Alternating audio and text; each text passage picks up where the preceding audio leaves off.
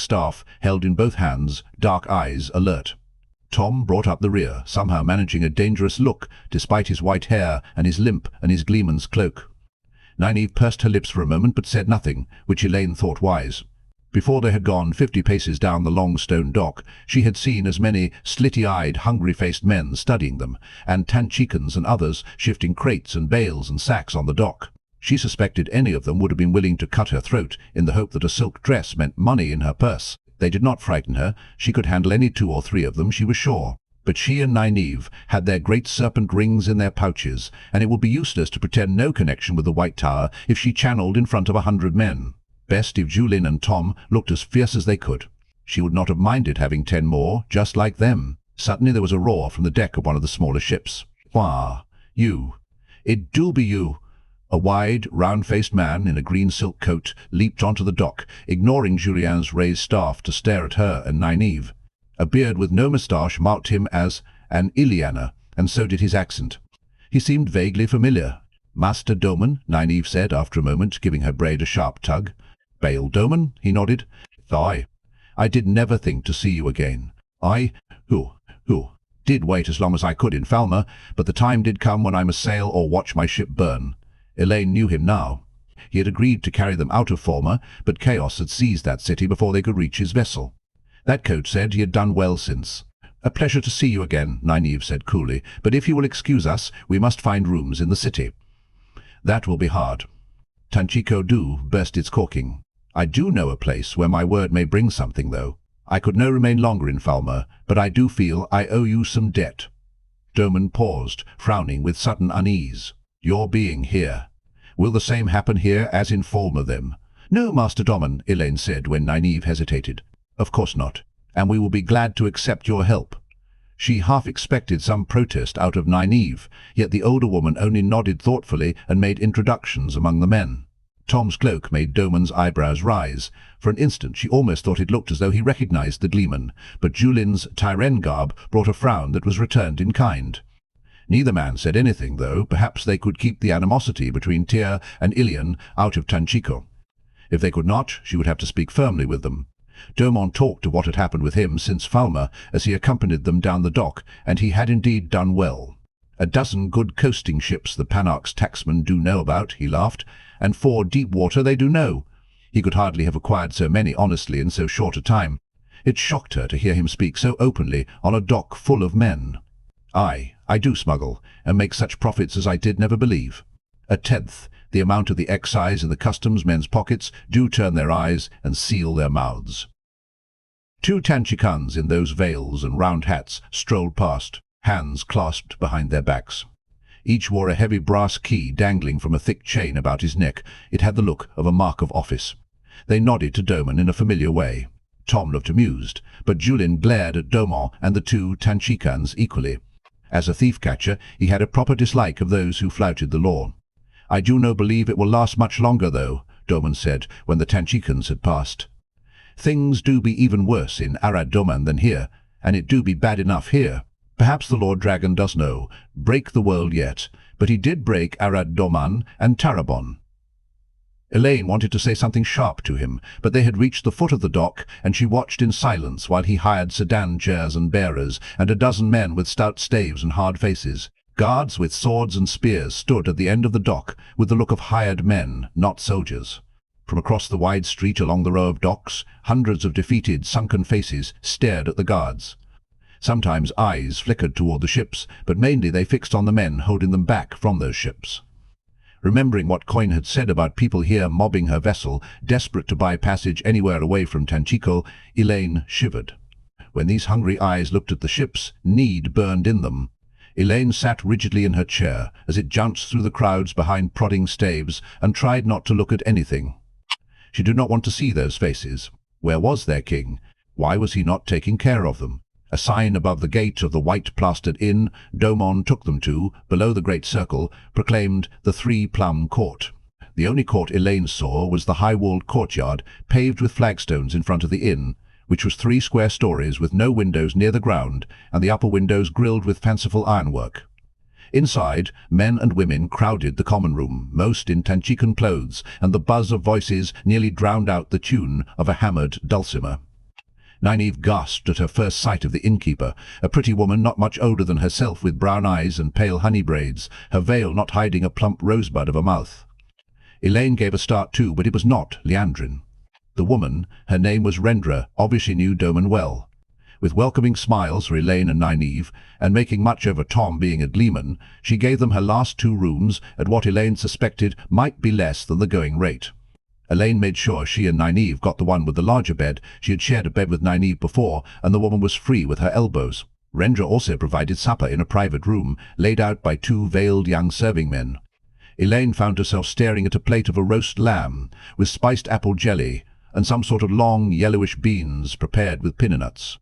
She could not touch it. All those hungry faces. Doman ate readily enough, him and his smuggling and his gold. Tom and Julian showed no reticence either. Rendra, Nynaeve said quietly, does anyone here help the poor? I can lay my hands on a good bit of gold if it would help. You could donate to Bale's kitchen, the innkeeper replied, giving Doman a smile. The man avoids all of the taxes, yet he taxes himself. For each crown he gives as the bribe, he gives 2 for the soup and the bread for the poor. He has even talked me into giving, and I pay my taxes. It do be less than the taxes, Doman muttered, hunching his shoulders defensively. I do make a very healthy profit. Fortune prick me if I do know. It is good that you like to help people, Master Doman, Nynaeve said when Rendra and the servants had gone. Tom and Julian both got up to see they really had gone. With a half bow, Tom let Julian open the door. The hall outside was empty. Nynaeve went right on. We may need your help too. The Ileana's knife and fork paused in cutting a piece of lamb. How? He asked suspiciously. I do not know exactly, Master Doman. You have ships. You must have men. We may need ears and eyes. Some of the black ajah may very well be in Tanchico, and we must find them if they are. Nynaeve lifted a forkful of beans to her mouth, as if she had said nothing out of the ordinary. She seemed to be telling everyone about the black ajah of late. Domon gaped at her, then stared incredulously at Tom and Julian as they settled back in their chairs. When they nodded, he pushed his plate aside and put his head down on his arms. He very nearly earned himself a thump from Nynaeve if the way her mouth tightened was any indication, and Elaine would not have blamed her. Why should he need them to confirm her word? Finally Doman roused himself. It do be going to happen again. Fulmer, all over. Maybe it do be time for me to pack up and go. If I do take the ships I have back to Ilian, I will be a wealthy man there too. I doubt you'd find Ilian congenial, Nynaeve told him in a firm voice. I understand that Samael rules there now, if not openly. You might not enjoy your wealth under one of the Forsaken. Doman's eyes nearly came out of his head, but she went right on. There are no safe places any longer. You can run like a rabbit, but you cannot hide. Is it not better to do what you can to fight back like a man? Nynaeve was being too hard. She always had to bully people. Elaine smiled and leaned over to put a hand on Domon's arm. We do not mean to browbeat you, Master Doman, but we truly may need your help. I know you for a brave man, else you would not have waited for us as long as you did at Falmer. We will be most grateful. You do this very well, Domon muttered. One with an ox-driver's stick, the other with a queen's honey. Oh, very well. I will help as I can, but I will no promise to remain for another Fulman. Tom and Julian set in to question him closely about Tanchico as they ate. At least Julian did in a roundabout manner, suggesting questions to Tom about what districts thieves and cut-purses and burglars frequented, what wine shops they used, and who bought their stolen goods. The thief-catcher maintained that such people often knew more of what was going on in a city than the authorities did. He did not seem to want to talk to the Ileana directly, and Doman snorted every time he answered one of the Tyrian's questions put by Tom. He did not answer until they were put by Tom. Tom's own questions made no sense, at least not coming from a gleeman. He asked of nobles and factions, of who was allied to whom and who opposed, of who had what stated aims, and what their actions brought about, and whether the results were different from what they supposedly wanted. Not the kind of question she expected from him at all, even after all their conversations on Wavedancer. He had been willing enough to talk with her, he even seemed to enjoy it, but somehow, every time she thought she might dig out something about his past, that was just when he managed to put her back up and send her stalking away. Doman answered Tom with more alacrity than he did Julian. In either case, though, he seemed to know Tanchico very well, both its lords and officials, and its dark underbelly. As he talked, it often sounded as if there were little difference. Once the two men had wrung the smuggler dry, Nynaeve summoned Rendra to bring pen and ink and paper, and wrote out a list describing each of the Black Sisters. Holding the sheets gingerly in one big hand, Dormont frowned at them uneasily, as though they were the women themselves, but he promised to have such of his men as were in port keep their eyes open. When Nynaeve reminded him that they all should take extreme care, he laughed the way he would had she told him not to run himself through with a sword. Jurin left on Dormont's heels, twirling his pale staff and saying night was the best time to find thieves and people who lived off thieves. Nynaeve announced she was retiring to her room, to lie down a while. She looked a bit unsteady, and suddenly Elaine realized why. Nynaeve had become used to wave dancers heaving. Now she was having trouble with the ground, not heaving. The woman's stomach was not a pleasant travelling companion. She herself followed Tom down to the common room, where he had promised Rendra he would perform. For a wonder, she found a bench at an empty table, and cool looks sufficed to ward off the men who suddenly seemed to want to sit there.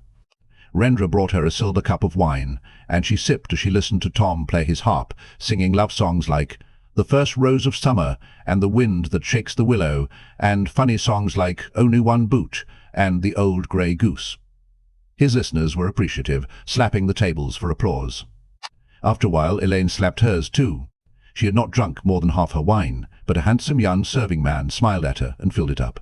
It was all strangely exciting. In her whole life, she had not been in an inn's common room half a dozen times, and never to sip wine and be entertained like one of the common people. Flourishing his cloak to set the multi-hued patches fluttering, Tom told stories. Mara and the Three Foolish Kings, and several tales about Anla, the wise counsellor, and recited a long stretch of The Great Hunt of the Horn, reciting it so that horses seemed to prance and trumpets blare in the common room, and men and women fought and loved and died. On into the night he sang and recited, only pausing now and then to wet his throat with a sip of wine as the patrons eagerly clamoured for more. The woman who had been playing the dulcimer sat in a corner with her instrument on her knees and a sour expression on her face. People often tossed coins to Tom. He had enlisted a small boy to gather them up, and it was unlikely they had produced as much for her music. It all seemed to suit Tom, the harp, and especially the recital. Well, he was a gleeman, but it seemed more than that. Elaine could have sworn she had heard him recite The Great Hunt before, but in high chant, not plain. How could that be? He was just a simple old gleeman. Finally, in the deep hours of the night, Tom bowed with a last sweeping flourish of his cloak, and headed for the stairs amid great slapping of tables. Elaine slapped hers as vigorously as anyone. Rising to follow, she slipped and sat back down hard, frowning at her silver wine cup. It was full. Surely she had drunk a little. She felt dizzy for some reason. Yes, that sweet young man with those melting brown eyes had refilled her cup how many times? Not that it mattered. She never drank more than one cup of wine. Never. It was being off wave dancer and back on dry land. She was reacting like Nynaeve. That was all, getting carefully to her feet and refusing the sweet young man's most solicitous offer of help. She managed to climb the stairs despite the way they swayed. Not stopping at the second floor, where her and Nynaeve's room was, she went up to the third and knocked on Tom's door. He opened it slowly, peering out suspiciously. He seemed to have a knife in his hand, and then it was gone. Strange. She seized one of his long, white moustaches. "I remember," she said. Her tongue did not seem to be working properly. The words sounded. Who? Fuzzy. "I was sitting on your knee, and I pulled your moustache." Who? She gave it a yank to demonstrate, and he winced. "We and tea." Who? And my mother leaned over your shoulder and laughed at me. "I think it best you go to your room," he said, trying to pry her hand free. "I think you need some sleep." She refused to let go. In fact, she seemed to have pushed him back into his room, by his moustache. "My mother sat on your knee, too. I saw it. I remember. Sleep is the thing, Elaine. You will feel better in the morning." He managed to get her hand loose and tried ushering her to the door, but she slipped around him. The bed had no posts. If she had a bedpost to hold on to, perhaps the room would stop tilting back and forth. "I want to know why Mother sat on your knee." He stepped back, and she realized she was reaching for his moustache again. "You're a gleeman. My mother would not sit on a gleeman's knee. Go to bed, child. I am not a child." She stamped her foot angrily and almost fell. The floor was lower than it looked. "Not a child." "You will tell me." "Now," Tom sighed and shook his head. At last he said stiffly, "I was not always a gleeman. I was a bard once, a court bard. In came in, as it happens. For Queen Morgase, you were a child. You were just remembering things wrong, that's all. You were her lover, weren't you? The flinch of his eyes was enough. You were. I always knew about Gareth Brine. At least I figured it out. But I always hoped she would marry him. Gareth Brine, and you, and this Lord Gabriel Matt said she looks calf-eyes at now, and who? How many more? How many? What makes her any different from Berylane, tripping every man who catches her eye into her bed? She is no different. Her vision shivered, and her head rang. It took her a moment to realize he had slapped her. Slapped her. She drew herself up, wishing he would not sway. How dare you? I am daughter heir of Andor, and I will not be. You are a little girl with a skinful of wine throwing a temper tantrum, he snapped. And if I ever hear you say anything like that about Morgase again, drunk or sober, I'll put you over my knee, however you channel. Morgase is a fine woman, as good as any there is. Is she? Her voice quavered, and she realized she was crying. Then why did she? Why? Somehow she had her face buried against his coat, and he was smoothing her hair. Because it is lonely being a queen, he said softly. Because most men, attracted to a queen, see power, not a woman. I saw a woman, and she knew it. I suppose Brine saw the same in her, and this Gabriel, too. You have to understand, child. Everyone wants someone in their life, someone who cares for them, someone they can care for. Even a queen. Why did you go away? She mumbled into his chest. You made me laugh. I remember that. You made her laugh, too. And you rode me on your shoulder. A long story. He sighed painfully. I will tell you another time, if you ask. With luck, you'll forget this by morning. It's time for you to go to bed, Elaine. He guided her to the door, and she took the opportunity to tug at his moustache again. Like that, she said with satisfaction. I used to pull it just like that. Yes, you did. Can you make it downstairs by yourself? Of course I can.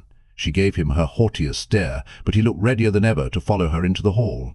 To prove there was no need, she walked carefully as far as the head of the stairs. He was still frowning at her worriedly from the doorway when she started down.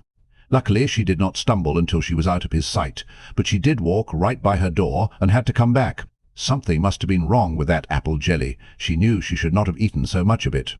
Linny always said, who. She could not remember what it was Linny said, but something about eating too many sweets. There were 2 lamps burning in the room, one on the small round table by the bed, and the other on the white plastered mantel above the brick fireplace. Nynaeve lay stretched out on the bed atop the coverlet, fully dressed. With her elbows stuck out, Elaine noted. She said the first thing that came into her head. Rand must think I'm crazy, Tom is a bard, and Morgase isn't my mother after all. Nynaeve gave her the oddest look. I'm a little dizzy for some reason. A nice boy with sweet brown eyes offered to help me upstairs. I would wager he did, Nynaeve said, biting off each word. Rising, she came to put an arm around Elaine's shoulders. Come over here a moment. There's something I think you should see. It appeared to be a bucket of extra water by the washstand. Here, we'll both kneel down so you can look. Elaine did, but there was nothing in the bucket but her own reflection in the water. She wondered why she was grinning that way. Then Nynaeve's hand went to the back of her neck, and her head was in the water. Flailing her hands, she tried to straighten up, but Nynaeve's arm was like an iron bar. You were supposed to hold your breath underwater. Elaine knew you were. She just could not remember how. All she could do was flail and gurgle and choke. Nynaeve hauled her up, water streaming down her face, and she filled her lungs. How dare you, she gasped.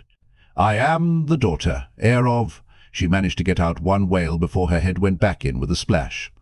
Seizing the bucket with both hands and pushing did no good. Drumming her feet on the floor did no good. She was going to drown. Nynaeve was going to drown her. After an age, she was back out in the air again. Sodden strands of hair hung all across her face. I think, she said in the steadiest voice she could find, that I am going to sick up. Nynaeve got the big, white-glazed basin down from the washstand just in time, and held Elaine's head while she brought up everything she had ever eaten in her life. A year later, well, hours anyway, it seemed that long Nynaeve was washing her face and wiping her mouth, bathing her hands and wrists. There was nothing solicitous in her voice, though. How could you do this? Whatever possessed you? I might expect a fool man to drink until he can't stand, but you, and tonight. I only had 1 cup, Elaine muttered. Even with that young man refilling it, she could not have had more than 2. Surely not. A cup the size of a pitcher. Nynaeve sniffed, helping her to her feet. Hauling her, really. Can you stay awake? I'm going to look for egwene, and I still don't trust myself to get out of Dragon Reborn without someone to wake me." Elaine blinked at her.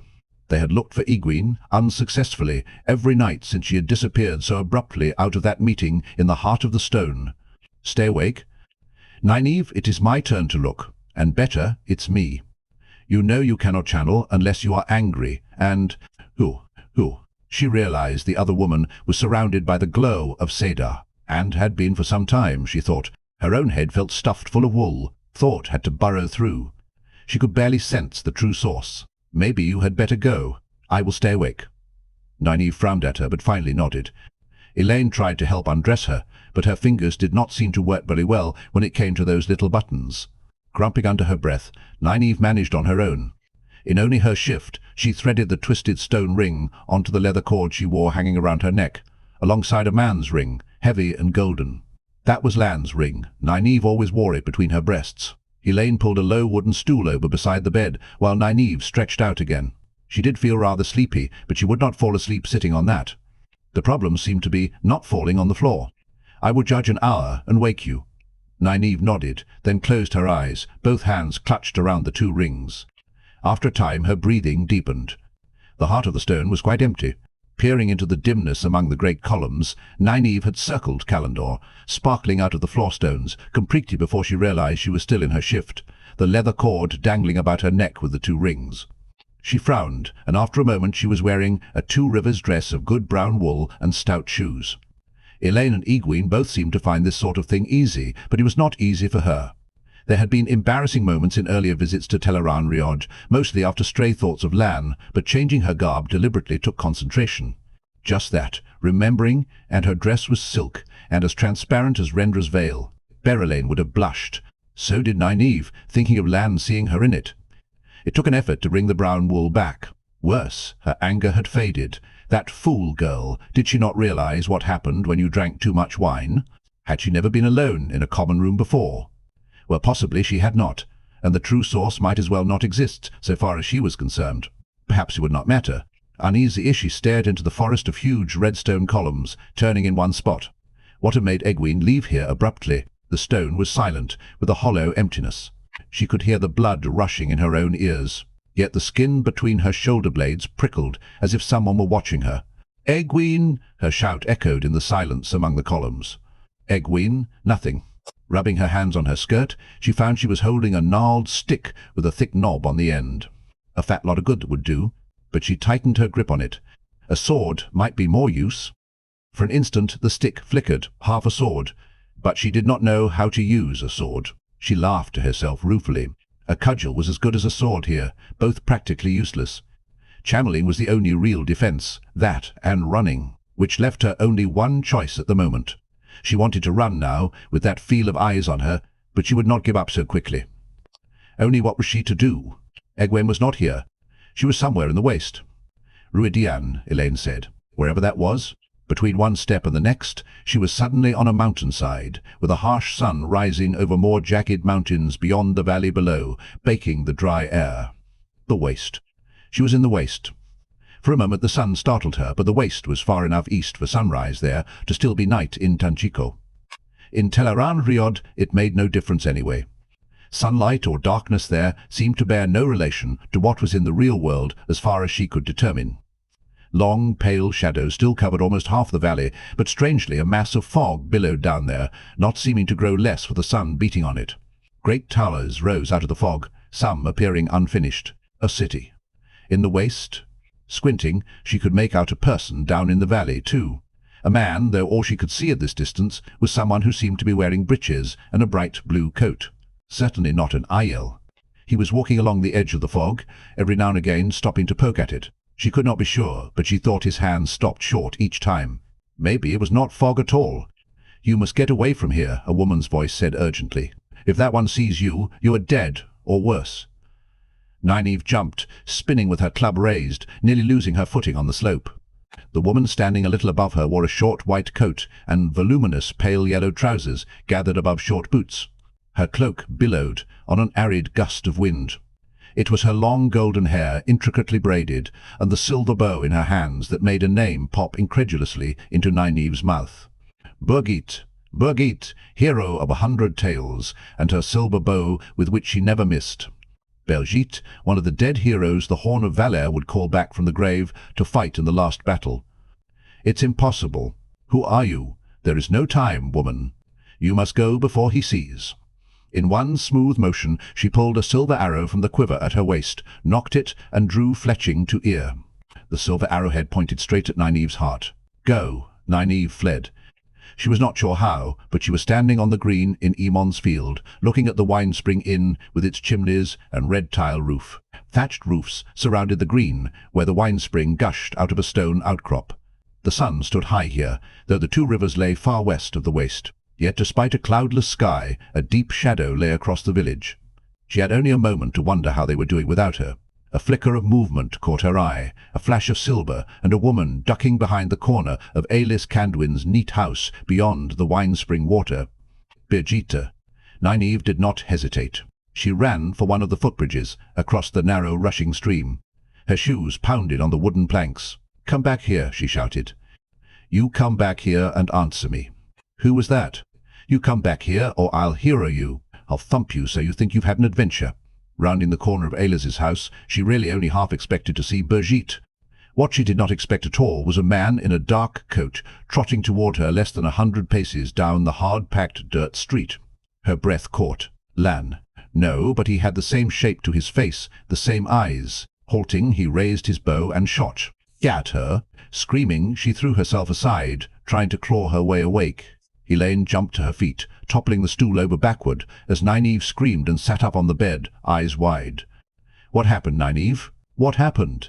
Nynaeve shuddered. "He looked like Lan. He looked like Lan, and he tried to kill me."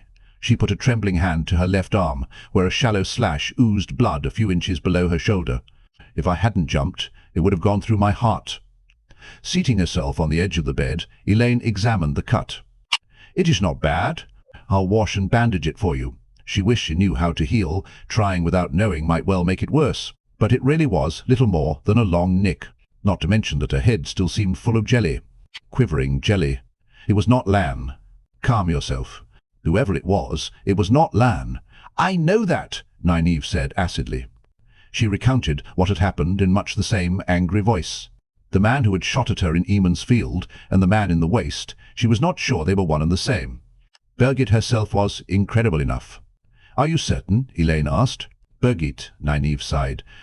"The only thing I am certain of is that I did not find egwene, and that I am not going back there tonight." She pounded a fist on her thigh. "Where is she? What happened to her? If she met that fellow with the bow..." Who? "Oh, Light." Elaine had to think a minute. She wanted to sleep so badly, and her thoughts kept shimmering. "She said she might not be there when we are supposed to meet again. Maybe that is why she left so hurriedly. Why ever she can't. Who?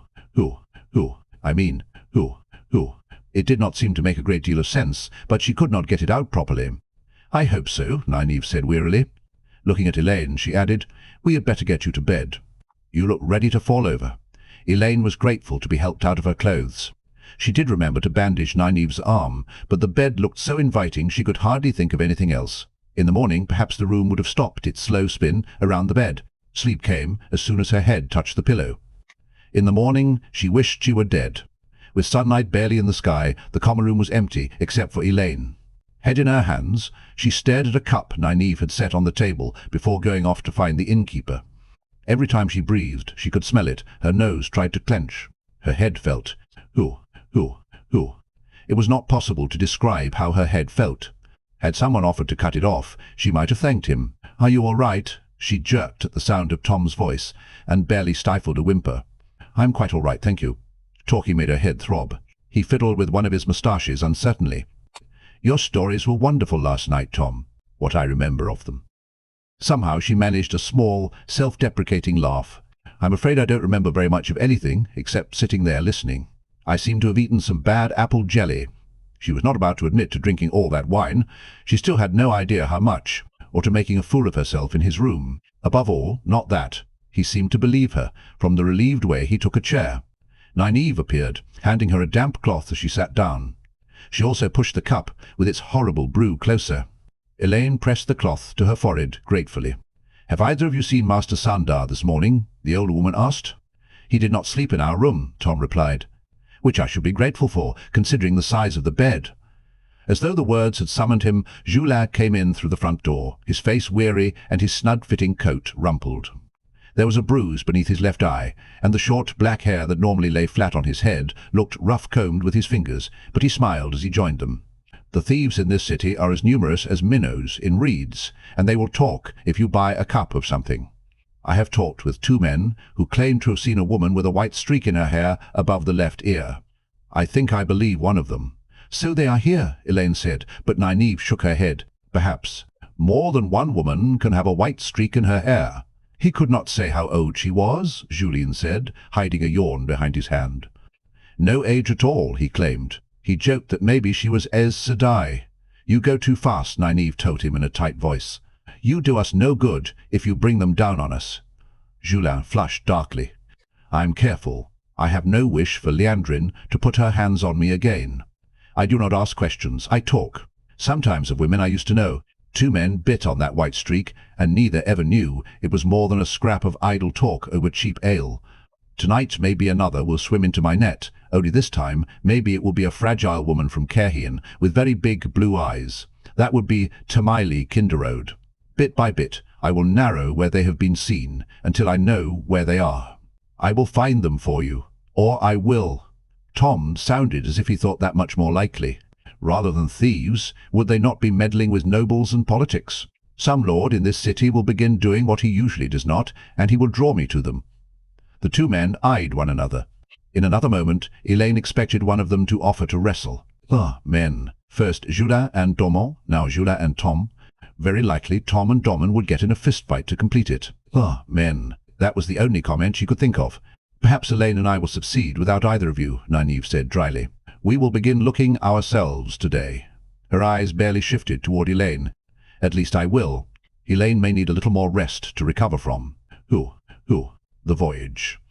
Setting the cloth down carefully, Elaine used both hands to pick up the cup in front of her. The thick, grey-green liquid tasted worse than it smelled. Shuddering, she made herself keep swallowing. When it hit her stomach, for an instant she felt like a cloak flapping in a high wind. 2 pairs of eyes can see better than 1, she told Nynaeve, setting the empty cup back down with a clink. 100 pairs can see even better, Julin said hastily, and if that Iliana eel truly sends his people out, we will have at least that many, what with the thieves and cut-purses. We will find these women for you if they can be found, Tom said. There is no need for you to stir from the inn. This city has a dangerous feel, even if Liandrin is not here. Besides which, Julin added, if they are here, they know the 2 of you. They know your faces. Much better if you stay here at the inn, out of sight. Elaine stared at them in amazement. A moment gone they had been trying to stare each other down, and now they were shoulder to shoulder. Nynaeve had been right about them causing trouble. Well, the daughter heir of Andor was not about to hide behind Master Julin Sandar and Master Tom Merrilin. She opened her mouth to tell them so, but Nynaeve spoke first. "You are right," she said calmly. Elaine stared at her incredulously. Tom and Julin looked surprised, and at the same time disgustingly satisfied. "They do know us," Nynaeve went on. "I took care of that this morning, I think. Here is Mistress Rendra with our breakfast." Tom and Julin exchanged disconcerted frowns, but they could say nothing with the innkeeper smiling at them all through her veil. "About what I asked you," Nynaeve said to her, as the woman placed a bowl of honeyed porridge in front of her. Yes. It will be no problem to find the clothes to fit both of you. And the hair, you have such lovely hair, so long, it will be the work of no time to put it up." She fingered her own deep golden braids. Tom's and Julin's faces made Elaine smile. They might have been ready for arguments, they had no defense against being ignored. Her head was actually feeling a little better. Nynaeve's vile mixture seemed to be working. As Nynaeve and Rendra discussed costs and cut and fabric, Rendra wanted to duplicate her clinging dress, pale green today. Nynaeve was opposed, but seemed to be wavering. Elaine took a spoon of porridge to wash the taste from her mouth. It reminded her that she was hungry. There was one problem, none of them had mentioned yet, one that Tom and Julin did not know. If the black ajah was in Tanchico, then so was whatever it was that endangered Rand. Something able to bind him with his own power. Finding Liandrin and the others was not enough. They had to find that too. Suddenly, her newfound appetite was completely gone. Chapter 40. Hunter of Trollocs, Remnants of the early morning rain still dripped from the leaves of the apple trees, and a purple finch hopped along a limb where fruit was forming that would not be harvested this year. The sun was well up, but hidden behind thick grey clouds. Seated cross-legged on the ground, Perrin unconsciously tested his bowstring. The tightly wrapped waxed cords had a tendency to go slack in wet weather. The storm Verin had called up to hide them from pursuit. The night of the rescue had surprised even her with its ferocity, and beating rains had come 3 more times in the 6 days since. He believed it was 6 days. He had not really thought since that night, only drifted as events took him, reacting to what presented itself. The flat of his axe blade dug into his side, but he hardly noticed. Low grassy mounds marked generations of Aibaras buried here. The oldest among the carved wooden headpieces, cracked and barely legible, bore dates nearly 300 years old, over graves indistinguishable from undisturbed ground. It was the mounds, smoothed by rains but barely covered by grass, that stabbed him. Generations of Aibaras buried here, but surely never 14 at one time. Aunt Nain over by Uncle Carlin's older grave, with their 2 children beside her. Great-aunt Eilsin in the row with Uncle Eward and Aunt Magda and their 3 children, the long row with his mother and his father, Adora and Dicel, and little Piate, a long row of mounds with bare, wet earth still showing through the grass. He counted the arrows remaining in his quiver by touch. 17. Too many had been damaged, worth recovering only for the steel arrowheads. No time to make his own. He would have to see the Fletcher in Emmons Field soon. Buell Dowtry made good arrows, even better than Tam. A faint rustle behind his back made him sniff the air. "What is it, Daniel?" he said without looking around. There was a catch of breath, a moment of startled surprise, before Daniel Lewin said, "The lady is here, Perrin." None of them had gotten used to him knowing who was who before he saw them, or in the dark, but he no longer really cared what they found strange. He frowned over his shoulder. Daniel looked leaner than he had. Farmers could only feed so many at once, and food had been feast or famine as the hunting went. Mostly famine. The lady? The lady fail. And Lord Luke, too. They came from Emmons Field. Perrin rose smoothly, taking long strides that made Daniel hurry to keep up. He managed not to look at the house. The charred timbers and sooty chimneys that had been the house where he grew up. He did scan the trees for his lookouts, those nearest the farm. Close to the waterwood as it was, the land held plenty of tall oak and hemlock, and good-sized ash and bay. Thick foliage hid the lad's well-drab farm clothes, made for good hiding. So even he had difficulty picking them out. He would have to talk with those farther out. They were supposed to see that no one came close without a warning. Even Fail and this Luke. The camp, in a large thicket where he had once pretended to be in a far wilderness, was a rough place among the undergrowth, with blankets strung between trees to make shelters, and more scattered on the ground between the small cook fires. The branches dripped here, too. Most of the nearly 50 men in the camp, all young, were unshaven, either in imitation of Perrin or because it was unpleasant shaving in cold water. They were good hunters. He had sent home any who were not, but unaccustomed to more than a night or 2 outdoors at a time. And not used to what he had them doing either. Right then they were standing around gaping at Fail and Luke, and only 4 or 5 had longbow in hand. The rest of the bows lay with the bedding, and the quivers too, more often than not. Luke stood idly flipping the reins of a tall black stallion, the very pose of indolent, red-coated arrogance, cold blue eyes ignoring the men around him. The man's smell stood out among the others, cold and separate, too, almost as if he had nothing in common with the men around him, not even humanity. Fail came hurrying to meet Perrin with a smile, her narrow, divided skirts making a soft whisk-whisk as grey silk brushed silk. She smelled faintly of sweet herbal soap, and of herself. Master Luhan said we might find you here. He meant to demand what she was doing there, but found himself putting his arms around her and saying into her hair, "It's good to see you. I have missed you." She pushed back enough to look up at him. "You look tired." He ignored that. He had no time to be tired. "You got everyone safely to Emmons Field. They're at the Winespring Inn." She grinned suddenly. "Master Ulvir found an old halberd, and says if the White Cloaks want them, they will have to go through him.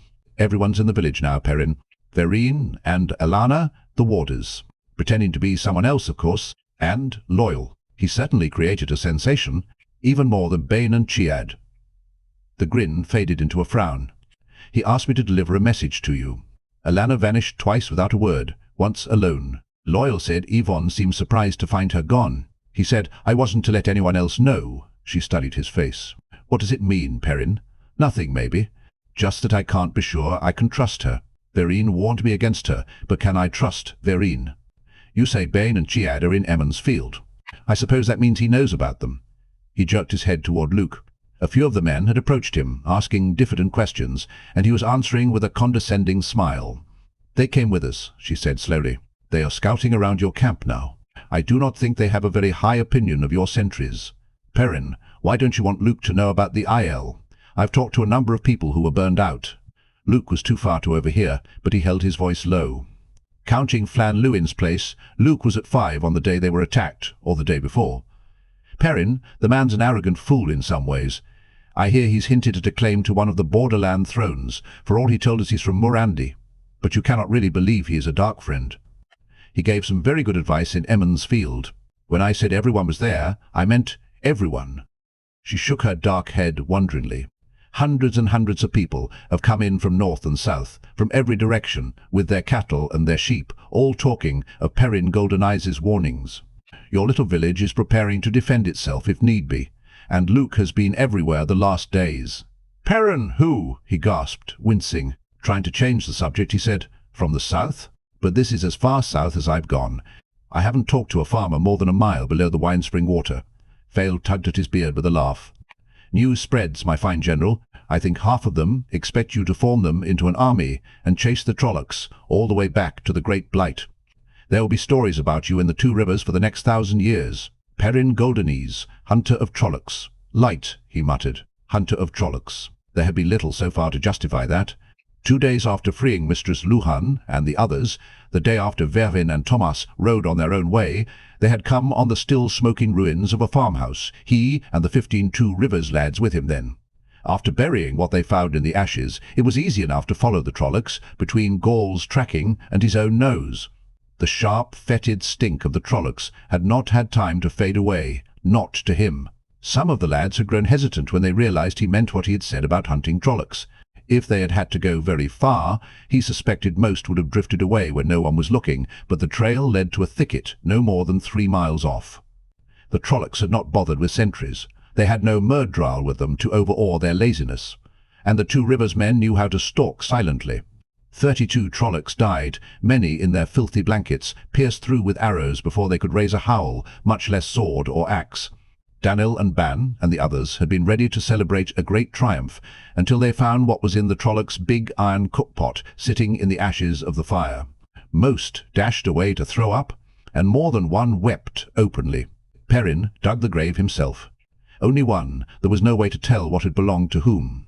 Cold as he felt inside, he was not sure he could have stood it himself if there had been. Late the next day no one hesitated when he picked up another fetid trail, though a few mutters wondered what he was following, until Gaul found the tracks of hooves and boots too big for men. Another thicket close to the waterwood held 41 Trollocs and a fade, with sentries set, though most snored at their posts. It would have made no difference had they all been awake. Gaul killed those that were, sliding through the trees like a shadow, and the Two Rivers men were nearly 30 themselves by then.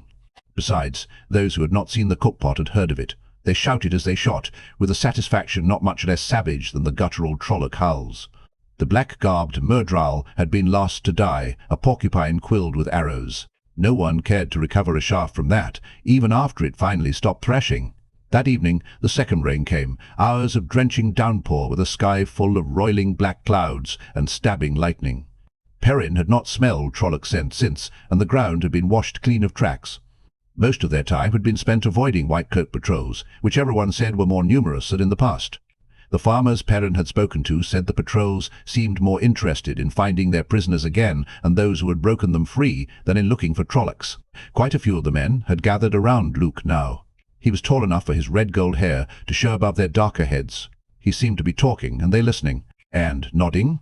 "Let's see what he has to say," Perrin said grimly. The Two Rivers men gave way before Fele and him with only a little prodding. They were all intent on the red-coated lord, who was indeed holding forth. "We and T. Who? So the village is quite secure now. Plenty of people gathered together to defend it. I must say I enjoy sleeping under a roof when I can. Mistress Olvere, at the inn, provides a tasty meal. Her bread is among the best I have ever eaten. There truly is nothing like fresh baked bread and fresh churned butter, and putting your feet up of an evening with a fine mug of wine or some of Master Olvere's good brown ale. Lord Luke was saying we should go to Emond's Field, Perrin, Kenley Ahan said, scrubbing his reddened nose with the back of a grimy hand. He was not the only one who had been unable to wash as often as he would like, and not the only one coming down with a cold either. Luke smiled at Perrin, much the way he would have at a dog he expected to see do a trick. The village is quite secure, but there is always a need for more strong backs. We are hunting trollocs, Perrin said coolly. Not everyone has left their farms yet, and every band we find and kill means farms not burned and more people with a chance to reach safety. Will Alcine barked a laugh. He was not so pretty, with a red puffy nose and a spotty 6-day growth of beard. We've not seen another trolloc in days. Be reasonable, Perrin. Maybe we've killed them all already. There were mutters of agreement. I do not mean to spread dissension. Luke spread his hands guilelessly.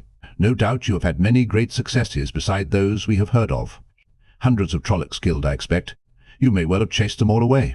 I can tell you, Emond's Field is ready to give you all a hero's welcome. The same must be true at Watch Hill for those who live up that way.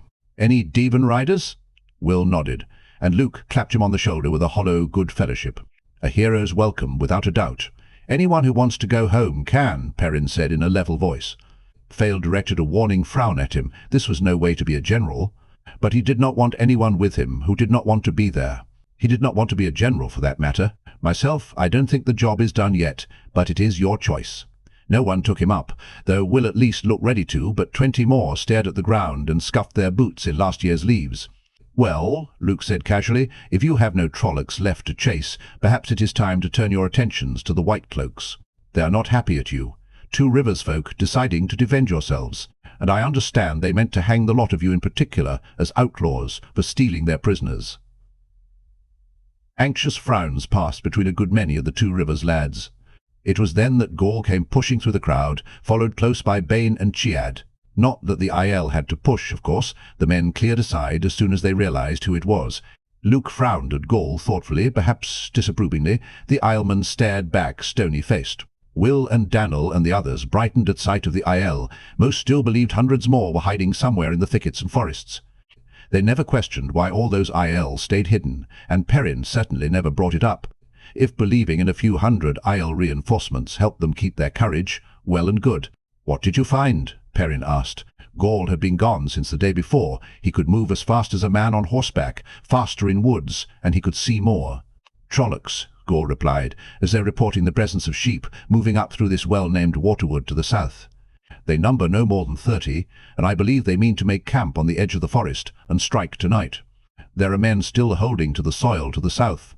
He gave a sudden wolfish grin. They did not see me. They will have no warning. Chiad leaned closer to Bane. He moves well enough for a stone dog, she whispered loudly enough to be heard 20 feet off. He makes little more noise than a lame bull. Well, Will, Perrin said, do you want to go to Emond's Field?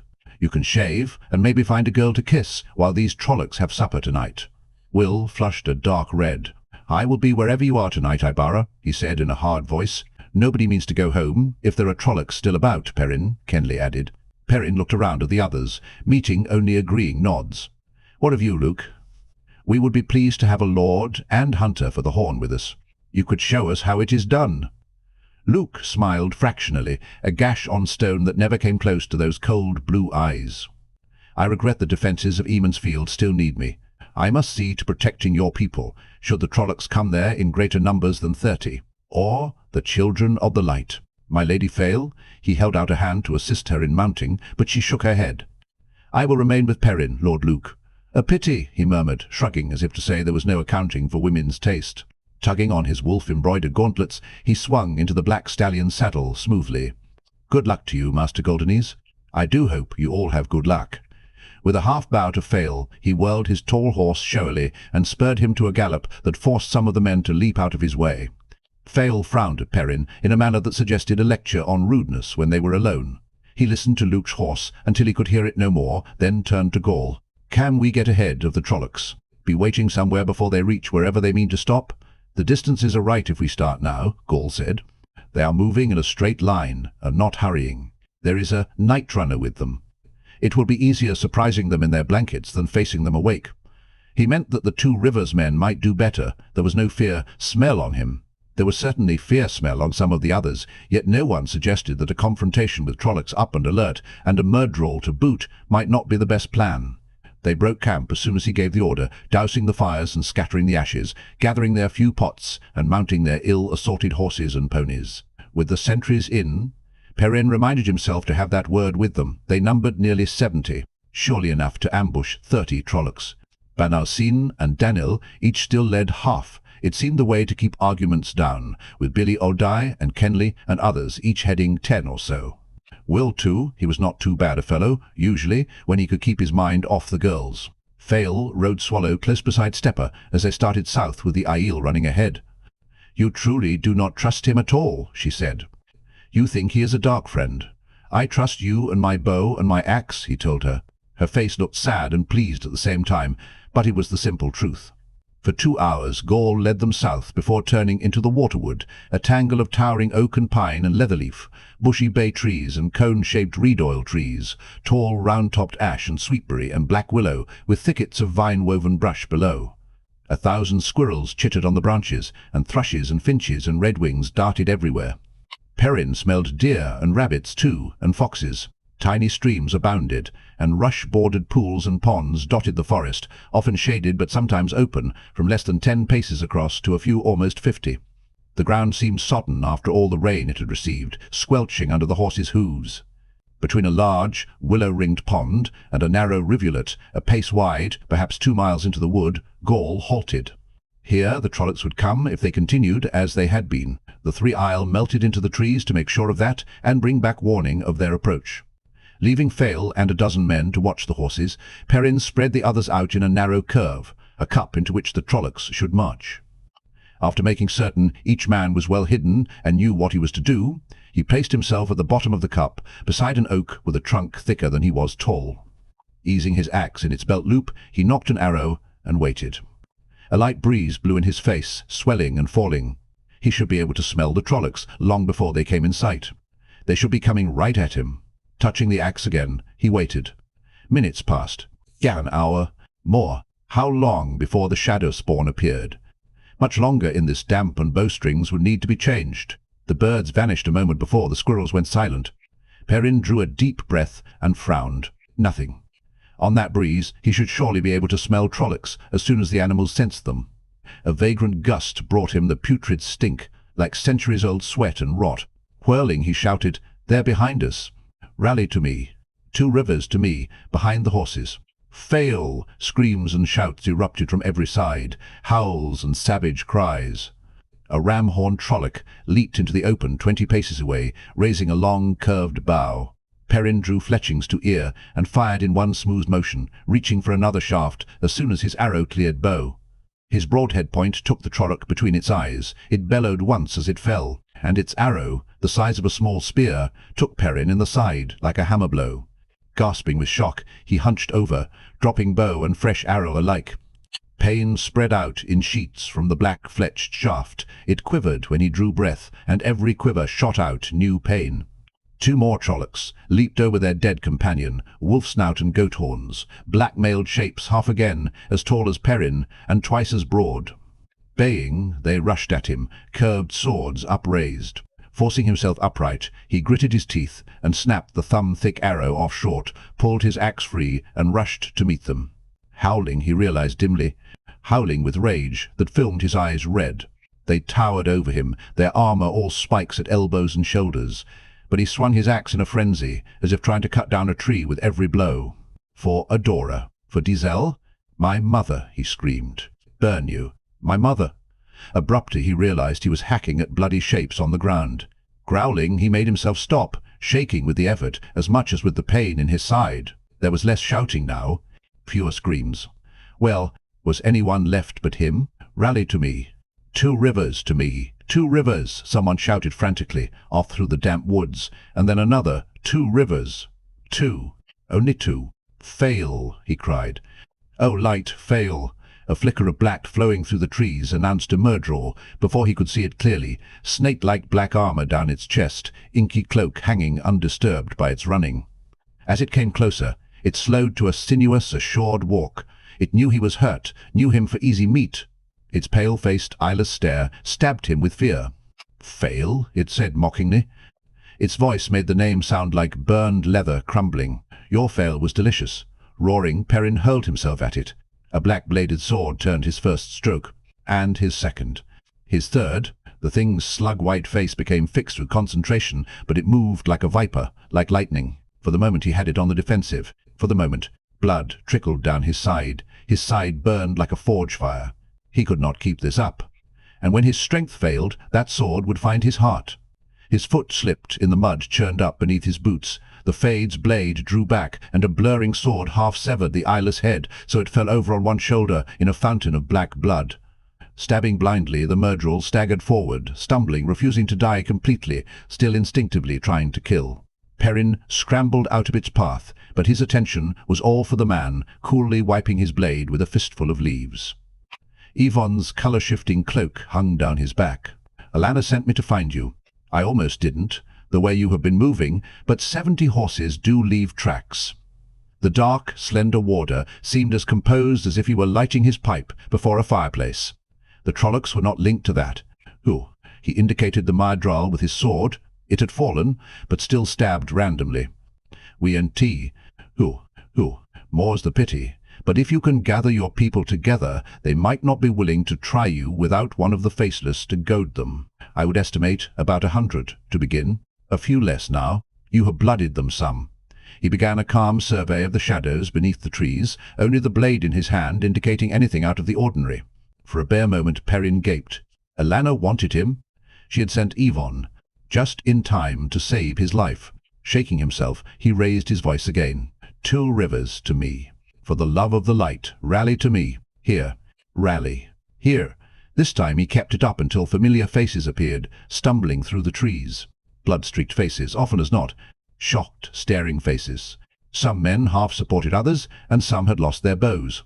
The Aiel were among them, apparently unhurt, except that Gaul limped slightly. "They did not come, as we expected," was all the Aielman said. "The night was colder than we expected. There was more rain than we expected." That was how he said it. Fail seemed to materialize with the horses. With half the horses, including Stepper and Swallow, and 9 of the 12 men he had left with her. A scrape marred one cheek, but she was alive. He tried to hug her, but she pushed his arms away, muttering angrily over the broken-off arrow, even while she gently pulled his coat away from the thick shaft in an effort to examine where it had gone in. Perrin studied the men around him. They had stopped coming now, yet there were faces missing. Kenly Ahan, Beely all die, Tevan Marwyn. He made himself name the missing, made himself count them. 27, not there. "Did you bring all the wounded?" he asked dully. "Is anybody left out there?" Fail's hand trembled on his side. Her expression as she frowned at his wound was a blend of worry and fury. She had a right to be angry. He should never have gotten her into this. "Only the dead," Ban Alcine said in a voice as leaden as his face. Will looked to be frowning at something just out of sight. "I saw Kenly," he said. His head was in the crook of an oak, but the rest of him was down at the foot. "I saw him. His cold won't bother him now." He sneezed and looked startled. Perrin sighed heavily and wished he had not. Pain shooting up his side clenched his teeth. Fail, a green and gold silk scarf wadded in her hand, was trying to pull his shirt out of his breeches. He pushed her hands away despite her scowl. There was no time for tending wounds now. "Wounded on the horses," he said when he could speak. "Yvonne, will they attack us?" The forest seemed too still. "Yvonne," the warder appeared, leading a dark grey gelding with a fierce eye. Perrin repeated his question. Perhaps, perhaps not. On their own, Trollocs kill whomever is easiest. Without a halfman, they would probably rather find a farm than someone who might put arrows in them. Make sure everyone who can stand upright carries a bow with an arrow nocked, even if they cannot draw it. They may decide the price is too high for the fun. Perrin shivered. If the Trollocs did attack, they would have as much fun as a dance at Sunday. Yvonne and the Aiel were the only ones really ready to fight back, and Fail, her dark eyes shone with fury. He had to get her to safety. The warder did not offer his own horse for the wounded, which made sense. The animal was not likely to let anyone else on its back, and a war-trained horse with its master in the saddle would be a formidable weapon if the Trollocs came again. Perrin tried to put Fail up on Swallow, but she stopped him. "The wounded, you said," she told him softly. "Remember, To his disgust, she insisted he ride Stepper. He expected the others to protest after he had brought them to disaster, but no one did. There were just enough horses for those who could not walk, and those unable to walk far grudgingly. He admitted that he was one of the latter, so he ended up in his saddle. Half the other riders had to cling to theirs. He sat upright, gritting his teeth to do it. Those who walked or stumbled, and some who rode, clutched their bows as if they meant salvation. Perrin carried one too, and so did Fail, though he doubted she could even draw a Two Rivers longbow. It was appearance that counted now, illusion that might see them safe. Like Yvonne, alert as a coiled whip, the three Aiel looked unchanged as they glided ahead, spears stuck through the harness of the bow cases on their backs, horn bows in hand and ready. The rest, including himself, were a rag-bag remnant, nothing like the band he had led here, so confident and full of his own pride. Yet illusion worked as well as reality. For the first mile through the tangle, vagrant breezes brought him Trolloc stink, the scent of Trollocs shadowing, stalking. Then the stench slowly faded and vanished as the Trollocs fell behind, deluded by a mirage. Fail walked beside Stepper, one hand on Perrin's leg, as though she meant to hold him up. Now and then she looked up at him, smiling encouragingly, but with worry creasing her forehead. He smiled back as best he could, trying to make her think he was all right. 27. He could not stop the names from running through his head. Collygaran and Jared Idair, Dale Altaran and Ren Chandin. 27. Two Rivers folk he had killed with his stupidity. 27. They took the most direct route back out of the waterwood, breaking clear sometime in the afternoon. It was hard to tell exactly how late, with the sky still blanketed in grey and everything blandly shadowed. High grass pasture dotted with trees stretched in front of them, and some scattered sheep, and a few farmhouses in the distance. No smoke rose from any of the chimneys. If there was anyone in those houses, something hot would have been cooking in the fireplace. The nearest rising smoke plume looked 5 miles off at least. "We should find a farm for the night," Ebon said. "Some place under cover in case it rains again. A fire. Food." He looked at the Two Rivers men and added, "Water and bandages." Perrin only nodded. The warder was better than he at knowing the right thing to do. Old Billy Conger, with his head full of ale, was probably better. He just let Stepper follow Yvonne's grey. Before they had gone much beyond a mile, a faint thread of music caught Perrin's ear, fiddles and flutes playing merry tunes. At first he thought he was dreaming, but then the others heard too, exchanging incredulous looks, then relieved grins. Music meant people, and happy people by the sound, someone celebrating. That anyone might have something to celebrate was enough to pick their feet up somewhat. Chapter 41. Among the Tuatha An, a gathering of wagons came in sight, a little off to the south, like small houses on wheels, tall wooden boxes painted and lacquered in violent shades of red and blue and green and yellow, all standing in a large, rough circle around a few broad-limbed oak trees. The music came from there. Perrin had heard there were tinkers, travelling people, in the Two Rivers, but he had not seen them until now. Hobbled horses cropped the long grass nearby. "I will sleep elsewhere," Gaul said stiffly when he saw Perrin meant to go to the wagons, and loped away without another word. Bane and Chiad spoke softly yet urgently to Fail. Perrin caught enough to know they were trying to convince her to spend the night with them in some snug thicket, and not with the Lost Ones. They sounded appalled at the idea of speaking to the Tinkers, much less eating or sleeping with them. Fail's hand tightened on his leg as she refused, quietly, firmly. The two maidens frowned at each other, blue eyes meeting grey with a deep measure of concern, but before the travelling people's wagons came much closer, they trotted away after Gaul. They seemed to have recovered some of their spirits, though. Perrin heard Chiad suggesting they induce Gaul to play some game called Maiden's Kiss. They were both laughing as they passed out of his earshot. Men and women were working in the camp, sewing, mending harness, cooking, washing clothes and children, levering a wagon up to replace a wheel.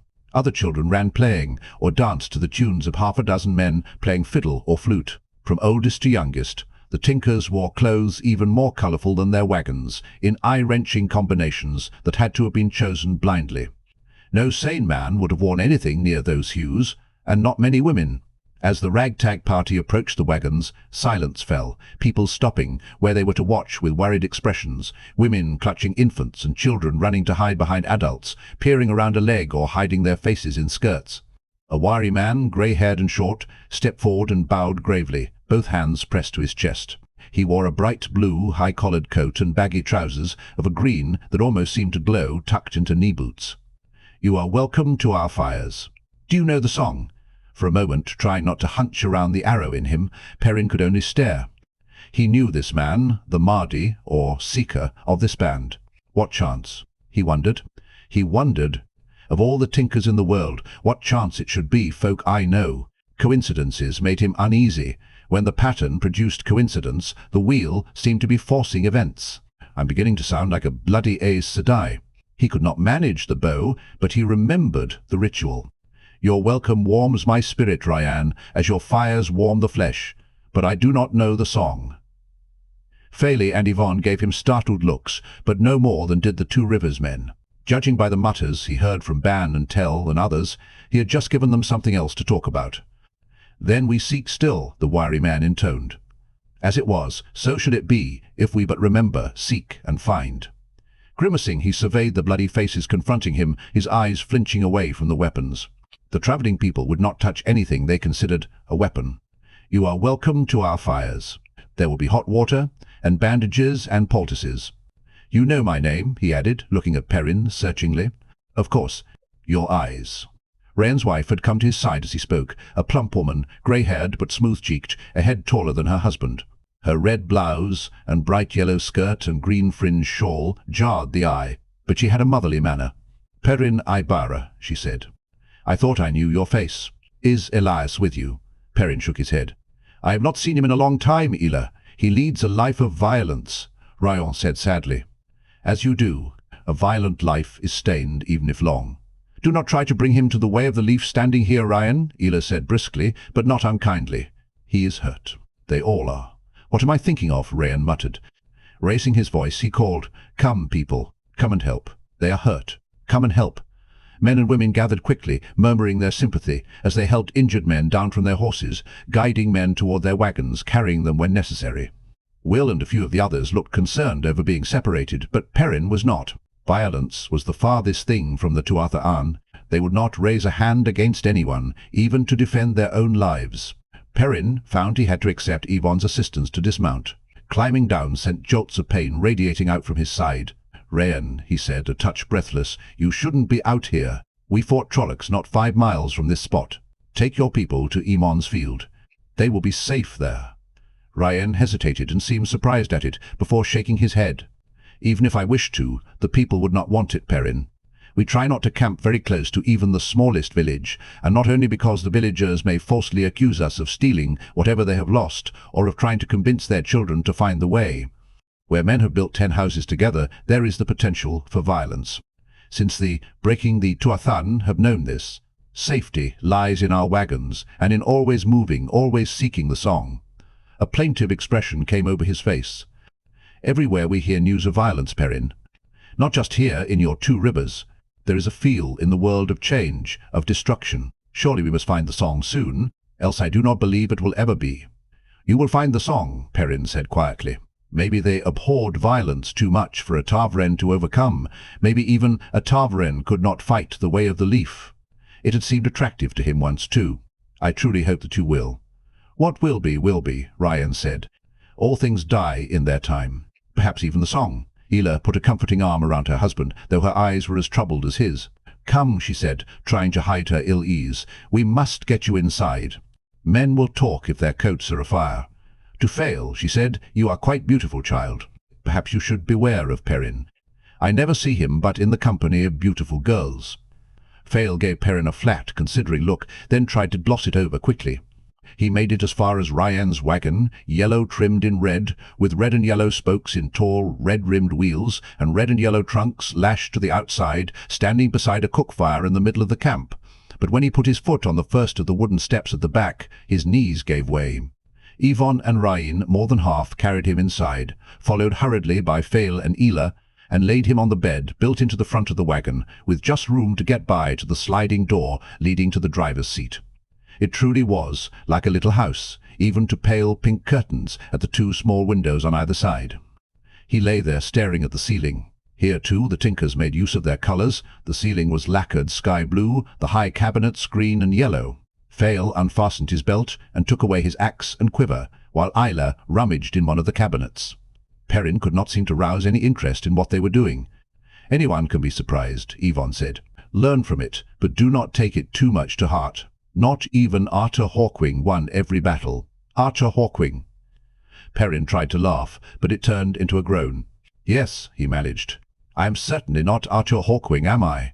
Ela frowned at the warder, or at his sword. Rather, she seemed to find that even worse than Perrin's axe, and came to the bed with a wad of folded bandages. Once she had pulled Perrin's shirt away from the arrow stub, she winced. I do not think I am competent to remove this. It is bedded deep, barbed, Yvonne said in a conversational tone. Trollocs do not use bows very often, but when they do, the arrows are barbed. Out, the plump woman said firmly, rounding on him. And you as well, Aiel. Tending the sick is no business of men. Why don't you go see if Moshe has that wheel on his wagon yet? A good idea, Ryan said. We may want to move tomorrow. There has been hard travelling this last year, he confided to Perrin. All the way to Caerhien, then back again to Geldan, then up into Andor. Tomorrow, I think. When the red door shut behind him and Yvonne, Ela turned to Fail worriedly. If it is barbed, I do not think I can remove it at all. I will try if I must, but if there is anyone nearby who knows more of such things. Who? There is someone in Emmons Field, Fail assured her. But is it safe to leave it in him until tomorrow? Safer than me cutting, perhaps. I can mix something for him to drink for the pain, and blend a poultice against infection. Glaring at the two women, Perrin said, Hello? Do you remember me? I am right here. Stop trying to talk over my head. They looked at him for a moment. Keep him still, Ela told Fail. It is all right to let him talk, but do not allow him to move about. He may injure himself more. I will see to it, Fail replied. Perrin gritted his teeth and did his best to help in getting his coat and shirt off, but they had to do most of the work. He felt as weak as the worst wrought iron, ready to bend to any pressure. 4 inches of thumb-thick arrow stuck out almost atop his last rib, rising from a puckered gash thick with dried blood. They pushed his head down on a pillow, for some reason not wanting him to look at it. Fail washed the wound while Ela prepared her salve with a stone mortar and pestle, plain smooth grey stone, the first things he had seen in the Tinker camp that were not brightly coloured. They mounted the salve around the arrow and wrapped him with bandages to hold it. Rain and I will sleep beneath the wagon tonight, the Tuatha woman said at last, wiping her hands. Frowning at the arrow stub sticking up from his bandages, she shook her head. Once I thought he might eventually find the way of the leaf. He was a gentle boy, I think. The way of the leaf is not for everyone, Fail said gently, but Ela shook her head again. It is for everyone, she replied just as gently, and a touch sadly, if they only knew it. She left then, and Fail sat on the edge of the bed, blotting his face with a folded cloth. He seemed to be sweating a great deal for some reason. I blundered, he said after a time. No, that is too soft. I don't know the right word. You did not blunder, she said firmly. You did what seemed fitting at the time. It was fitting. I cannot imagine how they got behind us. Gaul is not one to make a mistake about where his enemies are. Yvonne was right, Perrin. Anyone can find circumstances that have changed when he did not know. You held everyone together. You brought us out. He shook his head hard and made his side hurt worse. Yvonne brought us out. What I did was get 27 men killed, he said bitterly, trying to sit up to face her. Some of them were my friends, Faile, and I got them killed. Fail threw her weight on his shoulders to push him back down. It was a measure of his weakness, how easily she held him. There will be time enough for that in the morning, she said firmly, peering down into his face, when we have to put you back on your horse. Yvonne did not bring us out. I do not think he cared particularly if anyone but you and he did get out. Those men would have scattered in every direction, if not for you, and then we'd all have been hunted down. They would not have held together for Yvonne, a stranger. As for your friends... Sighing, she sat back down again. Perrin, my father says, a general can take care of the living or weep for the dead, but he cannot do both. I am not a general, Fail. I am a fool of a blacksmith who thought he could use other people to help him get justice, or maybe revenge. I still want it, but I don't want to use anyone else for it any longer. Do you think the Trollocs will go away because you decide your motives are not pure enough? The heat in her voice made him raise his head, but she pushed it back to the pillow almost roughly. Are they any less vile? Do you need a purer reason to fight them than what they are? Another thing my father says. The worst sin a general can commit, worse than blundering, worse than losing, worse than anything, is to desert the men who depend on him. A tap came at the door, and a slender, handsome young tinker in a red and green striped coat put his head in. He flashed a smile at Fail, all white teeth and oozing charm, before looking at Perrin. Grandfather said it was you. I thought this was where Egwene said she came from. He frowned suddenly, disapprovingly. Your eyes. I see you have followed Elias after all to run with the wolves. I was sure you would never find a way of the leaf. Perrin knew him, Aram, Rhuidean, and Aiel's grandson. He did not like him. He smiled, like Will. Go away, Aram. I am tired. Is Egwene with you? Egwene's Aes Sedai now, Aram, he growled, and she would rip your heart out with the one power if you asked her to dance. Go away. Aram blinked and hastily shut the door, with himself outside. Perrin let his head fall back. He smiles too much, he muttered. I cannot abide a man who smiles too much. Fael made a choking noise, and he looked at her suspiciously. She was biting her underlip. I have something in my throat, she said in a strangled voice, getting up hastily. She hurried to the wide shelf below the foot of the bed where Ela had prepared her poultice, and stood with her back to him, pouring water from a green and red pitcher into a blue and yellow mug. Would you like something to drink, too? Ela left this powder for the pain. It will help you sleep. I don't want any powder, he said. Fael, who is your father? Her back went very stiff. After a moment she turned with the mug in both hands and an unreadable look in her tilted eyes. Another minute passed before she said, My father is Davram, of House Basher, Lord of Basher, Tyr and Sidona, Guardian of the Blight Border, Defender of the Heartland, Marshal General to Queen Tenobia of Saldea. And her uncle, Light. What was all that about him being a wood merchant, or a fur dealer? I seem to remember him dealing in ice peppers once, too. It was not a lie, she said sharply, then in a weaker voice. Just not. Who? The whole truth. The whole truth, and be a height. My father's estates do produce lumber and fine woods, and ice peppers and furs, and more besides. And his stewards sell them for him, so he does trade in them, in a way.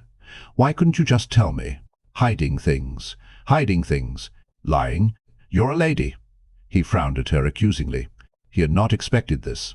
A small merchant for a father, a former soldier maybe, but not this. Light, what are you doing running around as a hunter of the horn? Don't tell me the Lord of Basher and all that just sent you off to find adventure. Still holding the cup, she came back to sit beside him. For some reason, she seemed very intent on his face. My two older brothers died, Perrin, one fighting Trollocs, the other in a fall from his horse hunting. That made me the eldest, and it meant I had to study account books and trading. While my younger brothers learned to be soldiers, while they were being readied for adventures, I had to learn how to manage the estates. It is the eldest's duty. It is dull, dry, and boring, buried in paper and clerks. When father took Maiden with him to the Blight Border, he's 2 years younger than I, there was more than I could stand. Girls are not taught the sword or war in Saldea, but father had named an old soldier from his first command as my footman, and Eran was always more than happy to teach me to use knives and fight with my hands. I think it amused him. In any case, when father took Maiden with him, the news had arrived, calling the Great Hunt of the Horn, so why? Who? Left. I wrote mother a letter explaining, and left. And I reached Ilion in time to take the oath of a hunter. Who? Picking up the cloth, she patted at the sweat on his face again. You really should sleep if you can. I suppose you are the Lady Basher, or some such, he said. How did you ever come to like a common blacksmith? The word is love, Perrin Aibara. The firmness of her voice was at sharp odds with the gentle way that the cloth moved on his face. And you're not such a common blacksmith, I think. The cloth paused. Perrin, what did that fellow mean about running with wolves? Rhuidean mentioned this, Elias too. For a moment he was frozen, unbreathing. Yet he had just berated her for keeping secrets from him. It was what he got for being hasty and angry. Swing a hammer in haste, and you usually hit your own thumb. He exhaled slowly and told her how he had met Elias Makera and learned he could talk to wolves. How his eyes had changed color, grown sharper, and his hearing and his sense of smell like a wolf's. About the wolf dream. About what would happen to him if he ever lost his hold on humanity. It's so easy. Sometimes, especially in the dream, I forget I'm a man, not a wolf. If one of these times I don't remember quickly enough, if I lose hold, I'll be a wolf. In my head, at least. A sort of half-wrong image of a wolf. There won't be anything of me left. He stopped, waiting for her to flinch, to move away. If your ears are really that sharp, she said calmly, I will have to watch what I say close to you. He caught her hand to stop her patting. Did you hear anything I said? What will your father and mother think, Fael? A half-wolf blacksmith. You're a lady. Light. I heard every word. Father will approve. He has always said our family blood is growing too soft, not like it was in the old days. I know he thinks I'm terribly soft. She gave him a smile, fierce enough for any wolf. Of course, Mother always wanted me to marry a king who splits Trollocs in two with one stroke of his sword. I suppose your axe will suffice, but could you tell her you are the king of the wolves? I don't think anyone will come forward to dispute your claim to that throne. In truth, the splitting of Trollocs will probably do for Mother, but I truly think she would like the other. Light, he said hoarsely. She sounded almost serious. No, she did sound serious. If she was even half serious, he was not sure the Trollocs might not be better than meeting her parents. Here, she said, holding the mug of water to his lips.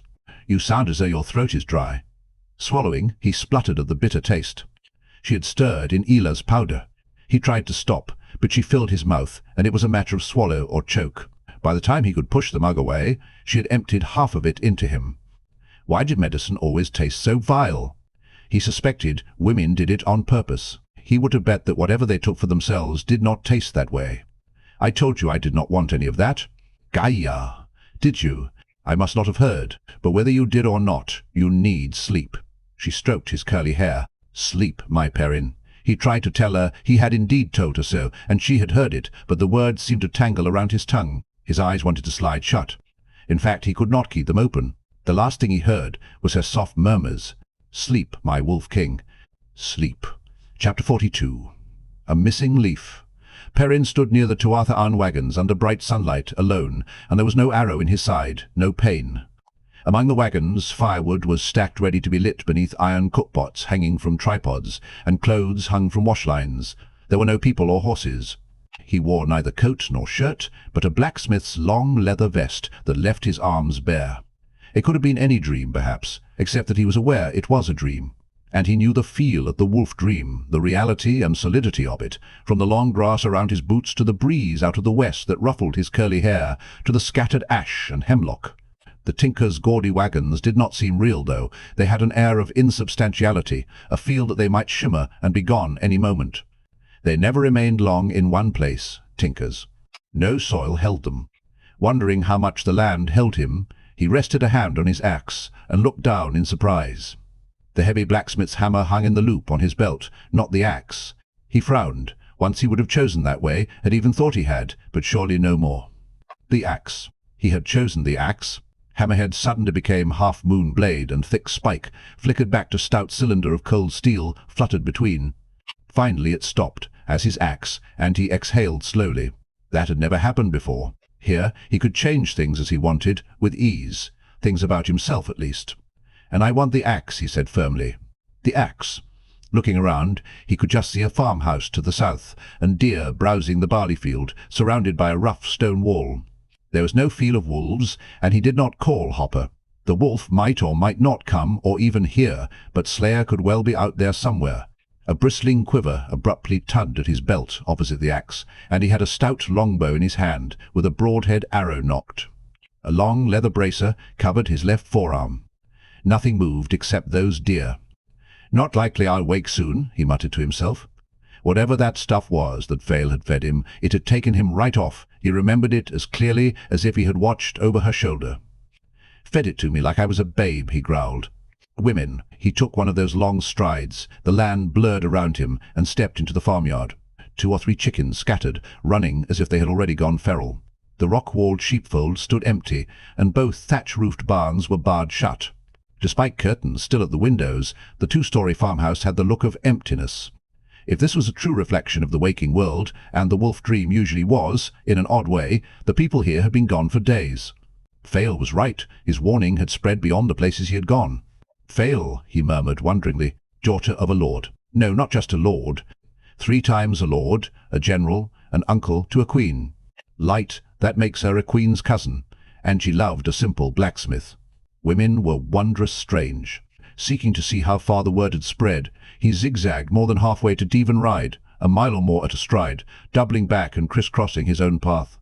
Most farms, he saw, had that same emptiness. Less than 1 in 5 showed signs of habitation, doors open and windows up, wash hung out on a line, dolls or hoops or carved wooden horses lying around a doorstep. The toys especially made his stomach clench. Even if they had not believed his warning, surely there were enough burned farms about to tell them the same. Tumbled heaps of charred timbers, soot-black chimneys like stark, dead fingers. Bending to replace a doll with a smiling glass face and a flower-embroidered dress, some woman had loved her daughter to do all that tiny needlework. He blinked. The same doll still sat on the fieldstone steps, where he had picked it up. As he reached out, the one in his hand faded and vanished. Flashes of black in the sky cut short his amazement. Ravens, 20 or 30 together, winging toward the westward, toward the mountains of mist, where he had first seen Slayer. He watched coldly, while the ravens dwindled to black specks and disappeared. Then he set off after them. Long, racing strides carried him 5 miles each, the land a blur except in the moment between one step and the next, into the thick-treed rocky westward, across the scrub-covered sandhills, into the cloud-capped mountains, where fir and pine and leather-leaf forested valleys and slopes, to the very valley where he had first seen the man Hopper called Slayer, to the mountainside where he had returned from Tyr. The waygate stood there, closed, the Avendasora leaf seemingly just one among a myriad of intricately carved leaves and vines. Scattered trees, wizened and wind-sculpted, dotted the sparse soil among the glazed stone where manetheren had been burned away. Sunlight sparkled on the waters of the manetheren below. A faint wind up the valley brought him the scent of deer, rabbits, foxes. Nothing moved that he could see. On the point of leaving, he stopped. The Avendasora leaf. One leaf. Loyal had locked the waygate by placing both leaves on this side. He turned, and his hackles rose. The waygate stood open, twin masses of living greenery stirring in the breeze, exposing that dull, silvery surface. His reflection shimmered in it. How? He wondered. He wondered. Loyal locked the bloody thing. Unaware of crossing the distance, suddenly he was right at the waygate. There was no trefoil leaf among the verdant tangle on the inside of the 2 gates. Strange to think that at that moment, in the waking world, someone or something was passing through where he stood. Touching the dull surface, he grunted. It might as well have been a mirror. His hand slid across it, as across the smoothest glass. From the corner of his eye, he caught the Avendasora leaf suddenly in its place on the inside, and leaped back just as the waygate began swinging shut. Someone or something had come out or gone in. Out. It has to be out. He wanted to doubt that it was more Trollocs and Fades coming into the 2 rivers. The gates merged, became stone carvings again. A sense of being watched was all the warning he had. He jumped, a half-seen image of black streaking through where his chest had been. An arrow jumped in one of those world-blurring stretches, landed on a far slope and jumped again, out of the valley of manetheren into a stand of towering fir, and again. Running, he thought furiously, picturing the valley in his mind, and that brief glimpse of the arrow. It had come from that direction, at that angle, when it reached him, so it had to have come from... Who? A final bound took him back onto a slope above Manetheren's grave, crouching among meagre, wind-slanted pines with bow ready to draw.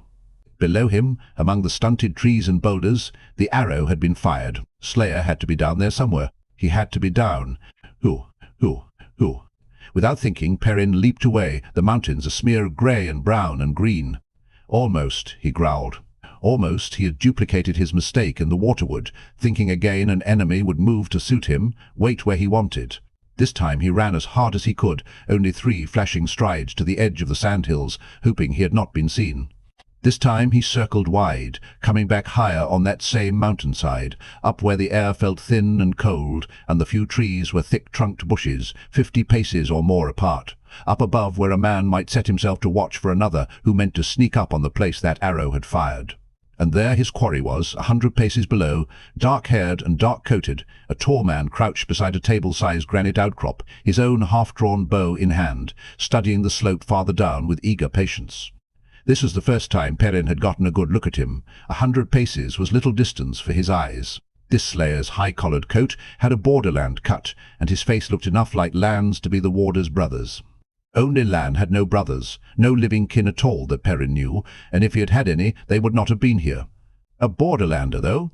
Maybe Shianaran, though his hair was long, not shaved to a topknot, and was held back by a braided leather cord, just like Lan's. He could not be Malkiri. Lan was the last living Malkiri. Wherever he came from, Perrin felt no compunction at all in drawing his bow, broadhead point aimed at Slayer's back. The man had tried to kill him from ambush. A downhill shot could be tricky. Perhaps he had taken too long, Or perhaps the fellow felt his cold gaze, but suddenly Slayer became a blur, streaking away east. With a curse, Perrin pursued, 3 strides to the sandhills, another into the westward. Among the oaks and leatherleaf and underbrush, Slayer seemed to vanish. Halting, Perrin listened. Silence. The squirrels and birds had gone still. He inhaled deeply. A small herd of deer had passed that way not long since, and a faint tinge of something, human but too cold for a man, too emotionless, a scent that tickled his mind with familiarity. Slayer was somewhere close. The air lay as still as the forest, no stir of breeze to tell him which way that scent came. A neat trick, Golden Eyes, locking the waygate. Perrin tensed, ears straining. No telling from where in this dense growth that voice had come. Not so much as a leaf rustled. If you knew how many of the Shadowwrought died trying to get out of the ways there, it would lift your heart. Mashinshin feasted at that gate, Golden Eyes. But not a good enough trick. You saw, the gate is open now. There, off to the right. Perrin slipped through the trees as silently as he had when he had hunted here. It was only a few hundred to begin, Golden Eyes. Just enough to keep those fool white cloaks off balance and see that the renegade died. Slayer's voice became angry. The shadow consume me if that man does not have more luck than the White Tower. Abruptly he chuckled. But you, Golden Eyes, your presence was a surprise.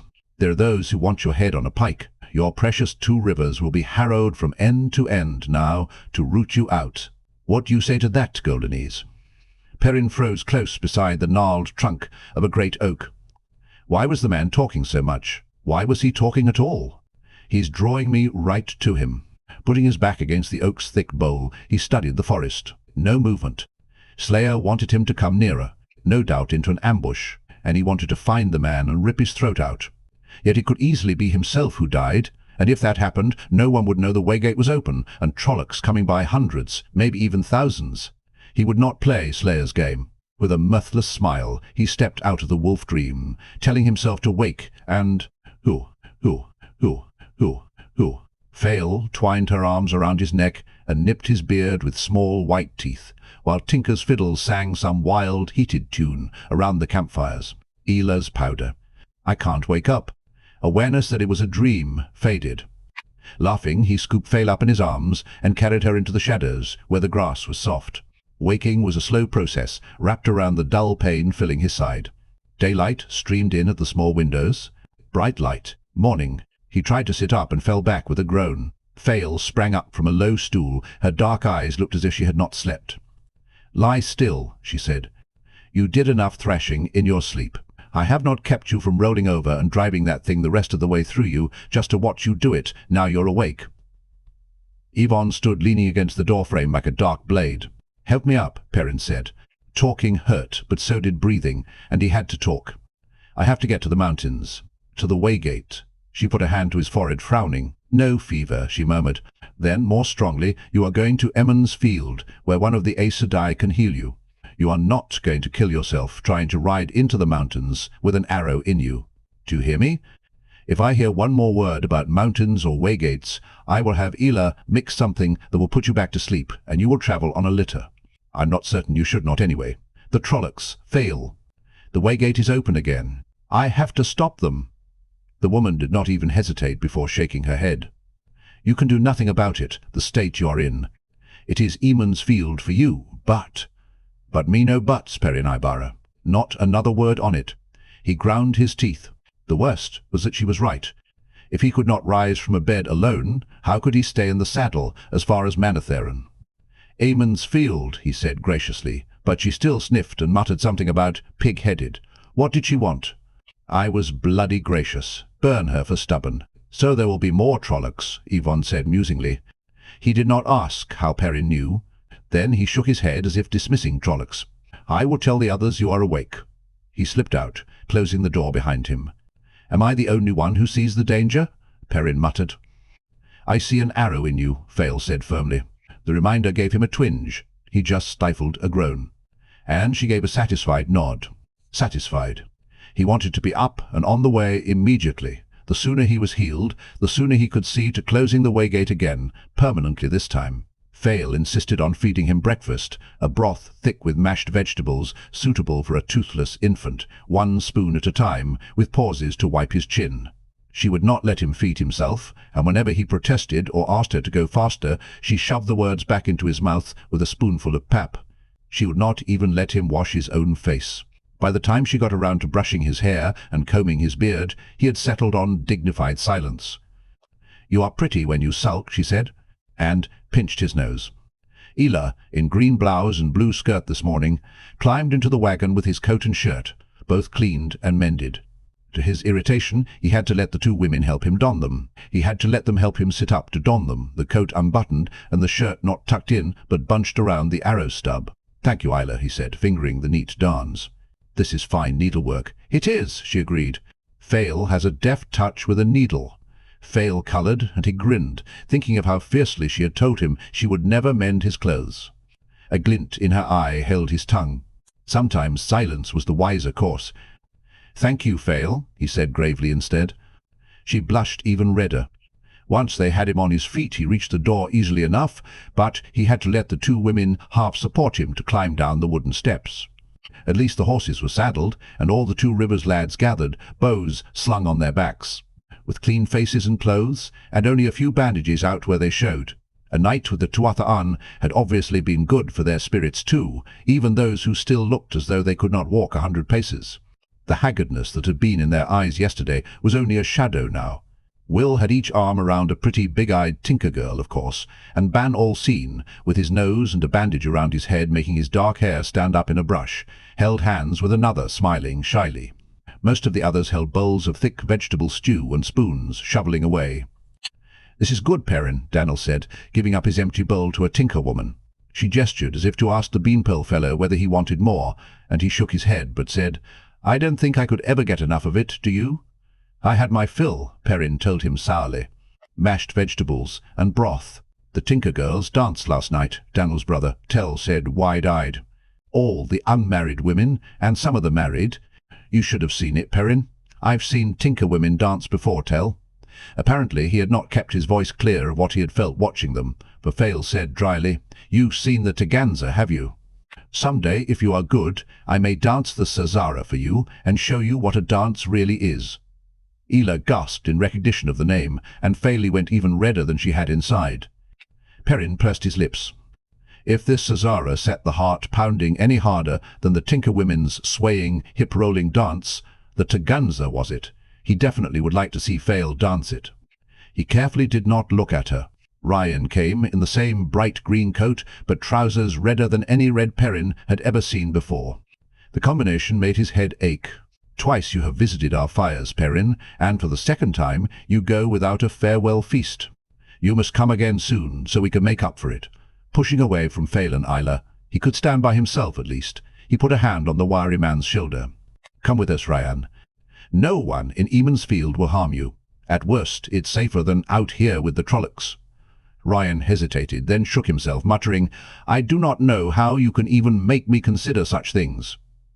Turning, he spoke loudly. "People, Perrin has asked us to come with him to his village, where we will be safe from Trollocs. Who wishes to go?" Shocked faces stared back at him. Some women gathered their children close, and the children hid in their skirts, as if the very idea frightened them. "You see, Perrin," Rhuidean said, "for us, safety lies in moving, not in villages. I assure you, we do not spend 2 nights in one place, and we will travel all day before stopping again. That may not be enough, Rhuidean."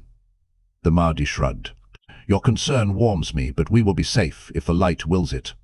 "The way of the leaf is not only to do no violence," Ela said gently, "but to accept what comes. The leaf falls in its proper time, uncomplaining. The light will keep us safe for our time." Perrin wanted to argue with them, but behind all the warmth and compassion on their faces lay a stony firmness. He thought he would get Bane and Chiad to don dresses and give up their spears, or Gaul too, before he made these people budge an inch. Rhuidean shook Perrin's hand, and with that the tinker women began hugging the Two Rivers lads, and Yvonne too, and the tinker men began shaking hands, all laughing and saying goodbyes and wishing everyone a safe journey, hoping they would come again. Almost all the men did. Aram stood off to one side, frowning to himself, hands thrust into his coat pockets. The last time Perrin met him, he had seemed to have a sour streak, odd for a tinker. The men did not content themselves with shaking Fail's hand, but hugged her. Perrin kept his face smooth when some of the younger men became overly enthusiastic. Only grinding his teeth a little, he managed to smile. No woman much younger than Aiel hugged him. Somehow, even while Fail was letting some skinny, gaudy-coated tinker fold his arms around her and try to squeeze her flat, she stood guard on him like a mastiff. Women without grey in their hair took one look at her face and chose someone else. Meanwhile, Will appeared to be kissing every woman in the camp. So was Ban, and his nose. Even was enjoying himself for that matter. It would serve Fail right if one of those fellows cracked a rib for her. Finally, the tinkers moved back, except for Ryan and Ela, opening a space around the two rivers folk. The wiry, grey-haired man bowed formally, hands to chest. You came in peace. Depart now in peace. Always will our fires welcome you. The way of the leaf is peace.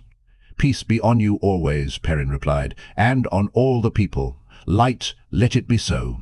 I will find the song, or another will find the song, but the song will be sung this year or in a year to come. He wondered if there ever had been a song, or if the Tuatha had begun their endless journey seeking something else. Elias had told him they did not know what song, only that they would know it when they found it. Let them find safety, at least. At least that. As it once was, so shall it be again, world without end. World without end, the Tuatha responded in a solemn murmur. World and time without end. A few final hugs and handshakes were handed round, while Yvonne and Fail were helping Perrin up on Stepper. A few last kisses collected by Will, and Ban, and his nose. Others, the badly wounded, were half lifted onto their horses, with tinkers waving as if to old neighbours off on a long journey. Rhuidean came to shake Perrin's hand. Will you not reconsider? Perrin asked. I remember hearing you say once there was wickedness loose in the world. It's worse now, Rhuidean, and here. Peace be on you, Perrin, Rhuidean replied, smiling. And on you, he said sadly. The Aiel did not appear until they were a mile north of the tinker camp, Bane and Chiad looking to Fail before trotting ahead to their usual place. Perrin was not sure what they thought might have happened to her among Tuatha. Gaul moved in beside Stepper, striding easily. The party was not moving very fast, with nearly half the men walking. He glanced at Yvonne measuringly, as usual, before turning to Perrin. Your injury is well? His injury hurt like fury. Every step his horse took jolted that arrowhead. I feel fine, he said, not gritting his teeth. Maybe we'll have a dance in Eamon's field tonight. And you? Did you pass a good night playing Maiden's Kiss? Gaul stumbled and nearly fell on his face. What is the matter?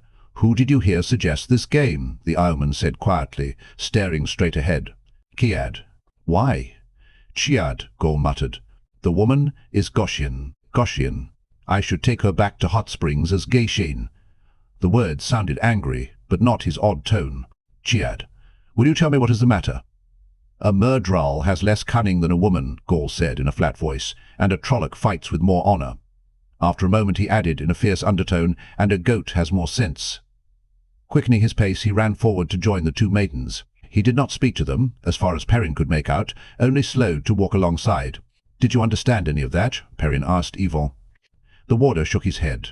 Fail sniffed. If he thinks to make trouble for them, they will hang him by his heels from a branch to cool off. Did you understand it? Perrin asked her. She walked along, neither looking at him nor answering, which he took to mean she did not. I think I might have to find Rain's camp again. It has been a long time since I saw the Tiganza. It was... Who?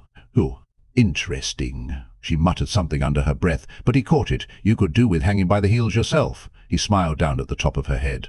But I won't have to. You promised to dance this Zazara for me. Her face went crimson. Is it anything close to the Tiganza? I mean, there is no point otherwise. You muscle-brained oaf, she snapped, glaring up at him. Men have thrown their hearts and fortunes at the feet of women who danced the Zazara.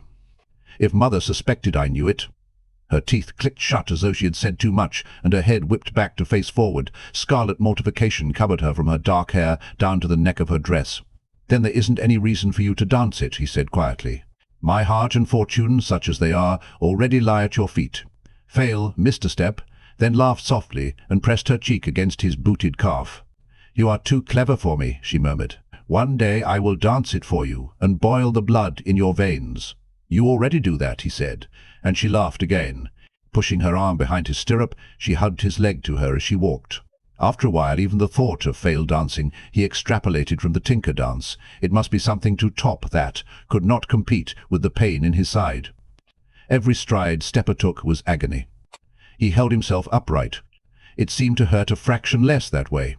Besides, he did not want to spoil the lift the cauthon had given everyone's spirits. The other men were sitting up straight in their saddles too, even those who had been hunched over and clinging the day before. And Ban and Daniel and the others walked with heads up. He would not be the first to slump. Will began to whistle, coming home from Tarwin's Gap, and 3 or 4 more took it up. After a time, Ban began to sing in a clear, deep voice. My home is waiting there for me, and the girl I left behind. Of all the treasure that waits for me, that's what I want to find. Her eyes so merry, and her smile so sweet, her hug so warm, and her ankle neat, her kisses hot. Now there's a treat. If there's a treasure greater, it lies not in my mind. More joined in on the second verse, until everyone sang, even Yvonne, and Fail. Not Perrin, of course. He had been told often enough that he sounded like a stepped-on frog singing. Some even fell into step with the music. Oh, I have seen stark Tarwin's Gap and the Trollocs' raving horde. I have stood for the halfman's charge and walked on death's cold board. But a winsome lass, she waits for me for a dance and a kiss neath the apple tree. Who? Perrin shook his head. A day before, they had been ready to run and hide.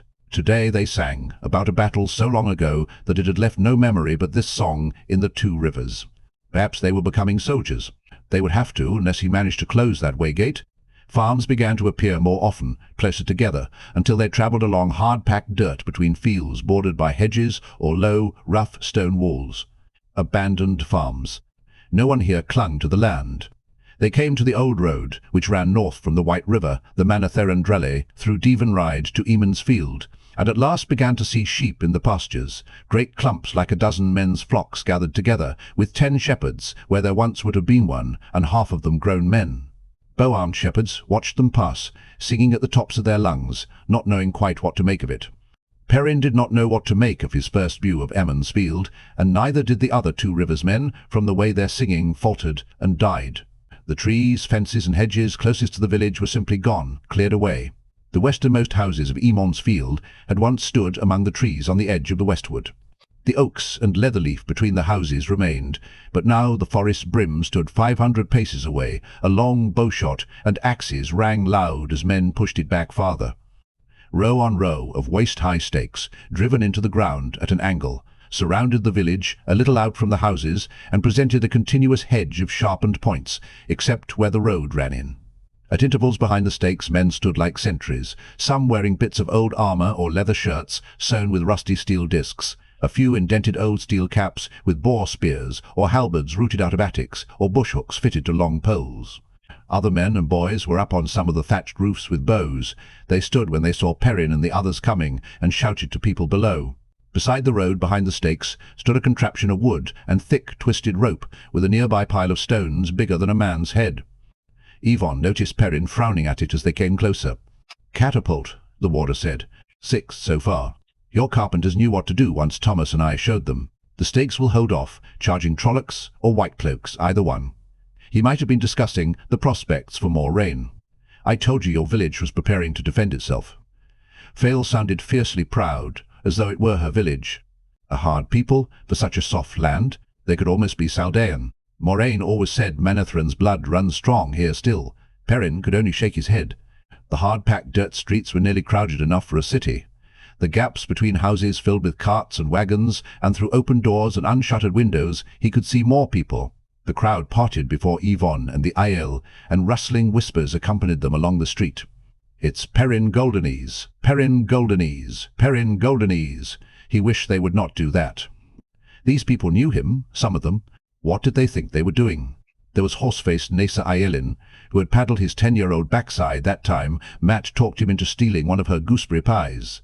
And there was pink-cheeked, big-eyed Cilia Cole, the first girl he had ever kissed, and still pleasingly plump, and Pel Idaya, with his pipe and his bald head, who had taught Perrin how to catch trout with his hands, and Days Conga herself, a tall, wide woman who made Osbeth Luhan seem soft, with her husband Wit, a scrawny man overshadowed as always by his wife. And they were all staring at him, and whispering to the people from off, who might not know who he was. When old Senbuye lifted a little boy up on his shoulder, pointing at Perrin and talking enthusiastically to the boy, Perrin groaned. They had all gone mad. Townsfolk trailed after Perrin and the others, around them in a parade that rode a swell of murmurs. Chickens scurried every which way under people's feet. Bawling calves and pigs, squealing in pens behind the houses, competed with the noise of the humans. Sheep crowded the green, and black and white milk cows cropped the grass in company with flocks of geese, grey and white. And in the middle of the green arose a tall pole, the red-bordered white banner at its peak rippling lazily, displaying a red wolf's head. He looked at Fail, but she shook her head, as surprised as he. A symbol. Perrin had not heard Verin approach, though now he caught hushed whispers of Aes Sedai floating around her. Yvonne did not look surprised. People stared at her with awe-filled eyes. People need symbols, Verin went on, resting a hand on Stepper's shoulder. When Alana told a few of the villagers how much Trollocs fear wolves, everyone seemed to think this banner a grand idea. Don't you, Perrin? Was there a dryness in her voice then? Her dark eyes looked up at him, bird-like. A bird watching a worm? I wonder what Queen Morghese will think of that, Fail said. This is part of Andor. Queens seldom like strange banners being raised in their realms. That's nothing but lines on a map, Perrin told her. It was good to be still. The throbbing from the arrowhead seemed to have abated somewhat. I did not even know we were supposed to be part of Andor until I went to Caemlyn. I doubt many people here do. Rulers have a tendency to believe maps, Perrin. There was no doubt of the dryness in Fail's tone. When I was a child, there were parts of Saldea that had not seen a taxman in 5 generations. Once father could turn his attention from the Blight for a time, Tenobia made sure they knew who their queen was. "This is the 2 rivers," he said, grinning, "not Saldea." They did sound very fierce up there in Saldea. As he turned back to Verin, the grin became a frown. "I thought you were, who, hiding, who you are." He could not say which was more disturbing, Aes Sedai there in secret, or Aes Sedai in the open. The Aes Sedai's hand hovered an inch from the broken-off arrow jutting from his side. Something tingled around the wound. "Oh, this is not good," she murmured. "Caught in the rib, and some infection, in spite of that poultice. This needs Alana, I think." She blinked and pulled her hand back. The tingle went too. What? Hiding? Oh. With what has been stirred up here now, we could hardly remain hidden. I suppose we could have. Who? Gone away? You wouldn't want that, would you? There was that sharp, considering, bird-like stare again. He hesitated, and finally sighed. "I suppose not." "Oh, that is good to hear," she said with a smile. "Why did you really come here, Verin?" She did not seem to hear him, or did not want to. "Now we need to see to that thing in you. And these other lads need to be looked after too. Alana and I will see to the worst, but who? The men with him were as stunned by what they found here as he was. Ban scratched his head at the banner, and a few just stared around in amazement. Most looked at Verin, though, wide-eyed and uneasy. They had surely heard the whispers of Aes Sedai. Perrin was not escaping those looks entirely himself, he realized, talking to an Aes Sedai as though she were just any village woman. Verin considered them right back, then suddenly, without seeming to look, reached behind her to snatch a girl of about 10 or 12 out of the onlookers. The girl, her long dark hair caught up with blue ribbons, went rigid with shock. "You know Dace Conga, girl," Verin said. "Well, you find her and tell her there are injured men who need a wisdom's herbs. And tell her to jump. You tell her I'll have no patience with her heirs. Do you have that? Off with you." Perrin did not recognize the girl, but evidently she did know Dace, because she flinched at the message. But Verin was an Aes Sedai. After a moment of weighing, Dace Conga against an Aes Sedai, the girl scampered away into the crowd. "And Alana will take care of you," Verin said, peering up at him again. He wished she did not sound as though there might be 2 meanings to that. Chapter 43. Care for the Living. Taking Stepper's bridle, Verin led him to the Winespring Inn herself, the crowd melting back to let her through, then falling in after.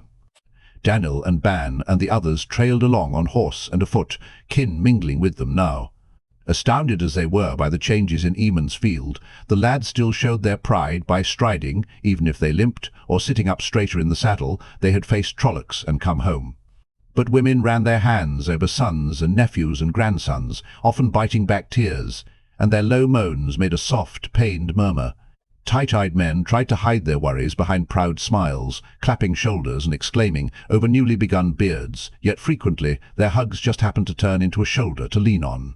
Sweethearts rushed in with kisses and loud cries, equal parts happiness and commiseration, and little brothers and sisters, uncertain, alternated between fits of weeping and clinging in wide-eyed wonder to a brother everyone seemed to be taking for a hero.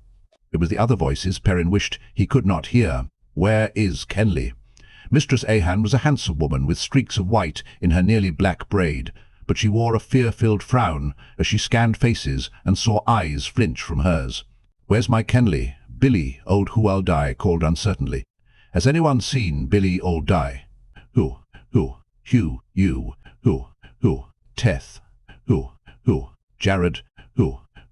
Teth. Who? Tim. People. Who? Teth. Who? Collie. Who?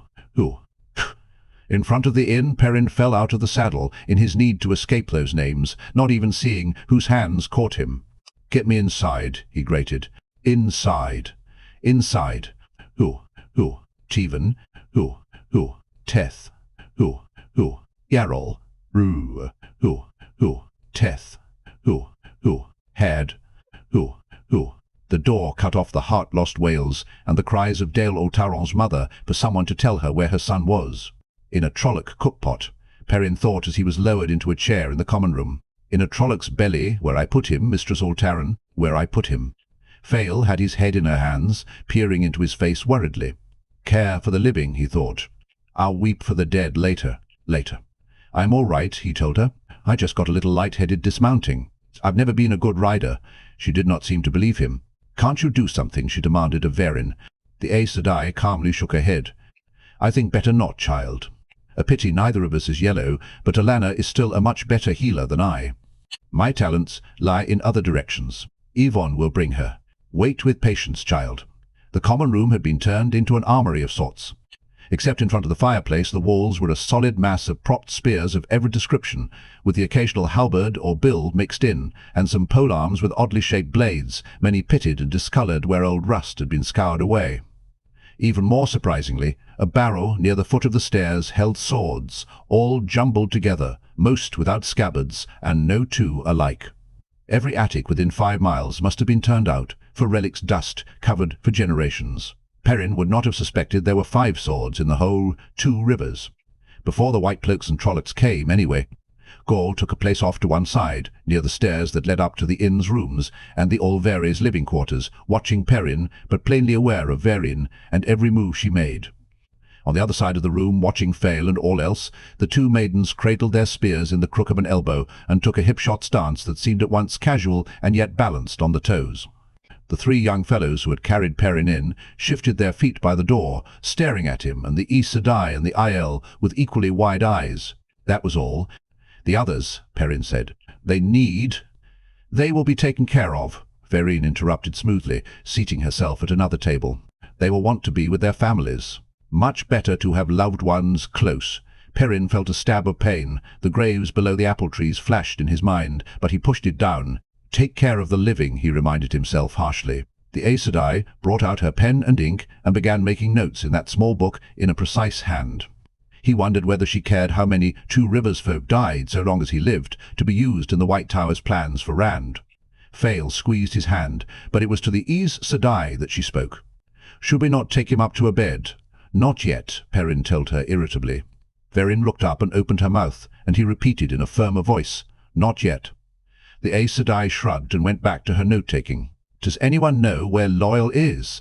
The Oga? One of the 3 by the door said. Dave Aielin was stockier than Matt, but he had that same twinkle in his dark eyes. He had the same rumpled, uncombed look about him as Matt, too. In the old days, what little mischief Matt did not get up to, Dav did, though Matt usually led the way. He's out with the men, clearing back the westwood. You'd think we were cutting down his brother every time we cut a tree, but he clears 3 to anybody else's, one with that monstrous axe he had Master Luhan make. If you want him, I saw James Thane running to tell them you had come in. I'll bet they all come to get a look at you. Peering at the broken-off arrow, he winced and rubbed his own side in sympathy. Does it hurt much? It hurts enough, Perrin said curtly, coming to get a look at him. What am I, a gleeman? What about Luke? I don't want to see him, but is he here? I'm afraid not. The second man, Elam Doutry, rubbed his long nose. Incongruous with his farmer's wool coat and his cowlick, He wore a sword at his belt. The hilt had been freshly wrapped in rawhide, and the leather scabbard flaked and peeling. Lord Luke is off hunting the Horn of Valere, I think. Or maybe Trollocs. Dave and Elam were Perrin's friends, or had been companions in hunting and fishing, both his age near enough, but their thrilled grins made them seem younger. Either Matt or Rand could have passed for 5 years older at least. Maybe he could too. I hope he comes back soon, Elam went on. He has been showing me how to use a sword. Did you know he's a hunter for the Horn? And a king, if he had his rights. Of Andor, I hear. Andor has queens, Perrin muttered absently, meeting Fael's gaze. Not kings. So he is not here, she said. Gaul shifted slightly. He looked ready to go hunting for Luke, his eyes blue ice. It would not have surprised Perrin to see Bane and Chiad veil themselves on the spot. No, Perrin said vaguely, manifestly more intent on her notes than what she was saying. Not that he hasn't been a help sometimes, but he does have a way of causing trouble when he is here. Yesterday, before anyone knew what he was doing, he led a delegation out to meet a White Cloak patrol and told them Eamon's Field was closed to them. He apparently told them not to come within 10 miles. I cannot approve of White Cloaks, but I do not suppose they took that very well. Not wise to antagonize them more than is strictly necessary. Frowning at what she had written, she rubbed her nose, seemingly unaware of leaving a smudge of ink. Perrin did not much care how the White Cloaks took anything. Yesterday, he breathed. If Luke had come back to the village yesterday, it was not likely he could have had anything to do with Trollocs being where they were not expected. The more Perrin thought about how that ambush turned around, the more he thought the Trollocs must have been expecting them. And the more he wanted to blame Luke. Wanting won't make a stone cheese, he muttered. But he still smells like cheese to me. Dave and the other two looked at each other doubtfully. Perrin supposed he must not seem to be making much sense. It was a bunch of Coplins mainly, the third fellow said in a startlingly deep voice. Dal, and Hari, and Dag, and Ewell, and Whitconger.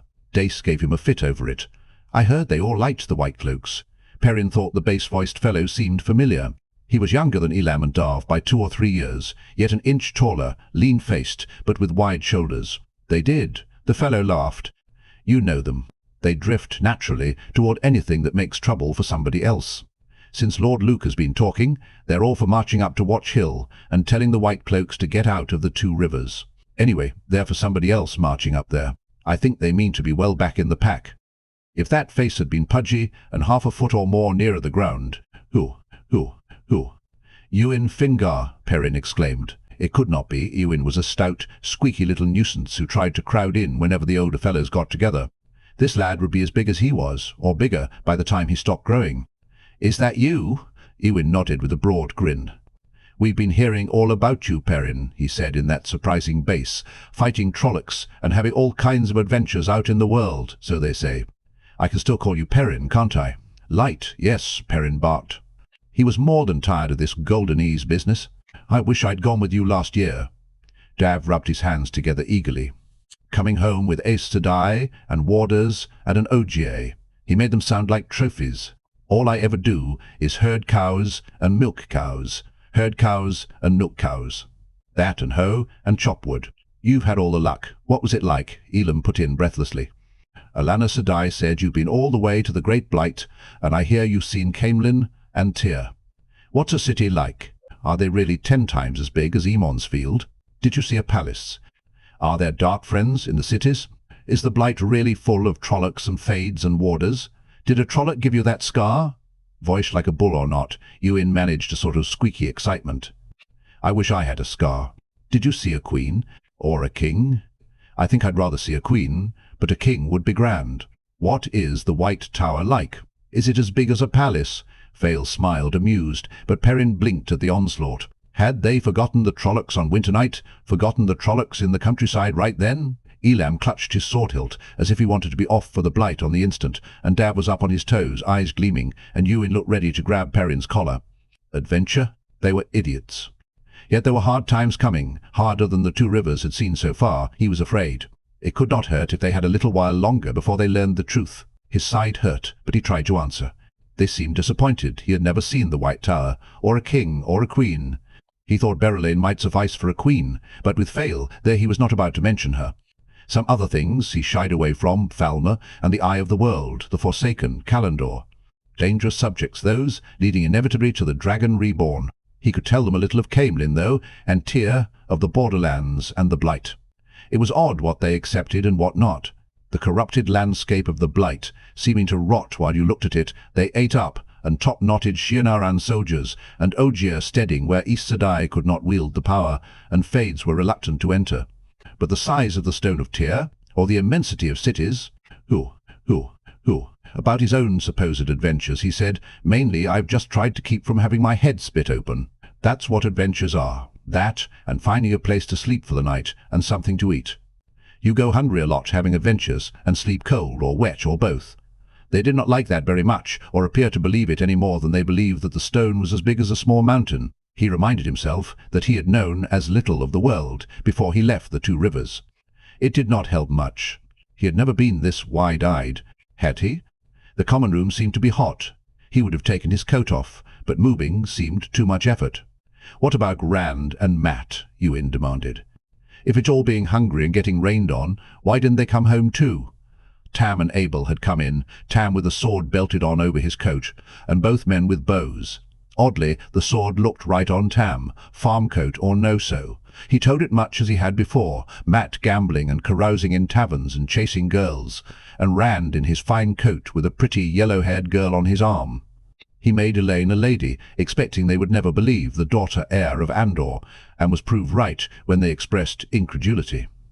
Still, it all seemed satisfactory, the kind of thing they wanted to hear, and disbelief faded a bit when Elam pointed out that Faeli was a lady, and seemed to be dancing attendance on Perrin pretty sharp. That made Perrin grin. He wondered what they would say if he told them she was cousin to a queen. Feor no longer appeared to be amused for some reason. She turned on them with a stare to match Elaine's haughtiest, stiff-backed and frosty-faced. You have badgered him enough. He is wounded. Off with you now.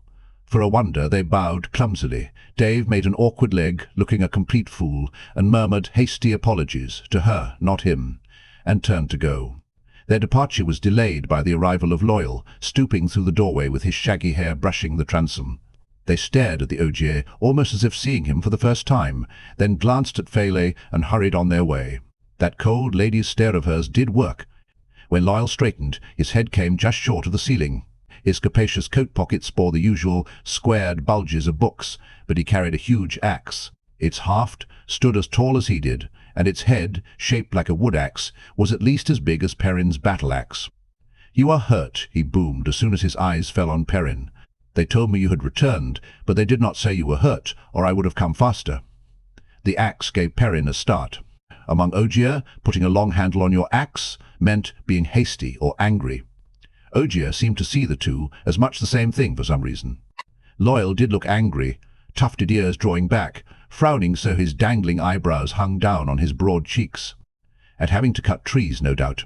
Perrin wanted to get him alone and find out if he had seen anything more concerning Alana's doings, or Vervin's. He rubbed his face and was surprised to find it dry. He felt as if he should be sweating. "He is also stubborn," Fael said, turning on Perrin with the same commanding look she had used on Darv and Elam and Ewan. "You should be in a bed. Where is Alana, Verine? If she is to heal him, where is she? She will come." The Aes Sedai did not look up. She was back into her little book again, frowning thoughtfully, pen poised. "He should still be in a bed. I will have time for that later," Perrin said firmly. He smiled at her to soften it, but all that did was make her look worried and mutter "stubborn" under her breath. He could not ask Loyal about the Aes Sedai in front of Verine, but there was something else at least as important. "Loyal, the waygate is unlocked, and Trollocs coming through." "How can that be?" The Ogier's brows sank even deeper, and his ears wilted. "My fault, Perrin," he rumbled mournfully. "I put both Aventosora leaves on the outside. That locked the waygate on the inside, but from the outside anyone could still open it. The ways have been dark for long generations, yet we grew them. I could not bring myself to destroy the gate. I am sorry, Perrin. It is all my fault. I did not believe a waygate could be destroyed," Fael said. "I did not mean destroy exactly." Loyal leaned on his long-handled axe. A waygate was destroyed once, less than 500 years after the breaking, according to Demel, daughter of Allah, daughter of Sephera, because the gate was near a steading that had fallen to the Blight. There are 2 or 3 gates lost in the Blight as it is, but she wrote that it was very difficult and required 13 Aes Sedai working together with a Sa'angreal. Another attempt she wrote of, by only 9 during the Trolloc Wars, damaged the gate in such a way that the Aes Sedai were pulled into. He cut off, ears wriggling with embarrassment, and knuckled his wide nose. Everyone was staring at him, even Perrin and the Aiel. I do let myself be carried away sometimes. The Waygate. Yes, I cannot destroy it, but if I remove both Avendesora leaves completely, they will die. He grimaced at the thought. The only means of opening the gate again will be for the elders to bring the Talisman of Growing, though I suppose an Aes Sedai could cut a hole in it. This time he shuddered. Damaging a Waygate must have seemed like tearing up a book to him. A moment later he was grim-faced once more. I will go now. No, Perrin said sharply. The arrowhead seemed to throb, but it did not really hurt any more. He was talking too much. His throat was dry. There are Trollocs up there, Loyal. They can fit an ogier into a cookpot as well as a human. But, Perrin, No, Loyal. How are you going to write your book if you go off and get yourself killed? Loyal's ears twitched. It is my responsibility, Perrin. The responsibility is mine, Perrin said gently. You told me what you were doing with the Waygate, and I didn't suggest anything different. Besides, the way you jump every time your mother is mentioned, I don't want her coming after me. I will go, as soon as Alanna heals this arrow out of me. He wiped his forehead, then frowned at his hand. Still no sweat? Can I have a drink of water? Fail was there in an instant, her cool fingers where his hand had been. He is burning up. Perrin, we cannot wait for Alanna. You must. I am here, the dark Aes Sedai announced, appearing from the door at the back of the common room, Marin Olver and Olspet Luchan at her heels, and Yvonne right behind them. Perrin felt the tingle of the power before Alanna's hand replaced Fail's, and she added in a cool, serene voice, Carry him into the kitchen. The table there is large enough to lay him out, quickly.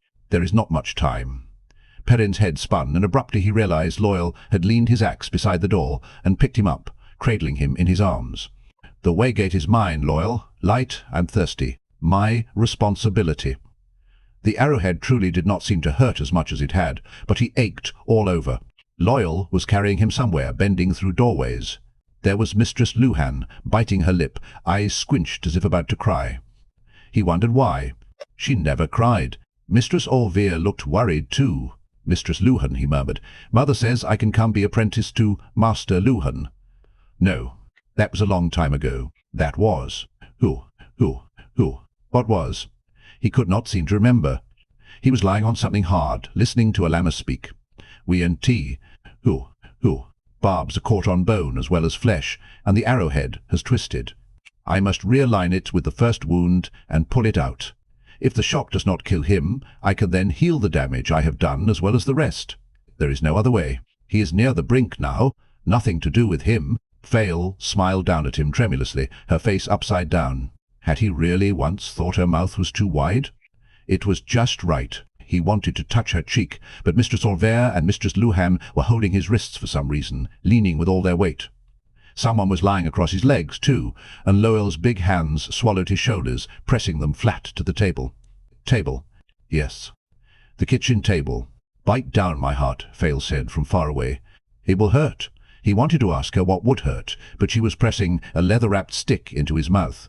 He smelled the leather and the spicewood, and her. Would she come hunting with him, running across the endless grassy plains after endless herds of deer? Icy cold shivered through him. Vaguely he recognized the feel of the one power. And then there was pain. He heard the stick snap between his teeth before blackness covered everything. Chapter 44. The Breaking Storm.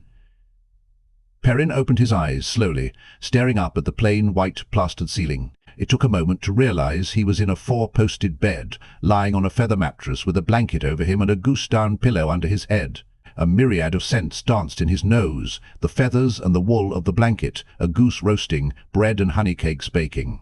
One of the Winespring Inn's rooms, with unmistakable bright morning light streaming in at the white-curtained windows. Morning. He fumbled at his side.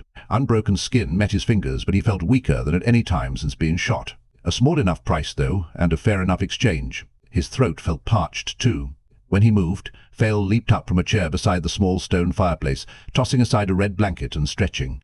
She had changed to a darker, narrow-skirted riding dress, and wrinkles in the grey silk said she had slept in that chair. Alanna said you needed sleep, she said. He reached toward the white pitcher on the small table beside the bed, and she hurriedly poured a cup of water and held it for him to drink. You need to stay right here for another 2 or 3 days, until you had your strength back." The words sounded normal, except for an undercurrent he barely caught, a tightness at the corners of her eyes.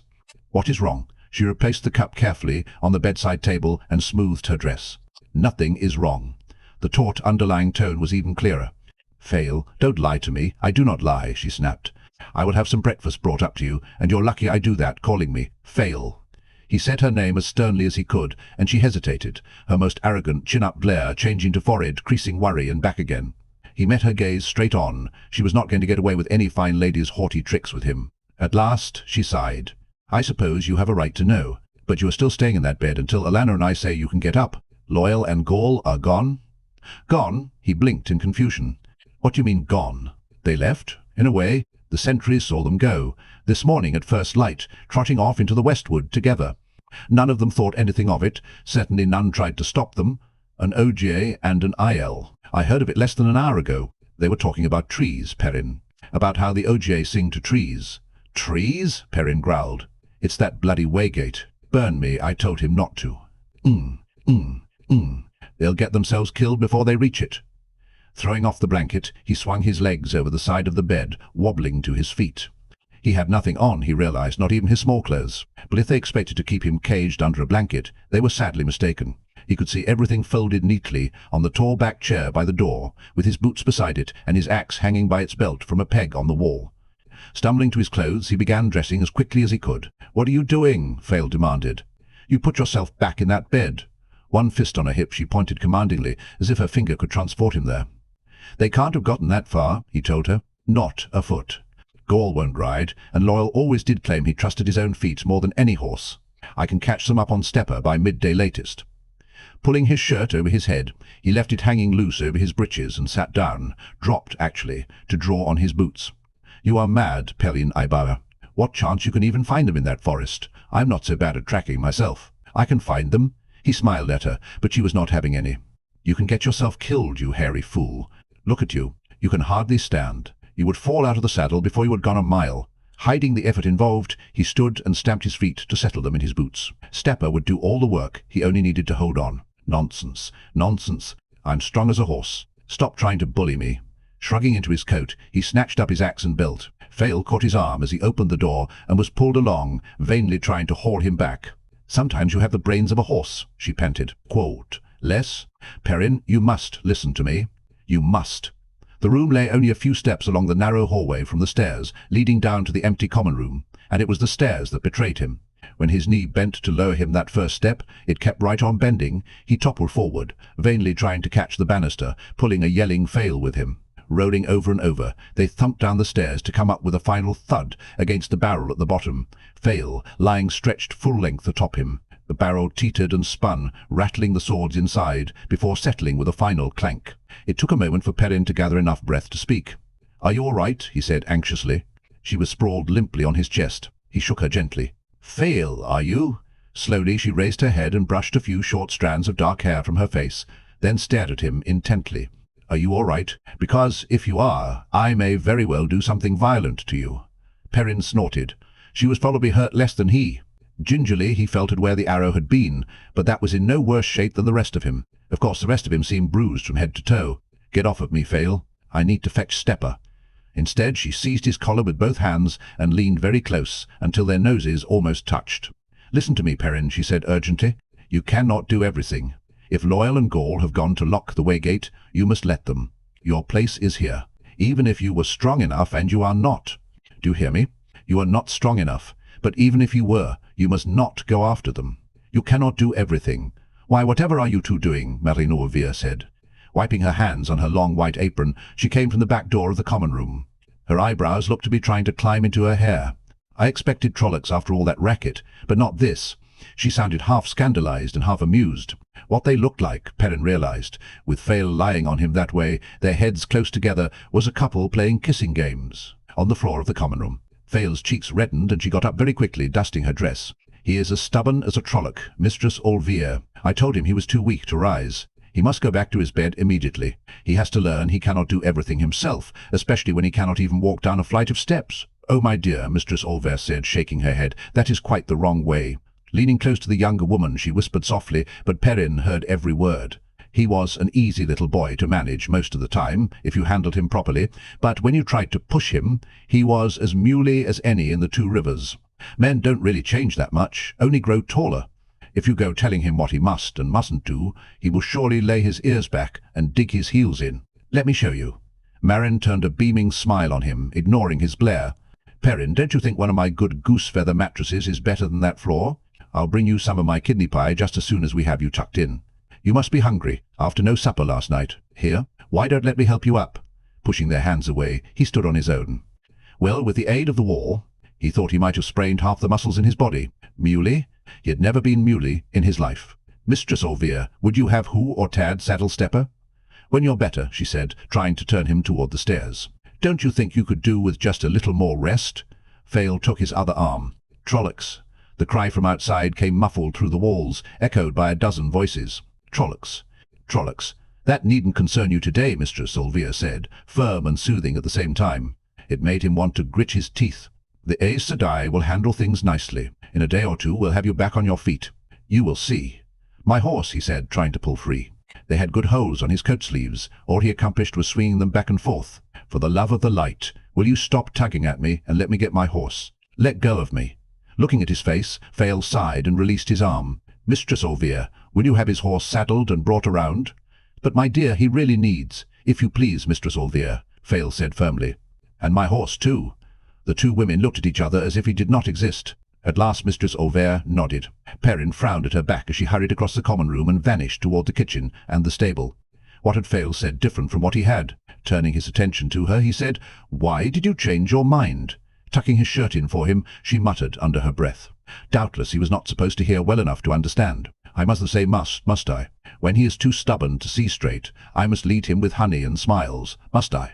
She shot him a glare that surely had no honey in it, then abruptly changed to a smile, so sweet he very nearly backed away.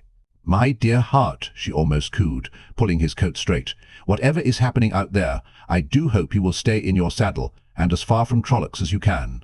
You really are not up to facing a Trolloc just yet, are you? Maybe tomorrow. Please remember, you are a general, a leader, and every bit as much a symbol to your people as that banner out there.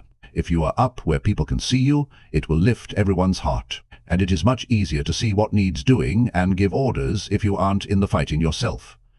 Picking his belt off the floor, she buckled it around his waist, settling the axe carefully on his hip. She also batted her eyes at him. "Please say you will do that. Please." She was right. He would not last 2 minutes against a Trolloc, more like 2 seconds against a Fade. And much as he hated to admit it, he would not last 2 miles in the saddle, chasing after loyal Amdgol. "Fool, OJ, you're a writer, not a hero." "All right," he said. A mischievous impulse seized him, the way she and Mistress Olvir had been talking over his head and batting her eyes as if he were a fool. "I can't refuse you anything when you smile so prettily. I am glad." Still smiling, she brushed at his coat, picking lint he could not see.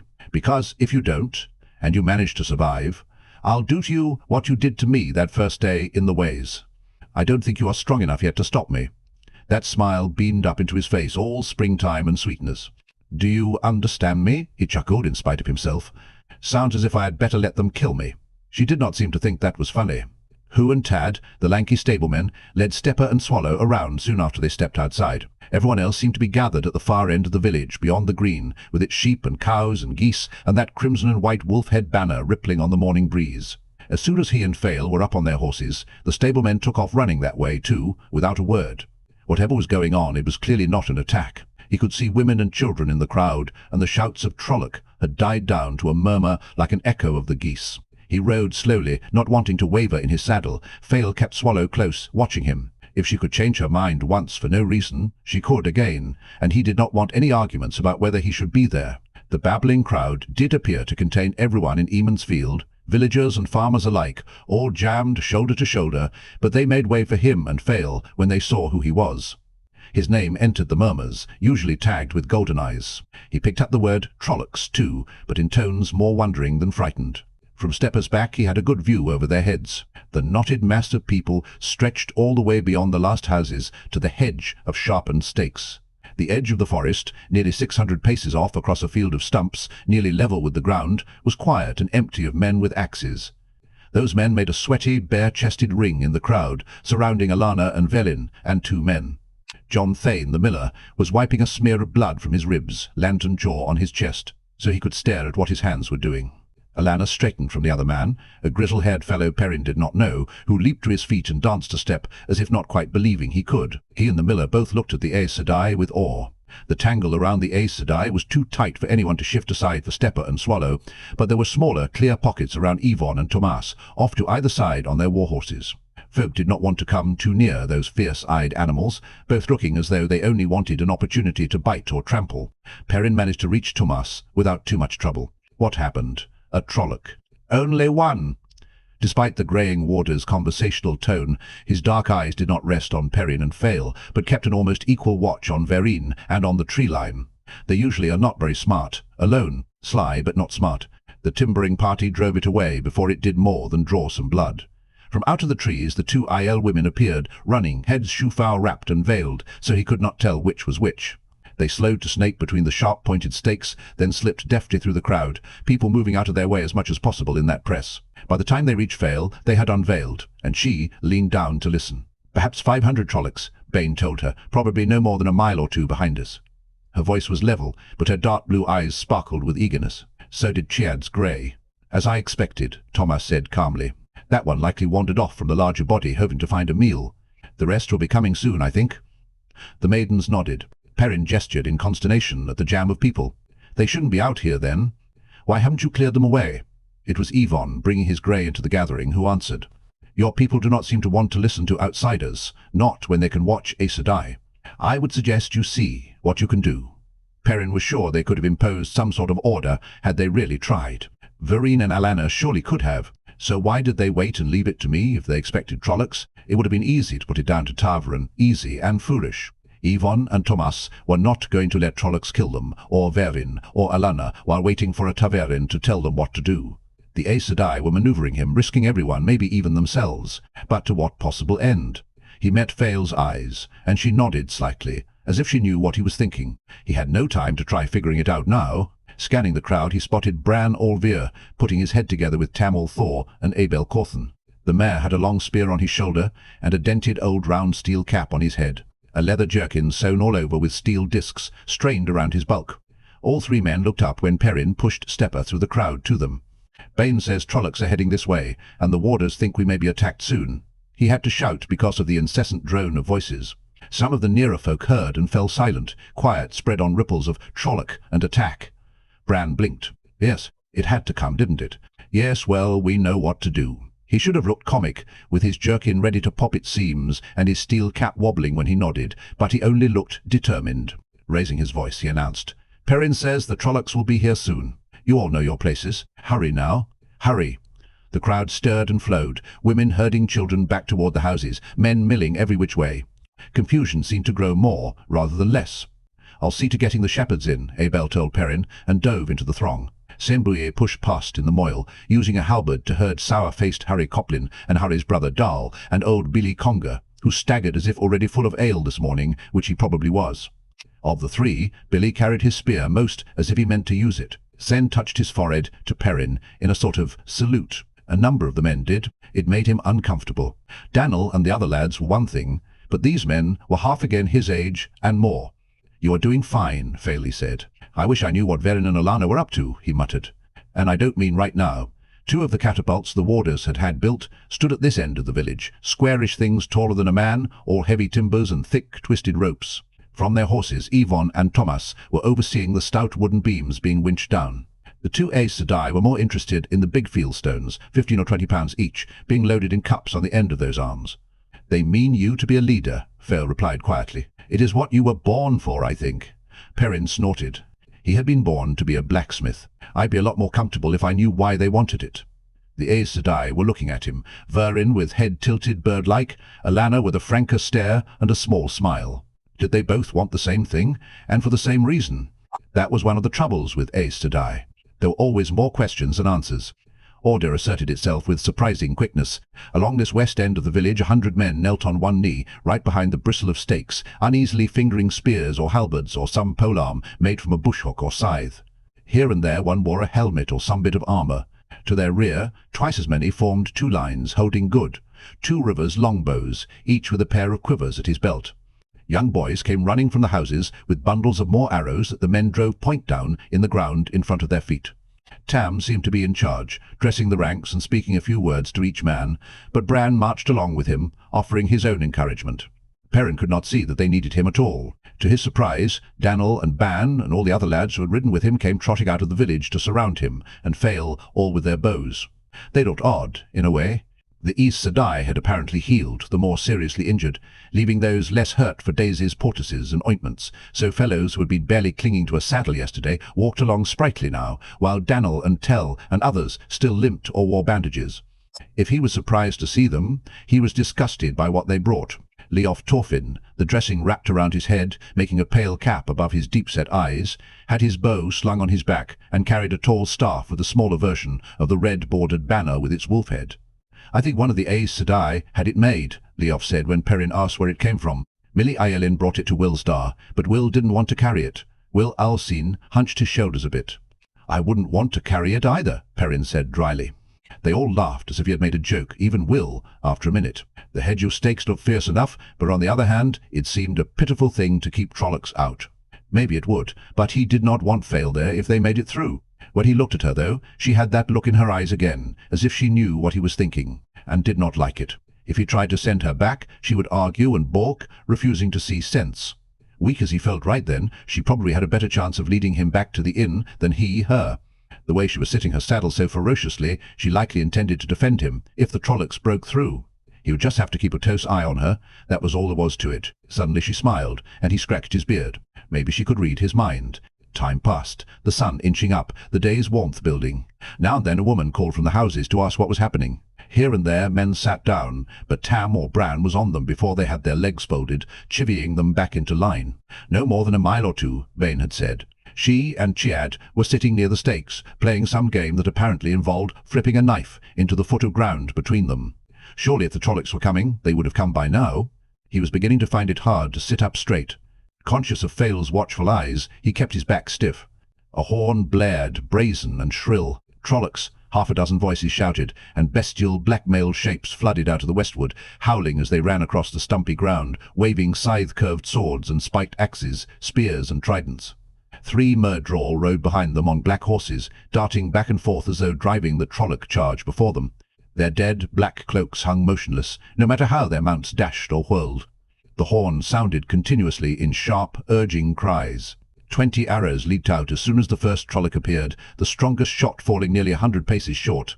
"Hold, you lack-witted sheep-brains," Tam shouted. Bran jumped and gave him a startled look, no less incredulous than those coming from Tam's friends and neighbours. Some muttered about not standing still for that kind of talk, Trollocs or no Trollocs. Tam rode right over their protests, though. "You hold till I give the word, the way I showed you." Then, as if hundreds of shrieking Trollocs were not galloping toward him, Tam turned calmly to Perrin. "At 300 paces?" Perrin nodded quickly. The man was asking him. 300 paces. How quickly could a Trolloc cover 300 paces? He eased his axe in its loop. That horn wailed and wailed. The spearmen crouched behind the stakes, as if forcing themselves not to edge back. The Aiel had veiled their faces. Onward the screaming tide came, all horned heads and faces with snouts or beaks, each half again as tall as a man, each shrieking for blood. 500 paces. 400. Some were stretching out in front. They ran as fast as horses. Had the Aiel been right? Could there be only 500? It looked like thousands. "Ready," Tam called, and 200 bows were raised. The young men with Perrin hurriedly formed up in front of him in imitation of their elders, ranking themselves with that fool banner. 300 paces. Perrin could see those misshapen faces, contorted with rage and frenzy, as clearly as if they were right on top of him. "Loose," Tam shouted. Bowstrings slapped, like one huge whip-crack. With twin crashes of beam against leather-padded beam, the catapults fired. Broadhead arrows rained down into the Trollocs. Monstrous shapes fell, but some rose and staggered on, harried by the fades. That horn wove into their guttural bellowing, sounding forward for the kill. The catapult stones fell among them, and exploded in fire and shards, ripping open holes in the mass. Perrin was not the only one to jump, so that was what the Aes Sedai had been doing with the catapults. He wondered wildly what would happen if they dropped one of those stones, loading it into the cup. Another flight of arrows leaped out, and another, and again, and more stones from the catapults, if at a slower pace. Fiery explosions tore at the Trollocs. Broadhead points hailed down on them. and they came on shrieking, howling, falling and dying, but always running forward. They were close now, close enough that the bowmen spread out, no longer firing in flights but choosing their targets. Men screamed their own rage, screamed in the face of death as they shot. And then there were no more Trollocs standing. Only one Fade, bristly with arrows yet still staggering blindly. The shrill shrieks of a Myrdrell's thrashing horse competed with the moaning bellows of downed and dying Trollocs. The horn had fallen silent at last. Here and there across the stump-filled field, a Trolloc heaved and fell back. Under it all, Perrin could hear men panting, as if they had run 10 miles. His own heart seemed to be pounding out of his chest. Suddenly someone raised a loud huzzah, and with that, men began capering and shouting euphorically, waving bows or whatever they had over their heads, tossing caps in the air. Women rushed out from the houses, laughing and cheering, and children, all celebrating and dancing with the men. Some came running to grab Perrin's hand and shake it. "You've led us to a great victory, my boy," Bran laughed up at him. He had his steel cap perched on the back of his head. "I suppose I shouldn't call you that now." "A great victory, Perrin." "I didn't do anything," he protested. "I just sat on my horse." "You did it." Bran listened no more than any of the others. Embarrassed, Perrin sat up straight, pretending to survey the field, and after a while they left him alone. Tam had not joined in the celebrating. He stood close behind the stakes, studying the Trollocs. The warders were not laughing either. Black-mailed shapes littered the field among the low stumps. There could be 500 of them, maybe less. Some, a few, might have made it back to the trees. None lay closer than 50 paces from the pointed hedge. Perrin found the other 2 Fades, writhing on the ground. That accounted for all 3. They would admit they were dead eventually. The 2 Rivers folk raised a thunderous cheer for him. Perrin, Golden Ice. "Huzzah! Huzzah! Huzzah!" "They had to know," he muttered. Faye looked at him questioningly. "The halfmen had to know this wouldn't work. Look out there. Even I can see it now. They must have from the start. If this was all they had, why did they try? And if there are more Trollocs out there, why didn't they all come? Twice as many, and we'd have had to fight them at the stakes. Twice that, and they might have broken through to the village." "You've a good natural eye," Thomas said, reining in beside them. This was a test. To see if you would break at the sight of a charge, perhaps to see how quickly you could react, or how your defenses are organized, or maybe something I've not thought of, but still a test. Now they see. He pointed to the sky, where a lone raven winged over the field. A natural raven would have lighted to feast among the dead. The bird completed a last circle and peeled off toward the forest. The next attack will not come right away. I saw 2 or 3 Trollocs reach the forest, so word of this will spread. The halfmen will have to make them remember they're more afraid of Myrdrell than of dying. That attack will come, however, and it will certainly be stronger than this. How strong depends on how many the Faceless have brought through the ways. Perrin grimaced. "Light. What if there are 10,000 of them?" "Not likely," Perrin said, walking up to pat Thomas's mount on the neck. The warhorse allowed her touch as meekly as a pony. At least not yet. Not even a Forsaken could move a large party through the ways safely, I think. One man alone risks death or madness between the closest waygates, but, say, 1,000 men, or 1,000 Trollocs, would very likely draw Makeen Sheen within minutes, a monstrous wasp to a bowl of honey. It is much more probable that they travel no more than 10 or 20 together, 50 at most, and the groups spaced out. Of course, the questions remain of how many groups they are bringing, and how much time they allow to elapse between. And they would lose some anyway. It might be that shadowspawn attract Machine Sheen less than humankind, but,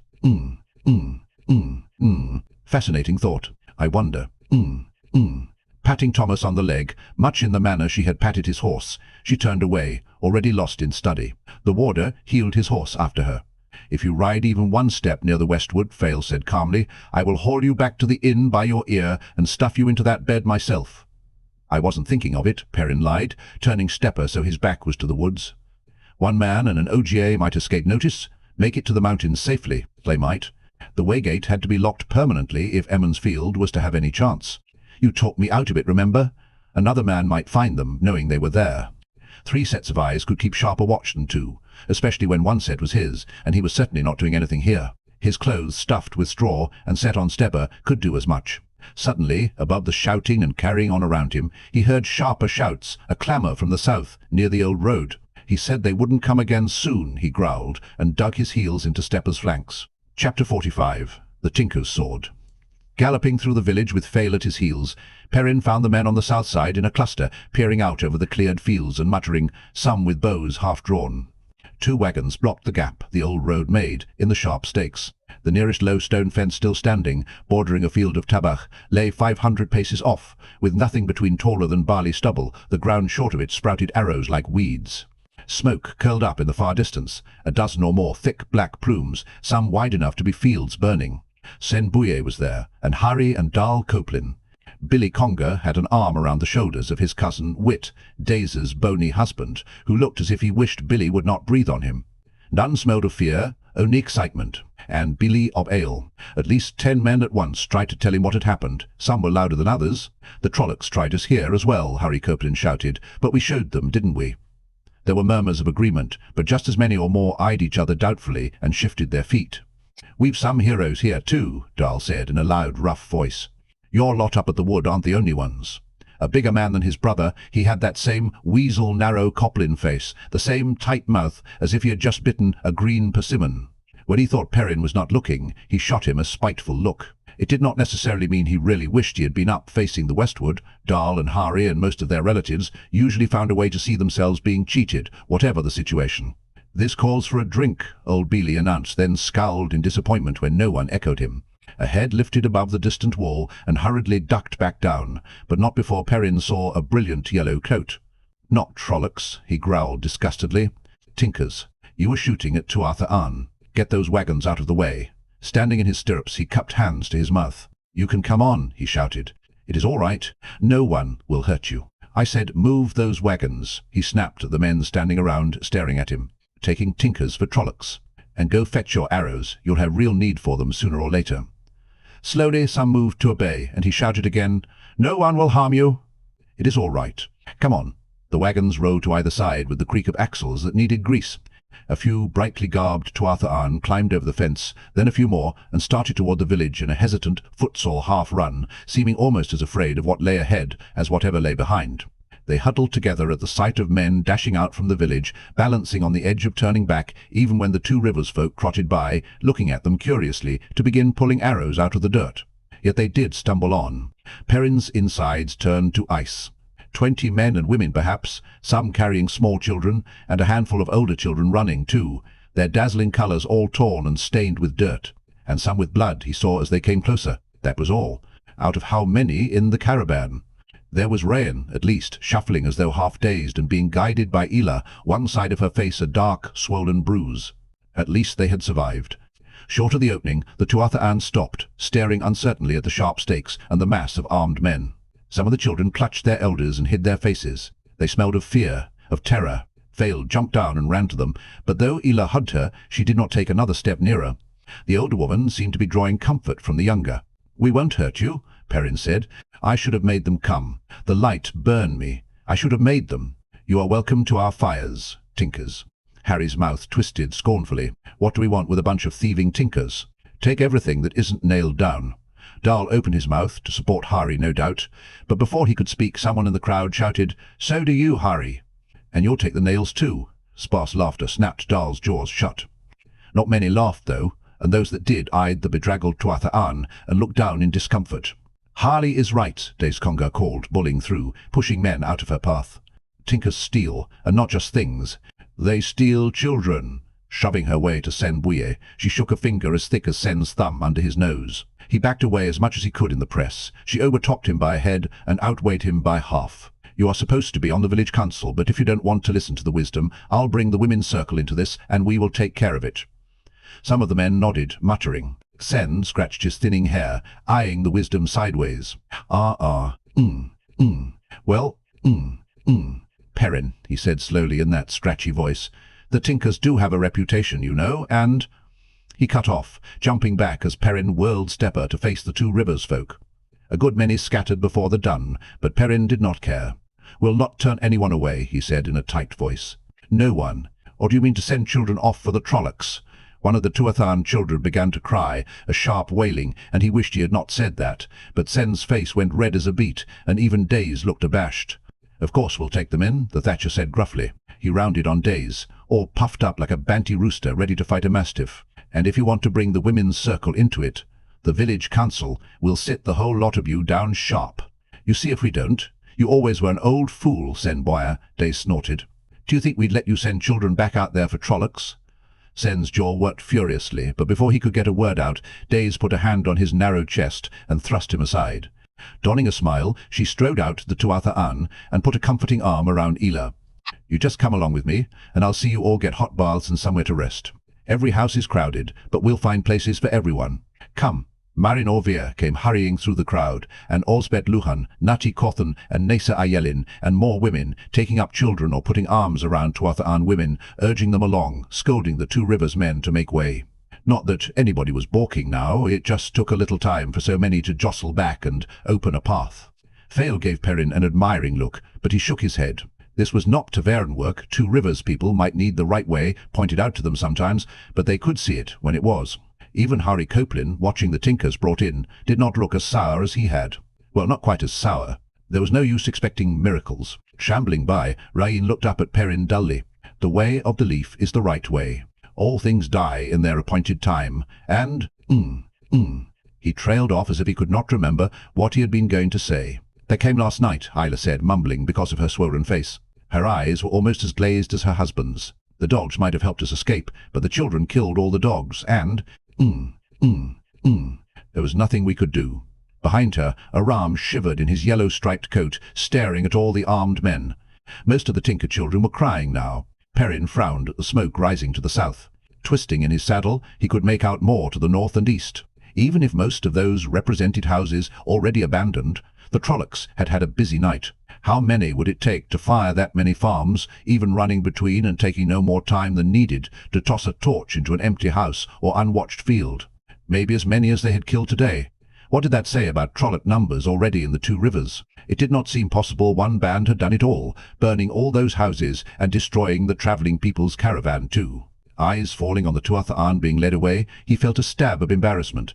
They had seen kith and kin killed last night, and here he was coldly considering numbers. He could hear some of the Two Rivers men muttering, trying to decide which smoke represented whose farm. To all of these people, those fires meant real losses, lives to be rebuilt if they could, not just numbers. He was useless here. Now, while Fael was caught up in helping see to the tinkers, was the time for him to be off after Loyal and Gaul. Master Luhan, in his blacksmith's vest and long leather apron, caught Stepper's bridle. "Perrin, you have to help me. The warders want me to make parts for more of those catapults, but I've 20 men clamouring for me to repair bits of armour, their grandfathers' fool grandfathers, bought from some fool merchant's guards." "I would like to give you a hand," Perrin said, "but I have something else that needs doing. I'd likely be rusty anyway. I haven't had much work at a forge the last year. Light, I didn't mean that. Not for you to work a hammer." The blacksmith sounded shocked. "Every time I send one of those goose brains off with a bee in his ear, he's back 10 minutes later with a new argument. I cannot get any work done. They'll listen to you." Perrin doubted it. Not if they would not listen to Master Luhan. Aside from being on the village council, Harald Luhan was big enough to pick up nearly any man in the Two Rivers and toss him out bodily if need be. But he went along to the makeshift forge Master Luhan had set up beneath a hastily built, open-sided shed near the green. 6 men clustered around the anvils salvaged from the smithy the Whitecloaks had burned, and another idly pumping the big leather bellows until the blacksmith chased him away from the long handles with a shout. To Perrin's surprise, they did listen when he told them to go, with no speech to bend them round a Taveran's will, just a plain statement that Master Luhan was busy. Surely the blacksmith could have done as much himself, but he shook Perrin's hand and thanked him profusely before setting to work. Bending down from Stepper's saddle, Perrin caught one of the men by the shoulder, a bald-headed farmer named Get Eldin, and asked him to stay and warn off anyone else who tried to bother Master Luhan. Get must have been 3 times his age, but the leathery, wrinkle-faced man just nodded and took up a station near where Harald had his hammer ringing on hot iron. Now he could be off before Fael turned up. Before he could as much as turn Stepper, Bran appeared, spear on his shoulder and steel cap under one stout arm. "Perrin, there has to be a faster way to bring the shepherds and herdsmen in if we're attacked again. Even sending the fastest runners in the village, a bell couldn't get half of them back here before those Trollocs came out of the wood." That was easy to solve, a matter of remembering an old bugle, tarnished nearly black, that Sen Bwei had hanging on his wall and settling on a signal of 3 long blasts that the farthest shepherd could hear. It did bring up signals for other things, of course, such as sending everyone to their places if an attack was expected, which led to how to know when an attack was expected. Bane and Kiad and the warders turned out to be more than amenable to scouting. But 4 were hardly enough, so good woodsmen and trackers had to be found, and provided with horses so they could reach Eamon's field ahead of any Trollocs they spotted. After that, Boyle Dowtry had to be settled down. The white-haired old Fletcher, with a nose nearly as sharp as a broadhead point, knew very well that most farmers usually made their own arrows, but he was adamantly opposed to anyone helping him here in the village, as if he could keep every quiver filled by himself. Perrin was not sure how he smoothed Buell's ruffled temper, but somehow he left the man happily teaching a knot of boys to tie and glue goose-feather fletchings. Eward Candwin, the stout cooper, had a different problem. With so many folks needing water, he had more buckets and barrels to make than he could hoop in weeks, alone. It did not take long to find him hands he trusted, to chamfer staves at least, but more people came with questions and problems. They seemed to think only Perrin had the answers for, from where to burn the bodies of the dead Trollocs, to whether it was safe to return to their farms to say what they could. That last he answered with a firm no whenever it was asked, and it was asked more often than any other, by men and women frowning at the smoke rising in the countryside. But most of the time he simply inquired what the questioner thought was a good solution, and told him to do that. It was seldom he really had to come up with an answer. People knew what to do, they just had this fool notion they had to ask him. Danil and Ban and the others found him, and insisted on riding about at his heels with that banner, as if the big one over the green was not bad enough, until he sent them off to guard the men who had gone back to felling trees along the westward. It seemed that Tam had told them some tale about something called the Companions, in Ilion, soldiers who rode with the general of an Ilioner army and were thrown in wherever the battle was hottest. Tam, of all people, at least they took the banner with them. Perrin felt a right fool with that thing trailing after him. In the middle of the morning, Luke rode in, all golden-haired arrogance, nodding slightly to acknowledge a few cheers, though why anyone wanted to cheer him seemed a mystery. He brought a trophy that he pulled out of a leather bag that had sat on a spear at the edge of the green for everyone to gawk at. A Myrdrill's eyeless head. The fellow was modest enough, in a condescending sort of way, but he did let slip that he had killed the Fade when he ran into a band of Trollocs. An admiring train took him around to see the scene of the battle here. They were calling it that, where horses were dragging Trollocs off to great pyres, already sending up pillars of oily black smoke. Luke was properly admiring in turn, making only one or two criticisms of how Perrin had disposed his men. That was how the Two Rivers folk told it, with Perrin lining everybody up and giving orders he certainly never had. To Perrin, Luke gave a patronizing smile of approval. "You did very well, my boy. You were lucky, of course, but there is such a thing as the luck of the beginner, is there not?" When he went off to his room in the Wine Spring Inn, Perrin had the head taken down and buried. Not a thing people should be staring at, especially the children. The questions continued as the day wore on, until he suddenly realized the sun stood straight overhead, he had had nothing to eat, and his stomach was talking to him in no uncertain terms. "Mistress Al-Ka," he said wearily to the long-faced woman at his stirrup, "I suppose the children can play anywhere, so long as somebody watches to make sure they don't go beyond the last houses. Light woman, you know that. You certainly know children better than I do. If you don't, how have you managed to raise 4 of your own?" Her youngest was 6 years older than he was. Nella Alcoa frowned and tossed her head, grey-streaked braids swinging. For a moment he thought she was going to snap his nose off, talking that way to her.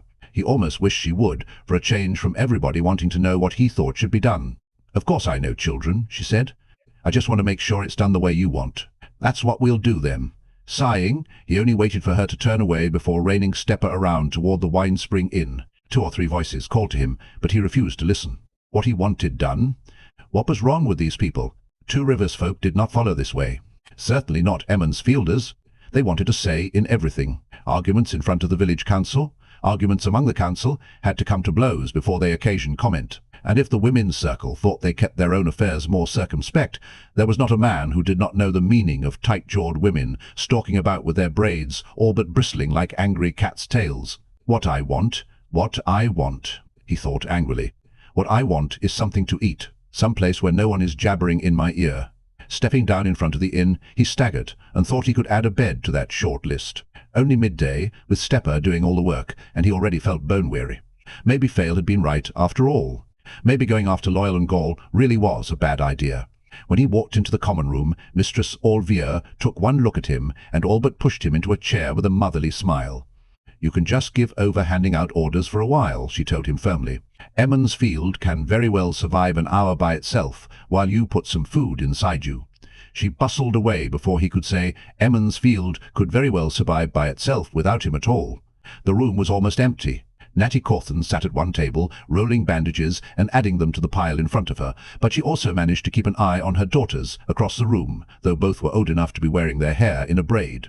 The reason was plain enough. Bode and Eldrin sat on either side of Aram, coaxing the tinker to eat. Feeding him actually, and wiping his chin too. From the way they were grinning at the fellow, Perrin was surprised Natty was not at the table with them, braids or no. The fellow was good-looking, he supposed, maybe handsomer than Will Alcine. Bode and Eldrin certainly seemed to think so. For his part, Aram smiled back occasionally. They were plumply pretty girls, he would have to be blind not to see it, and Perrin did not think Aram was ever blind to a pretty girl, but he hardly swallowed without running a wide-eyed gaze over the spears and polearms against the walls. For a cauthon, it had to be a horrible sight. Mistress Orvere said you had finally gotten tired of your saddle, Vale said, popping in through the door to the kitchen. Startlingly, she wore a long white apron like Marin's, her sleeves were pushed up above her elbows, and she had flour on her hands. As if just realizing it, she whipped the apron off, wiping her hands hastily, and laid it across the back of a chair. "I have never baked anything before," she said, shoving her sleeves down as she joined him. "It is rather fun, kneading dough. I might like to do it again some day." "If you don't bake," he said, "where are we going to get bread? I don't intend to spend my whole life travelling, buying meals, or eating what I can snare or fetch with bow or sling." She smiled as if he had said something very pleasing, though he could not for the life of him see what. "The cook will bake, of course. One of her helpers, really, I suppose, but the cook will oversee it." "The cook," he mumbled, shaking his head. "Or one of her helpers. Of course. Why didn't I think of that? What is the matter, Perrin? You look worried. I don't think the defences could be any sounder without a fortress wall. It isn't that. Fail. This Perrin Goldeneye's business is getting out of hand. I do not know who they think I am, but they keep asking me what to do, asking if it's all right, when they already know what has to be done, when they could figure it out with 2 minutes' thought." For a long moment she studied his face, those dark, tilted eyes thoughtful, then said, "How many years has it been since the Queen of Andor ruled here, in fact?" "The Queen of Andor? I don't really know. 100 years, maybe. 200. What does that have to do with anything? These people do not remember how to deal with a queen or a king. They are trying to puzzle it out. You must be patient with them." "A king?" he said weakly. He let his head drop down onto his arms on the table. "Oh, light." Laughing softly, Vale ruffled his hair. "Well, perhaps not that. I doubt very much that Morghese would approve. A leader, at least, but she would very definitely approve a man who brought lands back to her that her throne has not controlled in 100 years or more. She would surely make that man a lord. Perrin of House Ibara, Lord of the Two Rivers. It has a good sound. "We do not need any lords in the Two Rivers," he growled at the oak tabletop, "or kings or queens. We are free men. Free men can have a need to follow someone too," she said gently. "Most men want to believe in something larger than themselves, something wider than their own fields. That is why there are nations, Perrin, and peoples. Even Ryan and Ela see themselves as part of something more than their own caravan. They have lost their wagons and most of their family and friends, but other Tuatha still seek the song, and they will again too, because they belong to more than a few wagons." "Who owns these?" Aram asked suddenly. Perrin raised his head.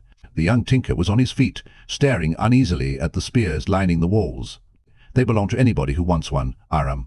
Nobody is going to hurt you with any of them, believe me." He was not sure if Aram did believe, not the way he began walking slowly around the room with his hands stuffed into his pockets, eyeing spears and halberds sideways. Perrin was more than grateful to dig in when Marin brought him a plate of sliced roast goose, with turnips and peas and good crusty bread.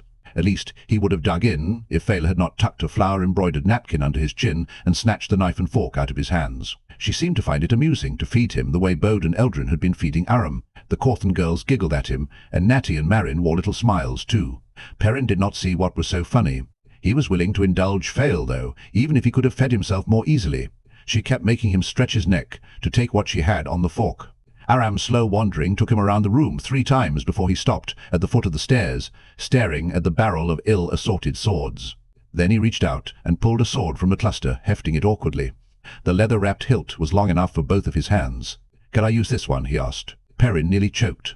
Alana appeared at the head of the stairs with Ela. The Tuatha woman looked weary, but the bruise was gone from her face. "Oh, Best thing is sleep," the Aes Sedai was saying.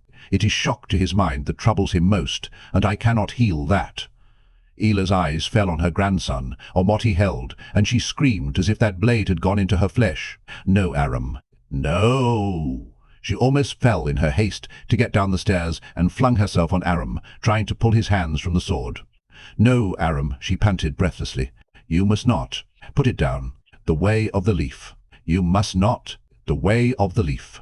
Please, Aram. Please." Aram danced with her, fending her off clumsily, trying to hold the sword away from her. "Why not?" he shouted angrily. "They killed Mother. I saw them. I might have saved her, if I had had a sword. I could have saved her." The word sliced at Perrin's chest. A tinker with a sword seemed an unnatural thing, almost enough to make his hackles stand, but those words, his mother. "Leave him alone," he said, more roughly than he intended. "Any man has a right to defend himself, to defend his, He has a right." Aram pushed the sword toward Perrin. "Will you teach me how to use it?" "I don't know how," Perrin told him. "You can find someone, though." Tears rolled down Isla's contorted face. "The Trollocs took my daughter," she sobbed, her entire body shaking, "and all my grandchildren but one, and now you take him. He is lost. Because of you, Perrin Ibarra. You have become a wolf in your heart, and now you will make him one too." Turning, she stumbled back up the steps, still racked with sobs. "I could have saved her," Aram called after her. "Grandmother, I could have saved her." She never looked back, and when she vanished around the corner, he slumped against the banister, weeping. "I could have saved her, grandmother. I could have." Perrin realized Bode was crying too, with her face in her hands, and the other women were frowning at him as though he had done something wrong. No, not all of them. Alana studied him from the head of the stairs with that unreadable Aes Sedai calm, and Phelan's face was nearly as blank. Wiping his mouth, he tossed the napkin on the table and got up. There was still time to tell Aram to put the sword back, to go ask Ila's pardon. Time to tell him. What? That maybe next time he would not be there to watch his loved ones die? That maybe he could just come back to find their graves? He put a hand on Aram's shoulder, and the man flinched, hunching around the sword as if expecting him to take it. The tinker's scent carried a wash of emotions, fear and hate and bone-deep sadness. "Lost," Ila had called him. His eyes looked lost. "Wash your face, Aram. Then go find Tamil Thor. Say I ask him to teach you the sword." Slowly the other man raised his face. "Thank you," he stammered, scrubbing at the tears on his cheeks with his sleeve. "Thank you. I will never forget this. Never. I swear it." Suddenly he hoisted the sword to kiss the straight blade. The hilt had a brass wolf head for a pommel. "I swear." "Is that not how it is done?" "I suppose it is," Perrin said sadly, wondering why he should feel sad. The way of the leaf was a fine belief, like a dream of peace, but like the dream it could not last where there was violence. He did not know of a place without that. A dream for some other man, some other time, some other age, perhaps. "Go on, Aram. You have a lot to learn, and there may not be much time." Still bubbling, thanks, the tinker did not wait to wash his tears away, but ran straight out of the inn, carrying the sword upright before him in both hands. Conscious of Eldrin's scowl, and Marin's fists on her hips, and Natty's frown, not to mention Bode's weeping, Perrin walked back to his chair. Alana had gone from her place at the top of the stairs. Fail watched him pick up his knife and fork. "You disapprove," he said quietly. "A man has a right to defend himself, Fail. Even Aram. No one can make him follow the way of the leaf if he doesn't want to." "I do not like to see you in pain," she said very softly. His knife paused in cutting a piece of goose. Pain? That dream was not for him. "I am just tired," he told her, and smiled. He did not think she believed him. Before he had time to take a second mouthful, Bran stuck his head in at the front door. He wore his round steel cap again. "Riders coming from the north, Perrin?" "A lot of riders. I think it must be the White Cloaks." Fail darted away as Perrin rose, and by the time he was outside on Stepper, with the mare muttering to himself about what he meant to say to the White Cloaks, she came riding her black mare around the side of the inn. More people were running north than stayed at their tasks. Perrin was in no particular hurry. The Children of the Light might well be there to arrest him. They probably were. He did not mean to go along in chains, but he was not anxious to ask people to fight White Cloaks for him. He followed behind Bran, joining the stream of men and women and children crossing the wagon bridge across the wine-spring water, steppers and swallows' hooves clattering on the thick planks. A few tall willows grew here along the water. The bridge was where the North Road began, then ran to Watch Hill and beyond. Some of the distant smoke plumes had thinned to wisps as fires burned themselves out. Where the road left the village, he found a pair of wagons blocking the road, and men gathered behind pointed, slanting stakes with their bows and spears and such, smelling of excitement, murmuring to each other, and all jammed together to watch what was coming down the road. A long double column of white-cloaked horsemen, trailing a cloud of dust, conical helmets and burnished plate, and mail shining in the afternoon sun, steel-tipped lances all at the same angle. At their head rode a youngish man, stiff-backed and stern-faced, who looked vaguely familiar to Perrin. With the arrival of the mare, the murmurs hushed expectantly. Or maybe it was Perrin's arrival that quieted them. 200 paces or so from the stakes, the stern-faced man raised a hand, and the column halted with sharp orders echoing down the files. He came on with just half a dozen white cloaks for company, running his eyes over the wagons and sharp stakes and the men behind.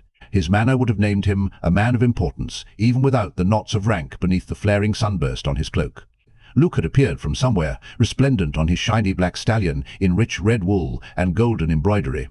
Perhaps it was natural enough that the white cloak officer chose to address himself to Luke, though his dark eyes continued to probe.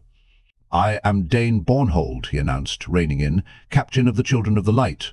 You have done this for us? I have heard that Emond's Field is closed to the children, yes? Truly a village of the shadow, if it is closed to the Children of the Light." Dane Bornhold, not Geoffram. A son, perhaps. Not that it made any difference. Perrin supposed one would try to arrest him as soon as another. Sure enough, Bornhold's gaze swept past him, then jerked back. A convulsion seemed to seize the man. One gauntleted hand darted to his sword, his lips peeled back in a silent snarl, and for a moment Perrin was sure the man was about to charge, fling his horse onto the spiky barrier to reach him.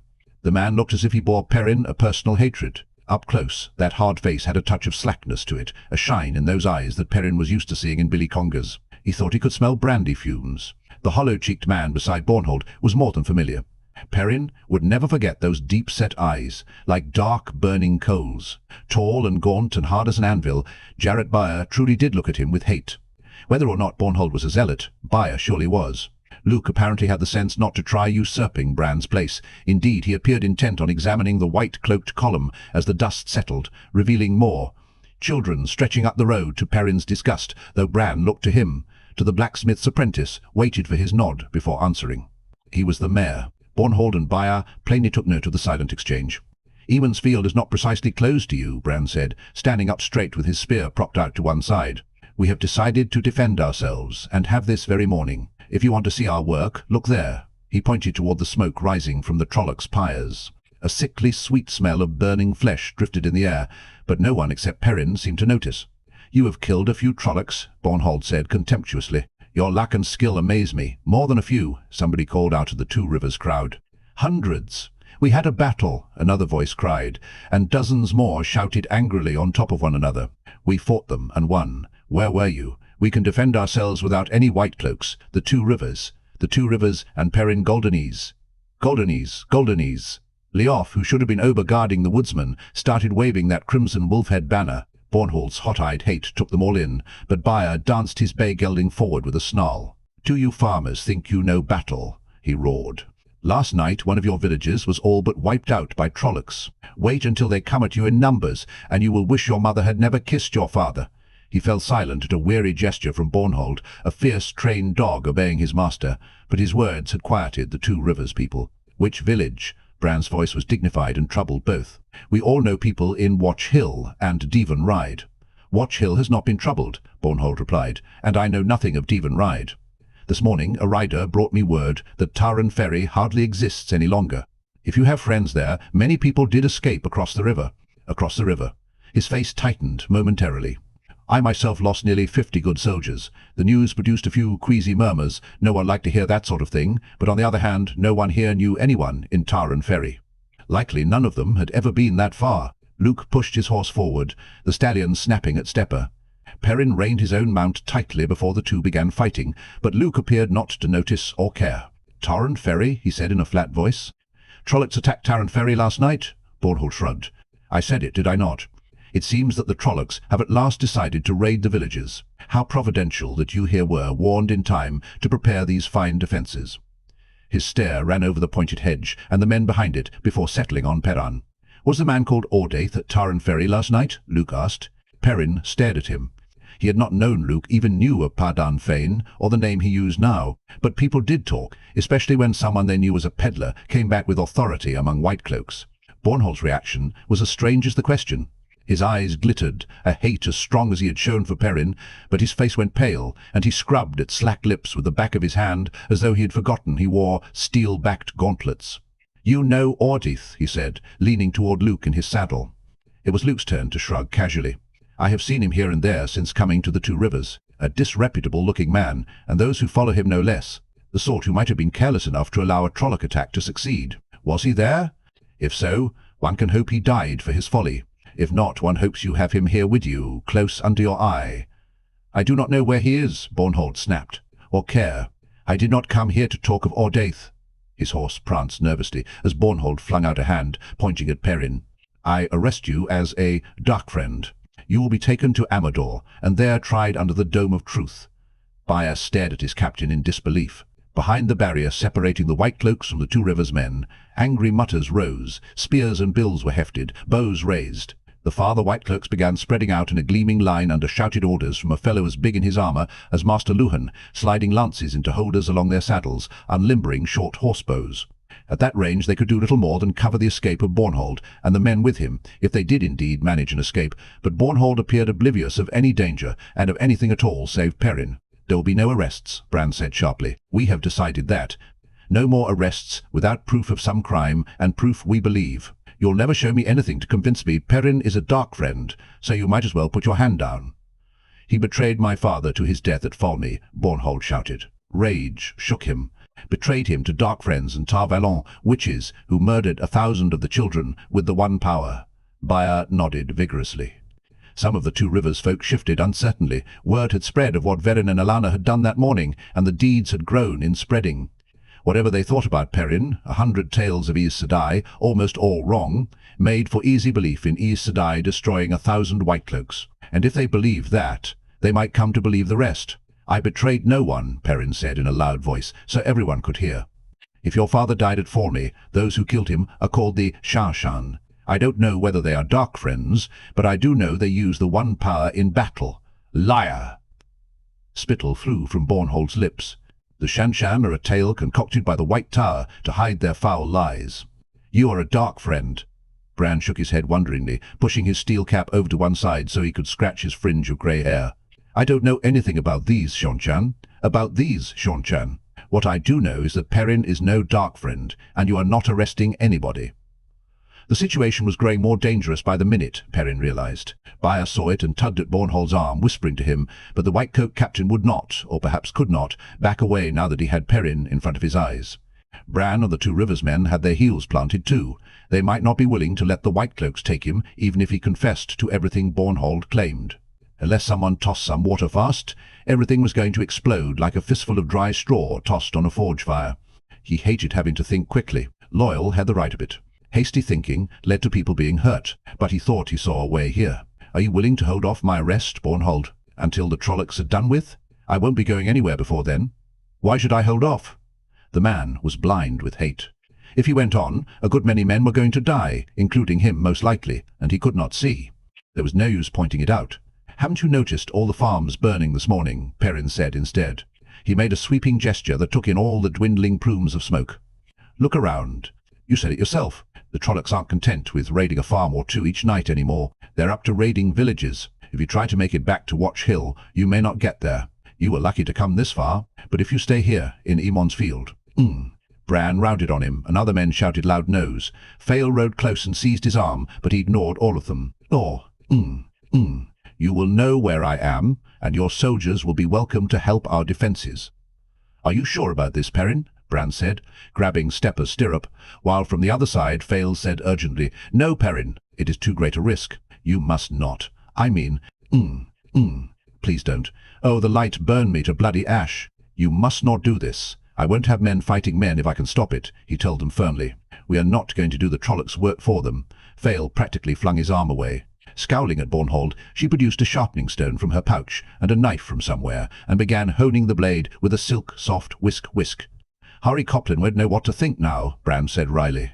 Straightening his round helmet, he turned back to the White Cloaks and planted his spear butt. You have heard his terms. Now hear mine. If you come into Emond's field, you arrest no one without the say-so of the village council, which you will not get, so you arrest no one. You don't go into anybody's house unless you are asked. You make no trouble, and you share in the defence where and when you're asked. And I don't want to so much as smell a dragon's fang. Will you agree? If not, you can ride back as you came. Baia stared at the round man as if a sheep had reared up on its hind legs and offered to wrestle. Bornhold never took his eyes off Perrin. Done, he said at last. Until the Trolloc threat is gone. Done. Wrenching his horse around, he galloped back toward the line of his men, snowy cloak billowing behind him.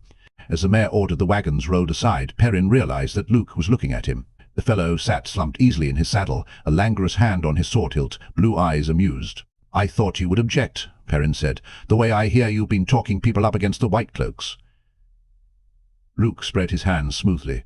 "If these people want White Cloaks among them, let them have White Cloaks. But you should be careful, young Golden Eyes. I know something of taking an enemy into your bosom. His blade goes in quicker when he is close." With a laugh, he pushed his stallion off through the crowd, back into the village. "He is right," Vale said, still stropping her knife on the stone. "Perhaps this Bornhold will keep his word not to arrest you, but what is to stop one of his men from putting a blade in your back? You should not have done this." "I had to," he told her. "Better than doing the Trollocs' work." The Whitecloaks were beginning to ride in, Bornhold and Byre at their head. Those two glared at him with unabated hatred, and the others riding by in pairs. Cold, hard eyes in cold, hard faces swung to regard him as they passed. They did not hate, but they saw a dark friend when they saw him, and Byre, at least, was capable of anything. He had had to do it, but he thought maybe it would not be such a bad idea to let Daniel and Ban and the others follow him around the way they wanted to. He was not going to be able to sleep easy without somebody guarding his door. Guards. Like some fool lord. At least Vale would be happy. If only he could make them lose that banner somewhere. Chapter 46. Vales. The crowds were thick in the confined, winding streets of the Calpine near the Great Circle. The smoke of countless cook fires rising above the high white walls gave the reason. Sour smells of smoke and cooking and long unwashed sweat hung heavy in the humid morning air, with the crying of children and the vague murmurs that always clung to large masses of people, together enough to muffle the shrill caws of the gulls sailing overhead. The shops in this area had long since locked the iron grills over their doors for good. Disgusted, Egwene threaded her way through the throng afoot. It was dreadful that order had broken down enough for penniless refugees to take over the circles, sleeping among the stone benches. It was as bad as their rulers letting them starve. Her heart should have been gladdened. This dispirited rabble could never resist the Karen, and then proper order would be restored. But she hated looking at it. Most of the ragged people around her seemed too apathetic to wonder at a woman in their midst in a clean, well-tended blue riding dress, silk, if plainly cut. Men and women in once fine garb, soiled and wrinkled now, speckled the crowd, so perhaps she did not stand out enough for contrast. The few who seemed to wonder whether her clothes meant coins in her purse were dissuaded by the competent way she carried her stout staff, as tall as she was. Guards and chair and bearers had to be left behind today. Florangel would surely have realized he was being followed by that array. At least this dress, with its divided skirts, gave her a little freedom of movement. Keeping the weaselly little man in sight was easy, even in this mass of people, despite having to dodge ox carts or the occasional wagon, hauled by sweating, bare-chested men more often than animals.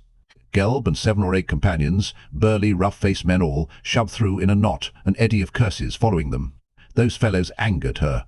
Gelb meant to try kidnapping again. He had found 3 women since she sent him the gold he had asked for, none more than casually resembling any on her list, and had whined over everyone she rejected. She should never have paid him for that first woman he snatched off the street. Greed and the memory of gold had apparently washed out the hide-flaying tongue-lashing she had given him along with the purse. Shouts from behind pulled her head around and tightened her hands on the staff. A small space had opened up, as it always did around trouble. A bellowing man in a torn, once fine yellow coat was on his knees in the street, clutching his right arm where it bent the wrong way. Huddling over him protectively, a weeping woman in a tattered green gown was crying at a veiled fellow already melting into the crowd. He only asked for a coin. He only asked. The crowd swirled in around them again. Grimacing, Egwene turned back, and stopped with an oath that drew a few startled glances. Gelb and his fellows had vanished. Pushing her way to a small stone fountain where water gushed from the mouth of a bronze fish on the side of a flat-roofed wine shop, she roughly displaced 2 of the women filling pots and leaped up onto the coping, ignoring their indignant curses. From there she could see over the heads of the crowd. Cramped streets ran off in every direction, twisting around the hills. Bends and white-plastered buildings cut her view to less than 100 paces at best, but Gelb could not have gone farther than that in those few moments. Abruptly she found him, hiding in a deep doorway 30 paces on, but up on his toes to peer down the street. The others were easy enough to locate then, leaning against buildings to either side of the street, trying not to be noticed. They were not the only ones lining the walls, but where the rest huddled dispiritedly, their scared, broken-nosed faces held expectation. So it was to be here, their abduction. Certainly no one would interfere, any more than people had when that fellow's arm was broken. But who? If Gelb had finally found someone on the list, she could go away and wait for him to sell her the woman, wait her chance to see if an Adam truly could hold other Suldam besides Bethamin. However, she did not mean to face again the choice between slitting some unfortunate woman's throat and sending her off to be sold. There were plenty of women climbing up the street toward Gelb, most in those transparent veils, their hair braided. Without a second glance, egwene ruled out two in sedan chairs with bodyguards marching alongside. Gelb's street toughs would not tangle with near their own number, nor face swords with their fists. Whoever they were after would have no more than 2 or 3 men for company, if that, and none armed. That seemed to include all the other women in her view, whether in rags or drab country dresses, or the more clinging styles Tarrabona women favoured. Suddenly 2 of those women, talking together as they rounded a far bend, seized Egwene's eye. With their hair in slender braids and transparent veils across their faces, they appeared to be Tarrabonas, but they were out of place here. Those thin, scandalously draped dresses, one green, the other blue, were silk, not linen or fine-spun wool. Women clothed like that rode in sedan chairs. They did not walk, especially not here, and they did not carry barrel staves on their shoulders like clubs. Dismissing the one with red gold hair, she studied the other. Her dark braids were unusually long, nearly to her waist. At this distance the woman looked very much like a Suldam named Surin. Not Surin, though. This woman would have come no higher than Surin's chin. Muttering under her breath, Egwene jumped down and began pushing through the jostling mass between her and Gelb. With luck she could reach him in time to call him off. The fool. The greedy, weasel-brained fool. "We should have hired chairs, nynaeve," Elaine said again, wondering for the 100th time how Tarrabona women talked without catching the veils in their mouths. Spitting it out, she added, "We are going to have to use these things." A weedy-faced fellow stopped drifting toward them through the crowd when nynaeve hefted her barrel stave threateningly. That is what they are for. Her glare might have encouraged the man's loss of interest. She fumbled at the dark braids hanging over her shoulders and made a disgusted sound. Elaine did not know when she would become used to, not having that one thick braid to tug. And feet are for walking. How could we look or ask questions being carried around like pigs to sale? I would feel a complete fool in one of those idiot chairs. In any case, I'd rather trust to my own wits than men. I do not know.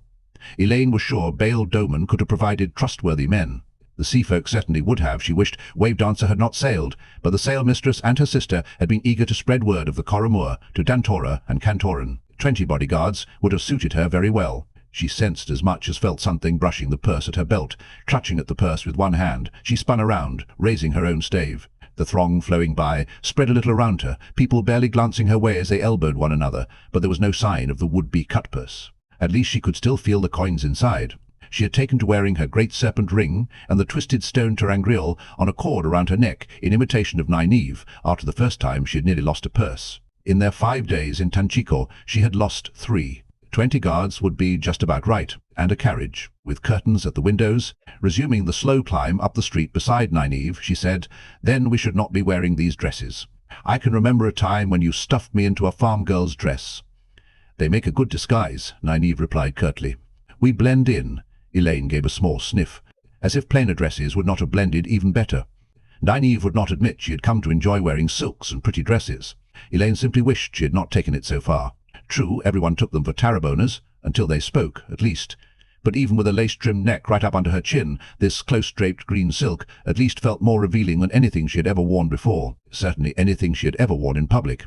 Nynaeve, on the other hand, strode along the cramped street as if no one was looking at them at all. Well, maybe no one was, not because of how their dresses fit anyway, but it surely seemed they were. Their shifts would have been almost as decent. Cheeks heating, she tried to stop thinking of how the silk moulded itself to her. Stop that. It is perfectly decent. It is.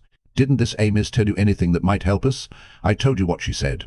Elaine sighed. Nynaeve had kept her up until the small hours talking about the Aiel Wise One who had been with Egwene in Tel'aran'rhiod last night, and then started in again before they sat down to breakfast. Egwene, with her hair in 2 braids for some reason and shooting sullen frowns at the Wise One, had said almost nothing beyond that Rand was well and Avienda was looking after him.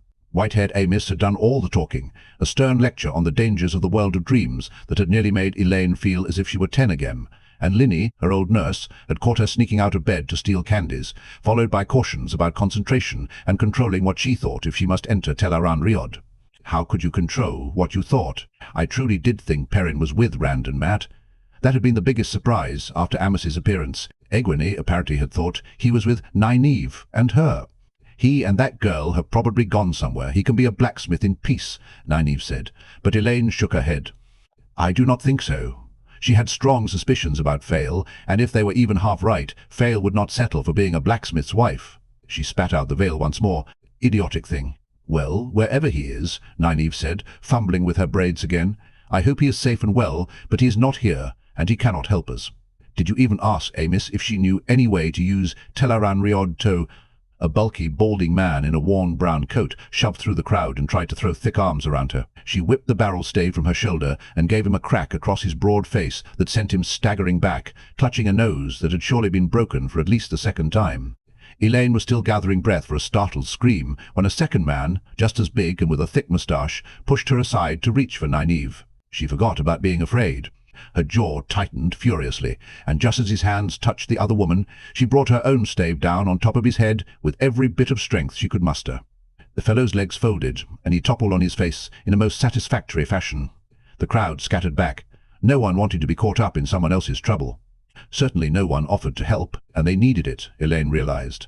The man Nynaeve had hit was still on his feet, mouth twisted in a snarl, licking away the blood that ran down from his nose, flexing thick hands as if he wanted to squeeze a throat. Worse, he was not alone. 7 more men were fanning out with him to cut off any escape, all but one as large as he, with scarred faces and hands that looked as if they had been hammered on stone for years.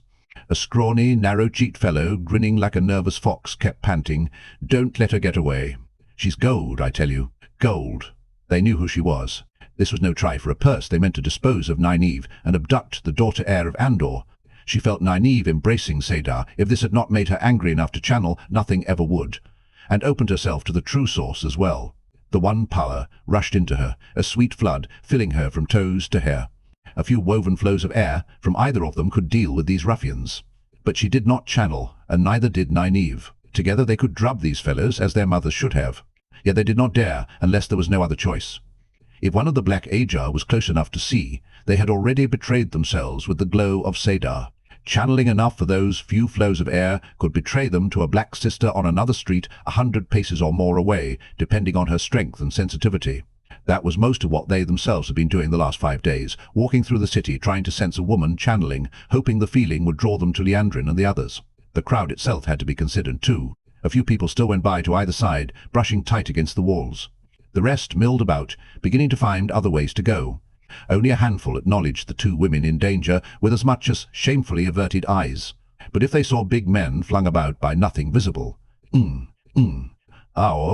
Aes Sedai and the One Power itself were not in particularly good odour in Tanchico at the moment, not with old rumours from Falmer still floating about, and newer tales claiming that the White Tower supported the dragons worn in the countryside. Those people might run if they saw the power wielded, or they might turn into a mob. Even if she and Nynaeve managed to avoid being torn limb from limb where they stood, which she was not certain they could, there was no way to cover it up after. The Black Ajah would hear of Aes Sedai in Tanchico before the sun set. Setting herself back to back with Nynaeve, Elaine gripped her stave tightly. She felt like laughing hysterically. If Nynaeve even mentioned going out alone again, walking, she would see who liked having her head dunked in a bucket of water. At least none of these louts looked eager to be the first to have his head cracked like the fellow lying still on the paving stones. "Go on," the narrow-faced man urged, waving his hands forward. "Go on. It's only 2 women. He made no move to rush in himself, though. Go on, I say. We just need the one. She's gold, I tell you." Suddenly there was a loud thunk, and one of the ruffians staggered to his knees, clutching groggily at a split scalp, and a dark-haired, stern-faced woman in a blue riding dress flung herself past him, twisted sharply to backhand another fellow in the mouth with her fist, knocked his legs out from under him with a staff, then kicked him in the head as he fell. That there was help at all was startling, much less the sauce, but Elaine was of no mind to pick and choose. Nynaeve left her back with a wordless roar, and she dashed out shouting, "Forward the White Lion!" to belabour the nearest lout as hard and fast as she could. Flinging his arms up to defend himself, he looked shocked out of his wits. "Forward the White Lion!" she shouted again, the battle cry of Andor, and he turned tail and ran. Laughing in spite of herself, she whirled about, seeking another to drub. Only 2 had not yet fled or fallen. At first, broken-nosed fellow turned to run, and Nynaeve gave him a final, full-armed thwack across the backside. The stern-faced woman somehow tangled the other's arm and shoulder with her staff, pulling him close and up on his toes at the same time. He would have overtopped her by a head flat-footed, and he weighed twice what she did, but she coolly slammed the heel of her free hand up into his chin 3 times in rapid succession. His eyes rolled up in his head, but as he sagged, Elaine saw the narrow-faced man picking himself up off the street. His nose dripped blood, and his eyes looked half-glazed, yet he pulled a knife from his belt and lunged at the woman's back. Without thinking, Elaine channeled. A fist of air hurled the man and his knife into a backflip.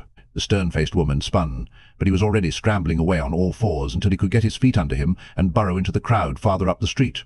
People had stopped to watch the odd battle, though none had raised a hand to help except the dark-haired woman. She herself was staring from Elaine to Nynaeve uncertainly.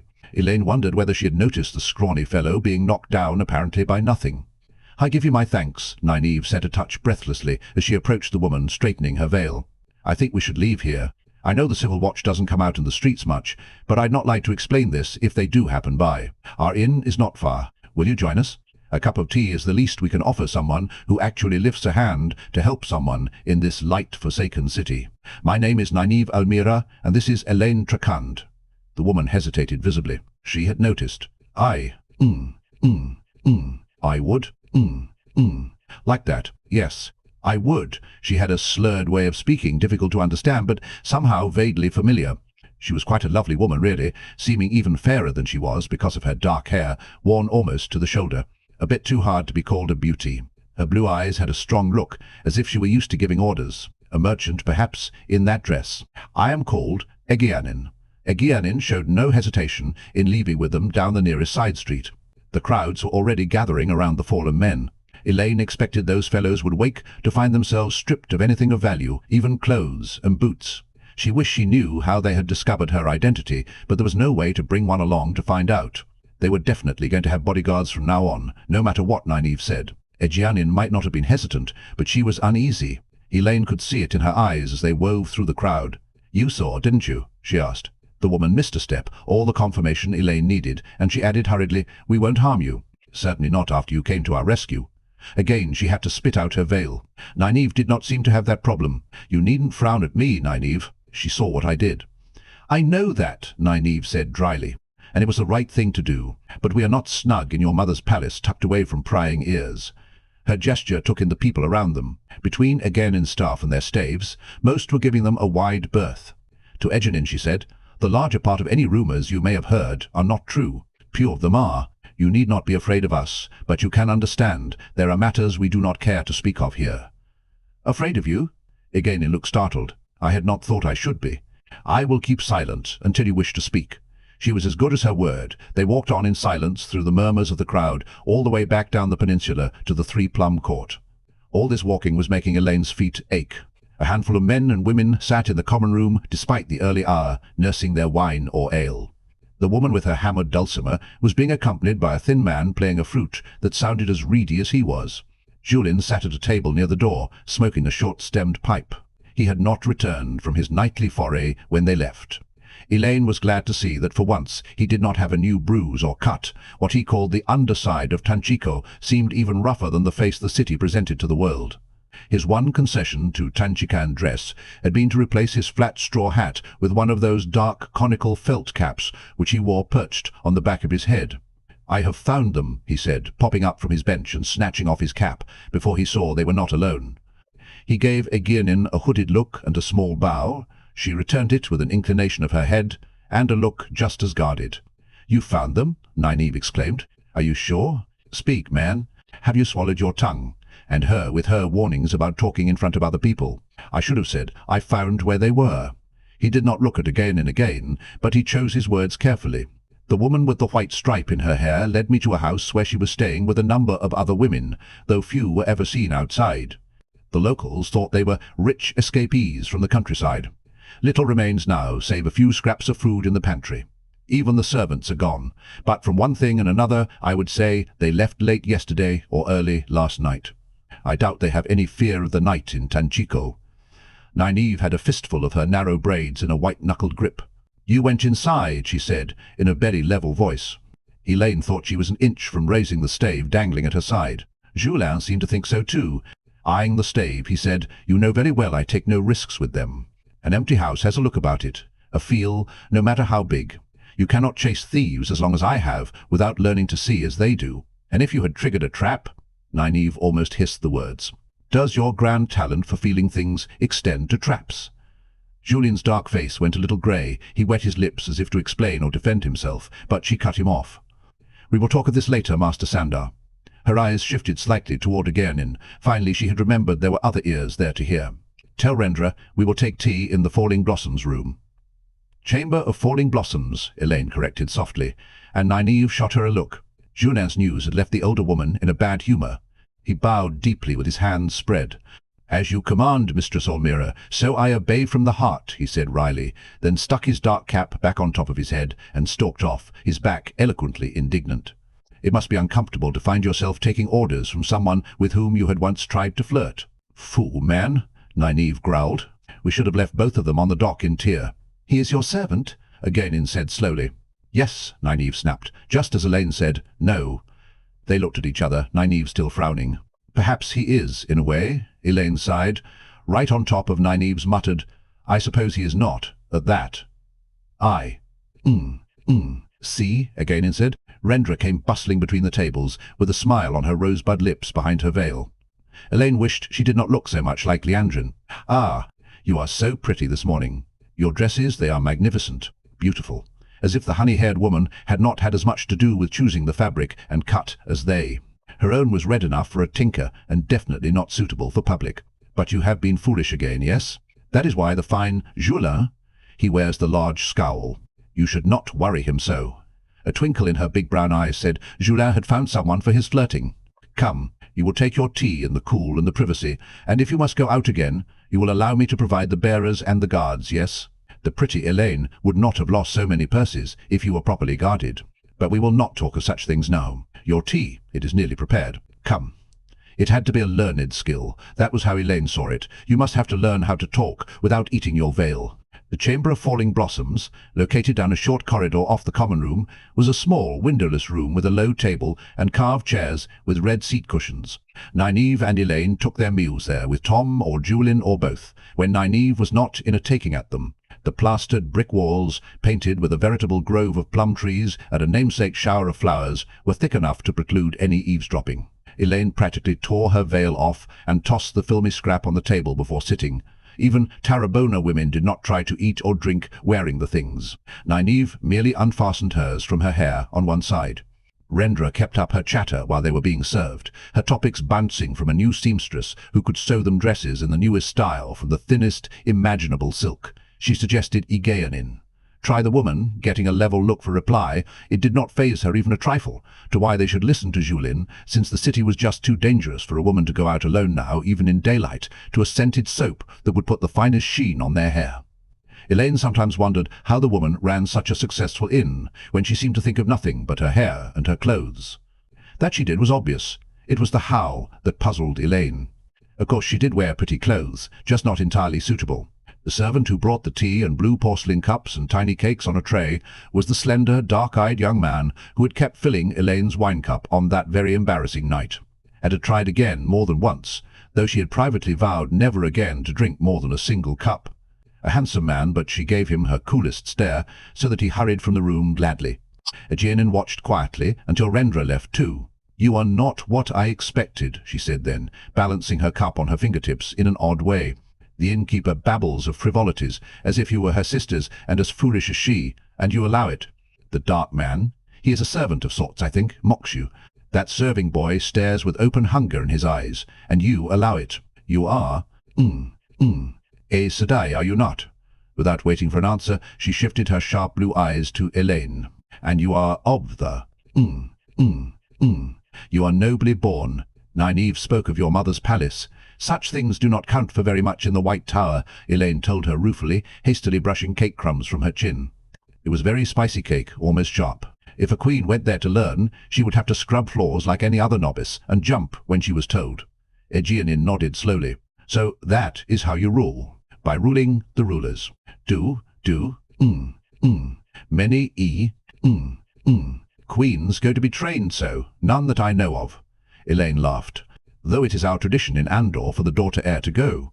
A good many noblewomen go, really, though they usually do not want it known, and most leave having failed to even sense the true source. It was only an example. You are also of the, A noble?" Egwene asked, and Nynaeve snorted.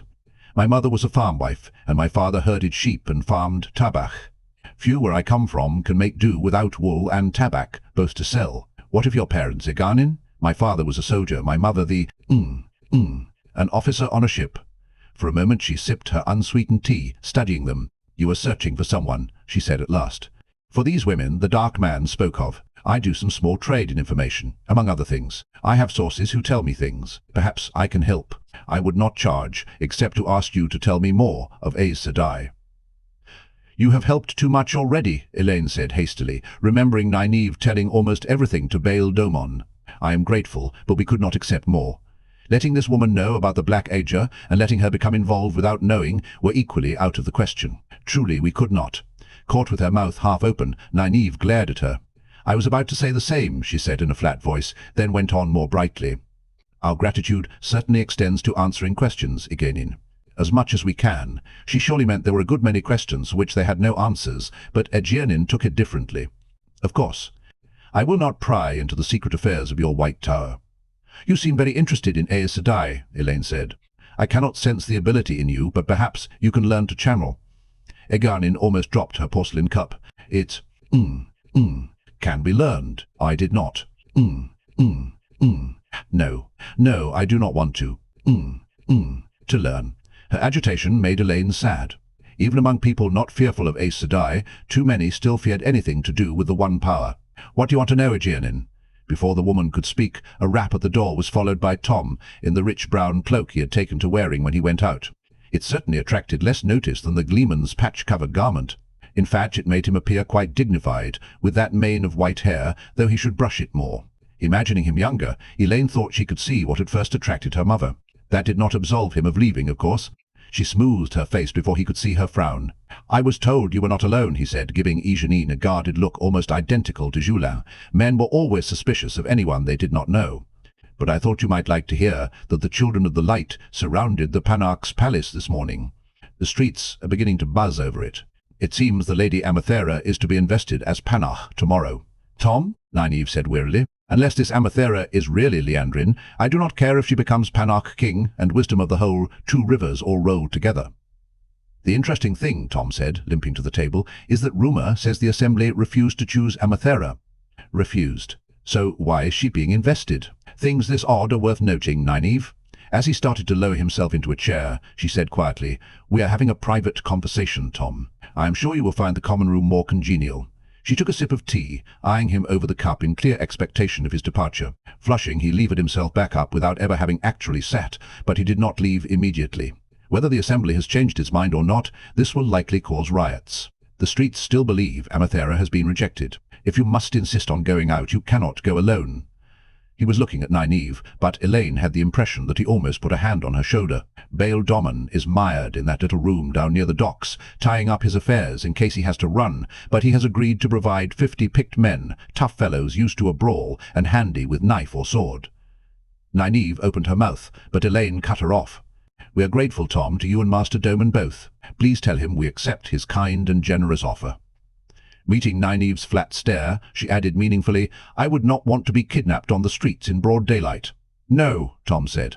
We would not want that. Elaine thought she heard a half-said child. At the end of that, and this time, he did touch her shoulder, a swift brush of fingers. Actually, he went on, the men are already waiting in the street outside. I am trying to find a carriage. Those chairs are too vulnerable. He seemed to know he had gone too far, bringing Domon's men before they agreed, not to mention this talk of a carriage without a hint of asking first, but he faced them like an old wolf at bay, bushy eyebrows drawn down. I would. Regret. Personally, if anything happened to you, the carriage will be here as soon as I can find a team, if there is one to be found.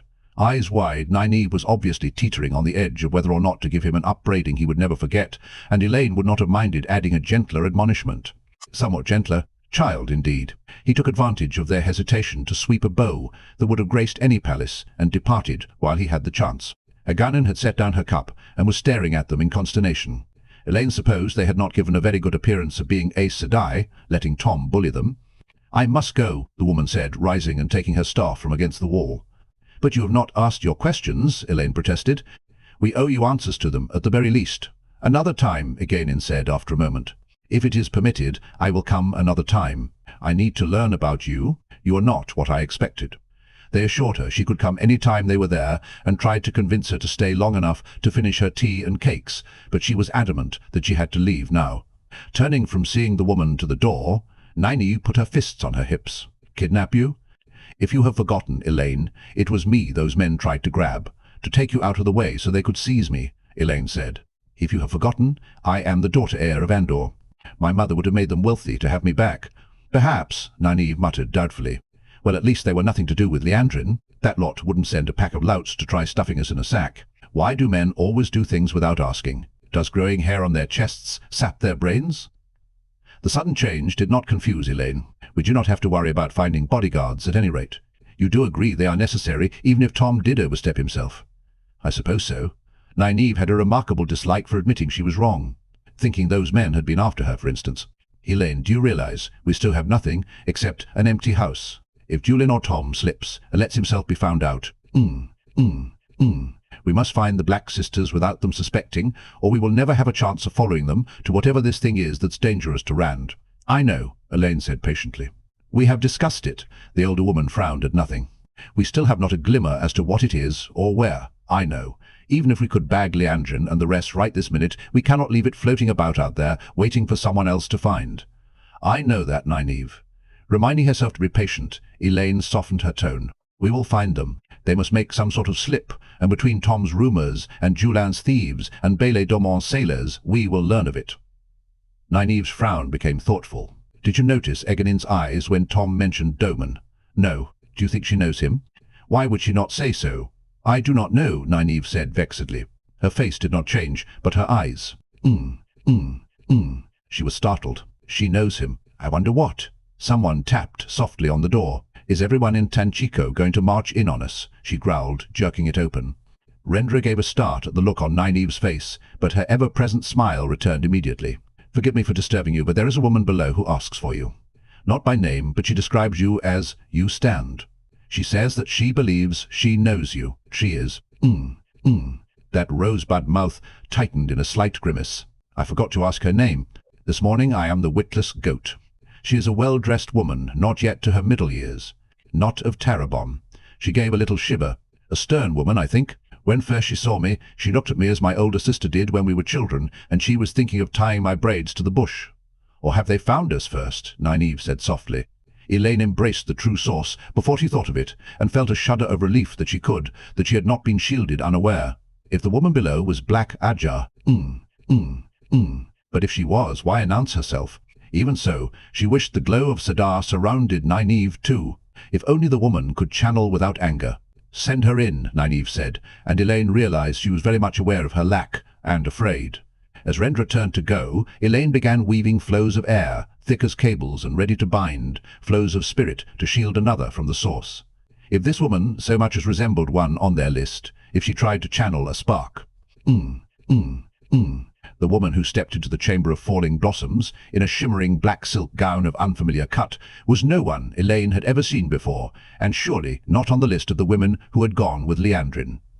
Dark hair spilling loose to her shoulders framed a sturdily handsome face with large dark eyes and smooth cheeks, but not with Aes Sedai agelessness. Smiling, she closed the door behind her. "Forgive me, but I thought you were." The glow of Sadar surrounded her, and she, Elaine released the true source. There was something very commanding in those dark eyes, in the halo around her, the pale radiance of the one power. She was the most regal woman Elaine had ever seen. Elaine found herself hurriedly curtsying, flushing that she had considered. What had she considered? So hard to think. The woman studied them for a moment, then gave a satisfied nod, and swept to the table, taking the carved chair at its head. "Come here where I can see you both more closely," she said in a peremptory voice. "Come, yes, that's it." Elaine realized she was standing beside the table, looking down at the dark-eyed, glowing woman. She did hope that was all right. On the other side of the table, Nynaeve had a tangle of her long, thin braids gripped in her fist, but she stared at the visitor with a foolishly rapt expression. It made Elaine want to giggle. "About what I have come to expect," the woman said. "Little more than girls, and obviously not close to half-trained. Strong, though. Strong enough to be more than troublesome. Especially you." She fixed Nynaeve with her eyes. "You might become something one day. But you blocked yourself, haven't you? We would have had that out of you, though you howled for it. Nynaeve still had that tight hold on her braids, but her face went from a pleased, girlish smile at praise to shamed lip trembling. "I am sorry I blocked myself," she almost whimpered. "I'm afraid of it. All that power. The one power. How can I? Be silent unless I ask a question," the woman said firmly. "And do not start crying. You are joyful at seeing me, ecstatic. All you want is to please me and answer my questions truthfully." Nynaeve nodded vigorously, smiling even more rapturously than before. Elaine realized that she was, too. She was sure she could answer the questions first. "Anything to please this woman. Now, are you alone? Are there any other Aes Sedai with you?" "No," Elaine said quickly in answer to the first question, and just as fast to the second. "There are no Aes Sedai with us." Perhaps she should tell that they were not really Aes Sedai either. But she had not been asked that. Nynaeve glared at her, knuckles white on her braids, furious at being beaten to the answer. "Why are you in this city?" the woman said. "We are hunting Black Sisters," Nynaeve burst out, shooting Elaine a triumphant look. The handsome woman laughed. "So that is why I have not felt you channel before today. Wise of you to keep low when it is 11 to 2. I've always followed that policy myself. Let other fools leap about in full view. They can be brought low by a spider hiding in the cracks, a spider they never see until it is too late. Tell me all you have discovered about these Black Sisters, all you know of them." Elaine spilled out everything, battling with Nynaeve to be first. It was not very much. Their descriptions, the tarmongaidon they had stolen, the murders in the tower, and the fear of more Black Sisters still there, aiding one of the Forsaken in Tyr before the stone fell, their flight here seeking something dangerous to Rand. They were all staying in a house together. Elaine finished up, panting. "But they left last night." "It seems you came very close," the woman said slowly. "Very close. Tarmongaidon, turn out your purses on the table, your pouches." They did, and she fingered quickly through coins and sewing kits and handkerchiefs and the like. "Do you have any tarmongaidon in your rooms?" Angriel or Sa-Angriel? Elaine was conscious of the twisted stone ring hanging between her breasts and the amber plaque dreamed tarmongaidon, secure in a pocket inside her skirt for safekeeping. Nynaeve had the iron disc tarmongaidon in a pocket beneath her skirts. Those things could not be left lying about. But that was not the question. "No," she said. They had none of those things in their room. Pushing everything away, the woman leaned back, speaking half to herself. "Rand al'Thor. So that is his name now." Her face crumpled in a momentary grimace. "An arrogant man who stank of piety and goodness. Is he still the same? No, do not bother to answer that. An idle question. So Belial is dead. The other sounds like Ishmael to me. All his pride at being only half caught, whatever the price. There was less human left in him than any of us when I saw him again. I think he half believed he was the great Lord of the Dark. All his 3,000 years of machinations, and it comes to an untaught boy hunting him down. My way is best. Softly, softly, in the shadows. Something to control a man who can channel. Yes, it would have to be that." Her eyes turned sharp, studying them in turn. "Now, what to do with you?" Elaine waited patiently. Nynaeve wore a silly smile, her lips parted expectantly. It looked especially foolish, with the way she was gripping her braids. "You are too strong to waste. You may be useful one day. I would love to see Ravin's eyes the day he meets you unblocked," she told Nynaeve. "I would put you off this hunt of yours if I could. A pity compulsion is so limited. Still, with the little you have learned, you are too far behind to catch up now. I suppose I must collect you later, and see to your, retraining." She stood, and suddenly Elaine's entire body tingled.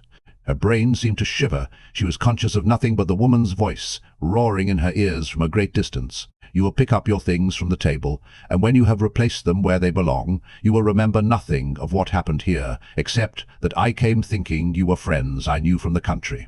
I was mistaken. I had a cup of tea, and I left." Elaine blinked and wondered why she was tying her purse back beside her belt pouch.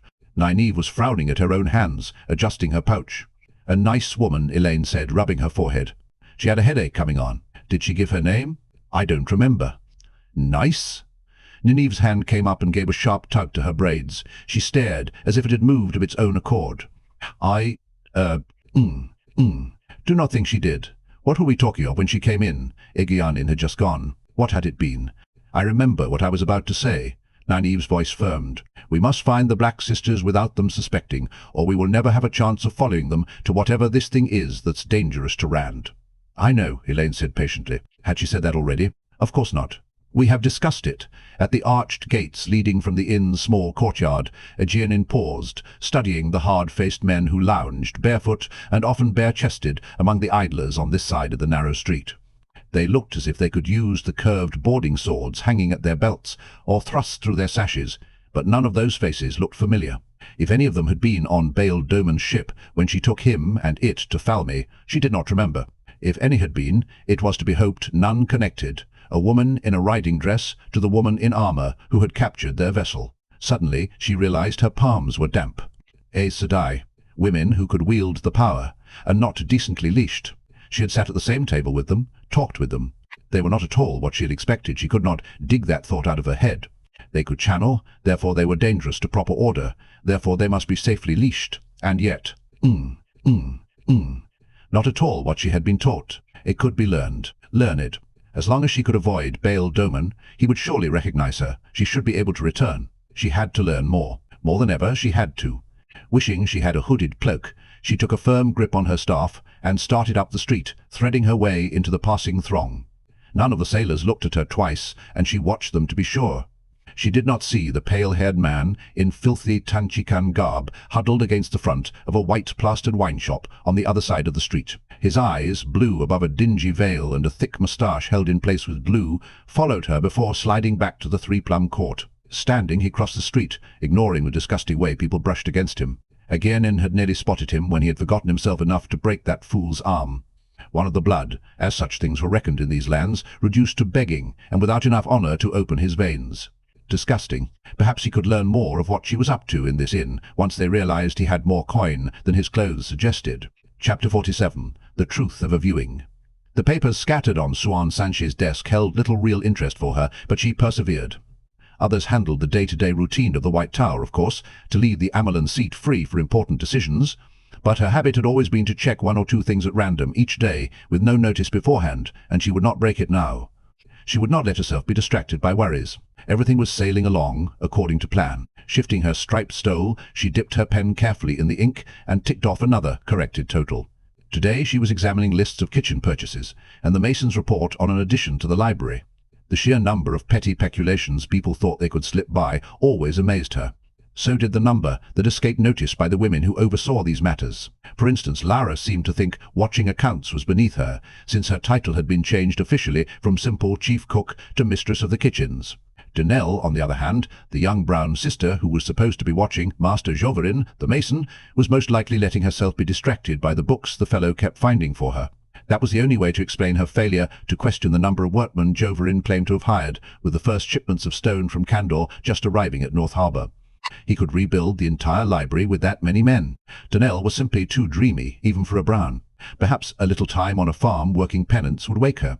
Lara's would be more difficult to discipline. She was not Aes Sedai, so her authority with undercooks and scullions and potboys could be swamped all too easily. But perhaps she, too, could be sent for a rest in the country. That would. With a snort of disgust, Suan threw her pen down, grimacing at the blot it made on a page of neatly totaled columns. "Wasting my time deciding whether to send Lara's out to pull weeds," she muttered. "The woman is too fat to bend over far enough." It was not Laras's weight that had her temper jumping, and she knew it. The woman was no heavier now than she had always been, or so it seemed, and it never interfered with her running the kitchens. There was no news. That was what had her flapping like a fisher-bird, whose catch had been stolen. One message from Moiraine that the Althor boy had Calendor, then nothing in the week since, although rumours in the streets were already beginning to get his name right. Still nothing. Lifting the hinged lid of the ornately carved blackwood box where she kept her most secret papers, she rummaged inside. A small warding woven around the box ensured no hand but hers could safely open it. The first paper she pulled out was a report that the novice who had seen Min's arrival had vanished from the farm she had been sent to, and the woman who owned the farm too. Hardly unheard of for a novice to run away, but the farmer leaving too was troublesome. Sahara would have to be found, certainly. She had not progressed far enough in her training to be let loose, but there was no real reason to keep the report in the box. It mentioned neither Min's name nor the reason the girl had been sent to hoe cabbages, but she put it back anyway. These were days to take care that might seem unreasonable at another time. A description of a gathering in Ghealdan to listen to this man who called himself the prophet of the Lord Dragon. Mesema, it seemed his name was. Odd. That was a Shirnaran name. Nearly 10,000 people had come to listen to him speak from a hillside, proclaiming the return of the dragon, a speech followed by a battle with soldiers trying to disperse them. Aside from the fact that the soldiers apparently got the worst of it, the interesting thing was that this Masema knew Rand al'Thor's name. That definitely went back into the box. A report that nothing had yet been found of Mazrim Taim. No reason for that to be in there. Another on worsening conditions in Arad Doman and Tarabon. Ships vanishing along the Arith Ocean coast. Rumors of Tyren incursions into Kerhian. She was getting into the habit of putting everything in this box. None of that needed to be kept secret. 2 sisters had vanished in Ilian, and another in Camelin. She shivered, wondering where the Forsaken were. Too many of her agents had gone silent. There were lionfish out there, and she was swimming in darkness. There it was. The silk-thin slip of paper crackled as she unrolled it. The sling has been used. The shepherd holds the sword. The Hall of the Tower had voted, as she had expected, unanimously and with no need for arm-twisting, much less invoking her authority. If a man had drawn Kalandor, he must be the Dragon Reborn, and that man had to be guided by the White Tower. 3 sitters for 3 different ajahs had proposed holding all plans close in the hall before she even suggested it. The surprise had been that one was Elida, but then the Reds would surely want the tightest hawsers possible kept on a man who could channel. The sole problem had been to stop a delegation from being sent to Tear to take him in hand, and that had not really been difficult, not when she was able to say that her news came from an Aes Sedai who had already managed to put herself close to the man. But what was he doing now? Why had Moiraine not sent further word? Impatience hung so thick in the hall now that she almost expected the air to sparkle. She kept a tight hold on her anger. Burn the woman! Why hasn't she sent word? The door crashed open, and she straightened furiously as more than a dozen women strode into her study, led by Elida.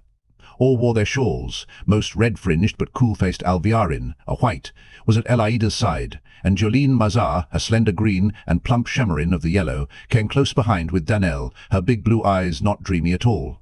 In fact, Shuan saw at least one woman from every ajah except the blue. Some looked nervous, but most wore grim determination, and Elaida's dark eyes held stern confidence, even triumph. "What is the meaning of this?" Shuan snapped, slapping the blackwood box shut with a sharp crack. She bounced to her feet and strode around the desk. First Moiraine, and now this. If this is about Tyren matters, Elaida, you know better than to bring others into it. And you know better than to walk in here as if this were your mother's kitchen. Make your apologies and leave before I make you wish you were an ignorant novice again. Her cold rage should have sent them scurrying, but though a few shifted uneasily, none made a move toward the door. Little Danelle actually smirked at her, and Elida calmly reached out and pulled the striped stole from Siwan's shoulders. "You will not need this any longer," she said. "You were never fit for it, Siwan." Shock turned Siwan's tongue to stone. This was madness. This was impossible. In a rage, she reached for Cedar and suffered her second shock. A barrier lay between her and the true source, like a wall of thick glass. She stared at Elida in disbelief. As if to mock her, the radiance of Cedar sprang up around Elida. She stood helpless, as the Red Sister wove flows of air around her from shoulders to waist, crushing her arms to her side. She could barely breathe. "You must be mad," she rasped. "All of you. I'll have your hides for this. Release me." No one answered. They almost seemed to ignore her. Alviarin ruffled through the papers on the table, quickly yet unhurriedly. Jolene and Danelle and others began tilting up the books on the reading stands, shaking them to see if anything fell out from between the pages. The White Sister gave a small hiss of vexation at not finding what she sought on the table, then flipped open the lid of the blackwood box. Instantly the box flared in a ball of flame. Alviarin leaped back with a cry, shaking a hand where blisters were already forming. "Warded," she muttered, as close to open anger as a white ever came. "So small that I never felt it until too late." Nothing remained of the box and its contents, but a heap of grey ash atop a square charred into the tabletop. Elida's face showed no disappointment. "I promise you, Swan, that you will tell me every word that burned, who it was meant for, and to what purpose. You must be taken by the dragon," Swan snapped. "I will have your hide for this, Elaida. All of your hides. You will be lucky if the Hall of the Tower doesn't vote to still all of you." Elida's tiny smile did not touch her eyes. "The hall convened not an hour ago. Enough sitters to meet our laws, and by unanimous vote, as required, you are no longer amyrlin. It is done, and we are here to see it enforced." Suan's stomach turned to ice, and a small voice in the back of her head shrieked, "What do they know?" "Light. How much do they know? Ul. Blind fool woman." She kept her face smooth, though. This was not the first hard corner she had ever been in. a 15-year-old girl with nothing but her bait knife, hauled into an alley by 4 hard-eyed louts with their bellies full of cheap wine that had been harder to escape than this. So she told herself, "Hey, enough to meet the laws?" she sneered. "A bare minimum, heavy with your friends and those you can influence or bully." That Elida had been able to convince even a relatively small number of sitters was enough to dry her throat, but she would not let it show. When the full hall meets with all the sitters, you'll learn your mistake. Too late. There has never been a rebellion inside the tower. 1,000 years from now, they'll be using your fate to teach novices what happens to rebels. Tendrils of doubt crept onto some of those faces. It seemed Elida did not have as tight a grip on her conspirators as she thought. It's time to stop trying to hack a hole in the hull and start bailing. Even you can still mitigate your offense, Elida. Elida waited with chill calm until she was done. Then her full-arm slap exploded across Siwan's face. She staggered, silver-black flecks dancing in her vision. "You are finished," Elida said. "Did you think we would allow you to destroy the tower? Bring her." Siwan stumbled as 2 of the Reds pushed her forward. Barely keeping her feet, she glared at them but went as they directed. Who did she need to get word to? Whatever charges had been brought, she could counter them, given time. Even charges involving Rand, they could not fasten more than rumors to her, and she had played the great game too long to be beaten by rumors. Unless they had men could clothe rumors in truth. She ground her teeth. "Burn my soul, I'll use this lot for fish bait." In the antechamber she stumbled again, but not from pushing this time. She had half hoped that Lean had been away from her post, but the keeper stood as Siwan did, arms stiffly at her sides, mouth working soundlessly, furiously, around a gag of air. She had certainly sensed Leanim being bound and never realized it. In the tower there was always the feel of women channeling. Yet it was not the sight of Lean that made her miss her step, but the tall, slender, grey-haired man stretched on the floor with a knife rising from his back.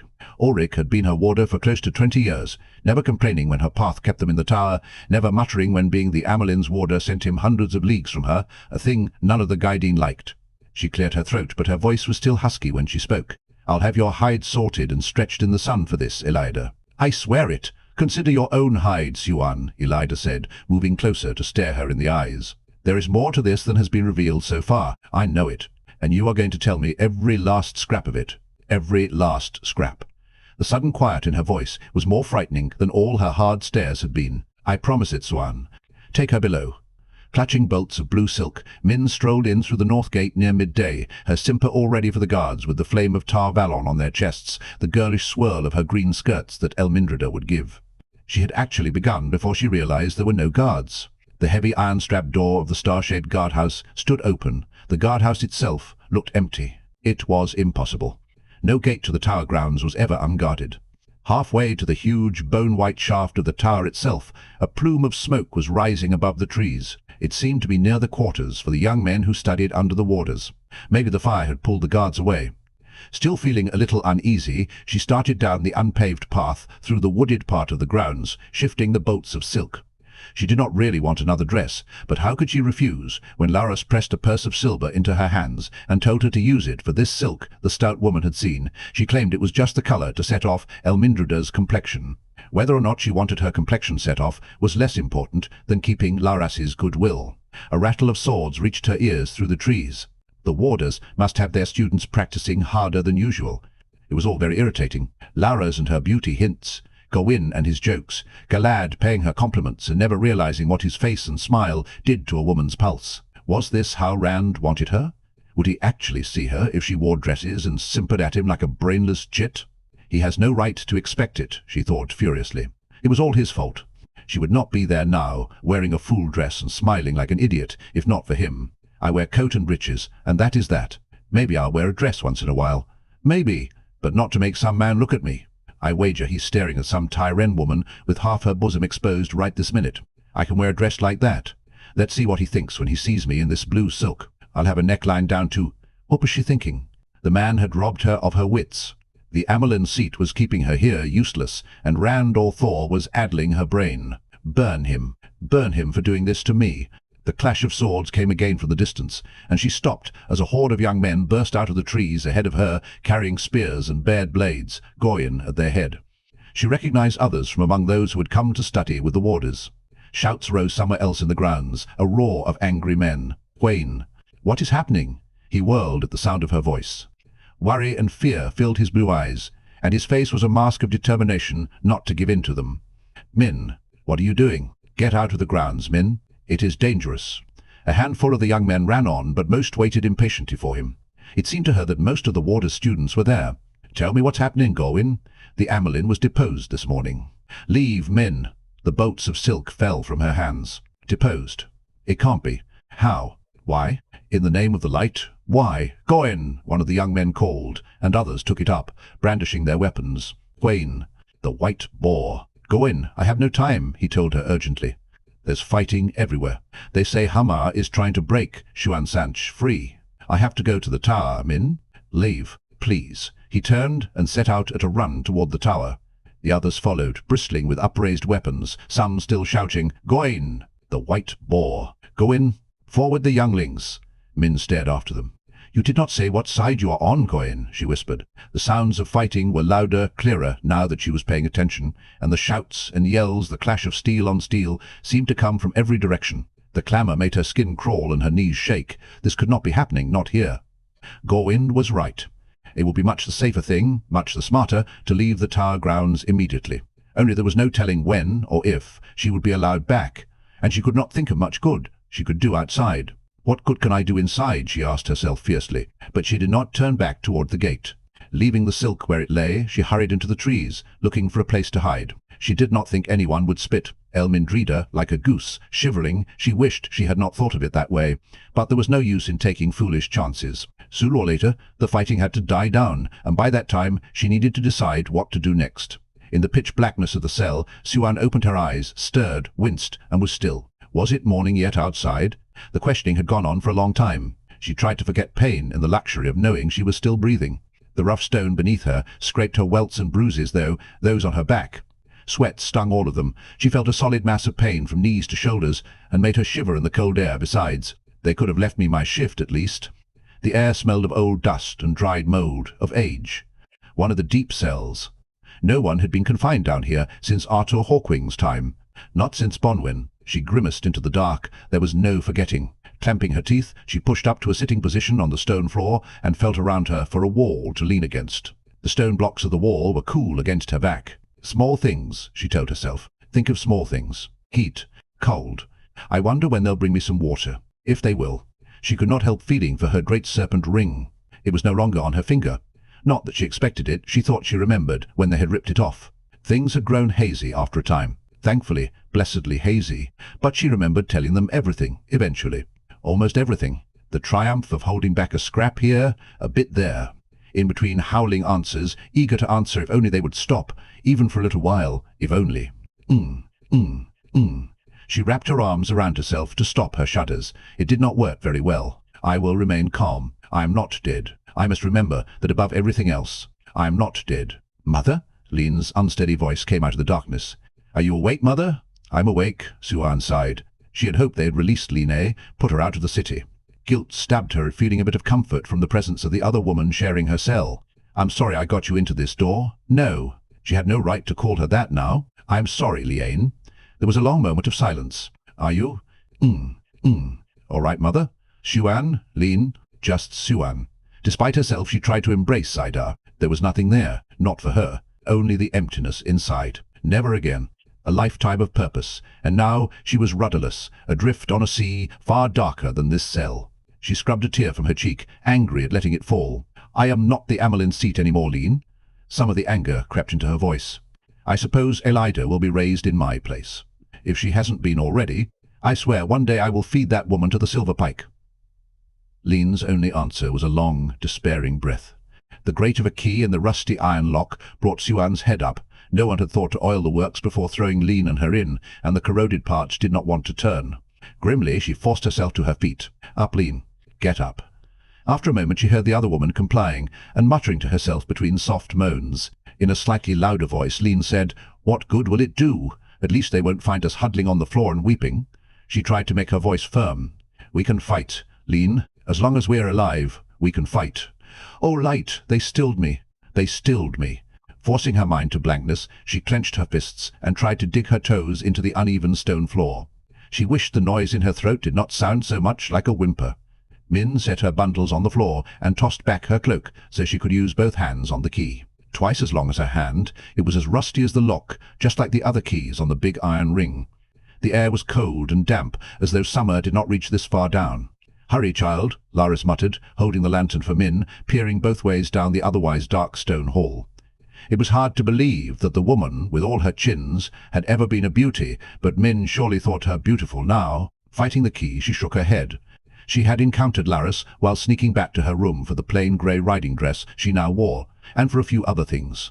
Actually, she had found the massive woman looking for her, in a tizzy of worry about Elmindreda, exclaiming over how lucky Min was to be safe, and proposing to all but lock her in her room until the trouble was past to keep her so.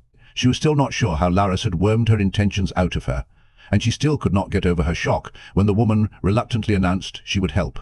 A venturesome lass, after her own heart indeed. Well, I hope she can. How did she put it? Keep me out of the pickling kettle. The bloody key would not turn. She threw all of her weight into trying to twist it. In truth, she was grateful to Laris in more ways than one. It was doubtful she could have readied everything by herself, or even found some of it, surely not this quickly. Besides which, when she ran into Laris, she had already begun telling herself she was a fool even to think of doing this, that she should be on a horse and off for Tyr while she had the chance, before someone decided to add her head to those decorating the front of the tower. Running away, she suspected, would have been the sort of thing she would never have been able to forget. That alone had made her grateful enough not to object in the slightest when Laris added some pretty dresses to what she herself had already packed. The rouges and powders could always be lost somewhere. Why won't this bloody key turn? Maybe Laris can. The key shifted suddenly, twisted with a snap so loud that Min feared something had broken. But when she pushed at the rough wooden door, it opened. Snatching up the bundles, she stepped into the bare stone cell and stopped in confusion. The lantern light revealed two women clad only in dark bruises and red welts, shielding their eyes from the sudden light. But for a moment Min was not sure they were the right two. One was tall and coppery-skinned, the other shorter, sturdier, more fair. The faces looked right, almost right, and untouched by whatever had been done to them, so she should have been certain. But the agelessness that marked Aes Sedai seemed to have melted away. She would have had no hesitation at all in thinking these women were just 6 or 7 years older than herself at most, and not Aes Sedai at all. Her face heated with embarrassment at the thought. She saw no images, no auras. Around either, there were always images and auras around Aes Sedai. Stop that, she told herself. Where? One of the two began wonderingly, then paused to clear her throat. How did you get those keys? It was Xuan Sanche's voice. It is her. Lara sounded disbelieving. She poked Min with a thick finger. Hurry, child. I am too old and slow to be having adventures. Min gave her a startled look. The woman had insisted on coming. She would not be left out, she had said. Min wanted to ask Xuan why the pair of them suddenly looked so much younger, but there was no time for frivolous questions. I'm too bloody used to being Elmindreda. Thrusting one of her bundles at each of the naked women, she spoke rapidly. Clothes. Dress as quickly as you can. I don't know how much time we have. I let the guard think I'd trade a few kisses for a chance to repay you for a grudge, and while he was distracted, Laris came up behind him and cracked him over the head with a rolling pin. I do not know how long he'll sleep. She leaned back through the door to peer worriedly down the hall toward the guardroom. We had best hurry. Xuan had already undone her bundle and begun to put on the clothes it contained. Except for a linen shift, they were all plain woolens in shades of brown, suitable for farm women come to the White Tower to consult the Aes Sedai, though the skirts divided for riding were a little unusual. Laris had done most of the needlework. Min had mostly just stuck herself. Lean was also covering her nakedness, but she seemed more interested in the short-bladed knife hanging from her belt than in the clothes themselves. 3 plainly dressed women had a chance, at least, of leaving the tower without attracting notice. A number of petitioners and people seeking help had been caught inside the tower by the fighting. 3 more creeping out of hiding should be hustled into the street at worst, so long as they were not recognized. The other women's faces might help too. No one was likely to take a pair of young-seeming at least, women for the amyrlin seat and the keeper of the chronicles. Former amyrlin and former keeper, she reminded herself. Only one guard, Xuan said, wincing as she tugged on thick stockings. Strange. They'd guard a cut-purse better than that. Eyeing Laris, she pushed her feet into the sturdy shoes. It is good to see some do not believe the charges against me, whatever they are. The stout woman frowned and lowered her chins, giving herself a fourth. I am loyal to the tower, she said sternly. Such matters are not for me. I am only a cook. This foolish girl has had me remembering too much of being a foolish girl myself. I think, seeing you, it is time for me to remember I am not a willowy girl any longer. She pushed the lantern into Min's hands. Min caught her stout arm as she turned to go. "Laris, you won't give us away? Not now, after all you have done." The woman's wide face split in a smile, half reminiscent, half rueful. "Oh, Elmendrida, you do remind me of me when I was your age. Foolish doings, and near to getting myself hanged, sometimes. I will not betray you, child, but I must live here. When second is rung, I will send a girl with wine for the guard. If he has not wakened or been discovered by then, that will give you more than an hour." Turning to the other two women, she suddenly wore the hard scowl Min had seen directed at undercooks and the like. "You use that hour well, here. They mean to stick you in the scullery, I understand, so they can haul you out for examples. I'd not care one way or the other. Such matters are for Aes Sedai, not cooks. One amyrlin is the same as another to me. But if you get this child caught, you can expect me to be striping your hides from sun-up to sundown, whenever you're not head down in greasy pots or cleaning slop jars. You will wish they had cut off your heads before I am done, and don't think they'll believe I helped. Everyone knows I keep to my kitchens. You mark me and jump." The smile popped back onto her face, and she pinched Min's cheek. "You hurry them along, child. Oh, I am going to miss stressing you. Such a pretty child." With a last vigorous pinch, she waddled out of the cell at a near trot. Min rubbed her cheek irritably. She hated it when Laris did that. The woman was as strong as a horse. Near to hanging? What kind of lively girl had Laris been? Gingerly pulling her dress over her head, Lean sniffed loudly. "To think she could speak to you in that manner, mother." Her face popped out at the top, scowling. "I am surprised she helped at all, if she feels that way." "But she did help," Min told her. "Remember that. And I think she'll keep her word, not to give us away. I'm sure of it." Line sniffed again. Siwan swung her cloak around her shoulders. "It makes a difference, Lean, that I have no more claim to that title. It makes a difference when tomorrow you and I might be two of her scullery girls." Lean clasped her hands to keep them from shaking, and would not look at her. Siwan went on calmly, if in a dry tone. "I also suspect Laris will keep her word about other things. So even if you don't care whether Elida hangs us up like a pair of netted sharks for the world to see, I suggest you move yourself. Myself, I hated greasy pots when I was a girl, and I don't doubt I still would." Lean sullenly began doing up the laces of the country dress. Siwan turned her attention to Min. "You may not be so eager to help us when I tell you we've both been stilled." Her voice did not shake, but it was stiff with the effort of saying the word, and her eyes looked pained and lost.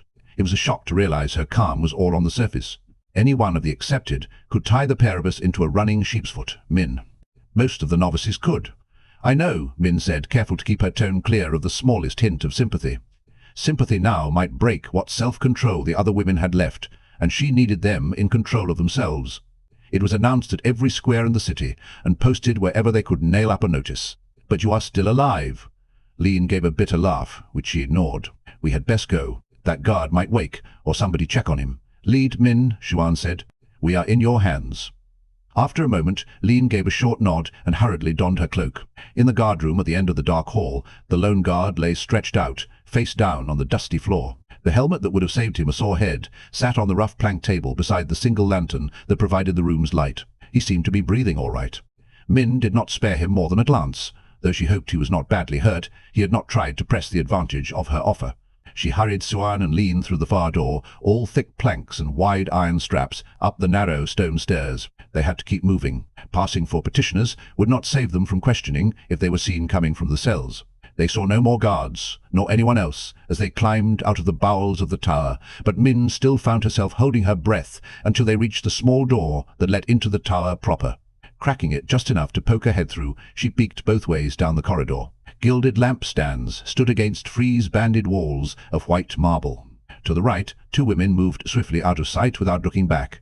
The sureness of their steps marked them Aes Sedai, even if she could not see their faces. In the tower, even a queen walked hesitantly. In the other direction, half a dozen men stalked away, just as clearly warders, with their wolfish grace and cloaks that faded into the surroundings. She waited until the warders were gone, too, before slipping through the doorway. "It's clear. Come on. Keep your hoods up and your heads down. Act a little frightened." For her part, it was no pretense. From the silent way the two women followed her, she did not think they needed to pretend either. The halls of the tower were seldom full, yet now they seemed empty. Occasionally someone appeared for a moment ahead of them, or down a side corridor, but whether Aes Sedai, or warder, or servant, all were hurrying, too intent on their own affairs to notice anyone else. The tower was silent too. Then they passed a crossing hallway where dark blotches of dried blood flecked the pale green floor tiles. 2 larger patches stretched off in long smears, as if bodies had been dragged away. Siuan stopped, staring. "What has happened?" she demanded. "Tell me, Min." Lean gripped the hilt of her belt knife and peered around as if expecting an attack. "Fighting," Min said reluctantly. She had hoped the 2 women would be out of the tower grounds, even out of the city, before learning of this.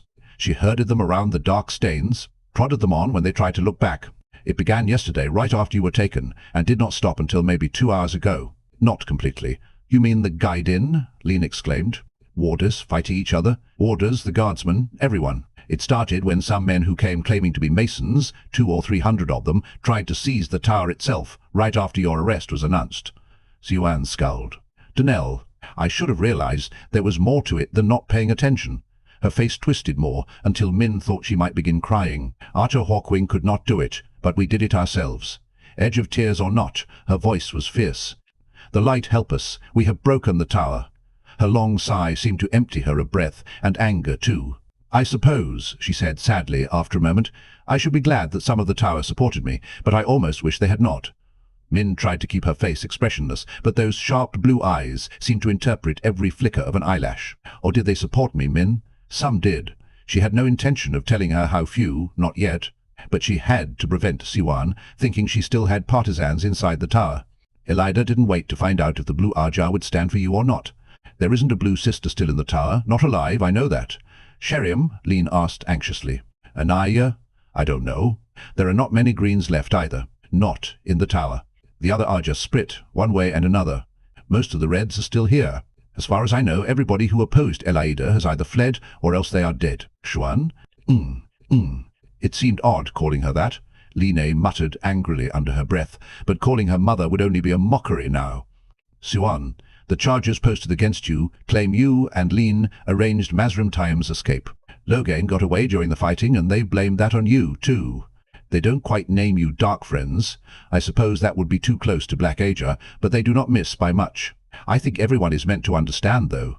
They won't even admit the truth," Siuan said softly, "that they mean to do exactly what they pulled me down for." "Dark Friends?" Lean murmured in bewilderment. "They named us." Why would they not?" Siuan breathed. "What would they not dare, when they dared so much? They hunched their shoulders and their cloaks and let Min lead them as she would. She just wished their faces did not look so hopeless. As they drew nearer an outside door, she began to breathe more easily. She had horses hidden in a wooded part of the grounds, not far from one of the western gates. There was still the question of how easy it would be to actually ride out, but once they reached the horses, she would feel the next thing to free. Surely the gate guards would not stop 3 women leaving. She kept telling herself that. The door she sought appeared ahead. A small, plain-panelled door, letting onto a path not much used, just opposite where this hall met the broad corridor that ran all the way around the tower. And Elida's face caught her eye, sweeping down the outer corridor toward her. Min's knees thudded onto the floor tiles, and she huddled, head down and face hidden by her hood, heart trying to pound through her ribs. "A petitioner, that's all I am. Just a simple woman, with nothing to do with what's happened. Oh, light, please." She raised her head just enough to peek under the edge of her hood, half expecting to see a gloating Elida staring down at her. Elida swept by without a glance in Min's direction, the broad, striped stole of the amyrlin seat around her shoulders. Alviarin followed, wearing the stole of the Keeper of the Chronicles, white for her ajah. A dozen or more Aes Sedai passed at Alviarin's heels, mostly reds, though Min saw 2 yellow-fringed shawls, a green one and a brown. 6 warders flanked the procession, hands on hilts and eyes wary. Those eyes swept across the 3 kneeling women and dismissed them. They were all 3 kneeling, Min realized, and realized too that she had almost expected Siuan and Liane to launch themselves at Elida's throat. Both women had lifted their heads just enough to watch the procession make its way on down the corridor. "Very few women have been stilled," Siuan said, as if to herself, "and none have survived long, but it is said that one way to survive is to find something you want as much as you wanted to channel." That lost look was gone from her eyes.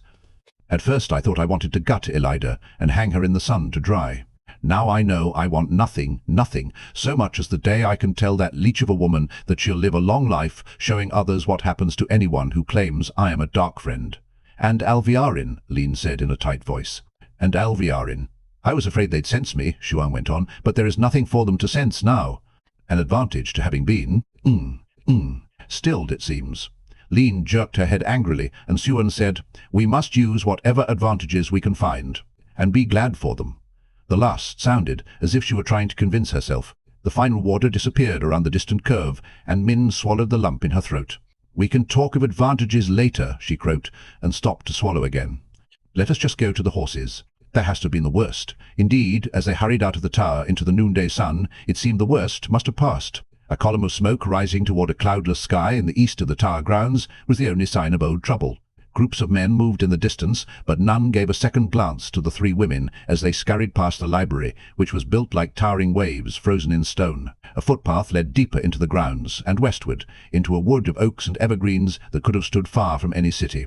Min's steps lightened when she found the three saddled horses still tied where she and Laris had left them, in a small clearing surrounded by leatherleaf and paperbark. Siuan went immediately to a stout, shaggy mare, 2 hands shorter than the others. "A suitable mount for my present circumstances. And she looks more placid than the other two. I was never a good rider." She stroked the mare's nose, and the mare nuzzled into her palm. "What is her name, Min?"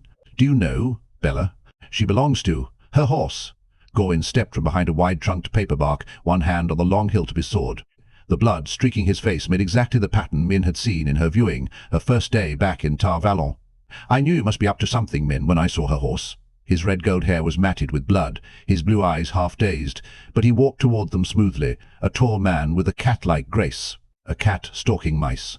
"Gawain," Min began, "we—" His sword was out of its scabbard, flicking back Siuan's hood, sharp edge laid against the side of her throat, all faster than Min could follow. Siuan's breath caught audibly, and she was still, looking up at him, outwardly, as serene as though she yet wore the stole.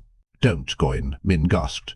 "You must not!" She took a step toward him, but he flung up his free hand without looking at her, and she stopped. He was as tight as coiled steel, ready to burst out in any direction. She noticed Lean had shifted her cloak to hide one hand, and prayed the woman was not fool enough to draw her belt knife. Gawain studied Siuan's face, then slowly nodded. "It is you. I was not sure, but it is. This, see, disguise cannot." He did not appear to move, but a sudden widening of Siuan's eyes spoke of a keen edge pressing harder. "Where are my sister and Egwene? What have you done with them?" Most frightening to Min, with that blood-masked face and half-glazed eyes, with his body tensed almost to quivering and his hand upflung, as if he had forgotten it, he never raised his voice or put any emotion into it. He only sounded tired, more tired than she had ever heard anyone sound in her life. Siuan's voice was nearly as neutral. "The last I heard from them, they were safe and well. I cannot say where they are now. Would you rather they were here, in the middle of this feeding frenzy?" "No Aes Sedai word games," he said softly. "Tell me where they were, straight out, so I know you speak the truth." "Ilion," Siuan said without hesitation. "In the city itself. They are studying with an Aes Sedai named Mara Tomanes. They should still be there." "Not Ter," he murmured. For a moment he appeared to think that over. Abruptly he said, "They say you are a dark friend. Black Ajah that would be, would it not?" "If you really believe that," Siuan said calmly, "then strike off my head." Min almost screamed as his knuckles whitened on his sword hilt. Slowly she reached out and rested her fingers against his outstretched wrist, careful not to make him think she meant to do anything more than touch. It was like resting her fingers on rock. "Gawain, you know me? You can't think I would help the Black Ajah." His eyes never wavered from Siuan's face, never blinked. "Gawain, Elaine supports her, and everything she's done. Your own sister, Gawain." His flesh was still stone. "Egwene believes in her too, Gawain." His wrist trembled under her fingers. "I swear it, Gawain. Egwene believes." His eyes flickered to her, then back to Siuan.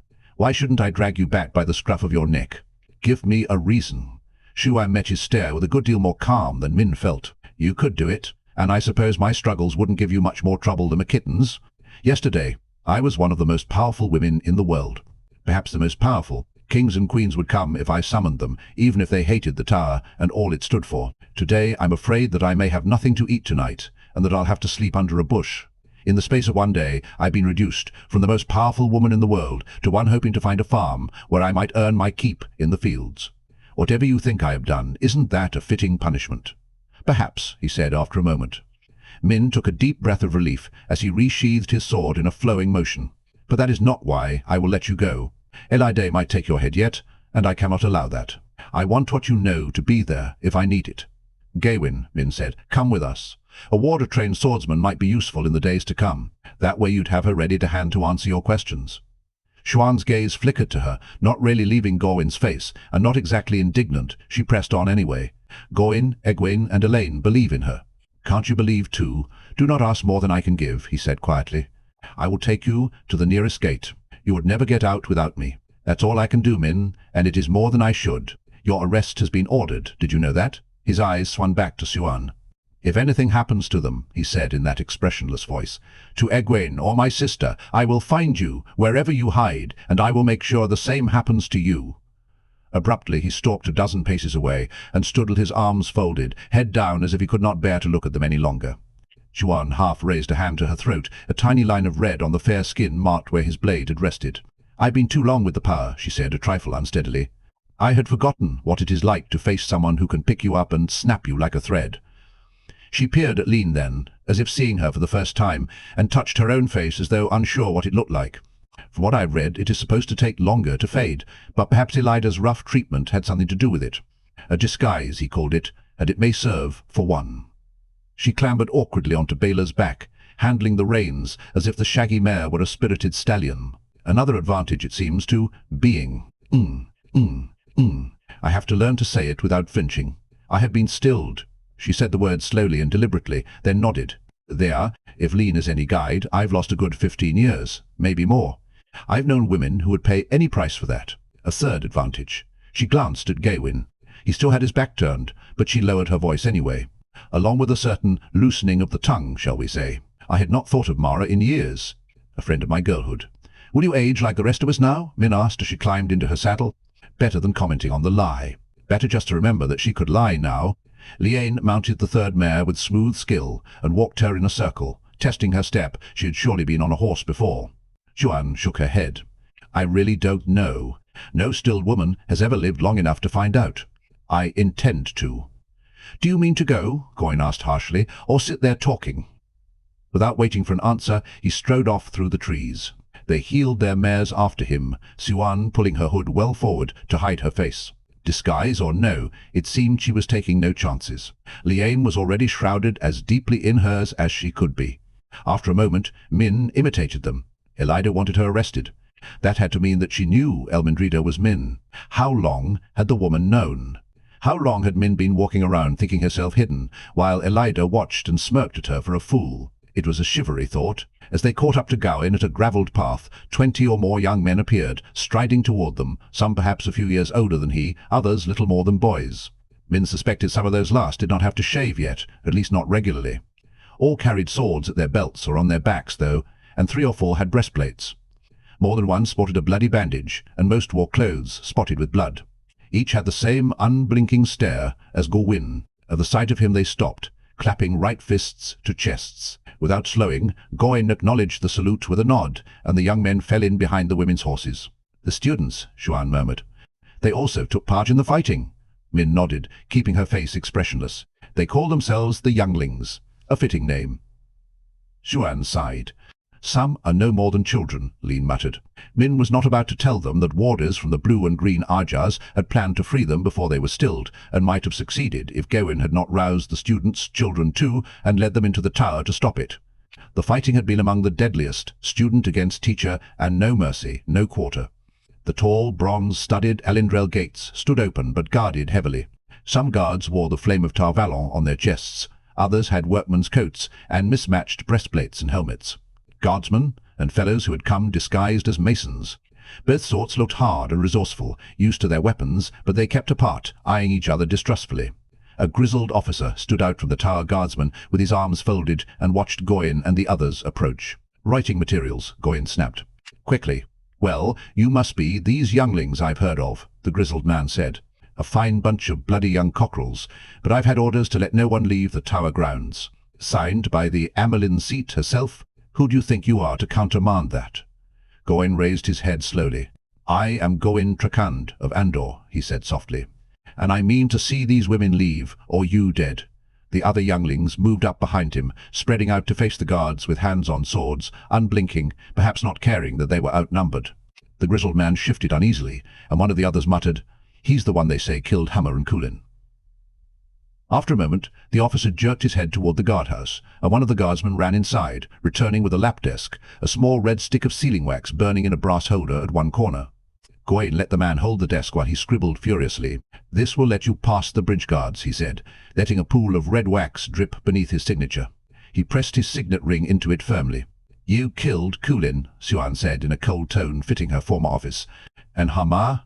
Min's heart sank. "Be quiet, Suan. Remember who you are now, and be quiet." Gawain spun to face the three women, his eyes like blue fire. "Yes," he grated. "They were my friends, and I respected them, but they sided with... with Suan Sanch, and I had to." Abruptly, he shoved the paper he had sealed into Min's hand. "Go. Go, before I change my mind." He slapped her mare, then darted to slap the other two, as Min's horse leaped through the open gates. "Go." Min let her horse cross the great plaza surrounding the tower grounds at a quick trot, Suan and Lean right behind her. The plaza was empty, and so were the streets beyond. The ring of their horses' hooves on the paving stones echoed hollowly. Whoever had not already fled the city was hiding. She studied Gawain's paper as they rode. The blob of red wax bore the imprint of a charging boar. "This just says we have permission to leave. We could use it to board a ship as well as at the bridges. It seemed smart to be going away no one knew, not even Gawain. She did not really think he would change his mind, but he was brittle, ready to shatter at the wrong blow. "That might be a good idea," Lean said. "I always thought Galad was the more dangerous of those two, but I'm no longer sure. Hammer and Kule. She shivered. She shivered. "A ship would take us farther, faster than these horses can." Shuan shook her head. "Most of the Aes Sedai who fled will have crossed the bridges for sure. That is the quickest way out of the city if someone might be chasing you, quicker than waiting while a ship's crew casts off. I must stay close to Tar Valon if I'm to gather them in." "They won't follow you," Leany said in a monotone freighted with meaning. "You have no right to the stole any longer, not even to the shawl or the ring." "I may no longer wear the stole," Suan replied just as flatly, "but I still know how to ready a crew for a storm. And since I cannot wear the stole, I must see they choose the right woman in my place. I'll not let Elida get away with calling herself the Amyrlin. It has to be someone strong in the power, someone who sees things the right way." "Then you mean to go on aiding this?" "This dragon," Lean snapped. "What else would you have me do? Curl up and die?" Lean shuddered as if she had been struck in the face, and they rode in silence for a time. All of those fabulous buildings around them, like wind-sculpted cliffs and waves and great flights of birds, loomed frighteningly with no people in the street save themselves, and one lone fellow who came darting around a corner up ahead, scuttling from doorway to doorway, as if scouting their way for them. He did not lessen the emptiness, only emphasized it. "What else can we do?" Lean said eventually. She rode slumped in her saddle now like a sack of grain. "I feel so. So? Empty, empty. Find something to fill it up," Suan told her firmly. "Anything. Cook for the hungry, tend the sick, find a husband and raise a house full of children. I mean to see Elida does not get away with this. I could almost forgive her if she truly believed I had endangered the tower. Almost I could. Almost. But she has been filled with envy since the day I was raised. Amyrlin instead of her. That drives her as much as anything else, and for that I mean to pull her down. That is what fills me, Lean. That, and the fact that Randall Thor must not fall into her hands. Perhaps that will be enough." The coppery-skinned woman sounded doubtful, but she straightened. The contrast between her obvious experience and Suan's precarious seat on the shorter mare made her look as if she must be the leader. "But how can we even begin? We have 3 horses, the clothes on our backs, and whatever Min has in her purse. Hardly enough to challenge the tower. I'm glad you did not decide on a husband and home." "We will find other," Shuan grimaced. "We will find Aes Sedai who fled, find what we need. We may have more than you think, Leanan." "Mine. What does that pass?" Goin gave a say. "Does it mention 3 women? What? Quickly, girl." Min glared at her back.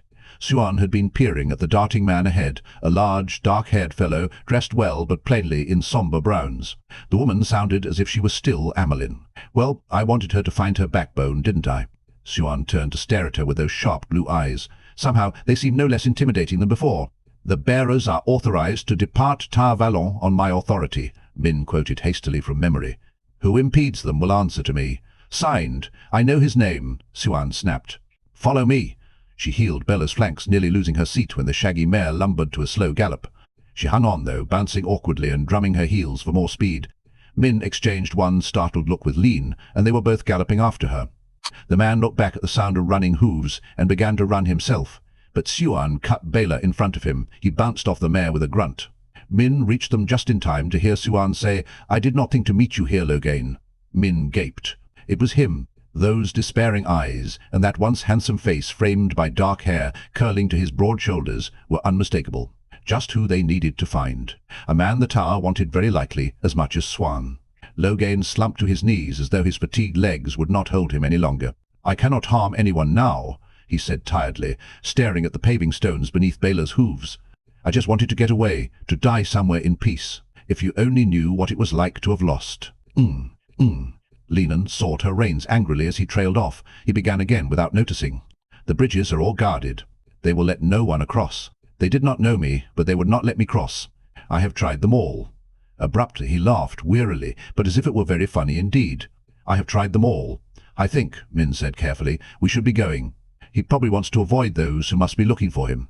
Siuan shot her a look that almost made her rein her horse back, all icy eyes and hard chin. It would not have been dreadful if the woman had retained a little of the uncertainty she displayed previously.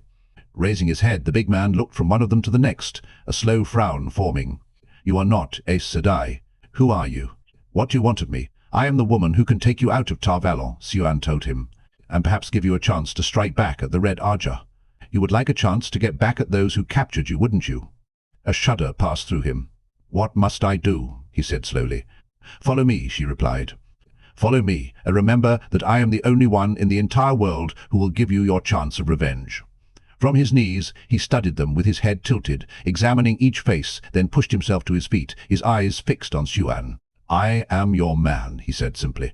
Liane's face looked as incredulous as Min felt. What use under the light could Siuan possibly have for a man of doubtful sanity who had once falsely proclaimed himself the Dragon Reborn? At the least he might turn on them to steal one of their horses. Eyeing the height of him, the breadth of his shoulders, Min thought they had better keep their boat knives handy. Suddenly, for a moment, that flaring halo of gold and blue shone about his head, speaking of glory to come as surely as it had the first time she had seen it. She shivered. Viewings, images. She glanced over her shoulder toward the tower, the thick white shaft dominating the city, whole and straight, yet broken as surely as if it lay in ruins. For a moment she let herself think of the images she had glimpsed, just for a moment, flickering around Gawain's head. Gawain kneeling at Egwene's feet with his head bowed, and Gawain breaking Egwene's neck, first one then the other, as if either could be the future. The things she saw were very rarely as clear in meaning as those two, and she had never before seen that fluttering back and forth, as though not even the viewing could tell which would be the true future. Worse, she had a feeling near to certainty that it was what she had done this day that had turned Gawain toward those two possibilities. Despite the sun, she shivered again. What's done is done. She glanced at the two Aes Sedai, former Aes Sedai, both now studying Loghain as though he were a trained hound, ferocious, possibly dangerous, but useful. Siuan and Leonin turned their horses toward the river, Loghain striding between. Min followed more slowly. "Light, I hope it was worth it." Chapter 48. An offer refused. "Is that the kind of woman you like?" Aviendha said contemptuously. Rand looked down at her, striding along at Jaden's stirrup in her heavy skirts, brown shawl doubled over her head. Big, blue-green eyes flashed up at him from beneath her wide headscarf, as if she wished she still had the spear the wise ones had scolded her for taking up during the Trolloc attack. Sometimes it made him uncomfortable, her walking while he rode, but he had tried walking with her, and his feet were grateful for a horse. Occasionally, very occasionally, he had managed to get her to ride behind his saddle, by complaining that he was getting a crick in his neck talking to her. Riding a horse did not exactly violate custom, it turned out, yet contempt for not using your own legs to carry you kept her afoot most of the time. One laugh from any of the Aiel, especially a maiden, even one looking the other way, was enough to have her off Jeden in a flash. She is soft, Randall thought. Weak. He glanced back over at the box-like white wagon leading the peddler's train in a crooked, lurching snake across the dusty, broken landscape, escorted by Jindo maidens again today. Isandra was up with Kadere and the driver, seated on the heavy-set peddler's lap, her chin on his shoulder while he held a small blue silk parasol to shade her, and himself too, from the harsh sun. Even in a white coat, Kadere continually mopped his dark face with a large handkerchief, more affected by the heat than she in her sleek, clinging gown that matched the parasol. Rand was not close enough to be sure, but he thought her dark eyes were on him above the misty scarf wrapped about her face and head. She usually seemed to be watching him. Kadere did not appear to mind. "I do not think Isendra is soft," he said quietly, adjusting the shoofer around his head. It did keep the broiling sun off after a fashion. He had resisted donning any more Aiel garb, no matter how much more suited to the climate than his red wool coat. Whatever his blood, whatever the marks on his forearms, he was not Aiel, and he would not pretend. Whatever he had to do, he could hang on to that scrap of decency. No, I would not say that. On the driver's seat of the second wagon, Fat Keel and the gleeman, Natael, were arguing again. Natael had the reins, though he did not drive as well as the man who usually did the job. Sometimes they looked at Rand, too, quick glances before diving back into their quarrel. But then, everyone did. The long column of Jindo on the other side of him, the wise ones beyond them, with Moiraine and Egwene and Lan. Among the more distant, thicker line of Shaido, he thought heads turned toward him, too. It did not surprise him now any more than it ever had. He was he who comes with the dawn. Everyone wanted to know what he would do. They would find out soon enough. Soft, Aviendha grunted. But Elaine is not soft. You belong to Elaine. You should not be caressing eyes with this milk-skinned wench. She shook her head fiercely, muttering half to herself. Our ways shock her. She could not accept them. Why should I care if she can? I want no part of this. It cannot be. If I could, I would take you Gaishine and give you to Elaine. Why should Isendra accept Aiel Waste? The wide-eyed look she gave him was so startled he almost laughed. Immediately she scowled as if he had done something infuriating. Aiel women were surely no easier to understand than any others. You are certainly not soft, Aviendha. She should take it for a compliment. The woman was as rough as a honing stone sometimes. Explain to me about the roof mistress again. If Rhuarc is clan chief of the Tardad and chief of Cold Rock's hold, how is it that the hold belongs to his wife and not him? She glowered at him a moment longer, lips working as she muttered under her breath, before answering. Because she is roof mistress, you stone-headed wetlander. A man cannot own a roof any more than he can own land. Sometimes you wetlanders sound like savages. But if Liane is roof mistress of Cold Rocks because she is Rhuarc's wife, that is different. Will you never understand? A child understands. Taking a deep breath, she adjusted the shawl around her face. She was a pretty woman, except for looking at him most of the time as if he had committed some crime against her. What it might be, he did not know. White-haired bear, leathery-faced and as reluctant to speak of Rhuidean as ever, had finally, unwillingly told him that Aviendha had not visited the glass columns. She would not do that until she was ready to become a wise one. So why did she hate him? It was a mystery he would have liked an answer to. I will attack it from another direction, she grumbled at him. When a woman is to marry, if she does not already own a roof, her family builds one for her. On her wedding day, her new husband carries her away from her family across his shoulder, with his brothers holding off her sisters. But at the door, he puts her down and asks her permission to enter. The roof is hers. She can. These lectures had been the most pleasant thing in the 11 days and nights since the Trolloc attack. Not that she had been willing to talk at first, beyond one more tirade on his supposed ill treatment of Elaine, and later another embarrassing lecture meant to convince him Elaine was the perfect woman. Not until he mentioned to Egwene in passing that if Aviendha would not even speak to him, he wished she would at least stop staring at him. Within the hour, a white-robed Gaishine man came for Aviendha. Whatever the wise ones had to say to her, she returned in a quivering fury to demand that he let her teach him about Aiel ways and customs. No doubt in hope he would reveal something of his plans by the questions he asked. After the viperish subtleties of Tyr, the openness of the wise one's spying was refreshing. Still, it was doubtless wise to learn what he could, and talking with Aviendha could actually be enjoyable, especially on those occasions when she seemed to forget she despised him for whatever reason. Of course, whenever she realized they had begun to talk like two people instead of captor and captive, she did have a tendency to throw one of her white-hot outbursts, as though he had lured her into a trap. Yet even with that, their conversations were pleasurable, certainly by comparison with the rest of the journey. He was even beginning to find her tantrums amusing, though he was wise enough not to let her know. If she saw a man she hated, at least she was too wrapped up in that to see He Who Comes with the Dawn, or the Dragon Reborn. Just Rand Althor. At any rate, she knew what she thought of him. Not like Elaine, with one letter that made his ears grow hot, and another written the same day that made him wonder if he had grown fangs and horns like a Trolloc. Min was just about the only woman he had ever met who had not tangled his wits into a ball. But she was off in the tower safe there at least, and that was one place he meant to avoid. Sometimes he thought life would be simpler if he could just forget women altogether.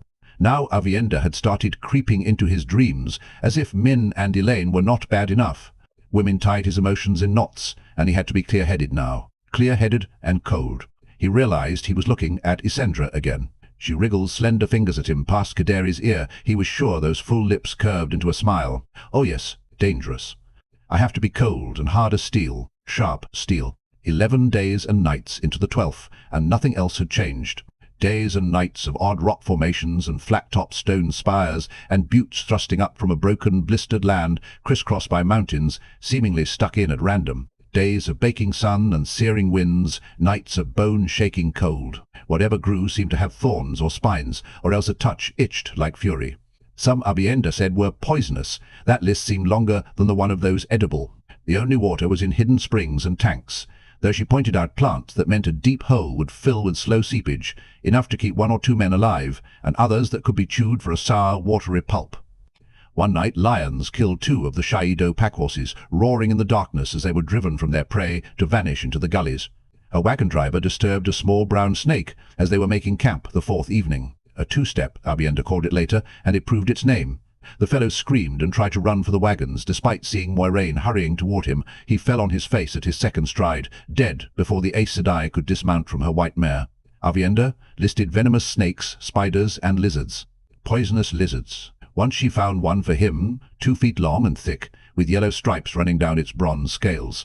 Casually pinning it under a soft-booted foot, she drove her knife into the thing's wide head, then held it up where he could see the clear, oily fluid oozing over sharp, bony ridges in its mouth.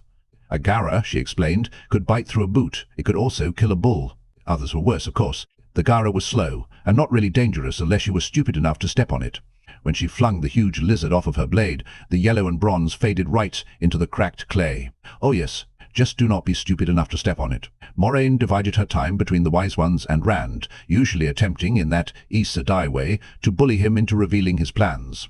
The wheel weaves as the wheel wheels, she had told him just that morning, voice coolly calm, ageless face, serene, but dark eyes hot, as she stared at him over Avienda's head. But a fool can strangle himself in the pattern. Have a care you do not weave a noose for your neck. She had acquired a pale cloak, almost gay-shine white, that shimmered in the sun, and beneath the wide hood she wore a damp, snowy scarf folded around her forehead. I make no nooses for my neck, he laughed, and she wheeled Aldeep so quickly the mare nearly knocked Avienda down, galloping back to the Wise One's party, cloak streaming behind her. It is stupid to anger Aes Sedai, Avienda muttered, rubbing her shoulder. I did not think you were a stupid man. We will just have to see whether I am or not, he told her, not feeling like laughing any more. Stupid? There were some risks you had to take. We will just have to see.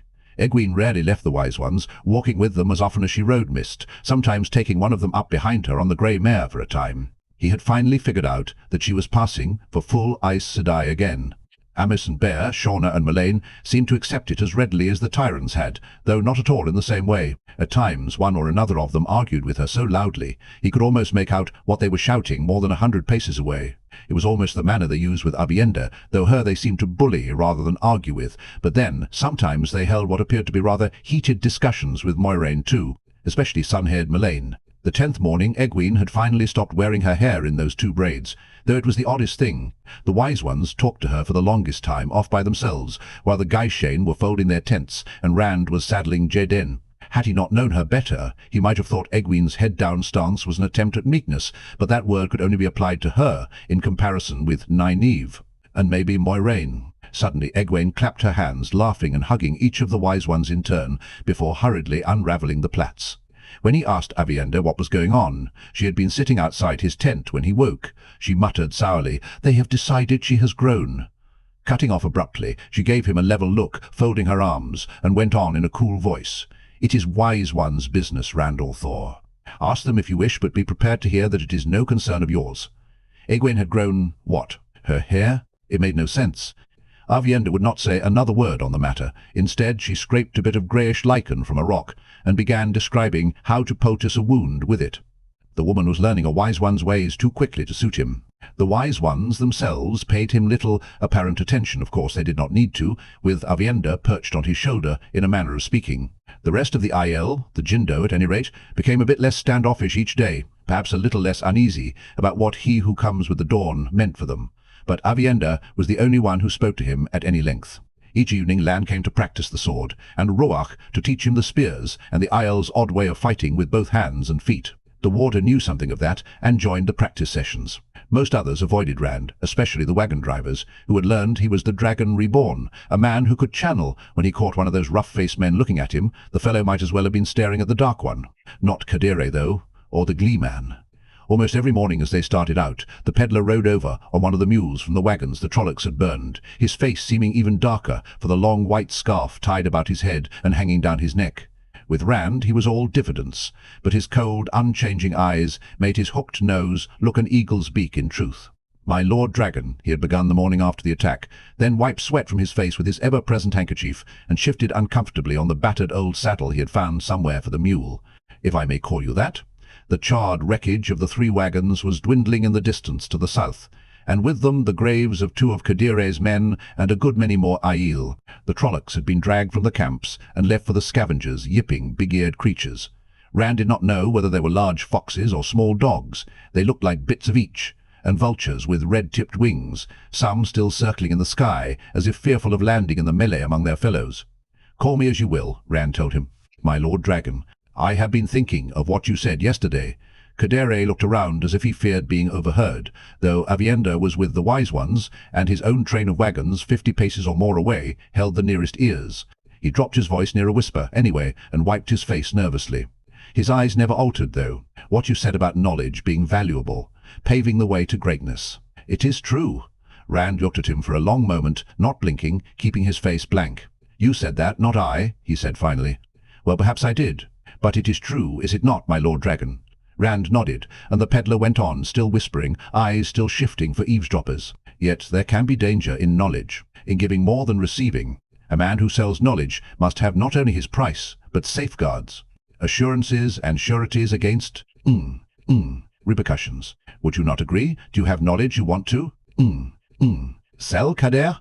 The heavy-set man frowned at his train. Keel had dropped down to walk a while despite the growing heat, her bulk sheathed in white and a white lace shawl on the ivory combs in her coarse dark hair. Every so often she glanced at the 2 men riding together, her expression unreadable at this distance. It still seemed odd, someone so large moving so lightly. Isandra had climbed out onto the driver's seat of the first wagon and was watching more openly, hanging on to lean around the corner of the white-painted wagon as it swayed and lurched. "That woman may be the death of me yet," Kadere muttered. "Perhaps we can talk again later, my Lord Dragon, if it please you." Booting the mule hard, he trotted to the lead wagon and swung himself onto the driver's seat with surprising nimbleness, tying the mule's reins to an iron ring at the corner of the big wagon box. He and Isandra disappeared inside and did not emerge again until they stopped for the night. He returned the next day, and other days when he saw that Rand was alone, always hinting at knowledge he might sell for the proper price if the proper safeguards were set. Once he went so far as to say that anything, murder, treason, anything at all, could be forgiven in return for knowledge, and seemed increasingly nervous when Rand would not agree with him. Whatever he wanted to sell, he apparently wanted Rand's blanket protection for every misdeed he might ever have done. "I don't know that I want to buy knowledge," Rand told him more than once. "There's always the question of price, isn't there? Some prices I might not want to pay." Nynaeve drew Rand aside that first evening, after the fires were lit and cooking smells began to drift among the low tents. The Gleeman seemed almost as nervous as Kadere. "I have thought a good deal about you," he said, peering at Rand sideways, head tilted to one side. "You should have a grand epic to tell your tale. The Dragon Reborn, he who comes with the dawn, man of who knows how many prophecies, in this age and others." He drew his cloak around him, the colourful patches fluttering in the breeze. Twilight was short in the waste. Night and cold came on quickly and together. "How do you feel about your prophesied destiny? I must know, if I am to compose this epic." "Feel?" Rand looked around the camp, at the Jindo moving among the tents. How many of them would be dead before he was done? "Tired. I feel tired."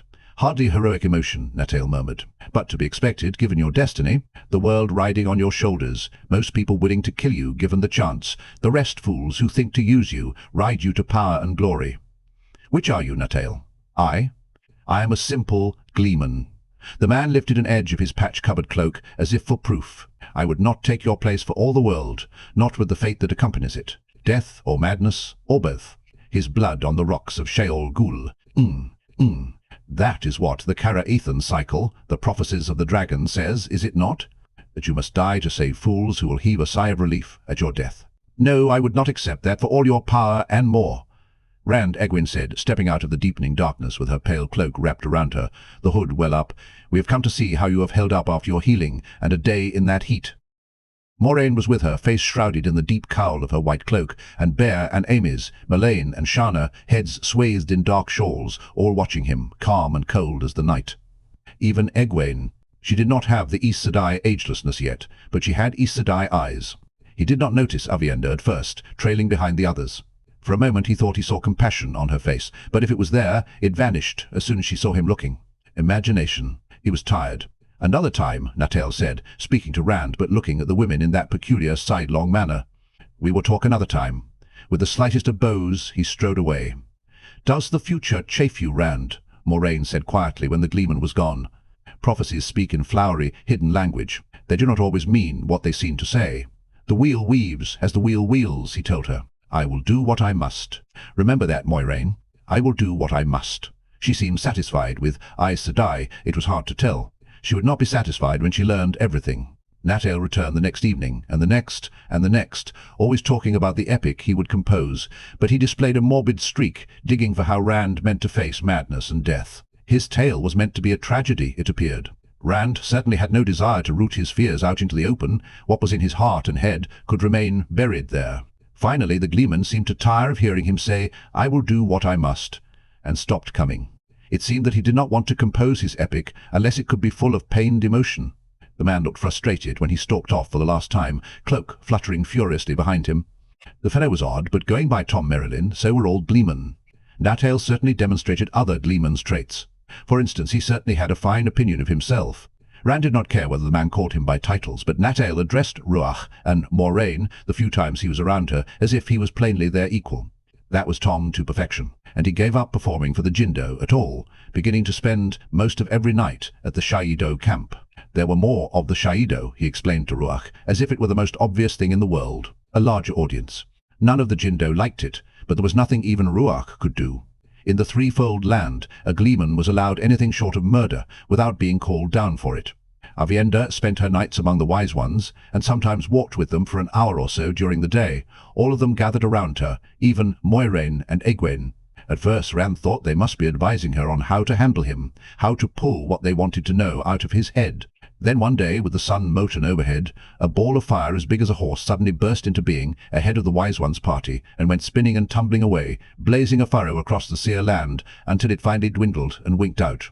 Some of the wagon drivers pulled their startled, snorting teams to a halt and stood to watch, calling to each other in a blend of fear, confusion, and coarse curses.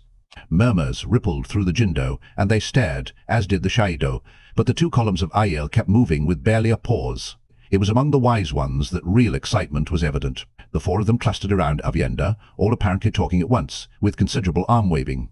Moiraine and Egwene, leading their horses, tried to get in a word. Even without hearing, Rand knew that Amys told them in no uncertain terms, shaking a furiously admonishing finger to stay out of it.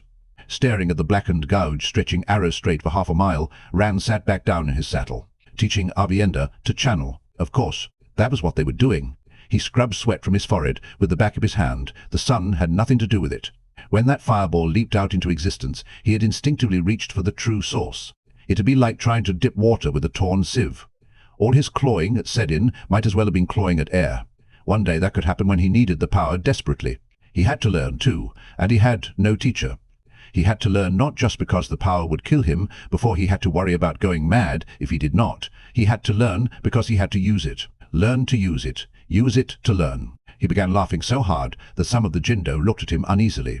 He would have enjoyed Mat's company any time during those 11 days and nights, but Mat never came near for more than a minute or two, the broad brim of his flat-crowned hat pulled down to shade his eyes, the black hafted spear lying across the pommel of Pips's saddle, with its odd, raven-marked, power-wrought point, like a short, curving sword blade.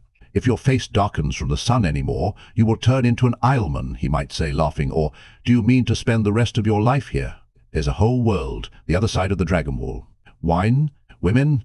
You remember these things?" But Mat looked plainly uneasy, and he was even more reluctant than the wise ones to speak of Rhuidean or what had happened to them there. His hand tightened on that black haft at the very mention of the fog-dome city, and he claimed not to remember anything of his journey through the Terre Angreal, then proceeded to contradict himself by saying, "You stay out of that thing, Rand." It isn't like the one in the stone at all. They cheat. Burn me, I wish I'd never seen it. The one time Rand mentioned the old tongue, he snapped. Burn you, I don't know anything about the bloody old tongue, and galloped straight back to the peddlers' wagons. That was where Matt spent most of his time, dicing with the drivers, until they realized he won a very great deal more often than he lost, no matter whose dice he used, engaging Cadere or Natael in long talks at every opportunity, pursuing Isandre. It was clear what was on his mind from the first time he grinned at her and straightened his hat the morning after the Trolloc attack. He spoke to her nearly every evening for as long as he could, and pricked himself so badly plucking white blossoms from a spiky thorn bush that he could barely handle his reins for 2 days, though he refused to allow Moiraine to heal him. Isandre did not precisely encourage him, but her slow, sultry smile was hardly calculated to drive him away either. Cadere saw and said not a word, though sometimes his eyes followed Matt like a vulture's. Others did comment. Late one afternoon, as the mules were being unhitched and the tents going up, and Rand was unsaddling Jedden, Matt was standing with Isandre in the meagre shade of one of the canvas-topped wagons, standing very close. Shaking his head, Rand watched as he wiped the dapple down. The sun burned low on the horizon, and tall spires stretched long shadows across the camp. Isandre fiddled with her diaphanous scarf, as if idly thinking of removing it, smiling, full lips half pouting, ready for a kiss. Encouraged, Matt grinned confidently and moved closer still. She dropped her hand and slowly shook her head, but that inviting smile never faded. Neither of them heard Keeler approach, so light on her feet despite her size. "Is that what you want, good sir?" "Her?"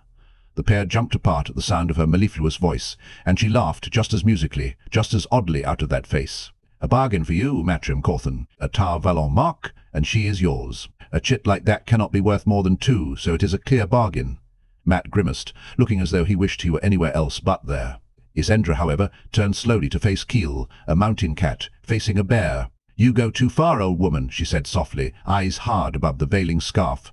"I will put up with your tongue no longer. Have a care. Or perhaps you would like to remain here in the waste."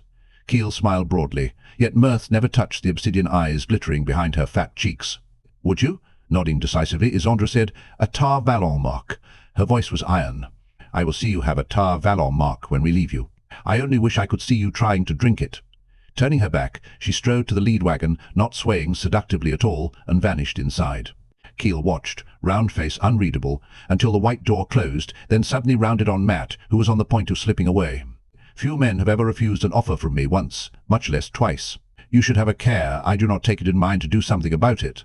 Laughing, she reached up and pinched his cheek with thick fingers, hard enough to make him wince, then turned in Rand's direction. "Tell him, my Lord Dragon. I have a feeling you know something of the dangers of scorning a woman. That Aiel girl who follows you about, glaring. I hear you belong to another. Perhaps she feels scorned." "I doubt it, mistress," he said dryly. "Avienda would plant a knife in my ribs if she believed I had thought of her that way." The immense woman laughed uproariously. Matt flinched as she reached for him again, but all she did was pat the cheek she had pinched before. "You see, good sir, scorn a woman's offer, and perhaps she thinks nothing of it, but perhaps," she made a skewering motion. "The knife, a lesson any man can learn. Eh, my Lord Dragon?" Wheezing with laughter, she hurried off to check on the men tending the mules. Rubbing his cheek, Matt muttered, "They're all crazy," before he too left. He did not abandon his pursuit of Isandre, though. So it went, for 11 days and into the 12th, across a barren, hard-baked land. Twice they saw other stands, small, rough stone buildings, much like Imre stand, sited for easy defense against the sheer side of spire or butte. One had 300 sheep or more, and men who were as startled to learn of Rand as they were of Trollocs in the threefold land. The other was empty, not raided, only not in use. Several times Rand spotted goats, or sheep, or pale, long-horned cattle in the distance. Avienda said the herds belonged to nearby sept holds, but he saw no people, surely no structure that deserved the name hold. The 12th day, with the thick columns of Jindo and Shido flanking the Wise One's party, and the peddlers' wagons lurching along with Keel and Natael arguing, and Isandre eyeing Rand from Kadere's lap. And that is how it is," Avienda said, nodding to herself. "Surely you must understand about a roof mistress now." "Not really," Rand admitted. He realized that for some time he had just been listening to the sound of her voice, not to the words. "I'm sure it worked just fine, though." She growled at him. "When you marry," she said in a tight voice, "with the dragons on your arms proving your blood, will you follow that blood, or will you demand to own everything but the dress your wife stands in, like some wetland savage?" "That's not at all the way it is," he protested, "and any woman where I come from would brain a man who thought it was." Anyway, don't you think that ought to be settled between me and whoever I do decide to marry? If anything, she scowled harder than before.